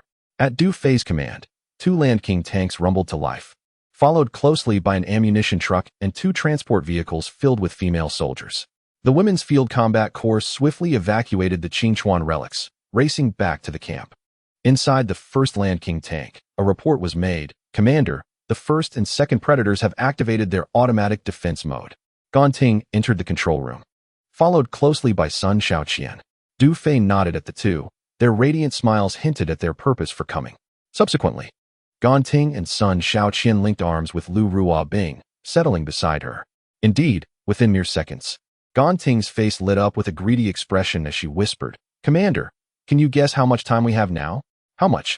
Du Fei replied with a smile. We have accrued a total of 706 hours from hunting the time beasts. After deducting the regiment's military expenses of 198,000 hours, we have a balance of 706 hours. Gan Ting exclaimed, her excitement palpable.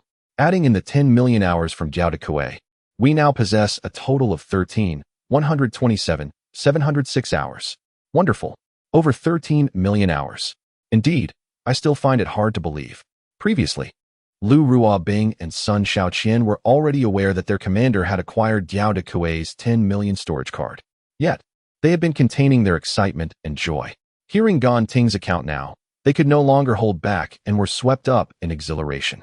Who would have imagined that the Women's Field Combat Corps could amass such wealth in less than a month? It felt like a dream. Look at how excited you all are. Is over 10 million a lot? Dufay remarked, glancing at the three. This is merely a drizzle. In the future, we will have so much time that you won't be able to count it. The three beauties exchanged glances at Dufay, playfully sticking out their tongues at him. Could he really consider over 10 million hours just a drizzle? Furthermore, how much time would it take to have so much that it was uncountable? Regardless, I feel quite content with our current over 10 million hours. Ganting beamed with delight before pondering, glancing at Dufay, but we must be frugal.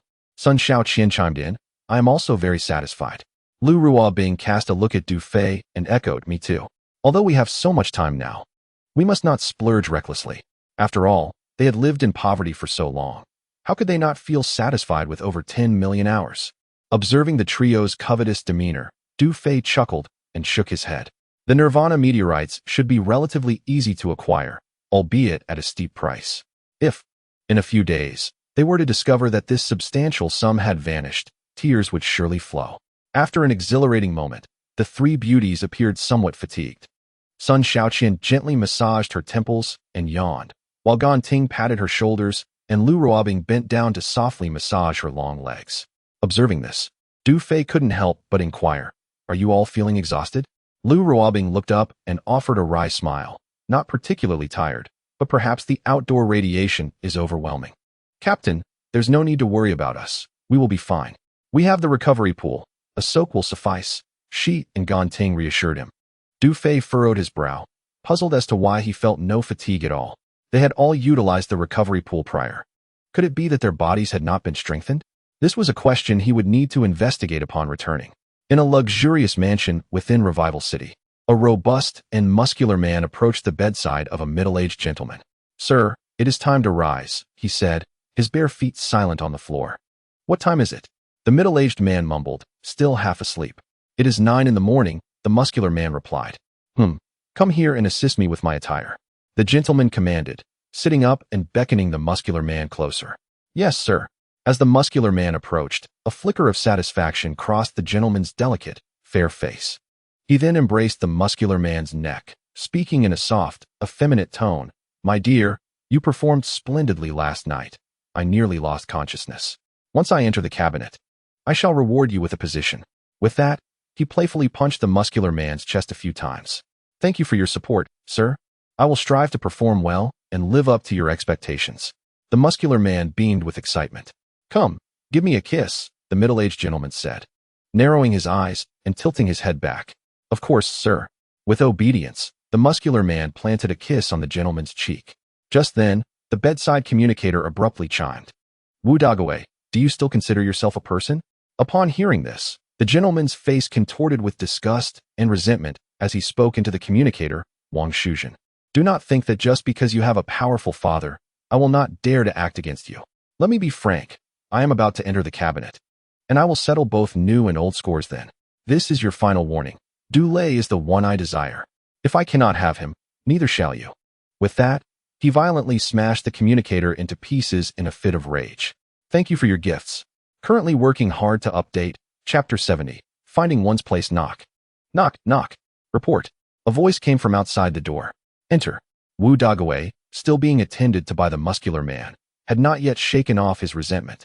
Sir, there has been an incident with the 48th Division. A sturdy aide rushed in, panic evident in his expression. What has occurred? Wu Dagawei inquired as he sat at the vanity, not bothering to turn around. Could it be that Jiao Dequei is incapable of handling it? Has he declared the mission a failure? No, sir. The entire 48th Division has been annihilated at the Qingchuan Ruins hunting grounds, the aide stammered. What did you say? Wu Dagawei turned sharply. With a clatter, the muscular man had just inserted an earring into his ear, only for it to fall to the ground before it was properly secured. The entire 48th Division has been wiped out? Is this true?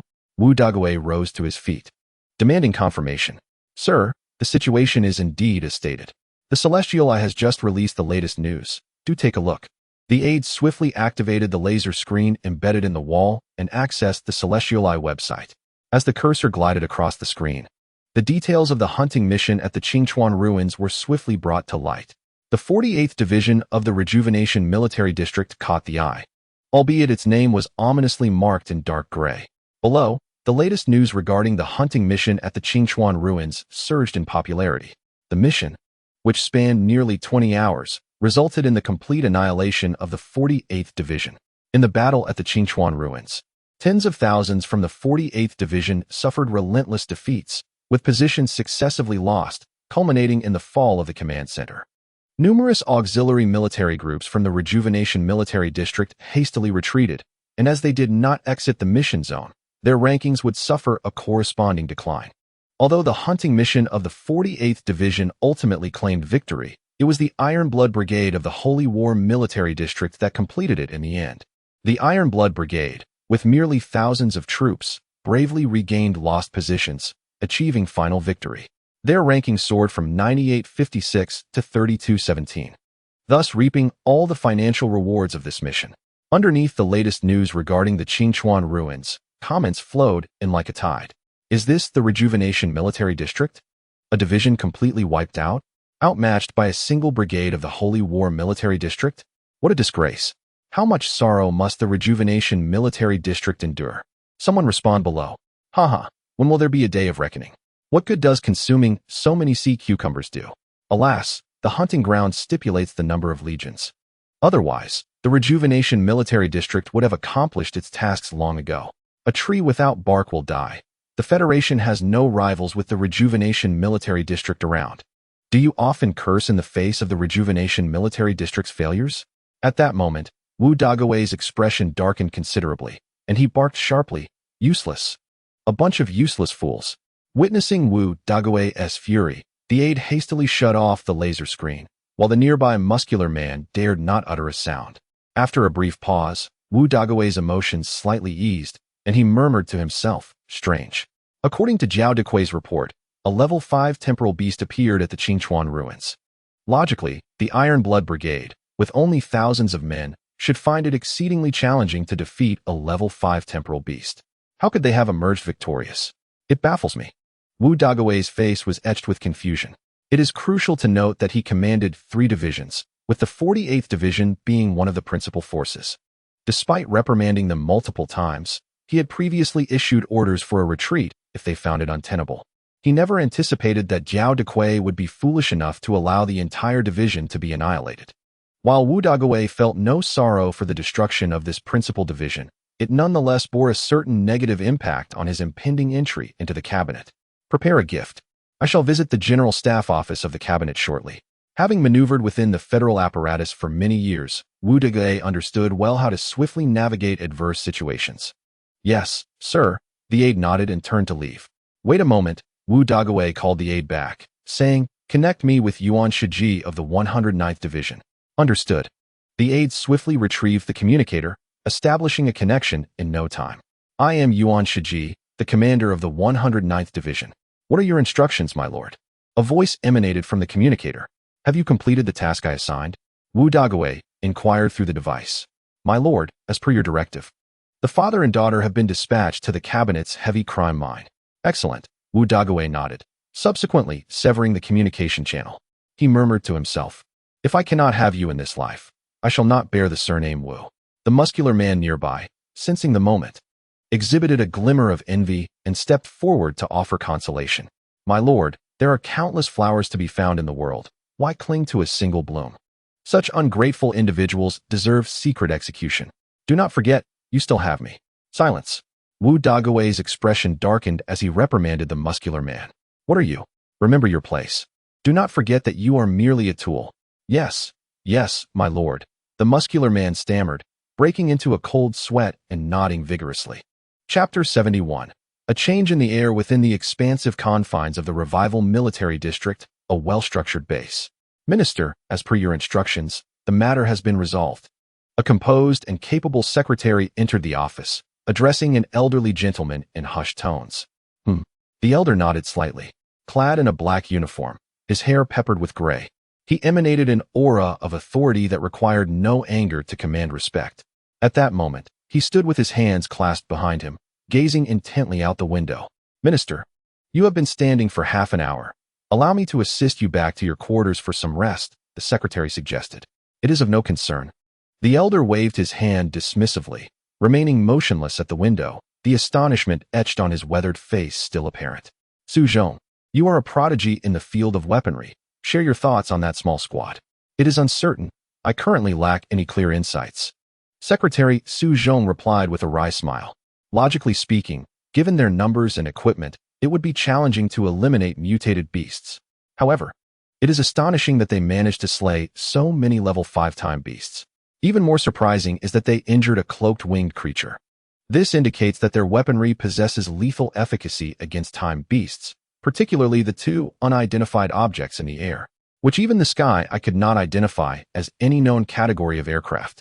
Despite their seemingly outdated weaponry, their actual power surpasses that of the Federation's mithril particle weapons. I suspect that this squad has acquired some advanced weapon manufacturing technology, the sophistication of which far eclipses that of the major military-industrial groups. Moreover, Minister, I just checked. That auxiliary female combat brigade previously had no combat capability, but ever since a commander was airdropped into their ranks, they achieved a resounding victory in the following day's battle. This triumph propelled their combat ranking from over 300,000 to within the top 100,000. That commander graduated from the Federation's prestigious military academy. I suspect all of this is closely tied to him, Secretary Su Zhong analyzed. That lad was indeed a genius at the academy, the elder remarked. Secretary Su Zhong paused, a hint of surprise crossing his face as he looked at the elder. Minister, do you know that commander? Not merely acquainted. That lad is the son of Dulé. A faint smile of bitterness crept across the elder's face. So it is, my subordinate comprehends now. Alas, it seems a storm is brewing. Yet, that lad truly embodies the fearless spirit of a young calf. The elder shook his head, then turned to his secretary, Su Zhong, with a solemn expression, and urged, from this moment forth, keep a close watch on that young man's entourage. Any sensitive records and data captured by the Heavenly Eye regarding them must be erased at the earliest opportunity. Yes, Minister. Secretary Su Zhong nodded emphatically. At that moment, a surprised voice from outside the door interrupted. Miss. Reporting to the minister, the young lady has arrived. Before the guard could finish, a striking woman hurriedly entered. Miss you. You have come, Secretary Su Zhong exclaimed, astonished. The beautiful woman appeared to be in her 30s, with elegant eyebrows and captivating eyes, complemented by her alluring red lips and pearly teeth. Clad in an exquisite gown befitting a noble woman, she exuded an air of refined grace, despite nearing middle age. The delicate fabric of her dress tightly accentuated her voluptuous form, radiating the allure of a mature woman. Yet, amidst her beauty, her brows were furrowed with worry, revealing a sense of sorrow and helplessness. This enchanting woman was none other than Wang Shuzhen. Father, Wang Shuzhen entered and gently called out to the elder. Upon hearing his daughter's voice, the elder's body trembled slightly. His weary visage quivered, and a glimmer of surprise and excitement flickered in his eyes. This elder was Wang Shuzhen's father, Wang Jianqing, the minister of the inspection department of the 9th district of the Federation of Time. 10 years had passed, and he never imagined he would once again hear his daughter call him father. Zhen, you have come? Wang Jianqing stammered, his lips twitching, and his eyes misting over. Memories flooded back to him. Years ago, a young soldier named Dulé had rescued Wang Shuzhen on the battlefield. Since that day, she had been infatuated with Dulé, visiting him frequently. However, due to their differing social standings, Wang Jianqing vehemently opposed their relationship. Subsequently, upon learning of the affair, Wu Daguai, the young master of the Wu family, fiercely attempted to thwart their romance and repeatedly sought Wang Shuzhen's hand in marriage. Ultimately, with Wang Jianqing's reluctant consent, his daughter was wed to Wu Daguai. Little did he know that after the wedding, his daughter transformed completely. She became taciturn, never speaking a word to him again. In the following years, Wang Jianqing heard unsettling rumors regarding Wu Daguai. It was then that he realized the political union he had orchestrated had irrevocably shattered his daughter's prospects for happiness. Overwhelmed with regret, he lamented that it was too late. For a decade, father and daughter had become strangers. Zhen, I am sorry. Father has wronged you. Wang Jianqing's voice trembled as he turned away, revealing the guilt that had long been pent up within him. Father, let us not dwell on the past. Now, I beseech you to save Dulé. Wang Shuzhen knelt before Wang Jianqing, her tear-streaked face pleading earnestly. Zhen, rise and speak. Wang Jianxing bent down, his heart aching as he helped his daughter to her feet. Inquiring, what happened to that boy? Hearing the name, Du lay from his daughter's lips once more. Any prior feelings of aversion dissipated, replaced instead by a flicker of concern within Wang Jianxing. Du Lei and his daughter had been unjustly sent to a heavy labor camp by Wu Dagui on baseless charges. Wang Shuzhen's face reflected worry and urgency as she continued, Dad, I hope you can think of a way. Chapter 72. Is the Heavenly Eye blind? A heavy labor camp? Wang Jianxing furrowed his brow. Secretary Su Zhong paused momentarily, glancing over. I understand. Do not fret, Wang Jianxing said affectionately, looking at his daughter Wang Shuzhen. I will find a solution. With that, he limped towards his desk. Secretary Su Zhong hurried to assist him. Noticing this, Wang Shuzhen trembled slightly. Dad, your health. It's nothing. It's nothing. Wang Jianxing waved his hand with a smile, his spirits undimmed by his physical condition. One of his legs was on the verge of becoming crippled, a lingering consequence from a battle decades ago. Wang Jianxing had once served in an elite military unit, tasked with eliminating a den of beast kings, where they encountered a radiation source. Despite the Federation's continuous provision of anti-radiation serum to this esteemed legion, over 80% of the soldiers succumbed in the ensuing decades. For Wang Jianxing, merely surviving to this day felt like an extraordinary stroke of luck. Now, in the late stages of radiation sickness, his body was deteriorating, with little time left. Yet, with his daughter back by his side, a profound sense of solace enveloped him. He felt he could depart this world without regrets. Minister, the heavy labor camp falls under the jurisdiction of the cabinet. I'm afraid our interference may not be feasible. Secretary Su Zhong murmured as he assisted Wang Jianxing into his seat. Wang Jianxing nodded slightly, a cloud of concern shadowing his face. Currently, the Guanghua Federation encompassed hundreds of regions, each with its own governing base city. 6 major base cities, Revival City, Bright City, Holy War City, Hope City, South Flame City, and North Cold City, belonged to the jurisdiction of the 9th District. Although the 9th District's scope was limited, overseeing merely 6 base cities and over 100 outer city outposts. The internal hierarchy was deeply polarized, with a complex situation prevailing. Particularly, the cabinet held a slightly superior status to other departments, often acting with a degree of arrogance. Several years prior, the Wu family had aligned themselves with the cabinet, choosing to take sides.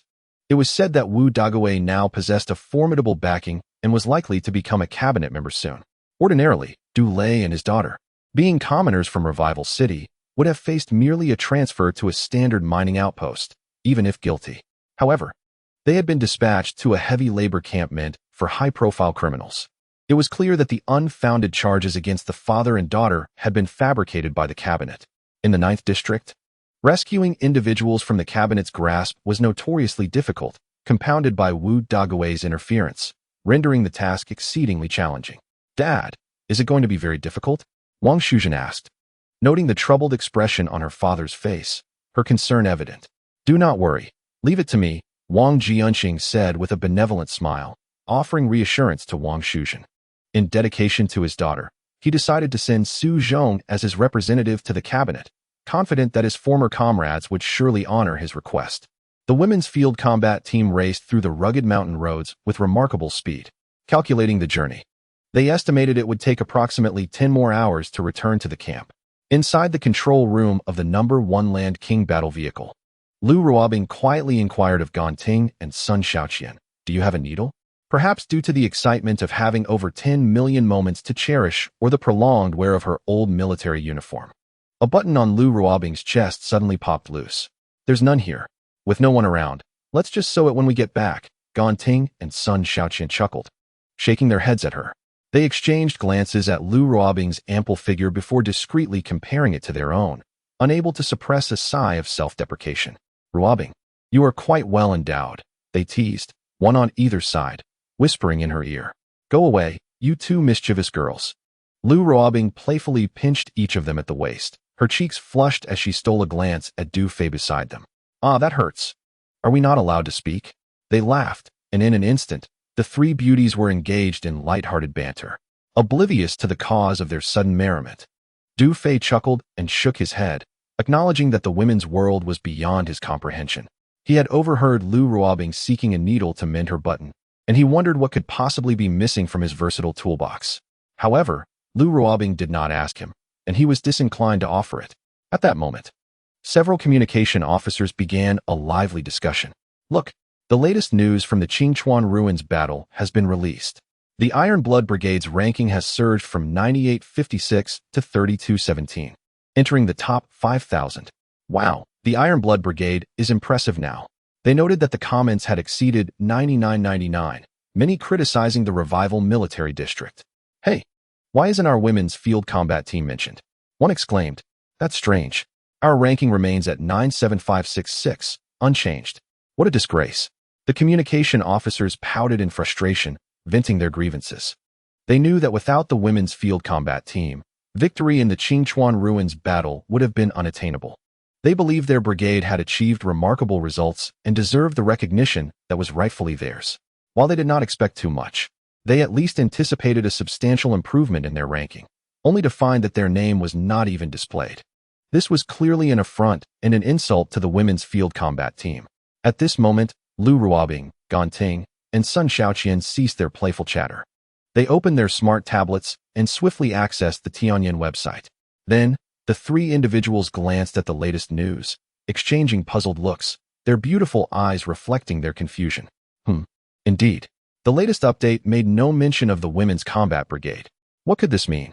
The battle at the Qingchuan Ruins was significantly more substantial than the previous Heishui River conflict. Logically, the Celestial, I should have documented it. However, soon after, Lu Ruobing, Gan Ting, and Sun Xiaoqian collectively exhaled a sigh of relief. They had been apprehensive that the announcement regarding the Qingchuan Ruins mission might expose certain secrets of the Women's Combat Brigade. Unexpectedly, the latest news omitted any reference to the brigade, as if they had never participated in this battle at all. Although this situation was perplexing, the three beauties felt a weight lift from their hearts. Let us refrain from further discussion. This is a fortunate development for us. Do you not understand? Lu Ruobing addressed the female communication soldiers. Understood. They responded in unison, acknowledging the significance of the Women's Combat Brigade's confidentiality. They merely found it difficult to accept the loss of honor and could not help but voice a bit of discontent. Indeed, Lu Ruobing nodded at them before moving to Du Fei's side, bending slightly to place the smart tablet before him. Captain, what do you think is happening? She inquired. One hand pressed tightly against her chest. What do I think? Du Fei furrowed his brow at her demeanor, which was clearly not one of inquiry. Were it not for Gan Ting, Sun Xiaoqian, and the communication soldiers all gazing in their direction, he might have wished to pry her hand away. After a moment of contemplation, Du Fei shook his head at Lu Ruobing. At present, it remains unclear. He then focused intently on the latest news regarding the Qingchuan Ruins. Feeling a sense of perplexity, in fact, he found it quite strange. Why might such a phenomenon occur? Was the Celestial Eye malfunctioning? Chapter 73. The Nirvana Meteorite. Du Fei scrutinized the latest news about the Qingchuan Ruins mission, pondering for a while. Could it be that the Celestial Eye had excluded the Women's Combat Brigade from the Federation? But that did not seem plausible, as their ranking still remained intact. This was utterly confounding, leaving him without any clue.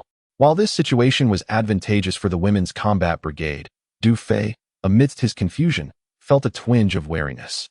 The most pressing matter was to locate the Nirvana Meteorite and procure the vibranium as swiftly as possible, he thought to himself. Consequently, he positioned the smart tablet on his thigh, accessing the resource trading website on the Celestial Eye to begin his search. Upon entering Nirvana Meteorite into the search bar, a plethora of related information promptly appeared. Nirvana Meteorite, the nemesis of radiation, a fountain of longevity. Nirvana Meteorite, a symbol of prestige and love. Nirvana Meteorites, a treasure you deserve to possess. The allure of meteorites is eternal, one will endure through time. The Nirvana Meteorite bracelet, directly from the official source, is available for only $99. Nirvana Meteorite jewelry, guaranteed quality, with free shipping from the official store, inventory of $99,999. Nirvana Meteorite jewelry, installment options available, shipped immediately upon order. Authentic Nirvana meteorites are being sold off at clearance prices. What on earth are these? Du Fei opened the online store.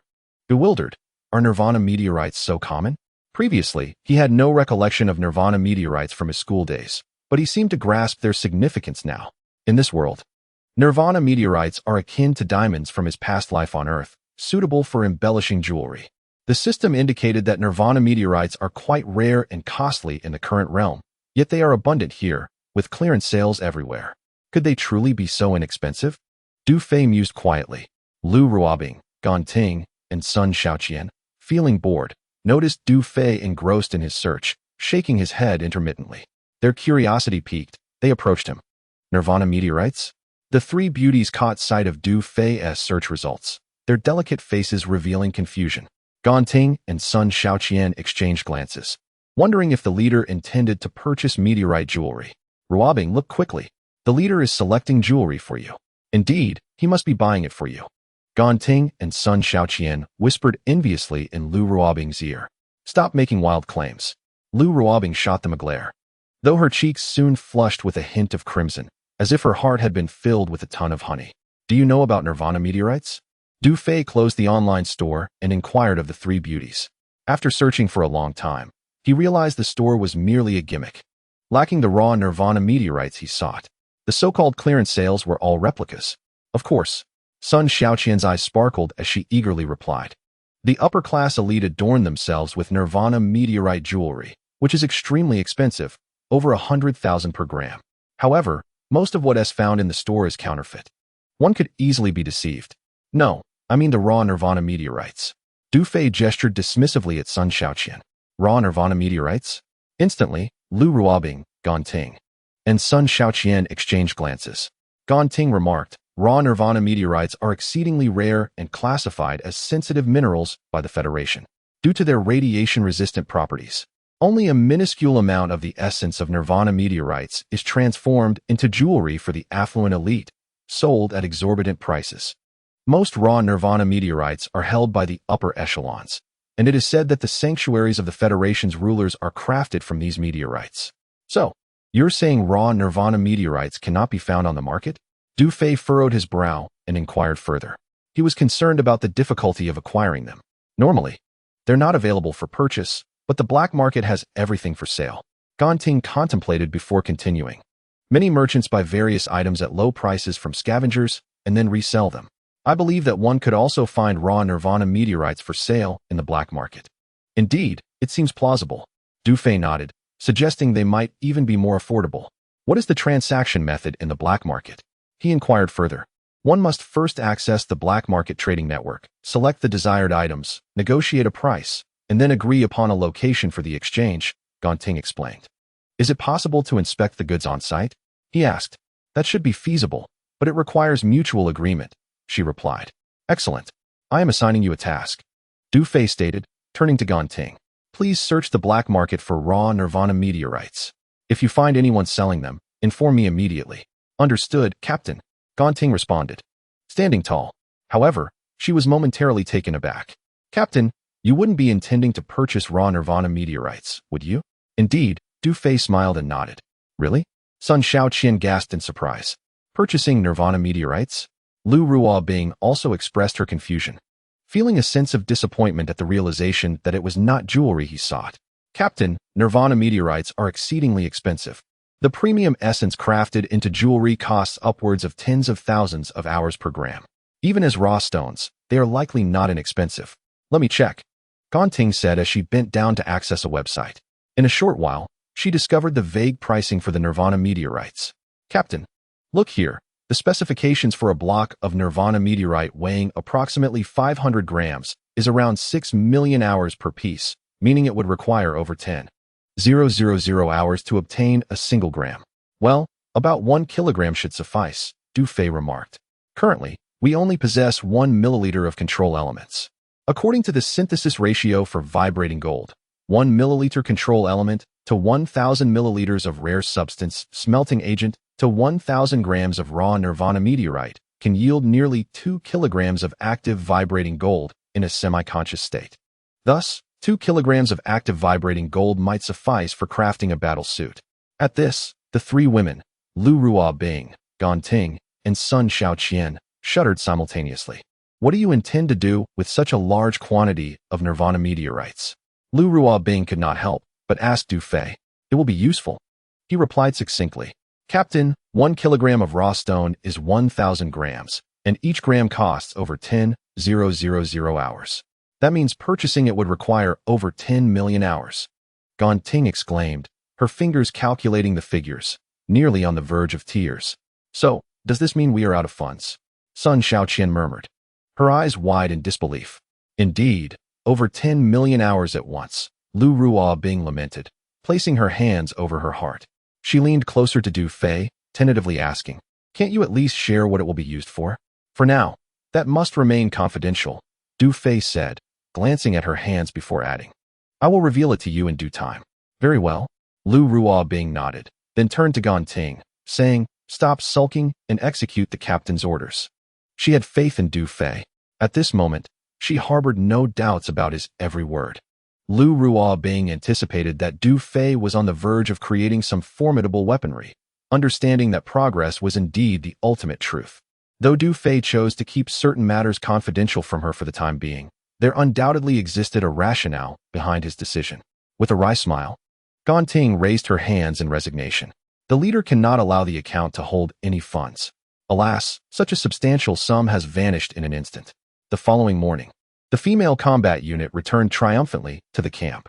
Su Ninger and a dozen female soldiers who had remained behind rushed out to greet them from afar, their faces alight with smiles as they embraced one another in celebration. Just as Du Fei descended from the armored vehicle, he was met with the salutes of Su Ninger and the other soldiers, their eyes brimming with admiration. Du Fei responded with a gentle smile and a nod. However, he soon perceived a discrepancy.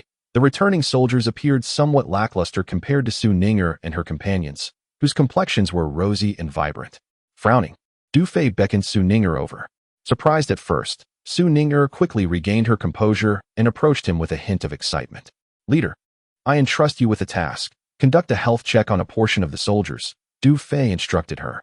Understood, leader, Su Ninger replied promptly, leading the medical personnel into action. Before long, the results of the health checks were available, revealing varying degrees of radiation exposure among the soldiers. Du Fei reviewed the reports, clicking his tongue in contemplation. This aligned closely with his earlier suspicions. The recovery pool could alleviate their radiation but not enhance their physical condition. It seemed that only his own physique could be fortified, he mused. For now, maintaining the current state was the only option, and the potential for their physical enhancement would have to be addressed at a later time. Nonetheless, for all the female soldiers, this was already a significant improvement. With the recovery pool available, they could simply soak and emerge revitalized. After a moment's reflection, Du Fei turned to Lu Ruobing and instructed, have the soldiers rest briefly before proceeding to the recovery pool in shifts to eliminate their radiation. 2 hours later, all commanders and soldiers gathered outside the camp. I have matters to arrange. Understood, Lu Ruobing nodded, promptly issuing orders to the female soldiers. Attention! All personnel are to take a temporary rest, regroup in 2 hours. Yes, hurry, let's head to the recovery pool for a soak. I want to indulge in a delightful experience. Keep up. My legs are a bit sore. Wait for me. My waist is aching. I can't wait to soak. Who isn't? The female soldiers, brimming with excitement and joy, eagerly dashed towards the recovery pool, with many shedding their garments as they ran. Summer Ing, with a cigar clenched between her lips, exhaled a cloud of smoke, remarking, a bunch of rascals, increasingly unruly. They don't even think to let the leader soak first. Guan Ting remarked, reflecting on the past. How now even the slightest discomfort experienced by the sisters prompts them to vocalize their grievances in front of the leader. Sun Xiaoqian echoed, affirming that they are becoming increasingly delicate. Lu Ruobing cast a glance at Du Fei in the distance, shaking her head with a wry smile, attributing their behavior to the leader's indulgence. At that moment, a report came through the communicator from a female soldier. Report, Commander. There is an incoming signal. From where? Du Fei inquired into the communicator. It originates from Outpost 83. Du Fei frowned slightly. Could it be Hussan? Previously, while procuring supplies at the outpost, he had asked Hussan to inquire about his father and sister's situation, leaving him the communication channel of the women's combat regiment before departing. Could there be news? Connect and switch to the encrypted communication channel, Du Fei instructed. Understood. Soon, Hussan's voice resonated in the encrypted channel. This is Hussan, administrator of Outpost 83. Calling Commander Du. Calling Commander Du. Brother Hu, this is Du Fei, he responded through the headset, asking, Is there news from Revitalization City? Yes, Commander Du. I have just received information. Is that so? I am grateful, Brother Hu. Alas, the news is rather grim. Brace yourself. Please, share it. Du Fei's heart tightened slightly. Meanwhile, Lu Ruobing, Guan Ting, and Sun Xiaoqian exchanged glances and quickly approached Du Fei. What is going on? Why did everyone leave so abruptly? Xia Ying, puzzled, discarded her cigarette butt and followed them. Shoo, Lu Ruobing gestured for silence, removing one of her wireless earphones and placing it in Xia Ying's ear. Brother Du, I've just received news that your father, Du Lei's private clinic has been confiscated by the Federation. Your father and sister, Du Xiaoya, have been taken away, seemingly on unfounded charges, and sent to the mines, Husan's voice relayed through the headset. Upon hearing this, Du Fei took a deep breath, his expression unchanging. He had anticipated such an outcome. The four women, Lu Ruobing, Xia Ying, Guan Ting, and Sun Xiaoqian, gazed at Du Fei, their eyes filled with concern, even more anxious than he. Do you know which mine they were sent to? Du Fei steadied his emotions and inquired. That is unclear, however. Sources indicate that your father and sister were taken by a group of cabinet guards, Husan replied. All right, I understand. Thank you, Brother Hu. No need for thanks. This is hardly good news. Brother Du, do not be overly distressed. Let me know if there is anything else I can assist with. Indeed, I require Brother Hu's assistance. Please procure 200,000 hours worth of food and deliver it to the Women's Combat Regiment camp before nightfall. Such a quantity? Very well, I shall attend to it immediately. Husan's voice trembled as he concluded the communication. Commander, this is outrageous. This must be a deliberate act by Wu Dagawei targeting your father and sister. Lu Ruobing looked at Du Fei, her expression tense. The Federation is becoming increasingly brazen. They can arrest anyone on the flimsiest of accusations. The arrogance and corruption of the higher-ups has long been their modus operandi. To them, the protective regulations for the city's residents are merely for show. Guan Ting and Sun Xiaoqian expressed their indignation. Damn it, Xia Ying exclaimed as she lit a cigar and took a deep puff. If they dare to lay a finger on the captain's father or sister, I shall be the first to raise the banner in rebellion. Chapter 75. Camp planning. Noticing the four beautiful women were emotionally charged, Du Fei gestured for them to first attend to the radiation mitigation. As Lu Ruobing and the others departed, filled with concern, Du Fei fell into deep contemplation. Since the captain's father and sister had been taken away by the cabinet guards, they would likely be sent to a mine under cabinet jurisdiction. There are at least dozens of such mines. It seems I must resort to the most rudimentary method, checking them one by one. 2 hours later, at the Women's Assault Brigade. The camp. All personnel, assemble. A resounding female voice commanded, and the troops instantly formed an orderly line. Du Fei's gaze swept across the ranks. Every female soldier stood tall and proud, brimming with vigor. After their time in the rehabilitation pool, their faces glowed like blossoms refreshed by the gentle dew. During the Qingchuan Ruins battle, each of you performed admirably. I hope you will continue to strive for excellence. The victory in this battle is merely the first step towards a brighter future for our brigade. I believe that through diligent efforts, our lives will only improve. Concerning the camp construction, I have drafted a preliminary plan, and now I will assign tasks. Guan Ting, you are in charge of contacting Husan at the outpost, to have 2 sets of uniforms tailored for each soldier, and procure some everyday necessities.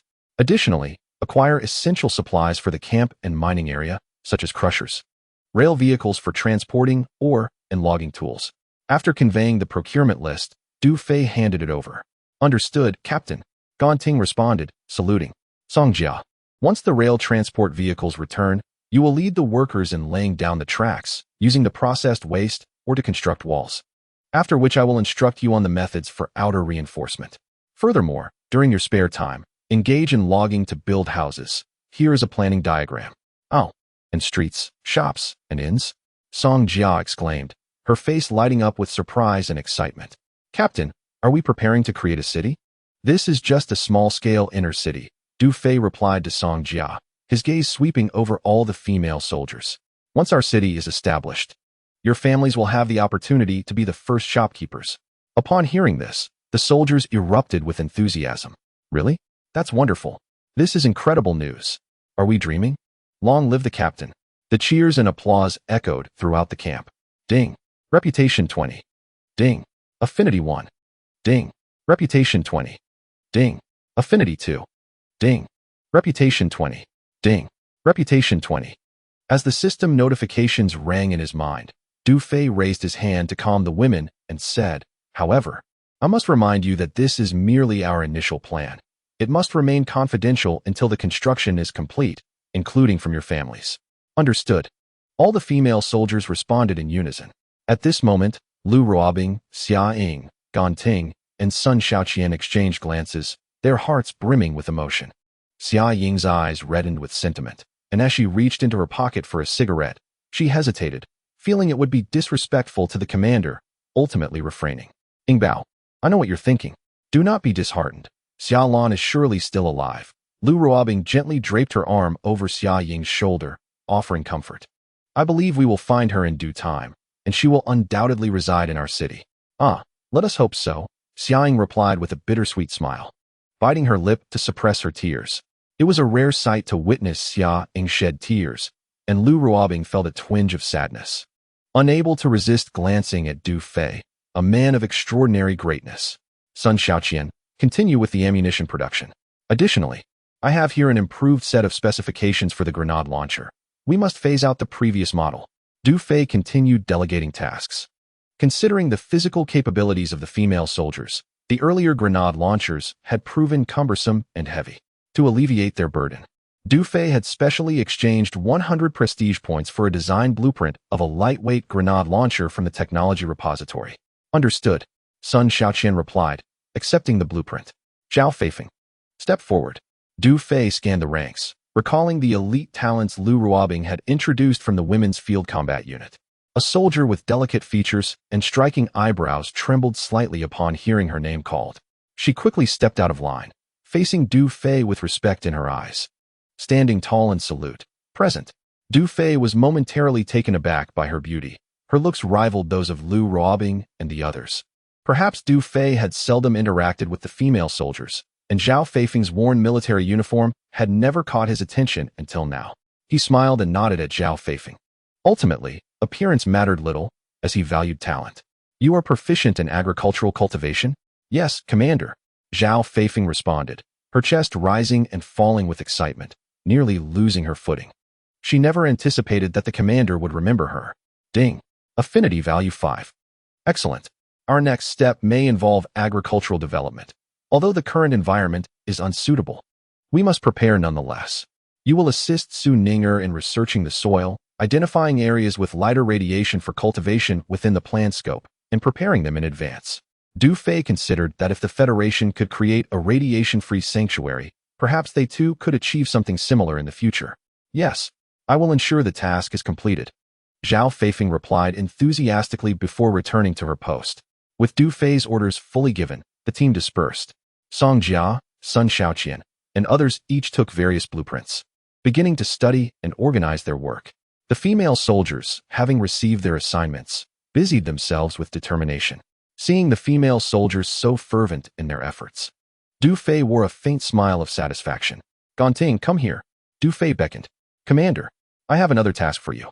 Du Fei turned to Gan Ting and said, "Deploy Predator Number 1 to identify the locations of all mines under the jurisdiction of the Federal Cabinet, and then conduct a thorough investigation." Gan Ting immediately understood, her delicate face lighting up with excitement. "Once we locate them, shall we prepare for a rescue?" Du Fei nodded and added, "I will send you their photographs shortly. Furthermore, we must expedite the arrangements regarding the Nirvana meteorite ore." "Understood," Gan Ting replied and swiftly headed towards the drone's independent control room. Seeing that Du Fei had assigned tasks to Gan Ting in preparation for rescuing his father and sister, both Lu Ruobing and Xia Ying breathed a sigh of relief. Their previous worries somewhat alleviated. "Captain, what shall we do? We can't just leave two stunning beauties idle, can we?" Xia Ying teased, her charming dimples appearing as she glanced at Du Fei. "How about we keep you company for a chat?" With that, she playfully pursed her alluring lips and pointed at Lu Ruobing with emphasis. Lu Ruobing's cheeks flushed, and she playfully swatted Xia Ying's rear, saying, "Behave yourself." "How could I let you two remain unoccupied?" Du Fei remarked with a smile. "In the past few days, we have extracted a considerable amount of ore. You two will be responsible for refining the secret silver." "Great." Lu Ruobing nodded eagerly, her thoughts drifting to the cabin on the mountain. "Then let us head up the mountain to prepare." She shot a glance at Du Fei, then wrapped her arm around Xia Ying's slender waist as they turned to leave. Are we staying in the cabin tonight? Is the bed spacious? It should be fine. We can manage to fit. I meant, is your bed spacious, Captain? You mischievous girl. What are you thinking? They both laughed as Lu Ruobing and Xia Ying playfully raced up the mountain. Du Fei watched the graceful figures of the two beauties and couldn't help but rub his nose, muttering to himself, I need to enhance my physical condition first. Thank you to the generous patrons for their gifts. Thank you for the support and encouragement. Updating. Chapter 76. Where there is oppression, there is resistance in the air raid shelter, living quarters. Du Fei was soaking in the recovery pool. Ding. Physical condition. 1. Ding. Physical condition. 1. Ding. Physical condition. 1. Physical enhancement has reached its limit. Consumption required to continue enhancement. In the next moment, a system interface appeared in his mind, revealing some changes. Host. Du Fei position. Commander Legion. Auxiliary Women's Field Corps Reputation Points. 58, 350 Affection Points. 119 Physical Condition. Primary Enhancement 10, Primary Enhancement, Advanced Enhancement. Super Enhancement, Friendly Reminder. Upon expansion of the physical limit in the next round, an increase of 10 enhancement points will be possible. Note, in each stage. After each expansion of the physical limit, the enhancement points gained will equal the total of previous enhancement points. Items. Universal Toolbox X1. Element Control 1 ml. Du Fei examined the system interface, feeling quite pleased. His reputation points had exceeded 50,000, largely accrued from the Iron Blood Brigade.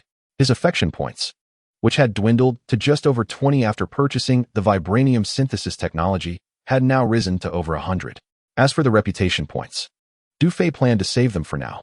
The technology repository held many unforeseen treasures, such as finished intelligent machinery and armed guards, among other things. However, even a C-level armed guard requires a minimum of 80,000 reputation points, while B and A levels demand tens or even hundreds of thousands for redemption. Currently, although there are over 50,000 reputation points, it remains woefully insufficient.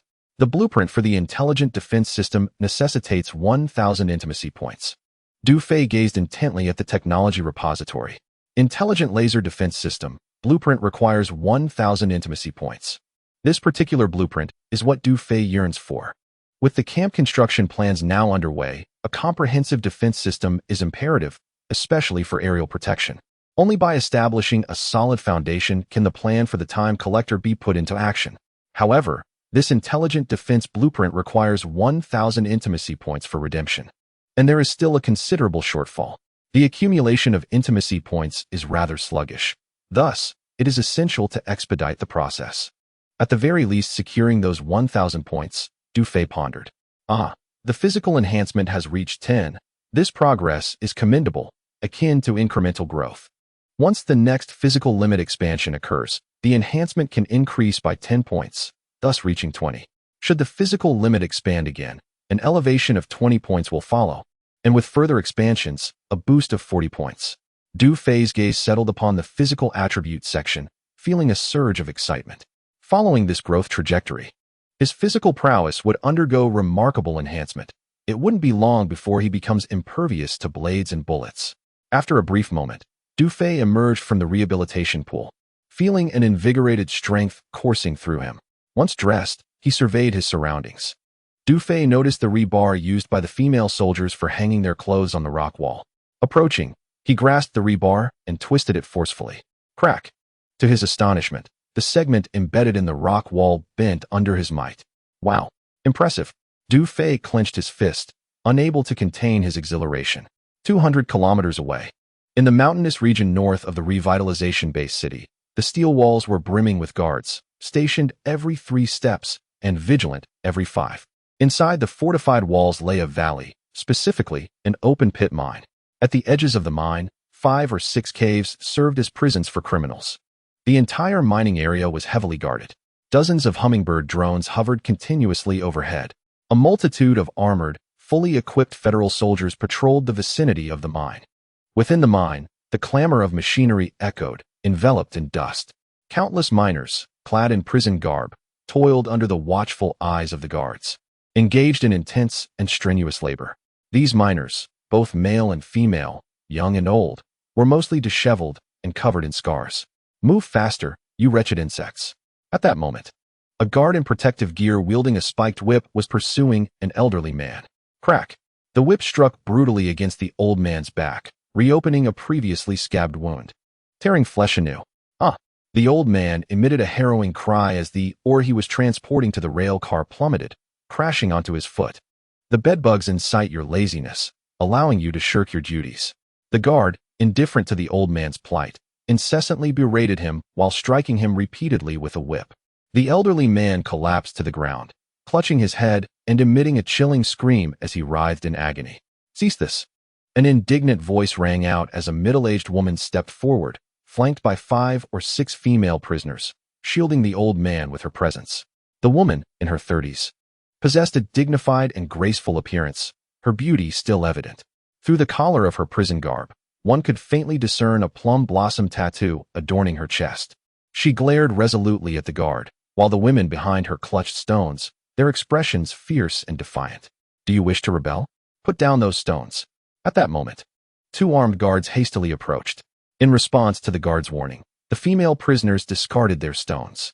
One guard stepped forward and, without hesitation, swung the butt of his rifle directly at the woman's forehead. The crack echoed as she was taken by surprise, collapsing to the ground with blood streaming from her brow. "Madam!" The female prisoners gasped in unison, rushing to her side. "Despicable rebels! Do you still believe yourselves to be noble of the Federation? For you filthy pests, a sound thrashing is warranted." The 2 armed guards hurled insults while inciting another guard to lash out at them. Just as the guard raised his whip, another furious shout interrupted. "Stop!" A robust middle-aged man, accompanied by a 15 or 16-year-old girl, approached. The man, tall and imposing in stature, was clad in a clean prison uniform. The 3 guards momentarily paused, exchanging glances before retreating. To the guards in the mining area, this man and the girl were akin to a plague. Orders from above mandated that no harm come to them, that they not be subjected to forced labor, and that they receive due respect, including guaranteed provision of fine rice and white flour daily. This father and daughter were no ordinary criminals. They were revered ancestors. Unbeknownst to the guards, even the management within the mining area found themselves perplexed by the peculiar directives from above. "It's all right, sir, just bear with it for now." The middle-aged man soothed as he helped the old man sit up. The girl hurriedly opened a medical kit, which had been specifically provided at the man's request. "Shall you please assist?" he instructed. "Of course," she replied, stepping forward to support the elderly man as her father skillfully began to dress his wounds. "Brother, please tend to our madam," a female prisoner implored, kneeling before the middle-aged man. "Very well, just a moment," he responded, quickly finishing the old man's bandaging before kneeling beside the woman to attend to her injuries. With deft hands, he cleaned the wounds, disinfected them, and applied bandages with remarkable efficiency, completing the task in under 2 minutes. "Thank you," the woman said as she sat up, a glimmer of gratitude in her eyes. "No need for thanks. It was a mere trifling effort," the man replied with a gentle smile. "May I ask your name?" the woman inquired. "Dulé," he answered, then politely returned the question. "And you?" "May," she replied. The woman smiled and extended her hand. Dulé was momentarily taken aback, but quickly reached out to shake hers. "I presume you are of noble descent as well. May I be so bold as to inquire about your previous position within the Federation?" the woman asked, rising with the assistance of several female prisoners and gazing at Dulé. "I am neither a noble nor a Federation official, merely a physician," Dulé replied. "A commoner? Surely not. How could a commoner possibly be sent to the Cabinet's mining district?" The disbelief was evident on the woman's face as she glanced at the young girl beside her, inquiring, "Is she your daughter?" "Indeed," he affirmed. "We have observed your father-daughter duo over the past few days. Although you both are criminals, your treatment has been remarkably privileged." The woman furrowed her brow with curiosity, asking, "I suspect your background must be rather extraordinary?" "Without any background, I am simply a doctor," Dulé said, a hint of resignation appearing on his face as he cast a remark towards the woman and took his leave with his daughter. "Wait," the woman called out. Dulé halted his steps. "I wish to convey to you that where there is oppression, there is resistance." She looked at Dulé and continued, "Remember, do not fall asleep tomorrow night. We shall meet at cave number 3. Having spoken, she led the group of female prisoners away before Dulé could respond. As they walked, one of the female prisoners assisted the woman and asked, "My lady, do you intend to take him with you?" A faint blush appeared on the woman's cheeks. Did you not notice that he is rather exceptional? Besides, my health requires the care of a physician. Chapter 77. Intelligent Battle Attire. As night fell, Lu Ruobing and Xiaoying had just finished bathing and were drying their hair. Wow, this wooden cabin is simply exquisite. Ganting and Sun Xiaoqian entered, carrying a box, their voices filled with admiration. They gazed around, their faces reflecting envy, for it was their first visit to Lu Ruobing's wooden abode. Look at how delighted you two are. Did you not see the task the captain assigned to Songjia today? Xiaoying remarked while drying her hair. We are preparing to fell trees and construct houses. The captain has stated that each of us will eventually have a cabin like this. Is that truly the case? How wonderful! Ganting and Sun Xiaoqian exclaimed with excitement. Finally, the sisters would no longer have to reside in the air raid shelter. The primary concern had been the stifling atmosphere of living in the shelter. Now, with the women's field combat unit equipped with rehabilitation pools and mithril bullets, they no longer feared radiation or time beasts. The prospect of living in such a beautiful wooden house filled everyone with anticipation. Ruobing, how about I trade you this box of treasures for a night's stay here with Xiaoqian? Ganting suggested, pointing to the box they had brought. We can sleep on the floor. We aren't leaving tonight anyway. Sun Xiaoqian chimed in. Let me first see what delightful items you have, Lu Ruobing said, her bare feet padding over to them with a smile. Upon opening the box, her heart soared with joy. Indeed, it contained splendid items, and she claimed them all. A hairdryer, a comb, a mirror, high-quality sanitary pads, and other essential women's supplies filled the box. These came at no cost, all courtesy of Hu-san, Ganting remarked. We commissioned him to procure so many items. I suspect he profited quite a bit from it. The manager's profit is, unfortunately, inevitable. The leader's actions are merely to spare us from unnecessary troubles. Lu Ruobing and Xiaoying were playfully drying each other's hair with a hairdryer, sharing laughter.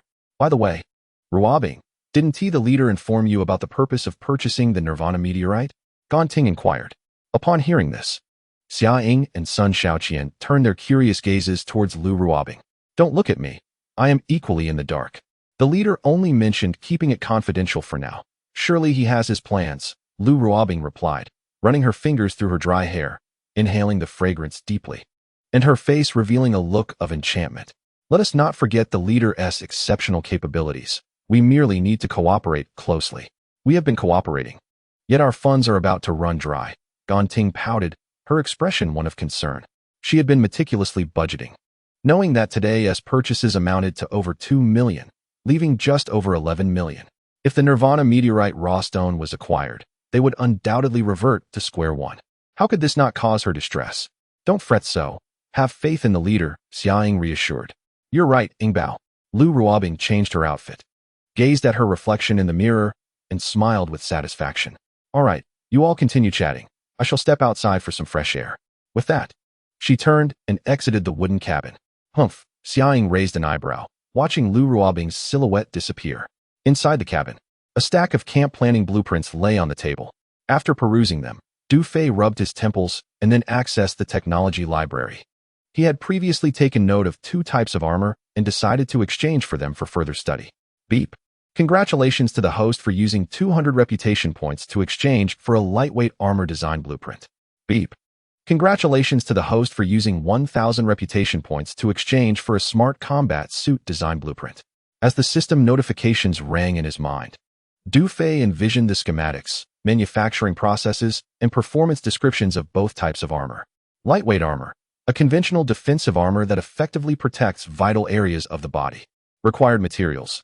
Options include steel, mithril, vibranium, uru metal, etc. Available styles: plate armor or beaded close-fitting inner garments. Smart combat suit, an unconventional intelligent defensive armor that demands high-quality materials. Required materials. Options include liquid metal, active vibranium, uru metal, etc. Unique style: 3-piece set shoulder guards, wrist guards, knee guards.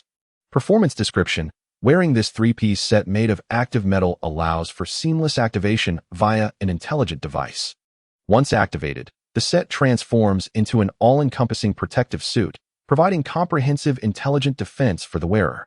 Click to expand more. Du Fei conducted a brief comparison between the 2 types of armor. It was evident that the smart combat suit was superior. The first conventional armor was widely available, but had the drawback of needing to be worn at all times. leaving the head unprotected. In contrast, the smart combat suit required only the shoulder, wrist, and knee guards to be worn regularly. Once combat commenced, it could be activated at any moment, and the three pieces would instantly transform into a fully protective suit. It was convenient, streamlined, and exceedingly practical. If these three pieces were crafted from active vibranium, donning them would render one utterly invincible. As long as the Nirvana meteorite can be procured to synthesize the active vibranium, the creation of this trio would be assured. Du Fei felt a surge of excitement.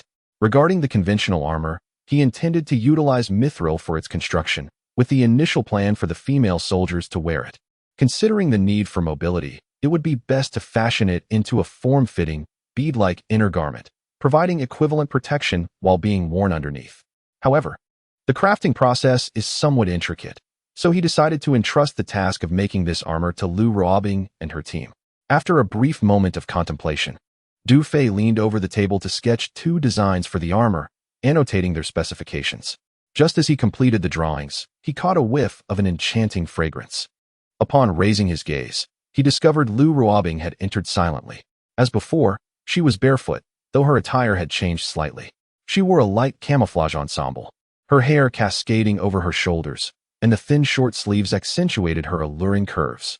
Her shorts revealed two enticingly long legs, fair and slender, exuding a captivating charm. Du Fei could not suppress a gulp. Chapter 78. There is only one chair here. After swallowing, his Adam's apple bobbed conspicuously. Typically, Lu Ruobing, like the other female soldiers, was dressed quite modestly. Yet, at this late hour, she had chosen to visit in such a revealing outfit. How could one possibly remain unaffected? It seemed she was deliberately provoking him. In an instant, Du Fei felt a surge of anger, his veins bulging as he nearly overturned the table. Noticing Du Fei's unusual demeanor, Lu Ruobing felt a bit embarrassed and hurriedly explained, "Ganting and the others are causing a ruckus over there. I hope you don't mind if I sit here for a while." She bit her lip as she slowly approached. "Not at all. Your timing is perfect," Du Fei replied, subtly moving the chair back and taking a deep breath. He continued, "I have some newly designed blueprints we could examine together." "Really?" Lu Ruobing's eyes sparkled with excitement. "Let me see." She quickly moved beside Du Fei, bending down to gaze at the table. "What are these blueprints?" Sitting nearby, Du Fei felt a sense of awkwardness wash over him. It was essential to note that redeeming the intelligent laser defense system would require 1,000 intimacy points. Surely, increasing intimacy points for the sake of camp development was not excessive, was it? Ahem, these are two sets of armor blueprints. One is conventional armor, which I plan to create using mithril, serving as protective gear for our warriors. The other is an intelligent battle suit, which requires a special metal for its construction. Only the Nirvana meteorite can synthesize such a metal. This is precisely why I intend to acquire the Nirvana meteorite. "I see," Lu Ruobing responded, her eyes glimmering with understanding. "So, you are preparing to manufacture a secret weapon." "Indeed, this intelligent battle suit is extraordinary. Its specific capabilities are as follows. Take a look at this blueprint. Come, sit down, and I will explain it to you in detail." Du Fei pointed to the design with one hand, while naturally pulling her closer with the other. "Oh." Lu Ruobing was caught off guard, and found herself seated on Du Fei's lap. "Captain, please don't move. Let me explain." Du Fei furrowed his brow, intently gazing at the blueprints. Ding. Affinity value increased by 20. Ding. Affinity value increased by 20. Ding. Affinity value increased by 20. Ding. Affinity value increased by 20. Ding. Affinity value increased by 20. Ding. Affinity value increased by 20. Ding. Affinity value increased by 20. The system's notification echoed in his mind like a persistent drum roll. Goodness. The increase in affinity is soaring as if propelled by a rocket. Du Fei, enveloped in soft warmth, was astonished. "This is wonderful.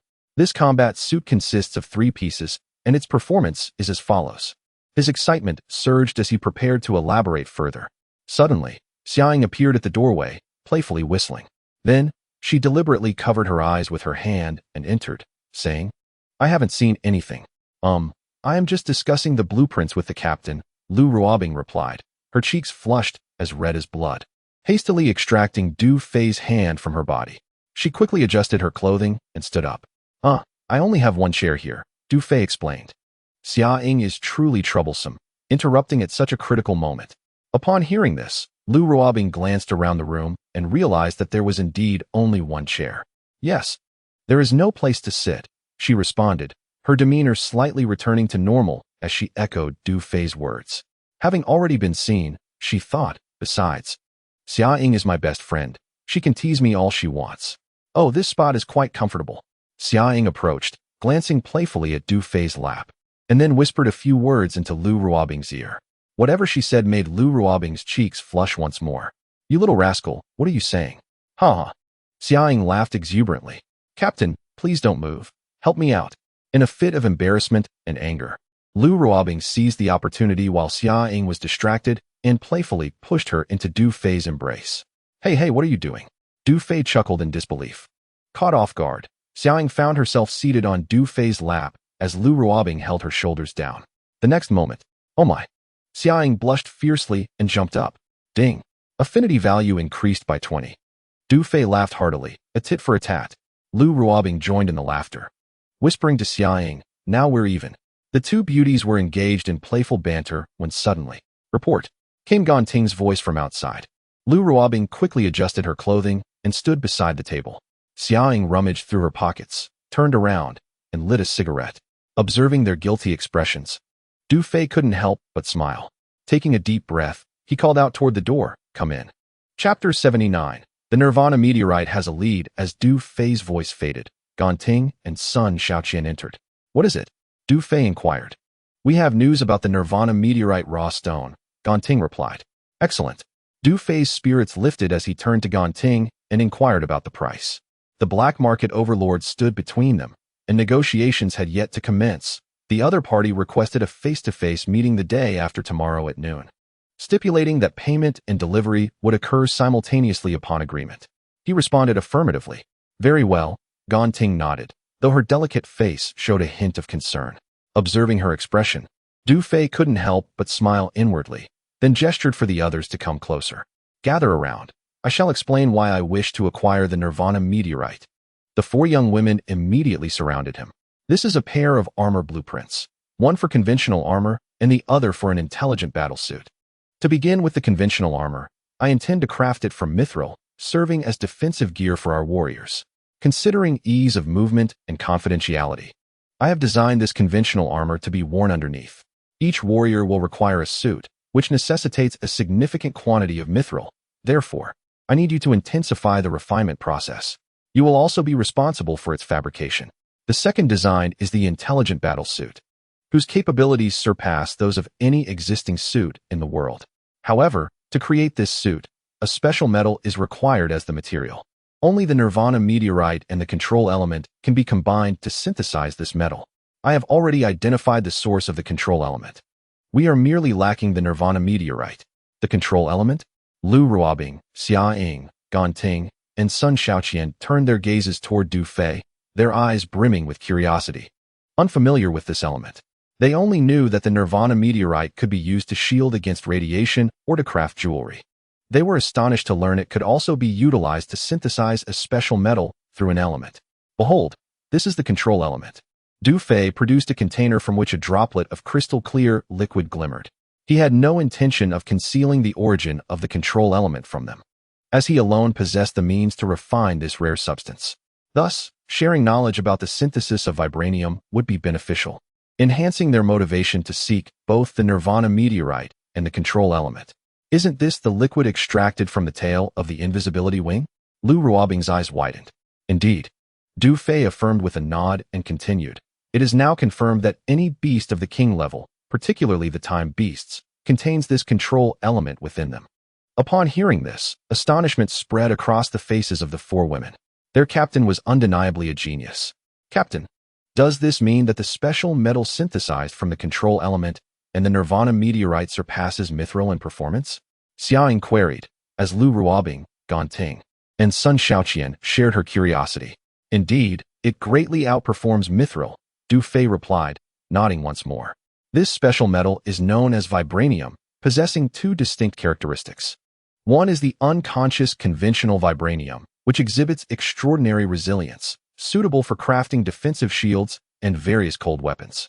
The other is the semi-conscious active vibranium, which, in addition to its toughness, offers flexible pliability and rebound properties, making it ideal for the intelligent battlesuit.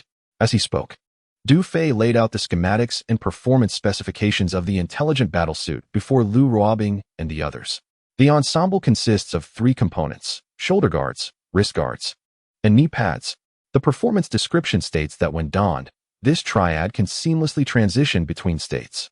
In its activated form, the 3 pieces automatically coalesce into a battle suit, providing comprehensive, intelligent protection for the wearer. This innovative battle attire is remarkably simple and practical. One merely needs to wear the shoulder guards, wrist guards, and knee pads over their clothing.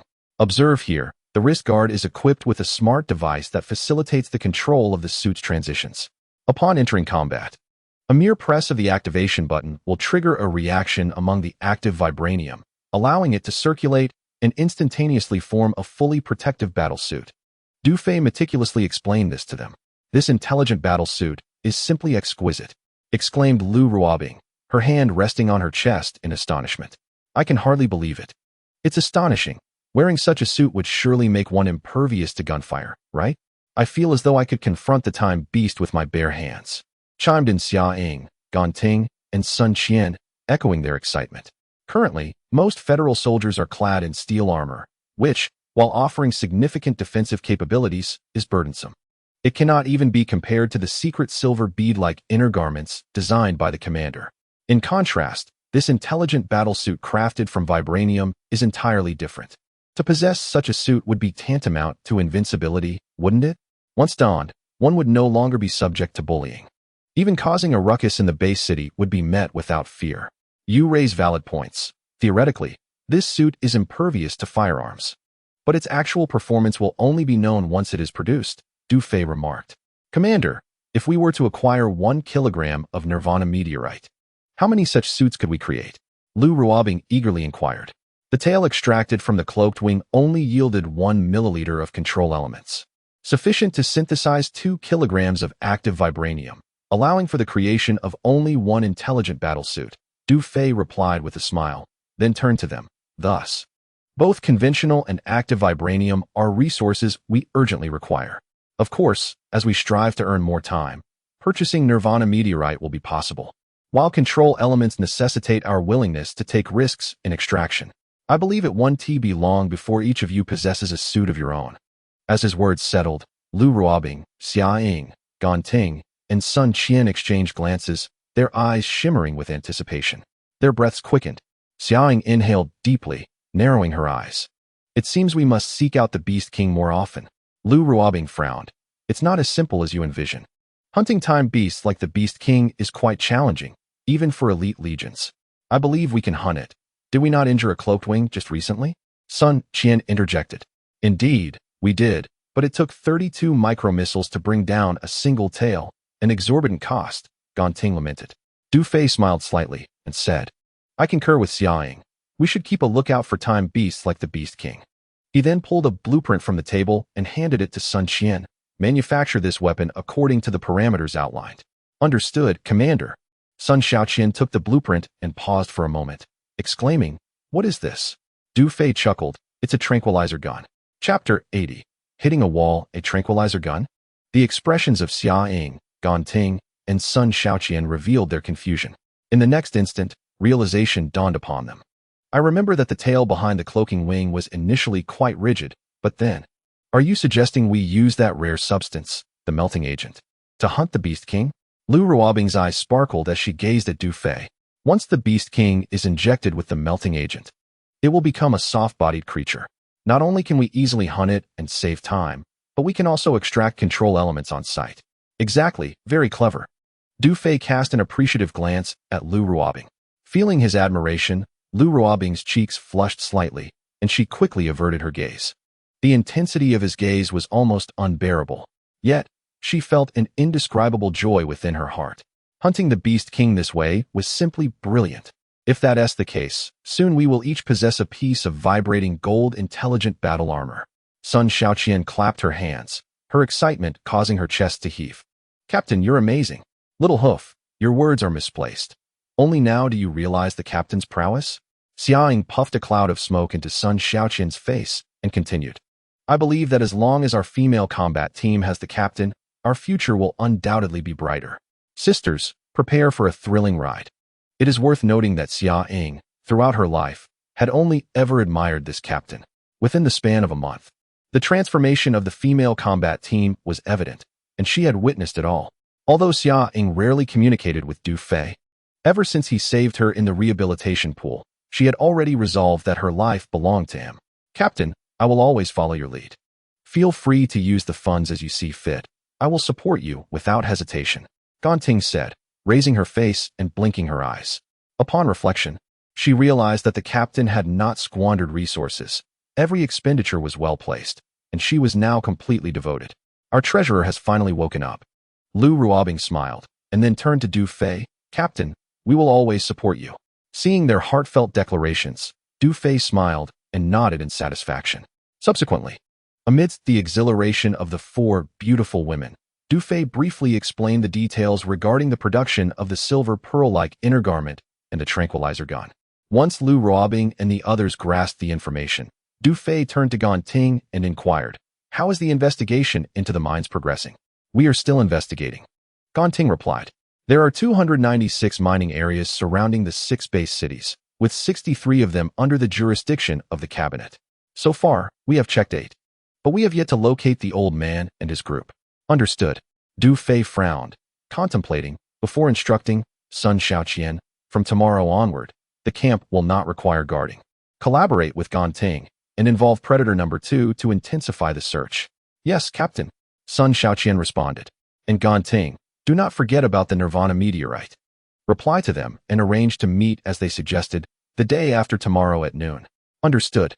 The following day, the female combat team's camp commenced its preliminary construction. The supply vehicles arrived one after another, with Husan personally assisting in unloading, his delight evident. Song Jia, Su Ninger, Zhao Feifeng, and others held planning maps, directing operations on site. The female soldiers, alongside Chun Yuanshan and a group of miners, exhibited tremendous enthusiasm, busily engaged in their tasks. The entire camp of the female field combat team radiated an atmosphere of lively hustle and bustle. Lu Ruobing and Xia Ying faced their own challenges, meticulously studying the detailed production process of the pearl-like inner shirts while continuously extracting secret silver. Ganting and Sun Xiaoqian sat in the unmanned drone control room, intently maneuvering the Predator drones 1 and 2, systematically inspecting the mining areas under the jurisdiction of the cabinet. Before long, the day passed amidst this intense activity. It was not until nightfall that all the female soldiers of the field combat team concluded their work and took a well-deserved rest. In District 9, at the inspection department, the atmosphere in the office was heavy and oppressive. "Dad, Su Zhong has been gone all day, and there's still no news. Could he be facing some difficulties?" Wang Shuzhen expressed her anxiety, pacing back and forth while occasionally glancing towards the door. "Zhener, remain calm. There's no need to worry," Wang Jianqing, seated behind the desk, reassured his daughter. Observing her fearful demeanor, he felt a pang of sorrow and a growing sense of guilt. Over the years, he understood the deep bond between his daughter and Du Lei. Wang Jianqing empathized with Wang Shuzhen's current feelings. Although there were challenges in requesting personnel from the cabinet, he still held considerable faith in his old comrades. Now that his daughter had finally returned to his side, he was determined not to let her down again. He would do whatever it took to rescue Du Lei and make amends for past mistakes. Just as the father and daughter anxiously awaited, Su Zhong returned. His demeanor was somewhat dejected, and he appeared less than well.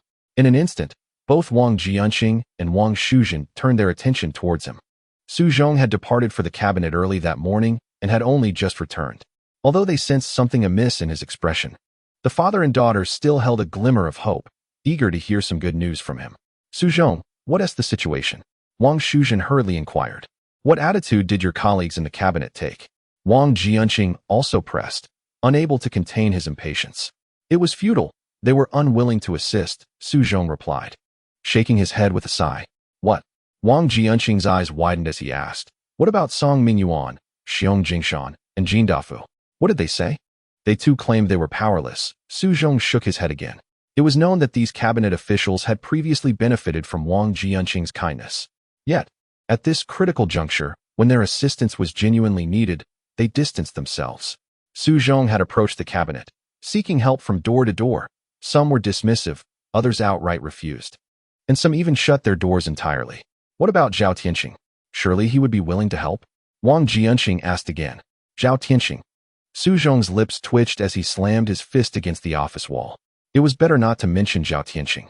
Just the thought of him left even Su Zhong feeling disheartened. In the effort to rescue Du Lei, Su Zhong represented the minister at the cabinet, only to find himself hitting wall after wall.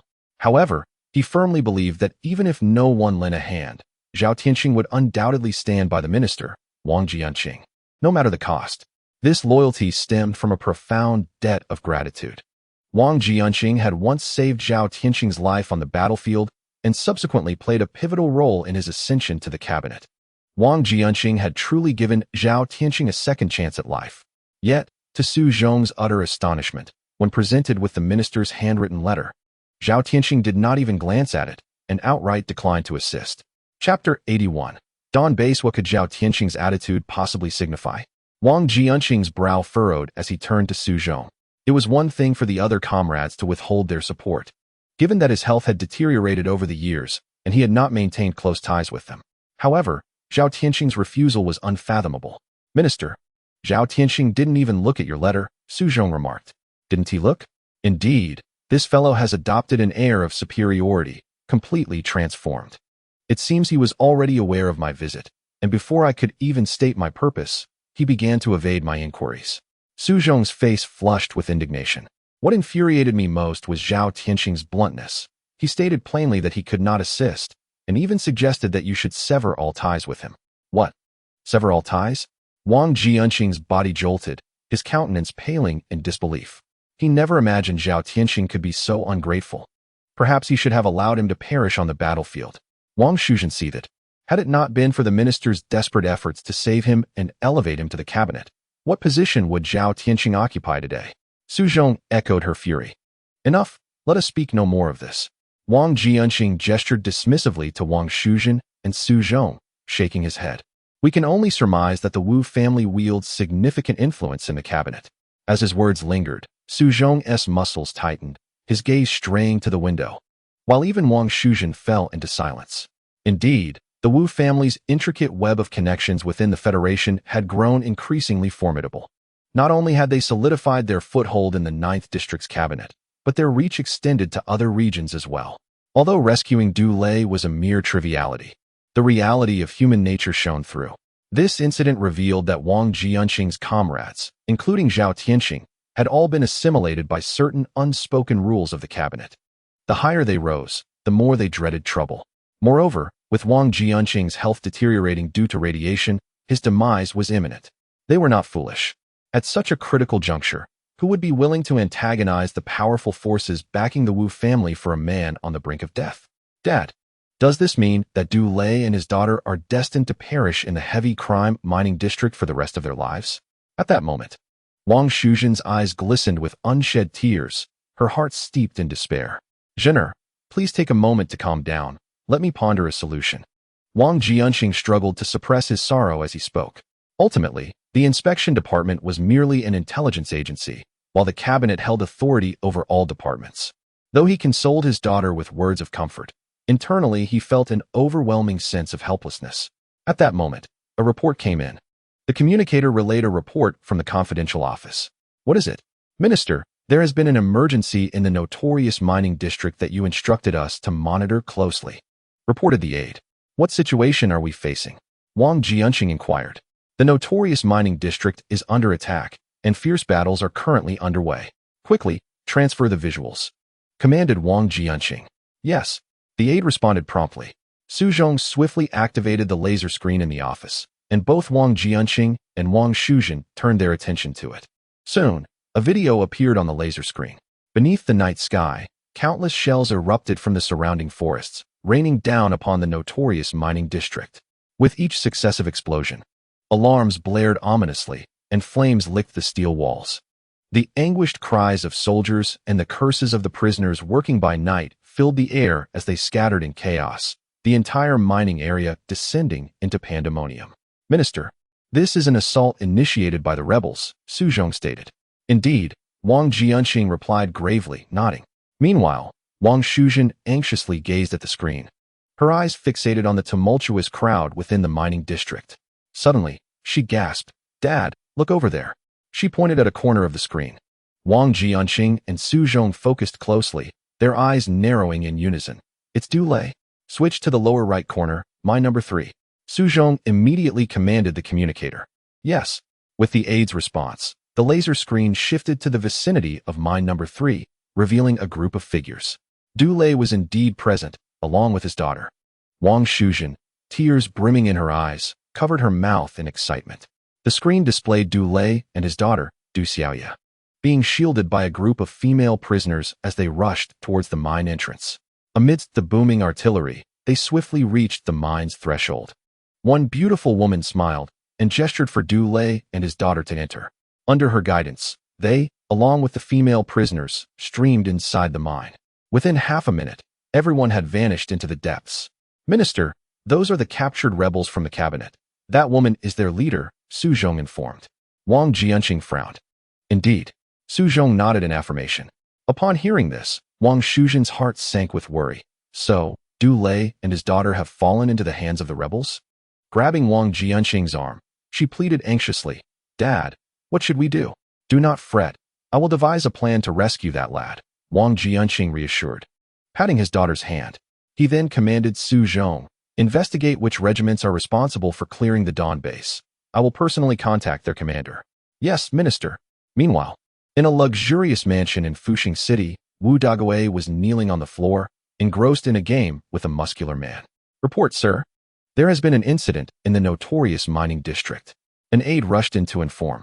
"What has happened?" Wu Dagui gasped, out of breath. "The notorious mining district has been attacked by rebels, and Du Lei and his daughter are suspected to have been taken hostage." "What?" Wu Dagui exclaimed in shock. "Quickly, connect me to Yuan Shiji of the 109th Division." "Yes." The aide promptly retrieved the communicator and swiftly established the connection. "I am Yuan Shiji, the commander of the 109th Division. May I inquire what orders you have, my lord?" A voice emanated from the communicator. "I command you to swiftly intercept the rebels attacking the heavy crime mining area. You must locate Du Lei and bring him back to me." Wu Dagui, overwhelmed with emotion, emitted a shrill scream reminiscent of a woman's. "Yes, my lord. Regarding the rebels' Dawn base, special thanks to the esteemed Bi Jiolongzai for providing the name. In the future, several city names contributed by other esteemed individuals will be selected as the protagonist's main city." Chapter 82. Who exactly are these people? At the campsite of the Women's Field Combat Brigade, within the workshop, Du Fei meticulously examined the measurements of the female soldiers, occasionally annotating with various symbols.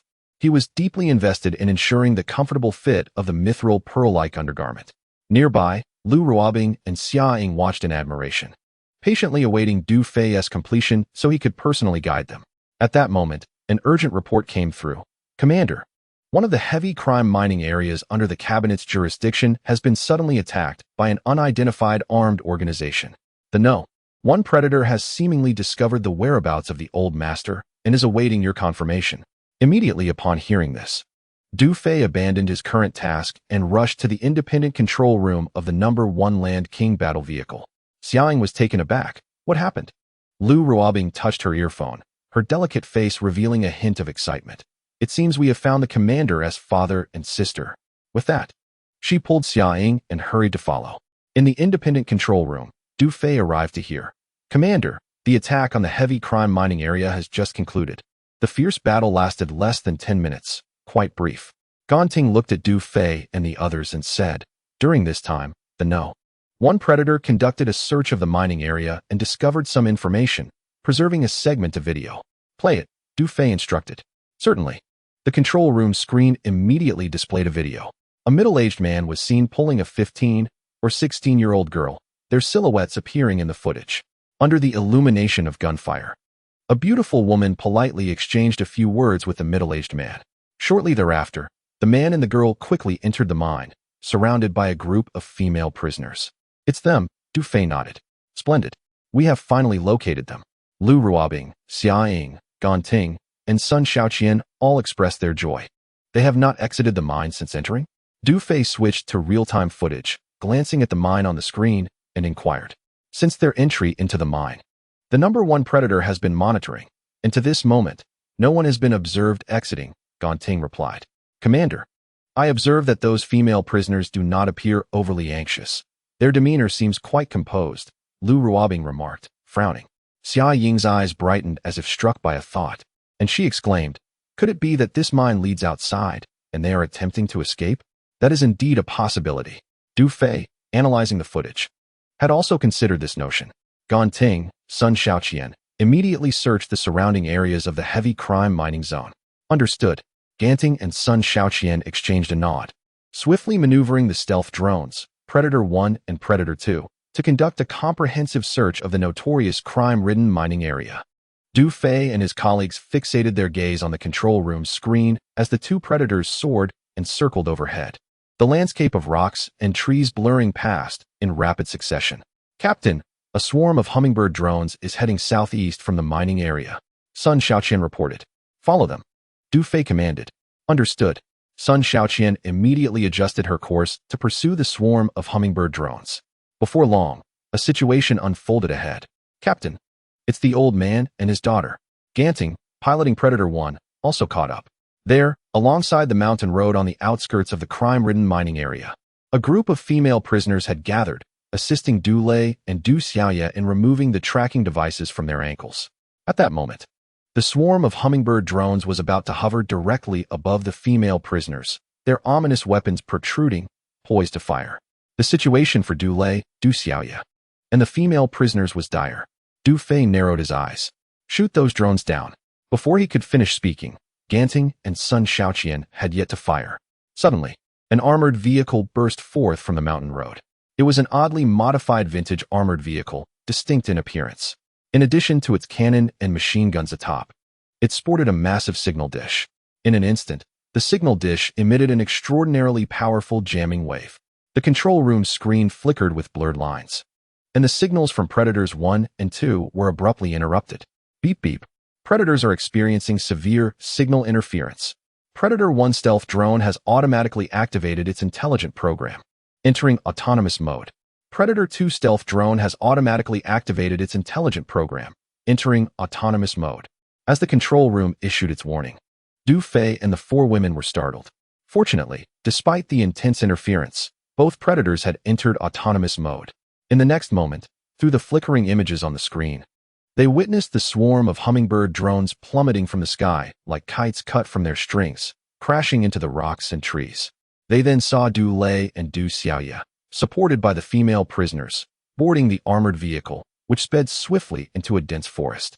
As the armored vehicle vanished completely, the control room screen returned to normal, and the signals for Predators 1 and 2 were instantly restored.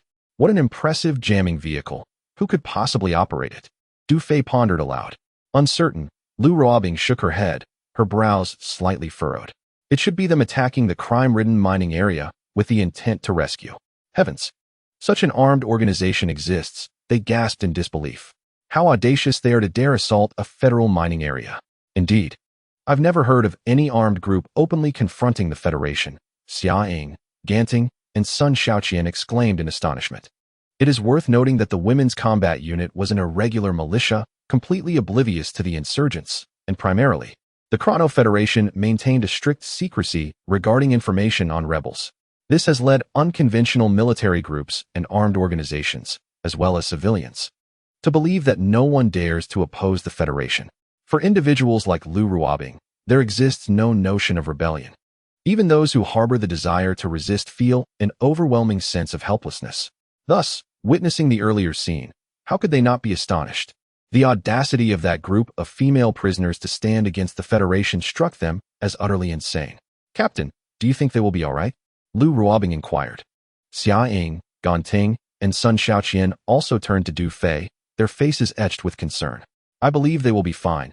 Du Fei pondered for a moment, observing through the footage that the group seemed to harbor no malice towards his father and sister. However, the nature of their organization remained unclear. After a brief contemplation, Du Fei commanded Ganting and Sun Xiaoqian, initiate a search in that mountainous region, including the surrounding areas. Avoid any signal jamming vehicles, and if there are any findings, do not act hastily. Understood. Chapter 83. Silly girl, have you fallen in love? By the way, Captain, Ganting opened a message on the black market website and looked at Du Fei. There has been a response regarding the transaction of the Nirvana meteorite. The meeting location is at coordinates 902.57, scheduled for tomorrow at 11 a.m. What are the terms of the transaction? Du Fei inquired. The response indicated that due to the Federation's stringent control over the Nirvana meteorite, private transactions are prohibited and will be confiscated if discovered. To ensure the safety of both parties' assets and well-being, the local black market will act as an intermediary, with specific transaction rules to be arranged by the market operators. Arranged by the market operators? Du Fei frowned. Such a situation introduced considerable uncertainty. How far is the meeting point from our camp? I've checked. It is located at the junction of Fuxing City, Beihan City, and Holy War City, nearly 500 kilometers from our camp. What are the road conditions like? There is a main road between Fuxing City and Beihan City, which is relatively smooth. If we depart at 7 a.m. tomorrow, we should arrive by 11 a.m. Ganting replied. All right, let's set off half an hour earlier tomorrow morning. After Du Fei spoke, he turned to the four ladies and said, You four will accompany me. Yes. Lu Ruobing, Xia Ying, Ganting, and Sun Shaoqian all nodded in unison.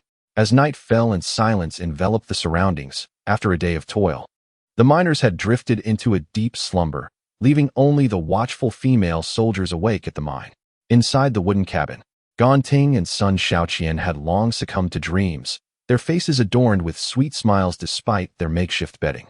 Lu Ruobing and Xia Ying shared the same sleeping platform, their backs pressed against one another, both wide awake and unable to find rest. Particularly Lu Ruobing, who tossed and turned, could not settle down. What's wrong? Xia Ying turned to ask. I can't sleep. Lu Ruobing gazed at the ceiling, shaking her head. I see. Is it that your heart feels like it's being clawed by a cat? Xia Ying teased with a smirk. Lu Ruobing frowned and replied, Ying Bao, I think I've fallen for someone. Xia Ying gently touched the warm earlobe of Lu Ruobing, teasingly remarked, Silly girl, it seems you are in love. Maybe. Lu Ruobing replied in a whisper. You know, I believe the captain harbors feelings for you as well. There's merely a thin veil separating you two, and once it is pierced, all will be well. Although I have never been in love myself, I understand that men can easily be captivated with just a little provocation. It's best to be proactive. I suggest you take bold steps. Xia Ying advised Lu Ruobing. Hey, do you think everyone is like you? Besides, the captain is not the frivolous type. Lu Ruobing chuckled at Xia Ying's antics, then composed herself and gently shook her head, saying, You are aware that I am 5 years his senior. He is merely 18. What is wrong with being 18? What are you pondering about? Xia Ying inquired, somewhat exasperated, as she playfully swatted Lu Ruobing's backside, grinning. Did you not feel anything when you were in his embrace? He is already quite an admirable man, you know. I'm not referring to that. Can you be serious for once? Lu Ruobing shot Xia Ying an exasperated glance. The mere mention of recent events made her feel flushed. What I meant was, he is currently burdened with concerns for our regiment, camp planning, construction, future developments, and on top of that, his father and sister are in peril. Just think about it. He is just a young man, and all of this weighs heavily on his shoulders. The pressure must be immense. After a moment of silence, Xia Ying softly remarked, I hadn't considered that, but you are right. The captain is indeed under significant pressure. Lu Ruobing let out a deep sigh. Exactly. We cannot add to his burdens with matters of the heart. Indeed, your perspective is quite astute. It seems we can only take things slowly. Xia Ying nodded in agreement. Given the captain's current stress, we must not rush things. Otherwise, he may find it unbearable. Yes, we must let nature take its course, Lu Ruobing said, gazing at the ceiling while biting her lip. It's almost dawn. We should rest. All right. Ding. Affinity value 50. Ding. Affinity value 20. Just as Du Fei had begun to drift off, 2 notification sounds echoed in his mind, startling him awake. What on earth is happening in the middle of the night? Chapter 84. The Black Phoenix at 6:30 in the morning. The Women's Combat Regiment was already bustling with activity. Song Jia, Su Ninger, Zhao Feifeng, and the rest of the infantry, along with the No. 2 Land King tank, remained at the camp.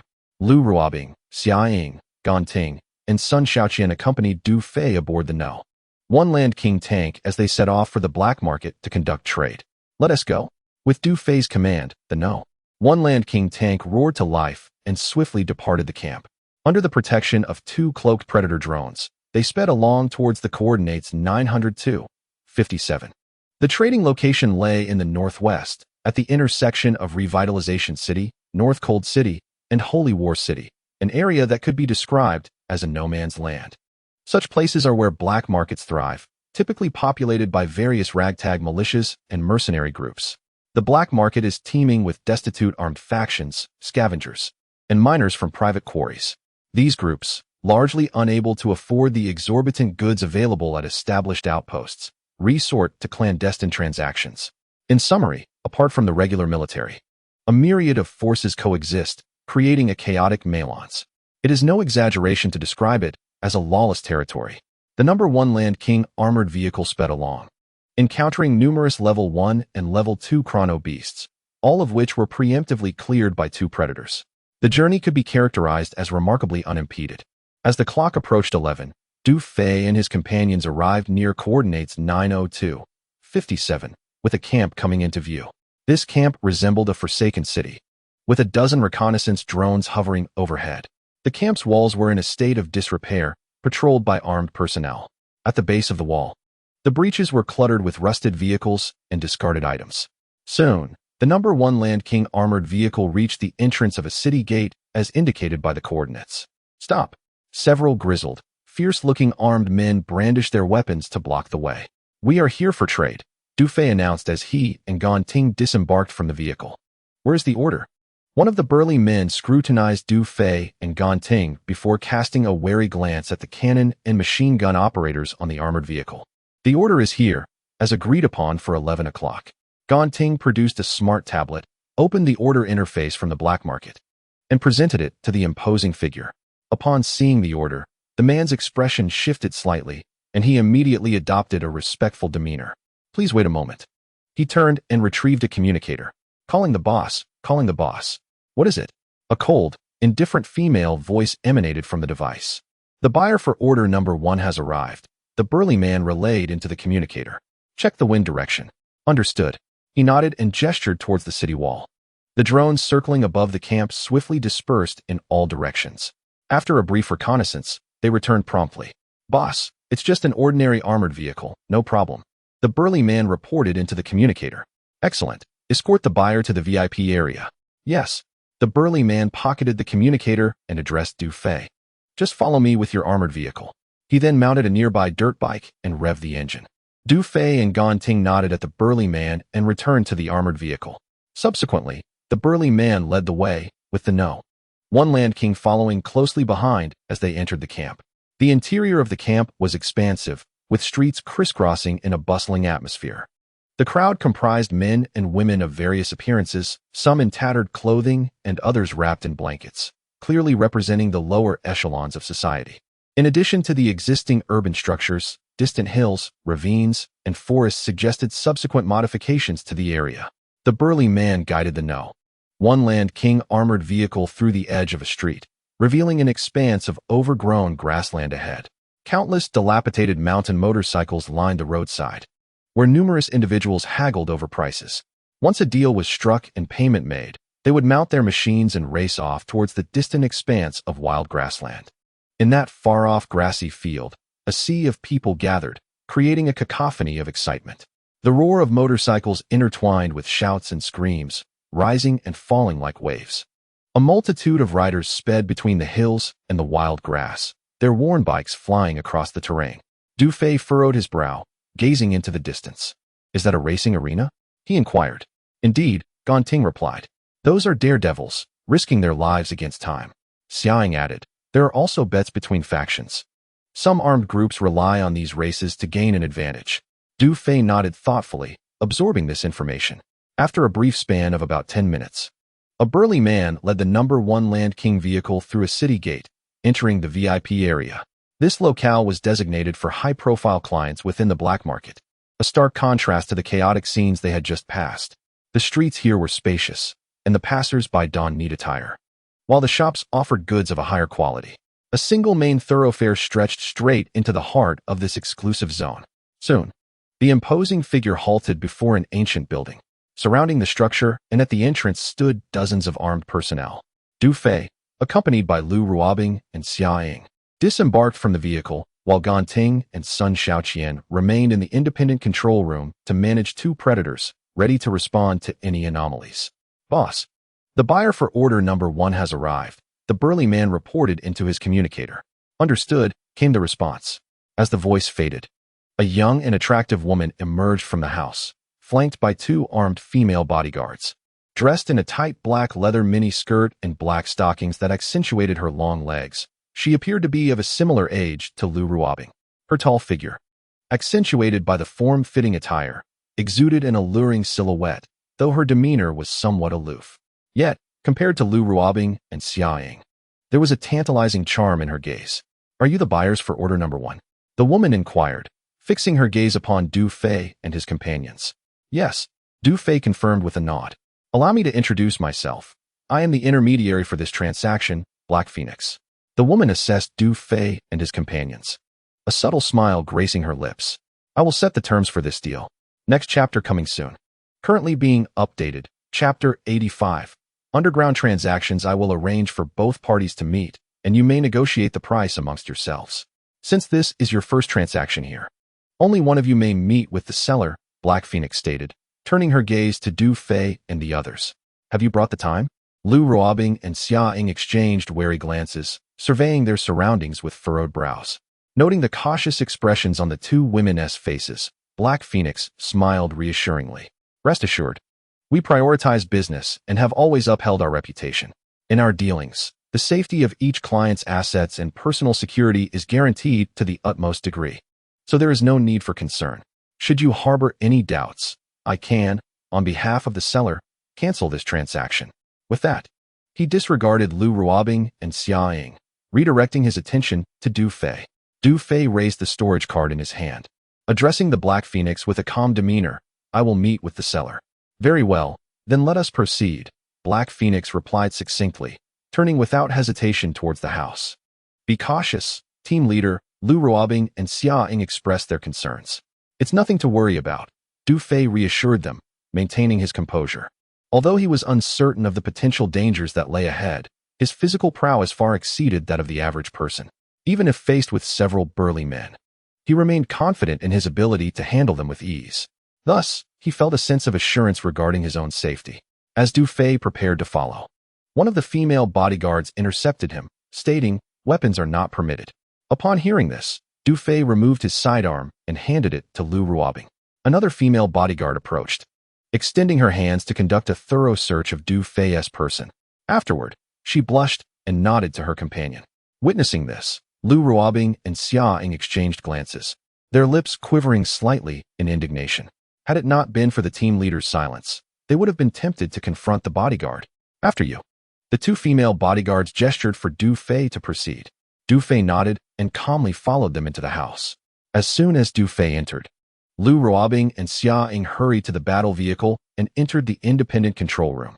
Ting, Xiaoqian, closely monitor the situation inside the house to ensure the team leader's safety, Lu Ruobing commanded. Understood. Gan Ting and Sun Xiaoqian swiftly operated the Predator drones through the windows to surveil the premises.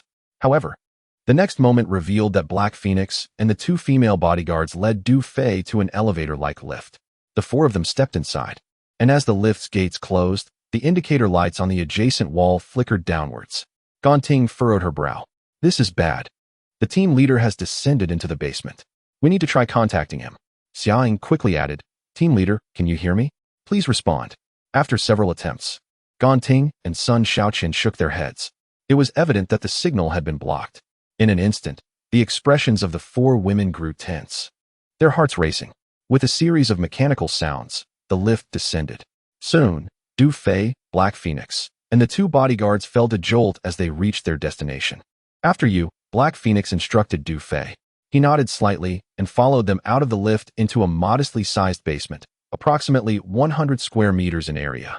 In the center stood a round table made of stone, and above it, a ventilation shaft embedded with a large fan. The stone walls were adorned with a dozen wall sconces, behind which the shadows subtly revealed the ominous muzzles of firearms. Beyond the solitary stone table, the chamber was desolate, devoid of any other furnishings. Du Fei surveyed the surroundings, a frown etching his brow. Every corner of the underground space lay within the range of firepower. Should a conflict arise, it seemed unlikely that anyone could evade the onslaught. At that moment, The elevator gate on the opposite side of the basement opened, and 4 or 5 individuals emerged. They were the sellers for this transaction. After the Black Phoenix spoke, she led Du Fei towards them. Upon reaching the stone table in the center, Du Fei observed that all the individuals were women. The leader, a woman in her 20s, was tall and clad in camouflage attire, her ample bosom straining against the 2 unbuttoned collars, revealing an enticing cleft through the partially open neckline.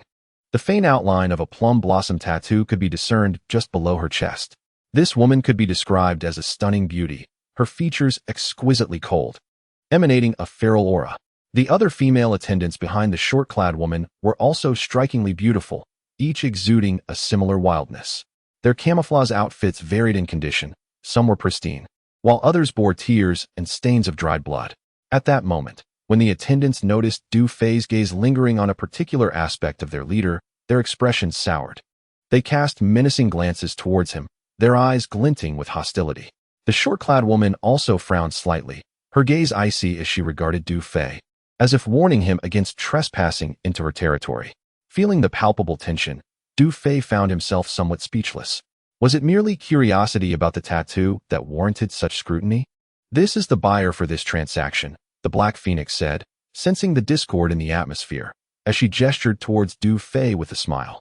"Thank you for your hard work, Sister Phoenix," the short-clad woman replied, her demeanor softening as she nodded to the Black Phoenix before turning her attention to Du Fei. "Are you here to purchase raw Nirvana meteorite for jewelry making?" As the woman spoke, Du Fei surmised that the black market operators were quite familiar with these sellers. In an instant, his thoughts coalesced, and he replied with calm assurance, "Indeed, I hope to encounter some quality materials to profit from." Upon hearing this, a flicker of change crossed the short-clad woman's expression. After a brief moment of contemplation, she cut to the chase, saying, "Then you may inspect the goods." With that, she waved her hand, and one of her attendants produced a wooden box, placing it on the stone table and opening it. Inside lay 2 fist-sized stones, gleaming darkly, reflecting a subtle brilliance in the dim light. These were, indeed, 2 pieces of raw Nirvana meteorite. However, there was a notable drawback. The stones were marred by several honeycomb-like cavities, with some holes being rather large. Du Fei felt a surge of joy, as he seemed to grasp why the short-clad woman had displayed that particular expression earlier. It implied that these 2 pieces of Nirvana meteorite were of inferior quality, leaving little usable material for jewelry crafting. Only small pieces of jewelry, such as bracelets, can be crafted. Larger items are beyond reach. However, the attendees were unaware that Du Fei had purchased the materials for smelting and synthesis. The quality of the raw stones held no significance for him. Du Fei picked up 2 pieces of Nirvana meteorite raw stones, casually inspected them like an expert, then curled his lip and returned them to the wooden box. He then raised his gaze towards the woman in short attire and asked nonchalantly, "What is the price?" The woman glanced at the nearby Black Phoenix, then, with a hint of nervousness, replied, "The market price is 13,000 hours per gram." These 2 raw stones weighed over 1,000 grams, calculating at 1,000 grams. The total amounts to 13 million hours. After speaking, the woman looked at Du Fei, awaiting his response.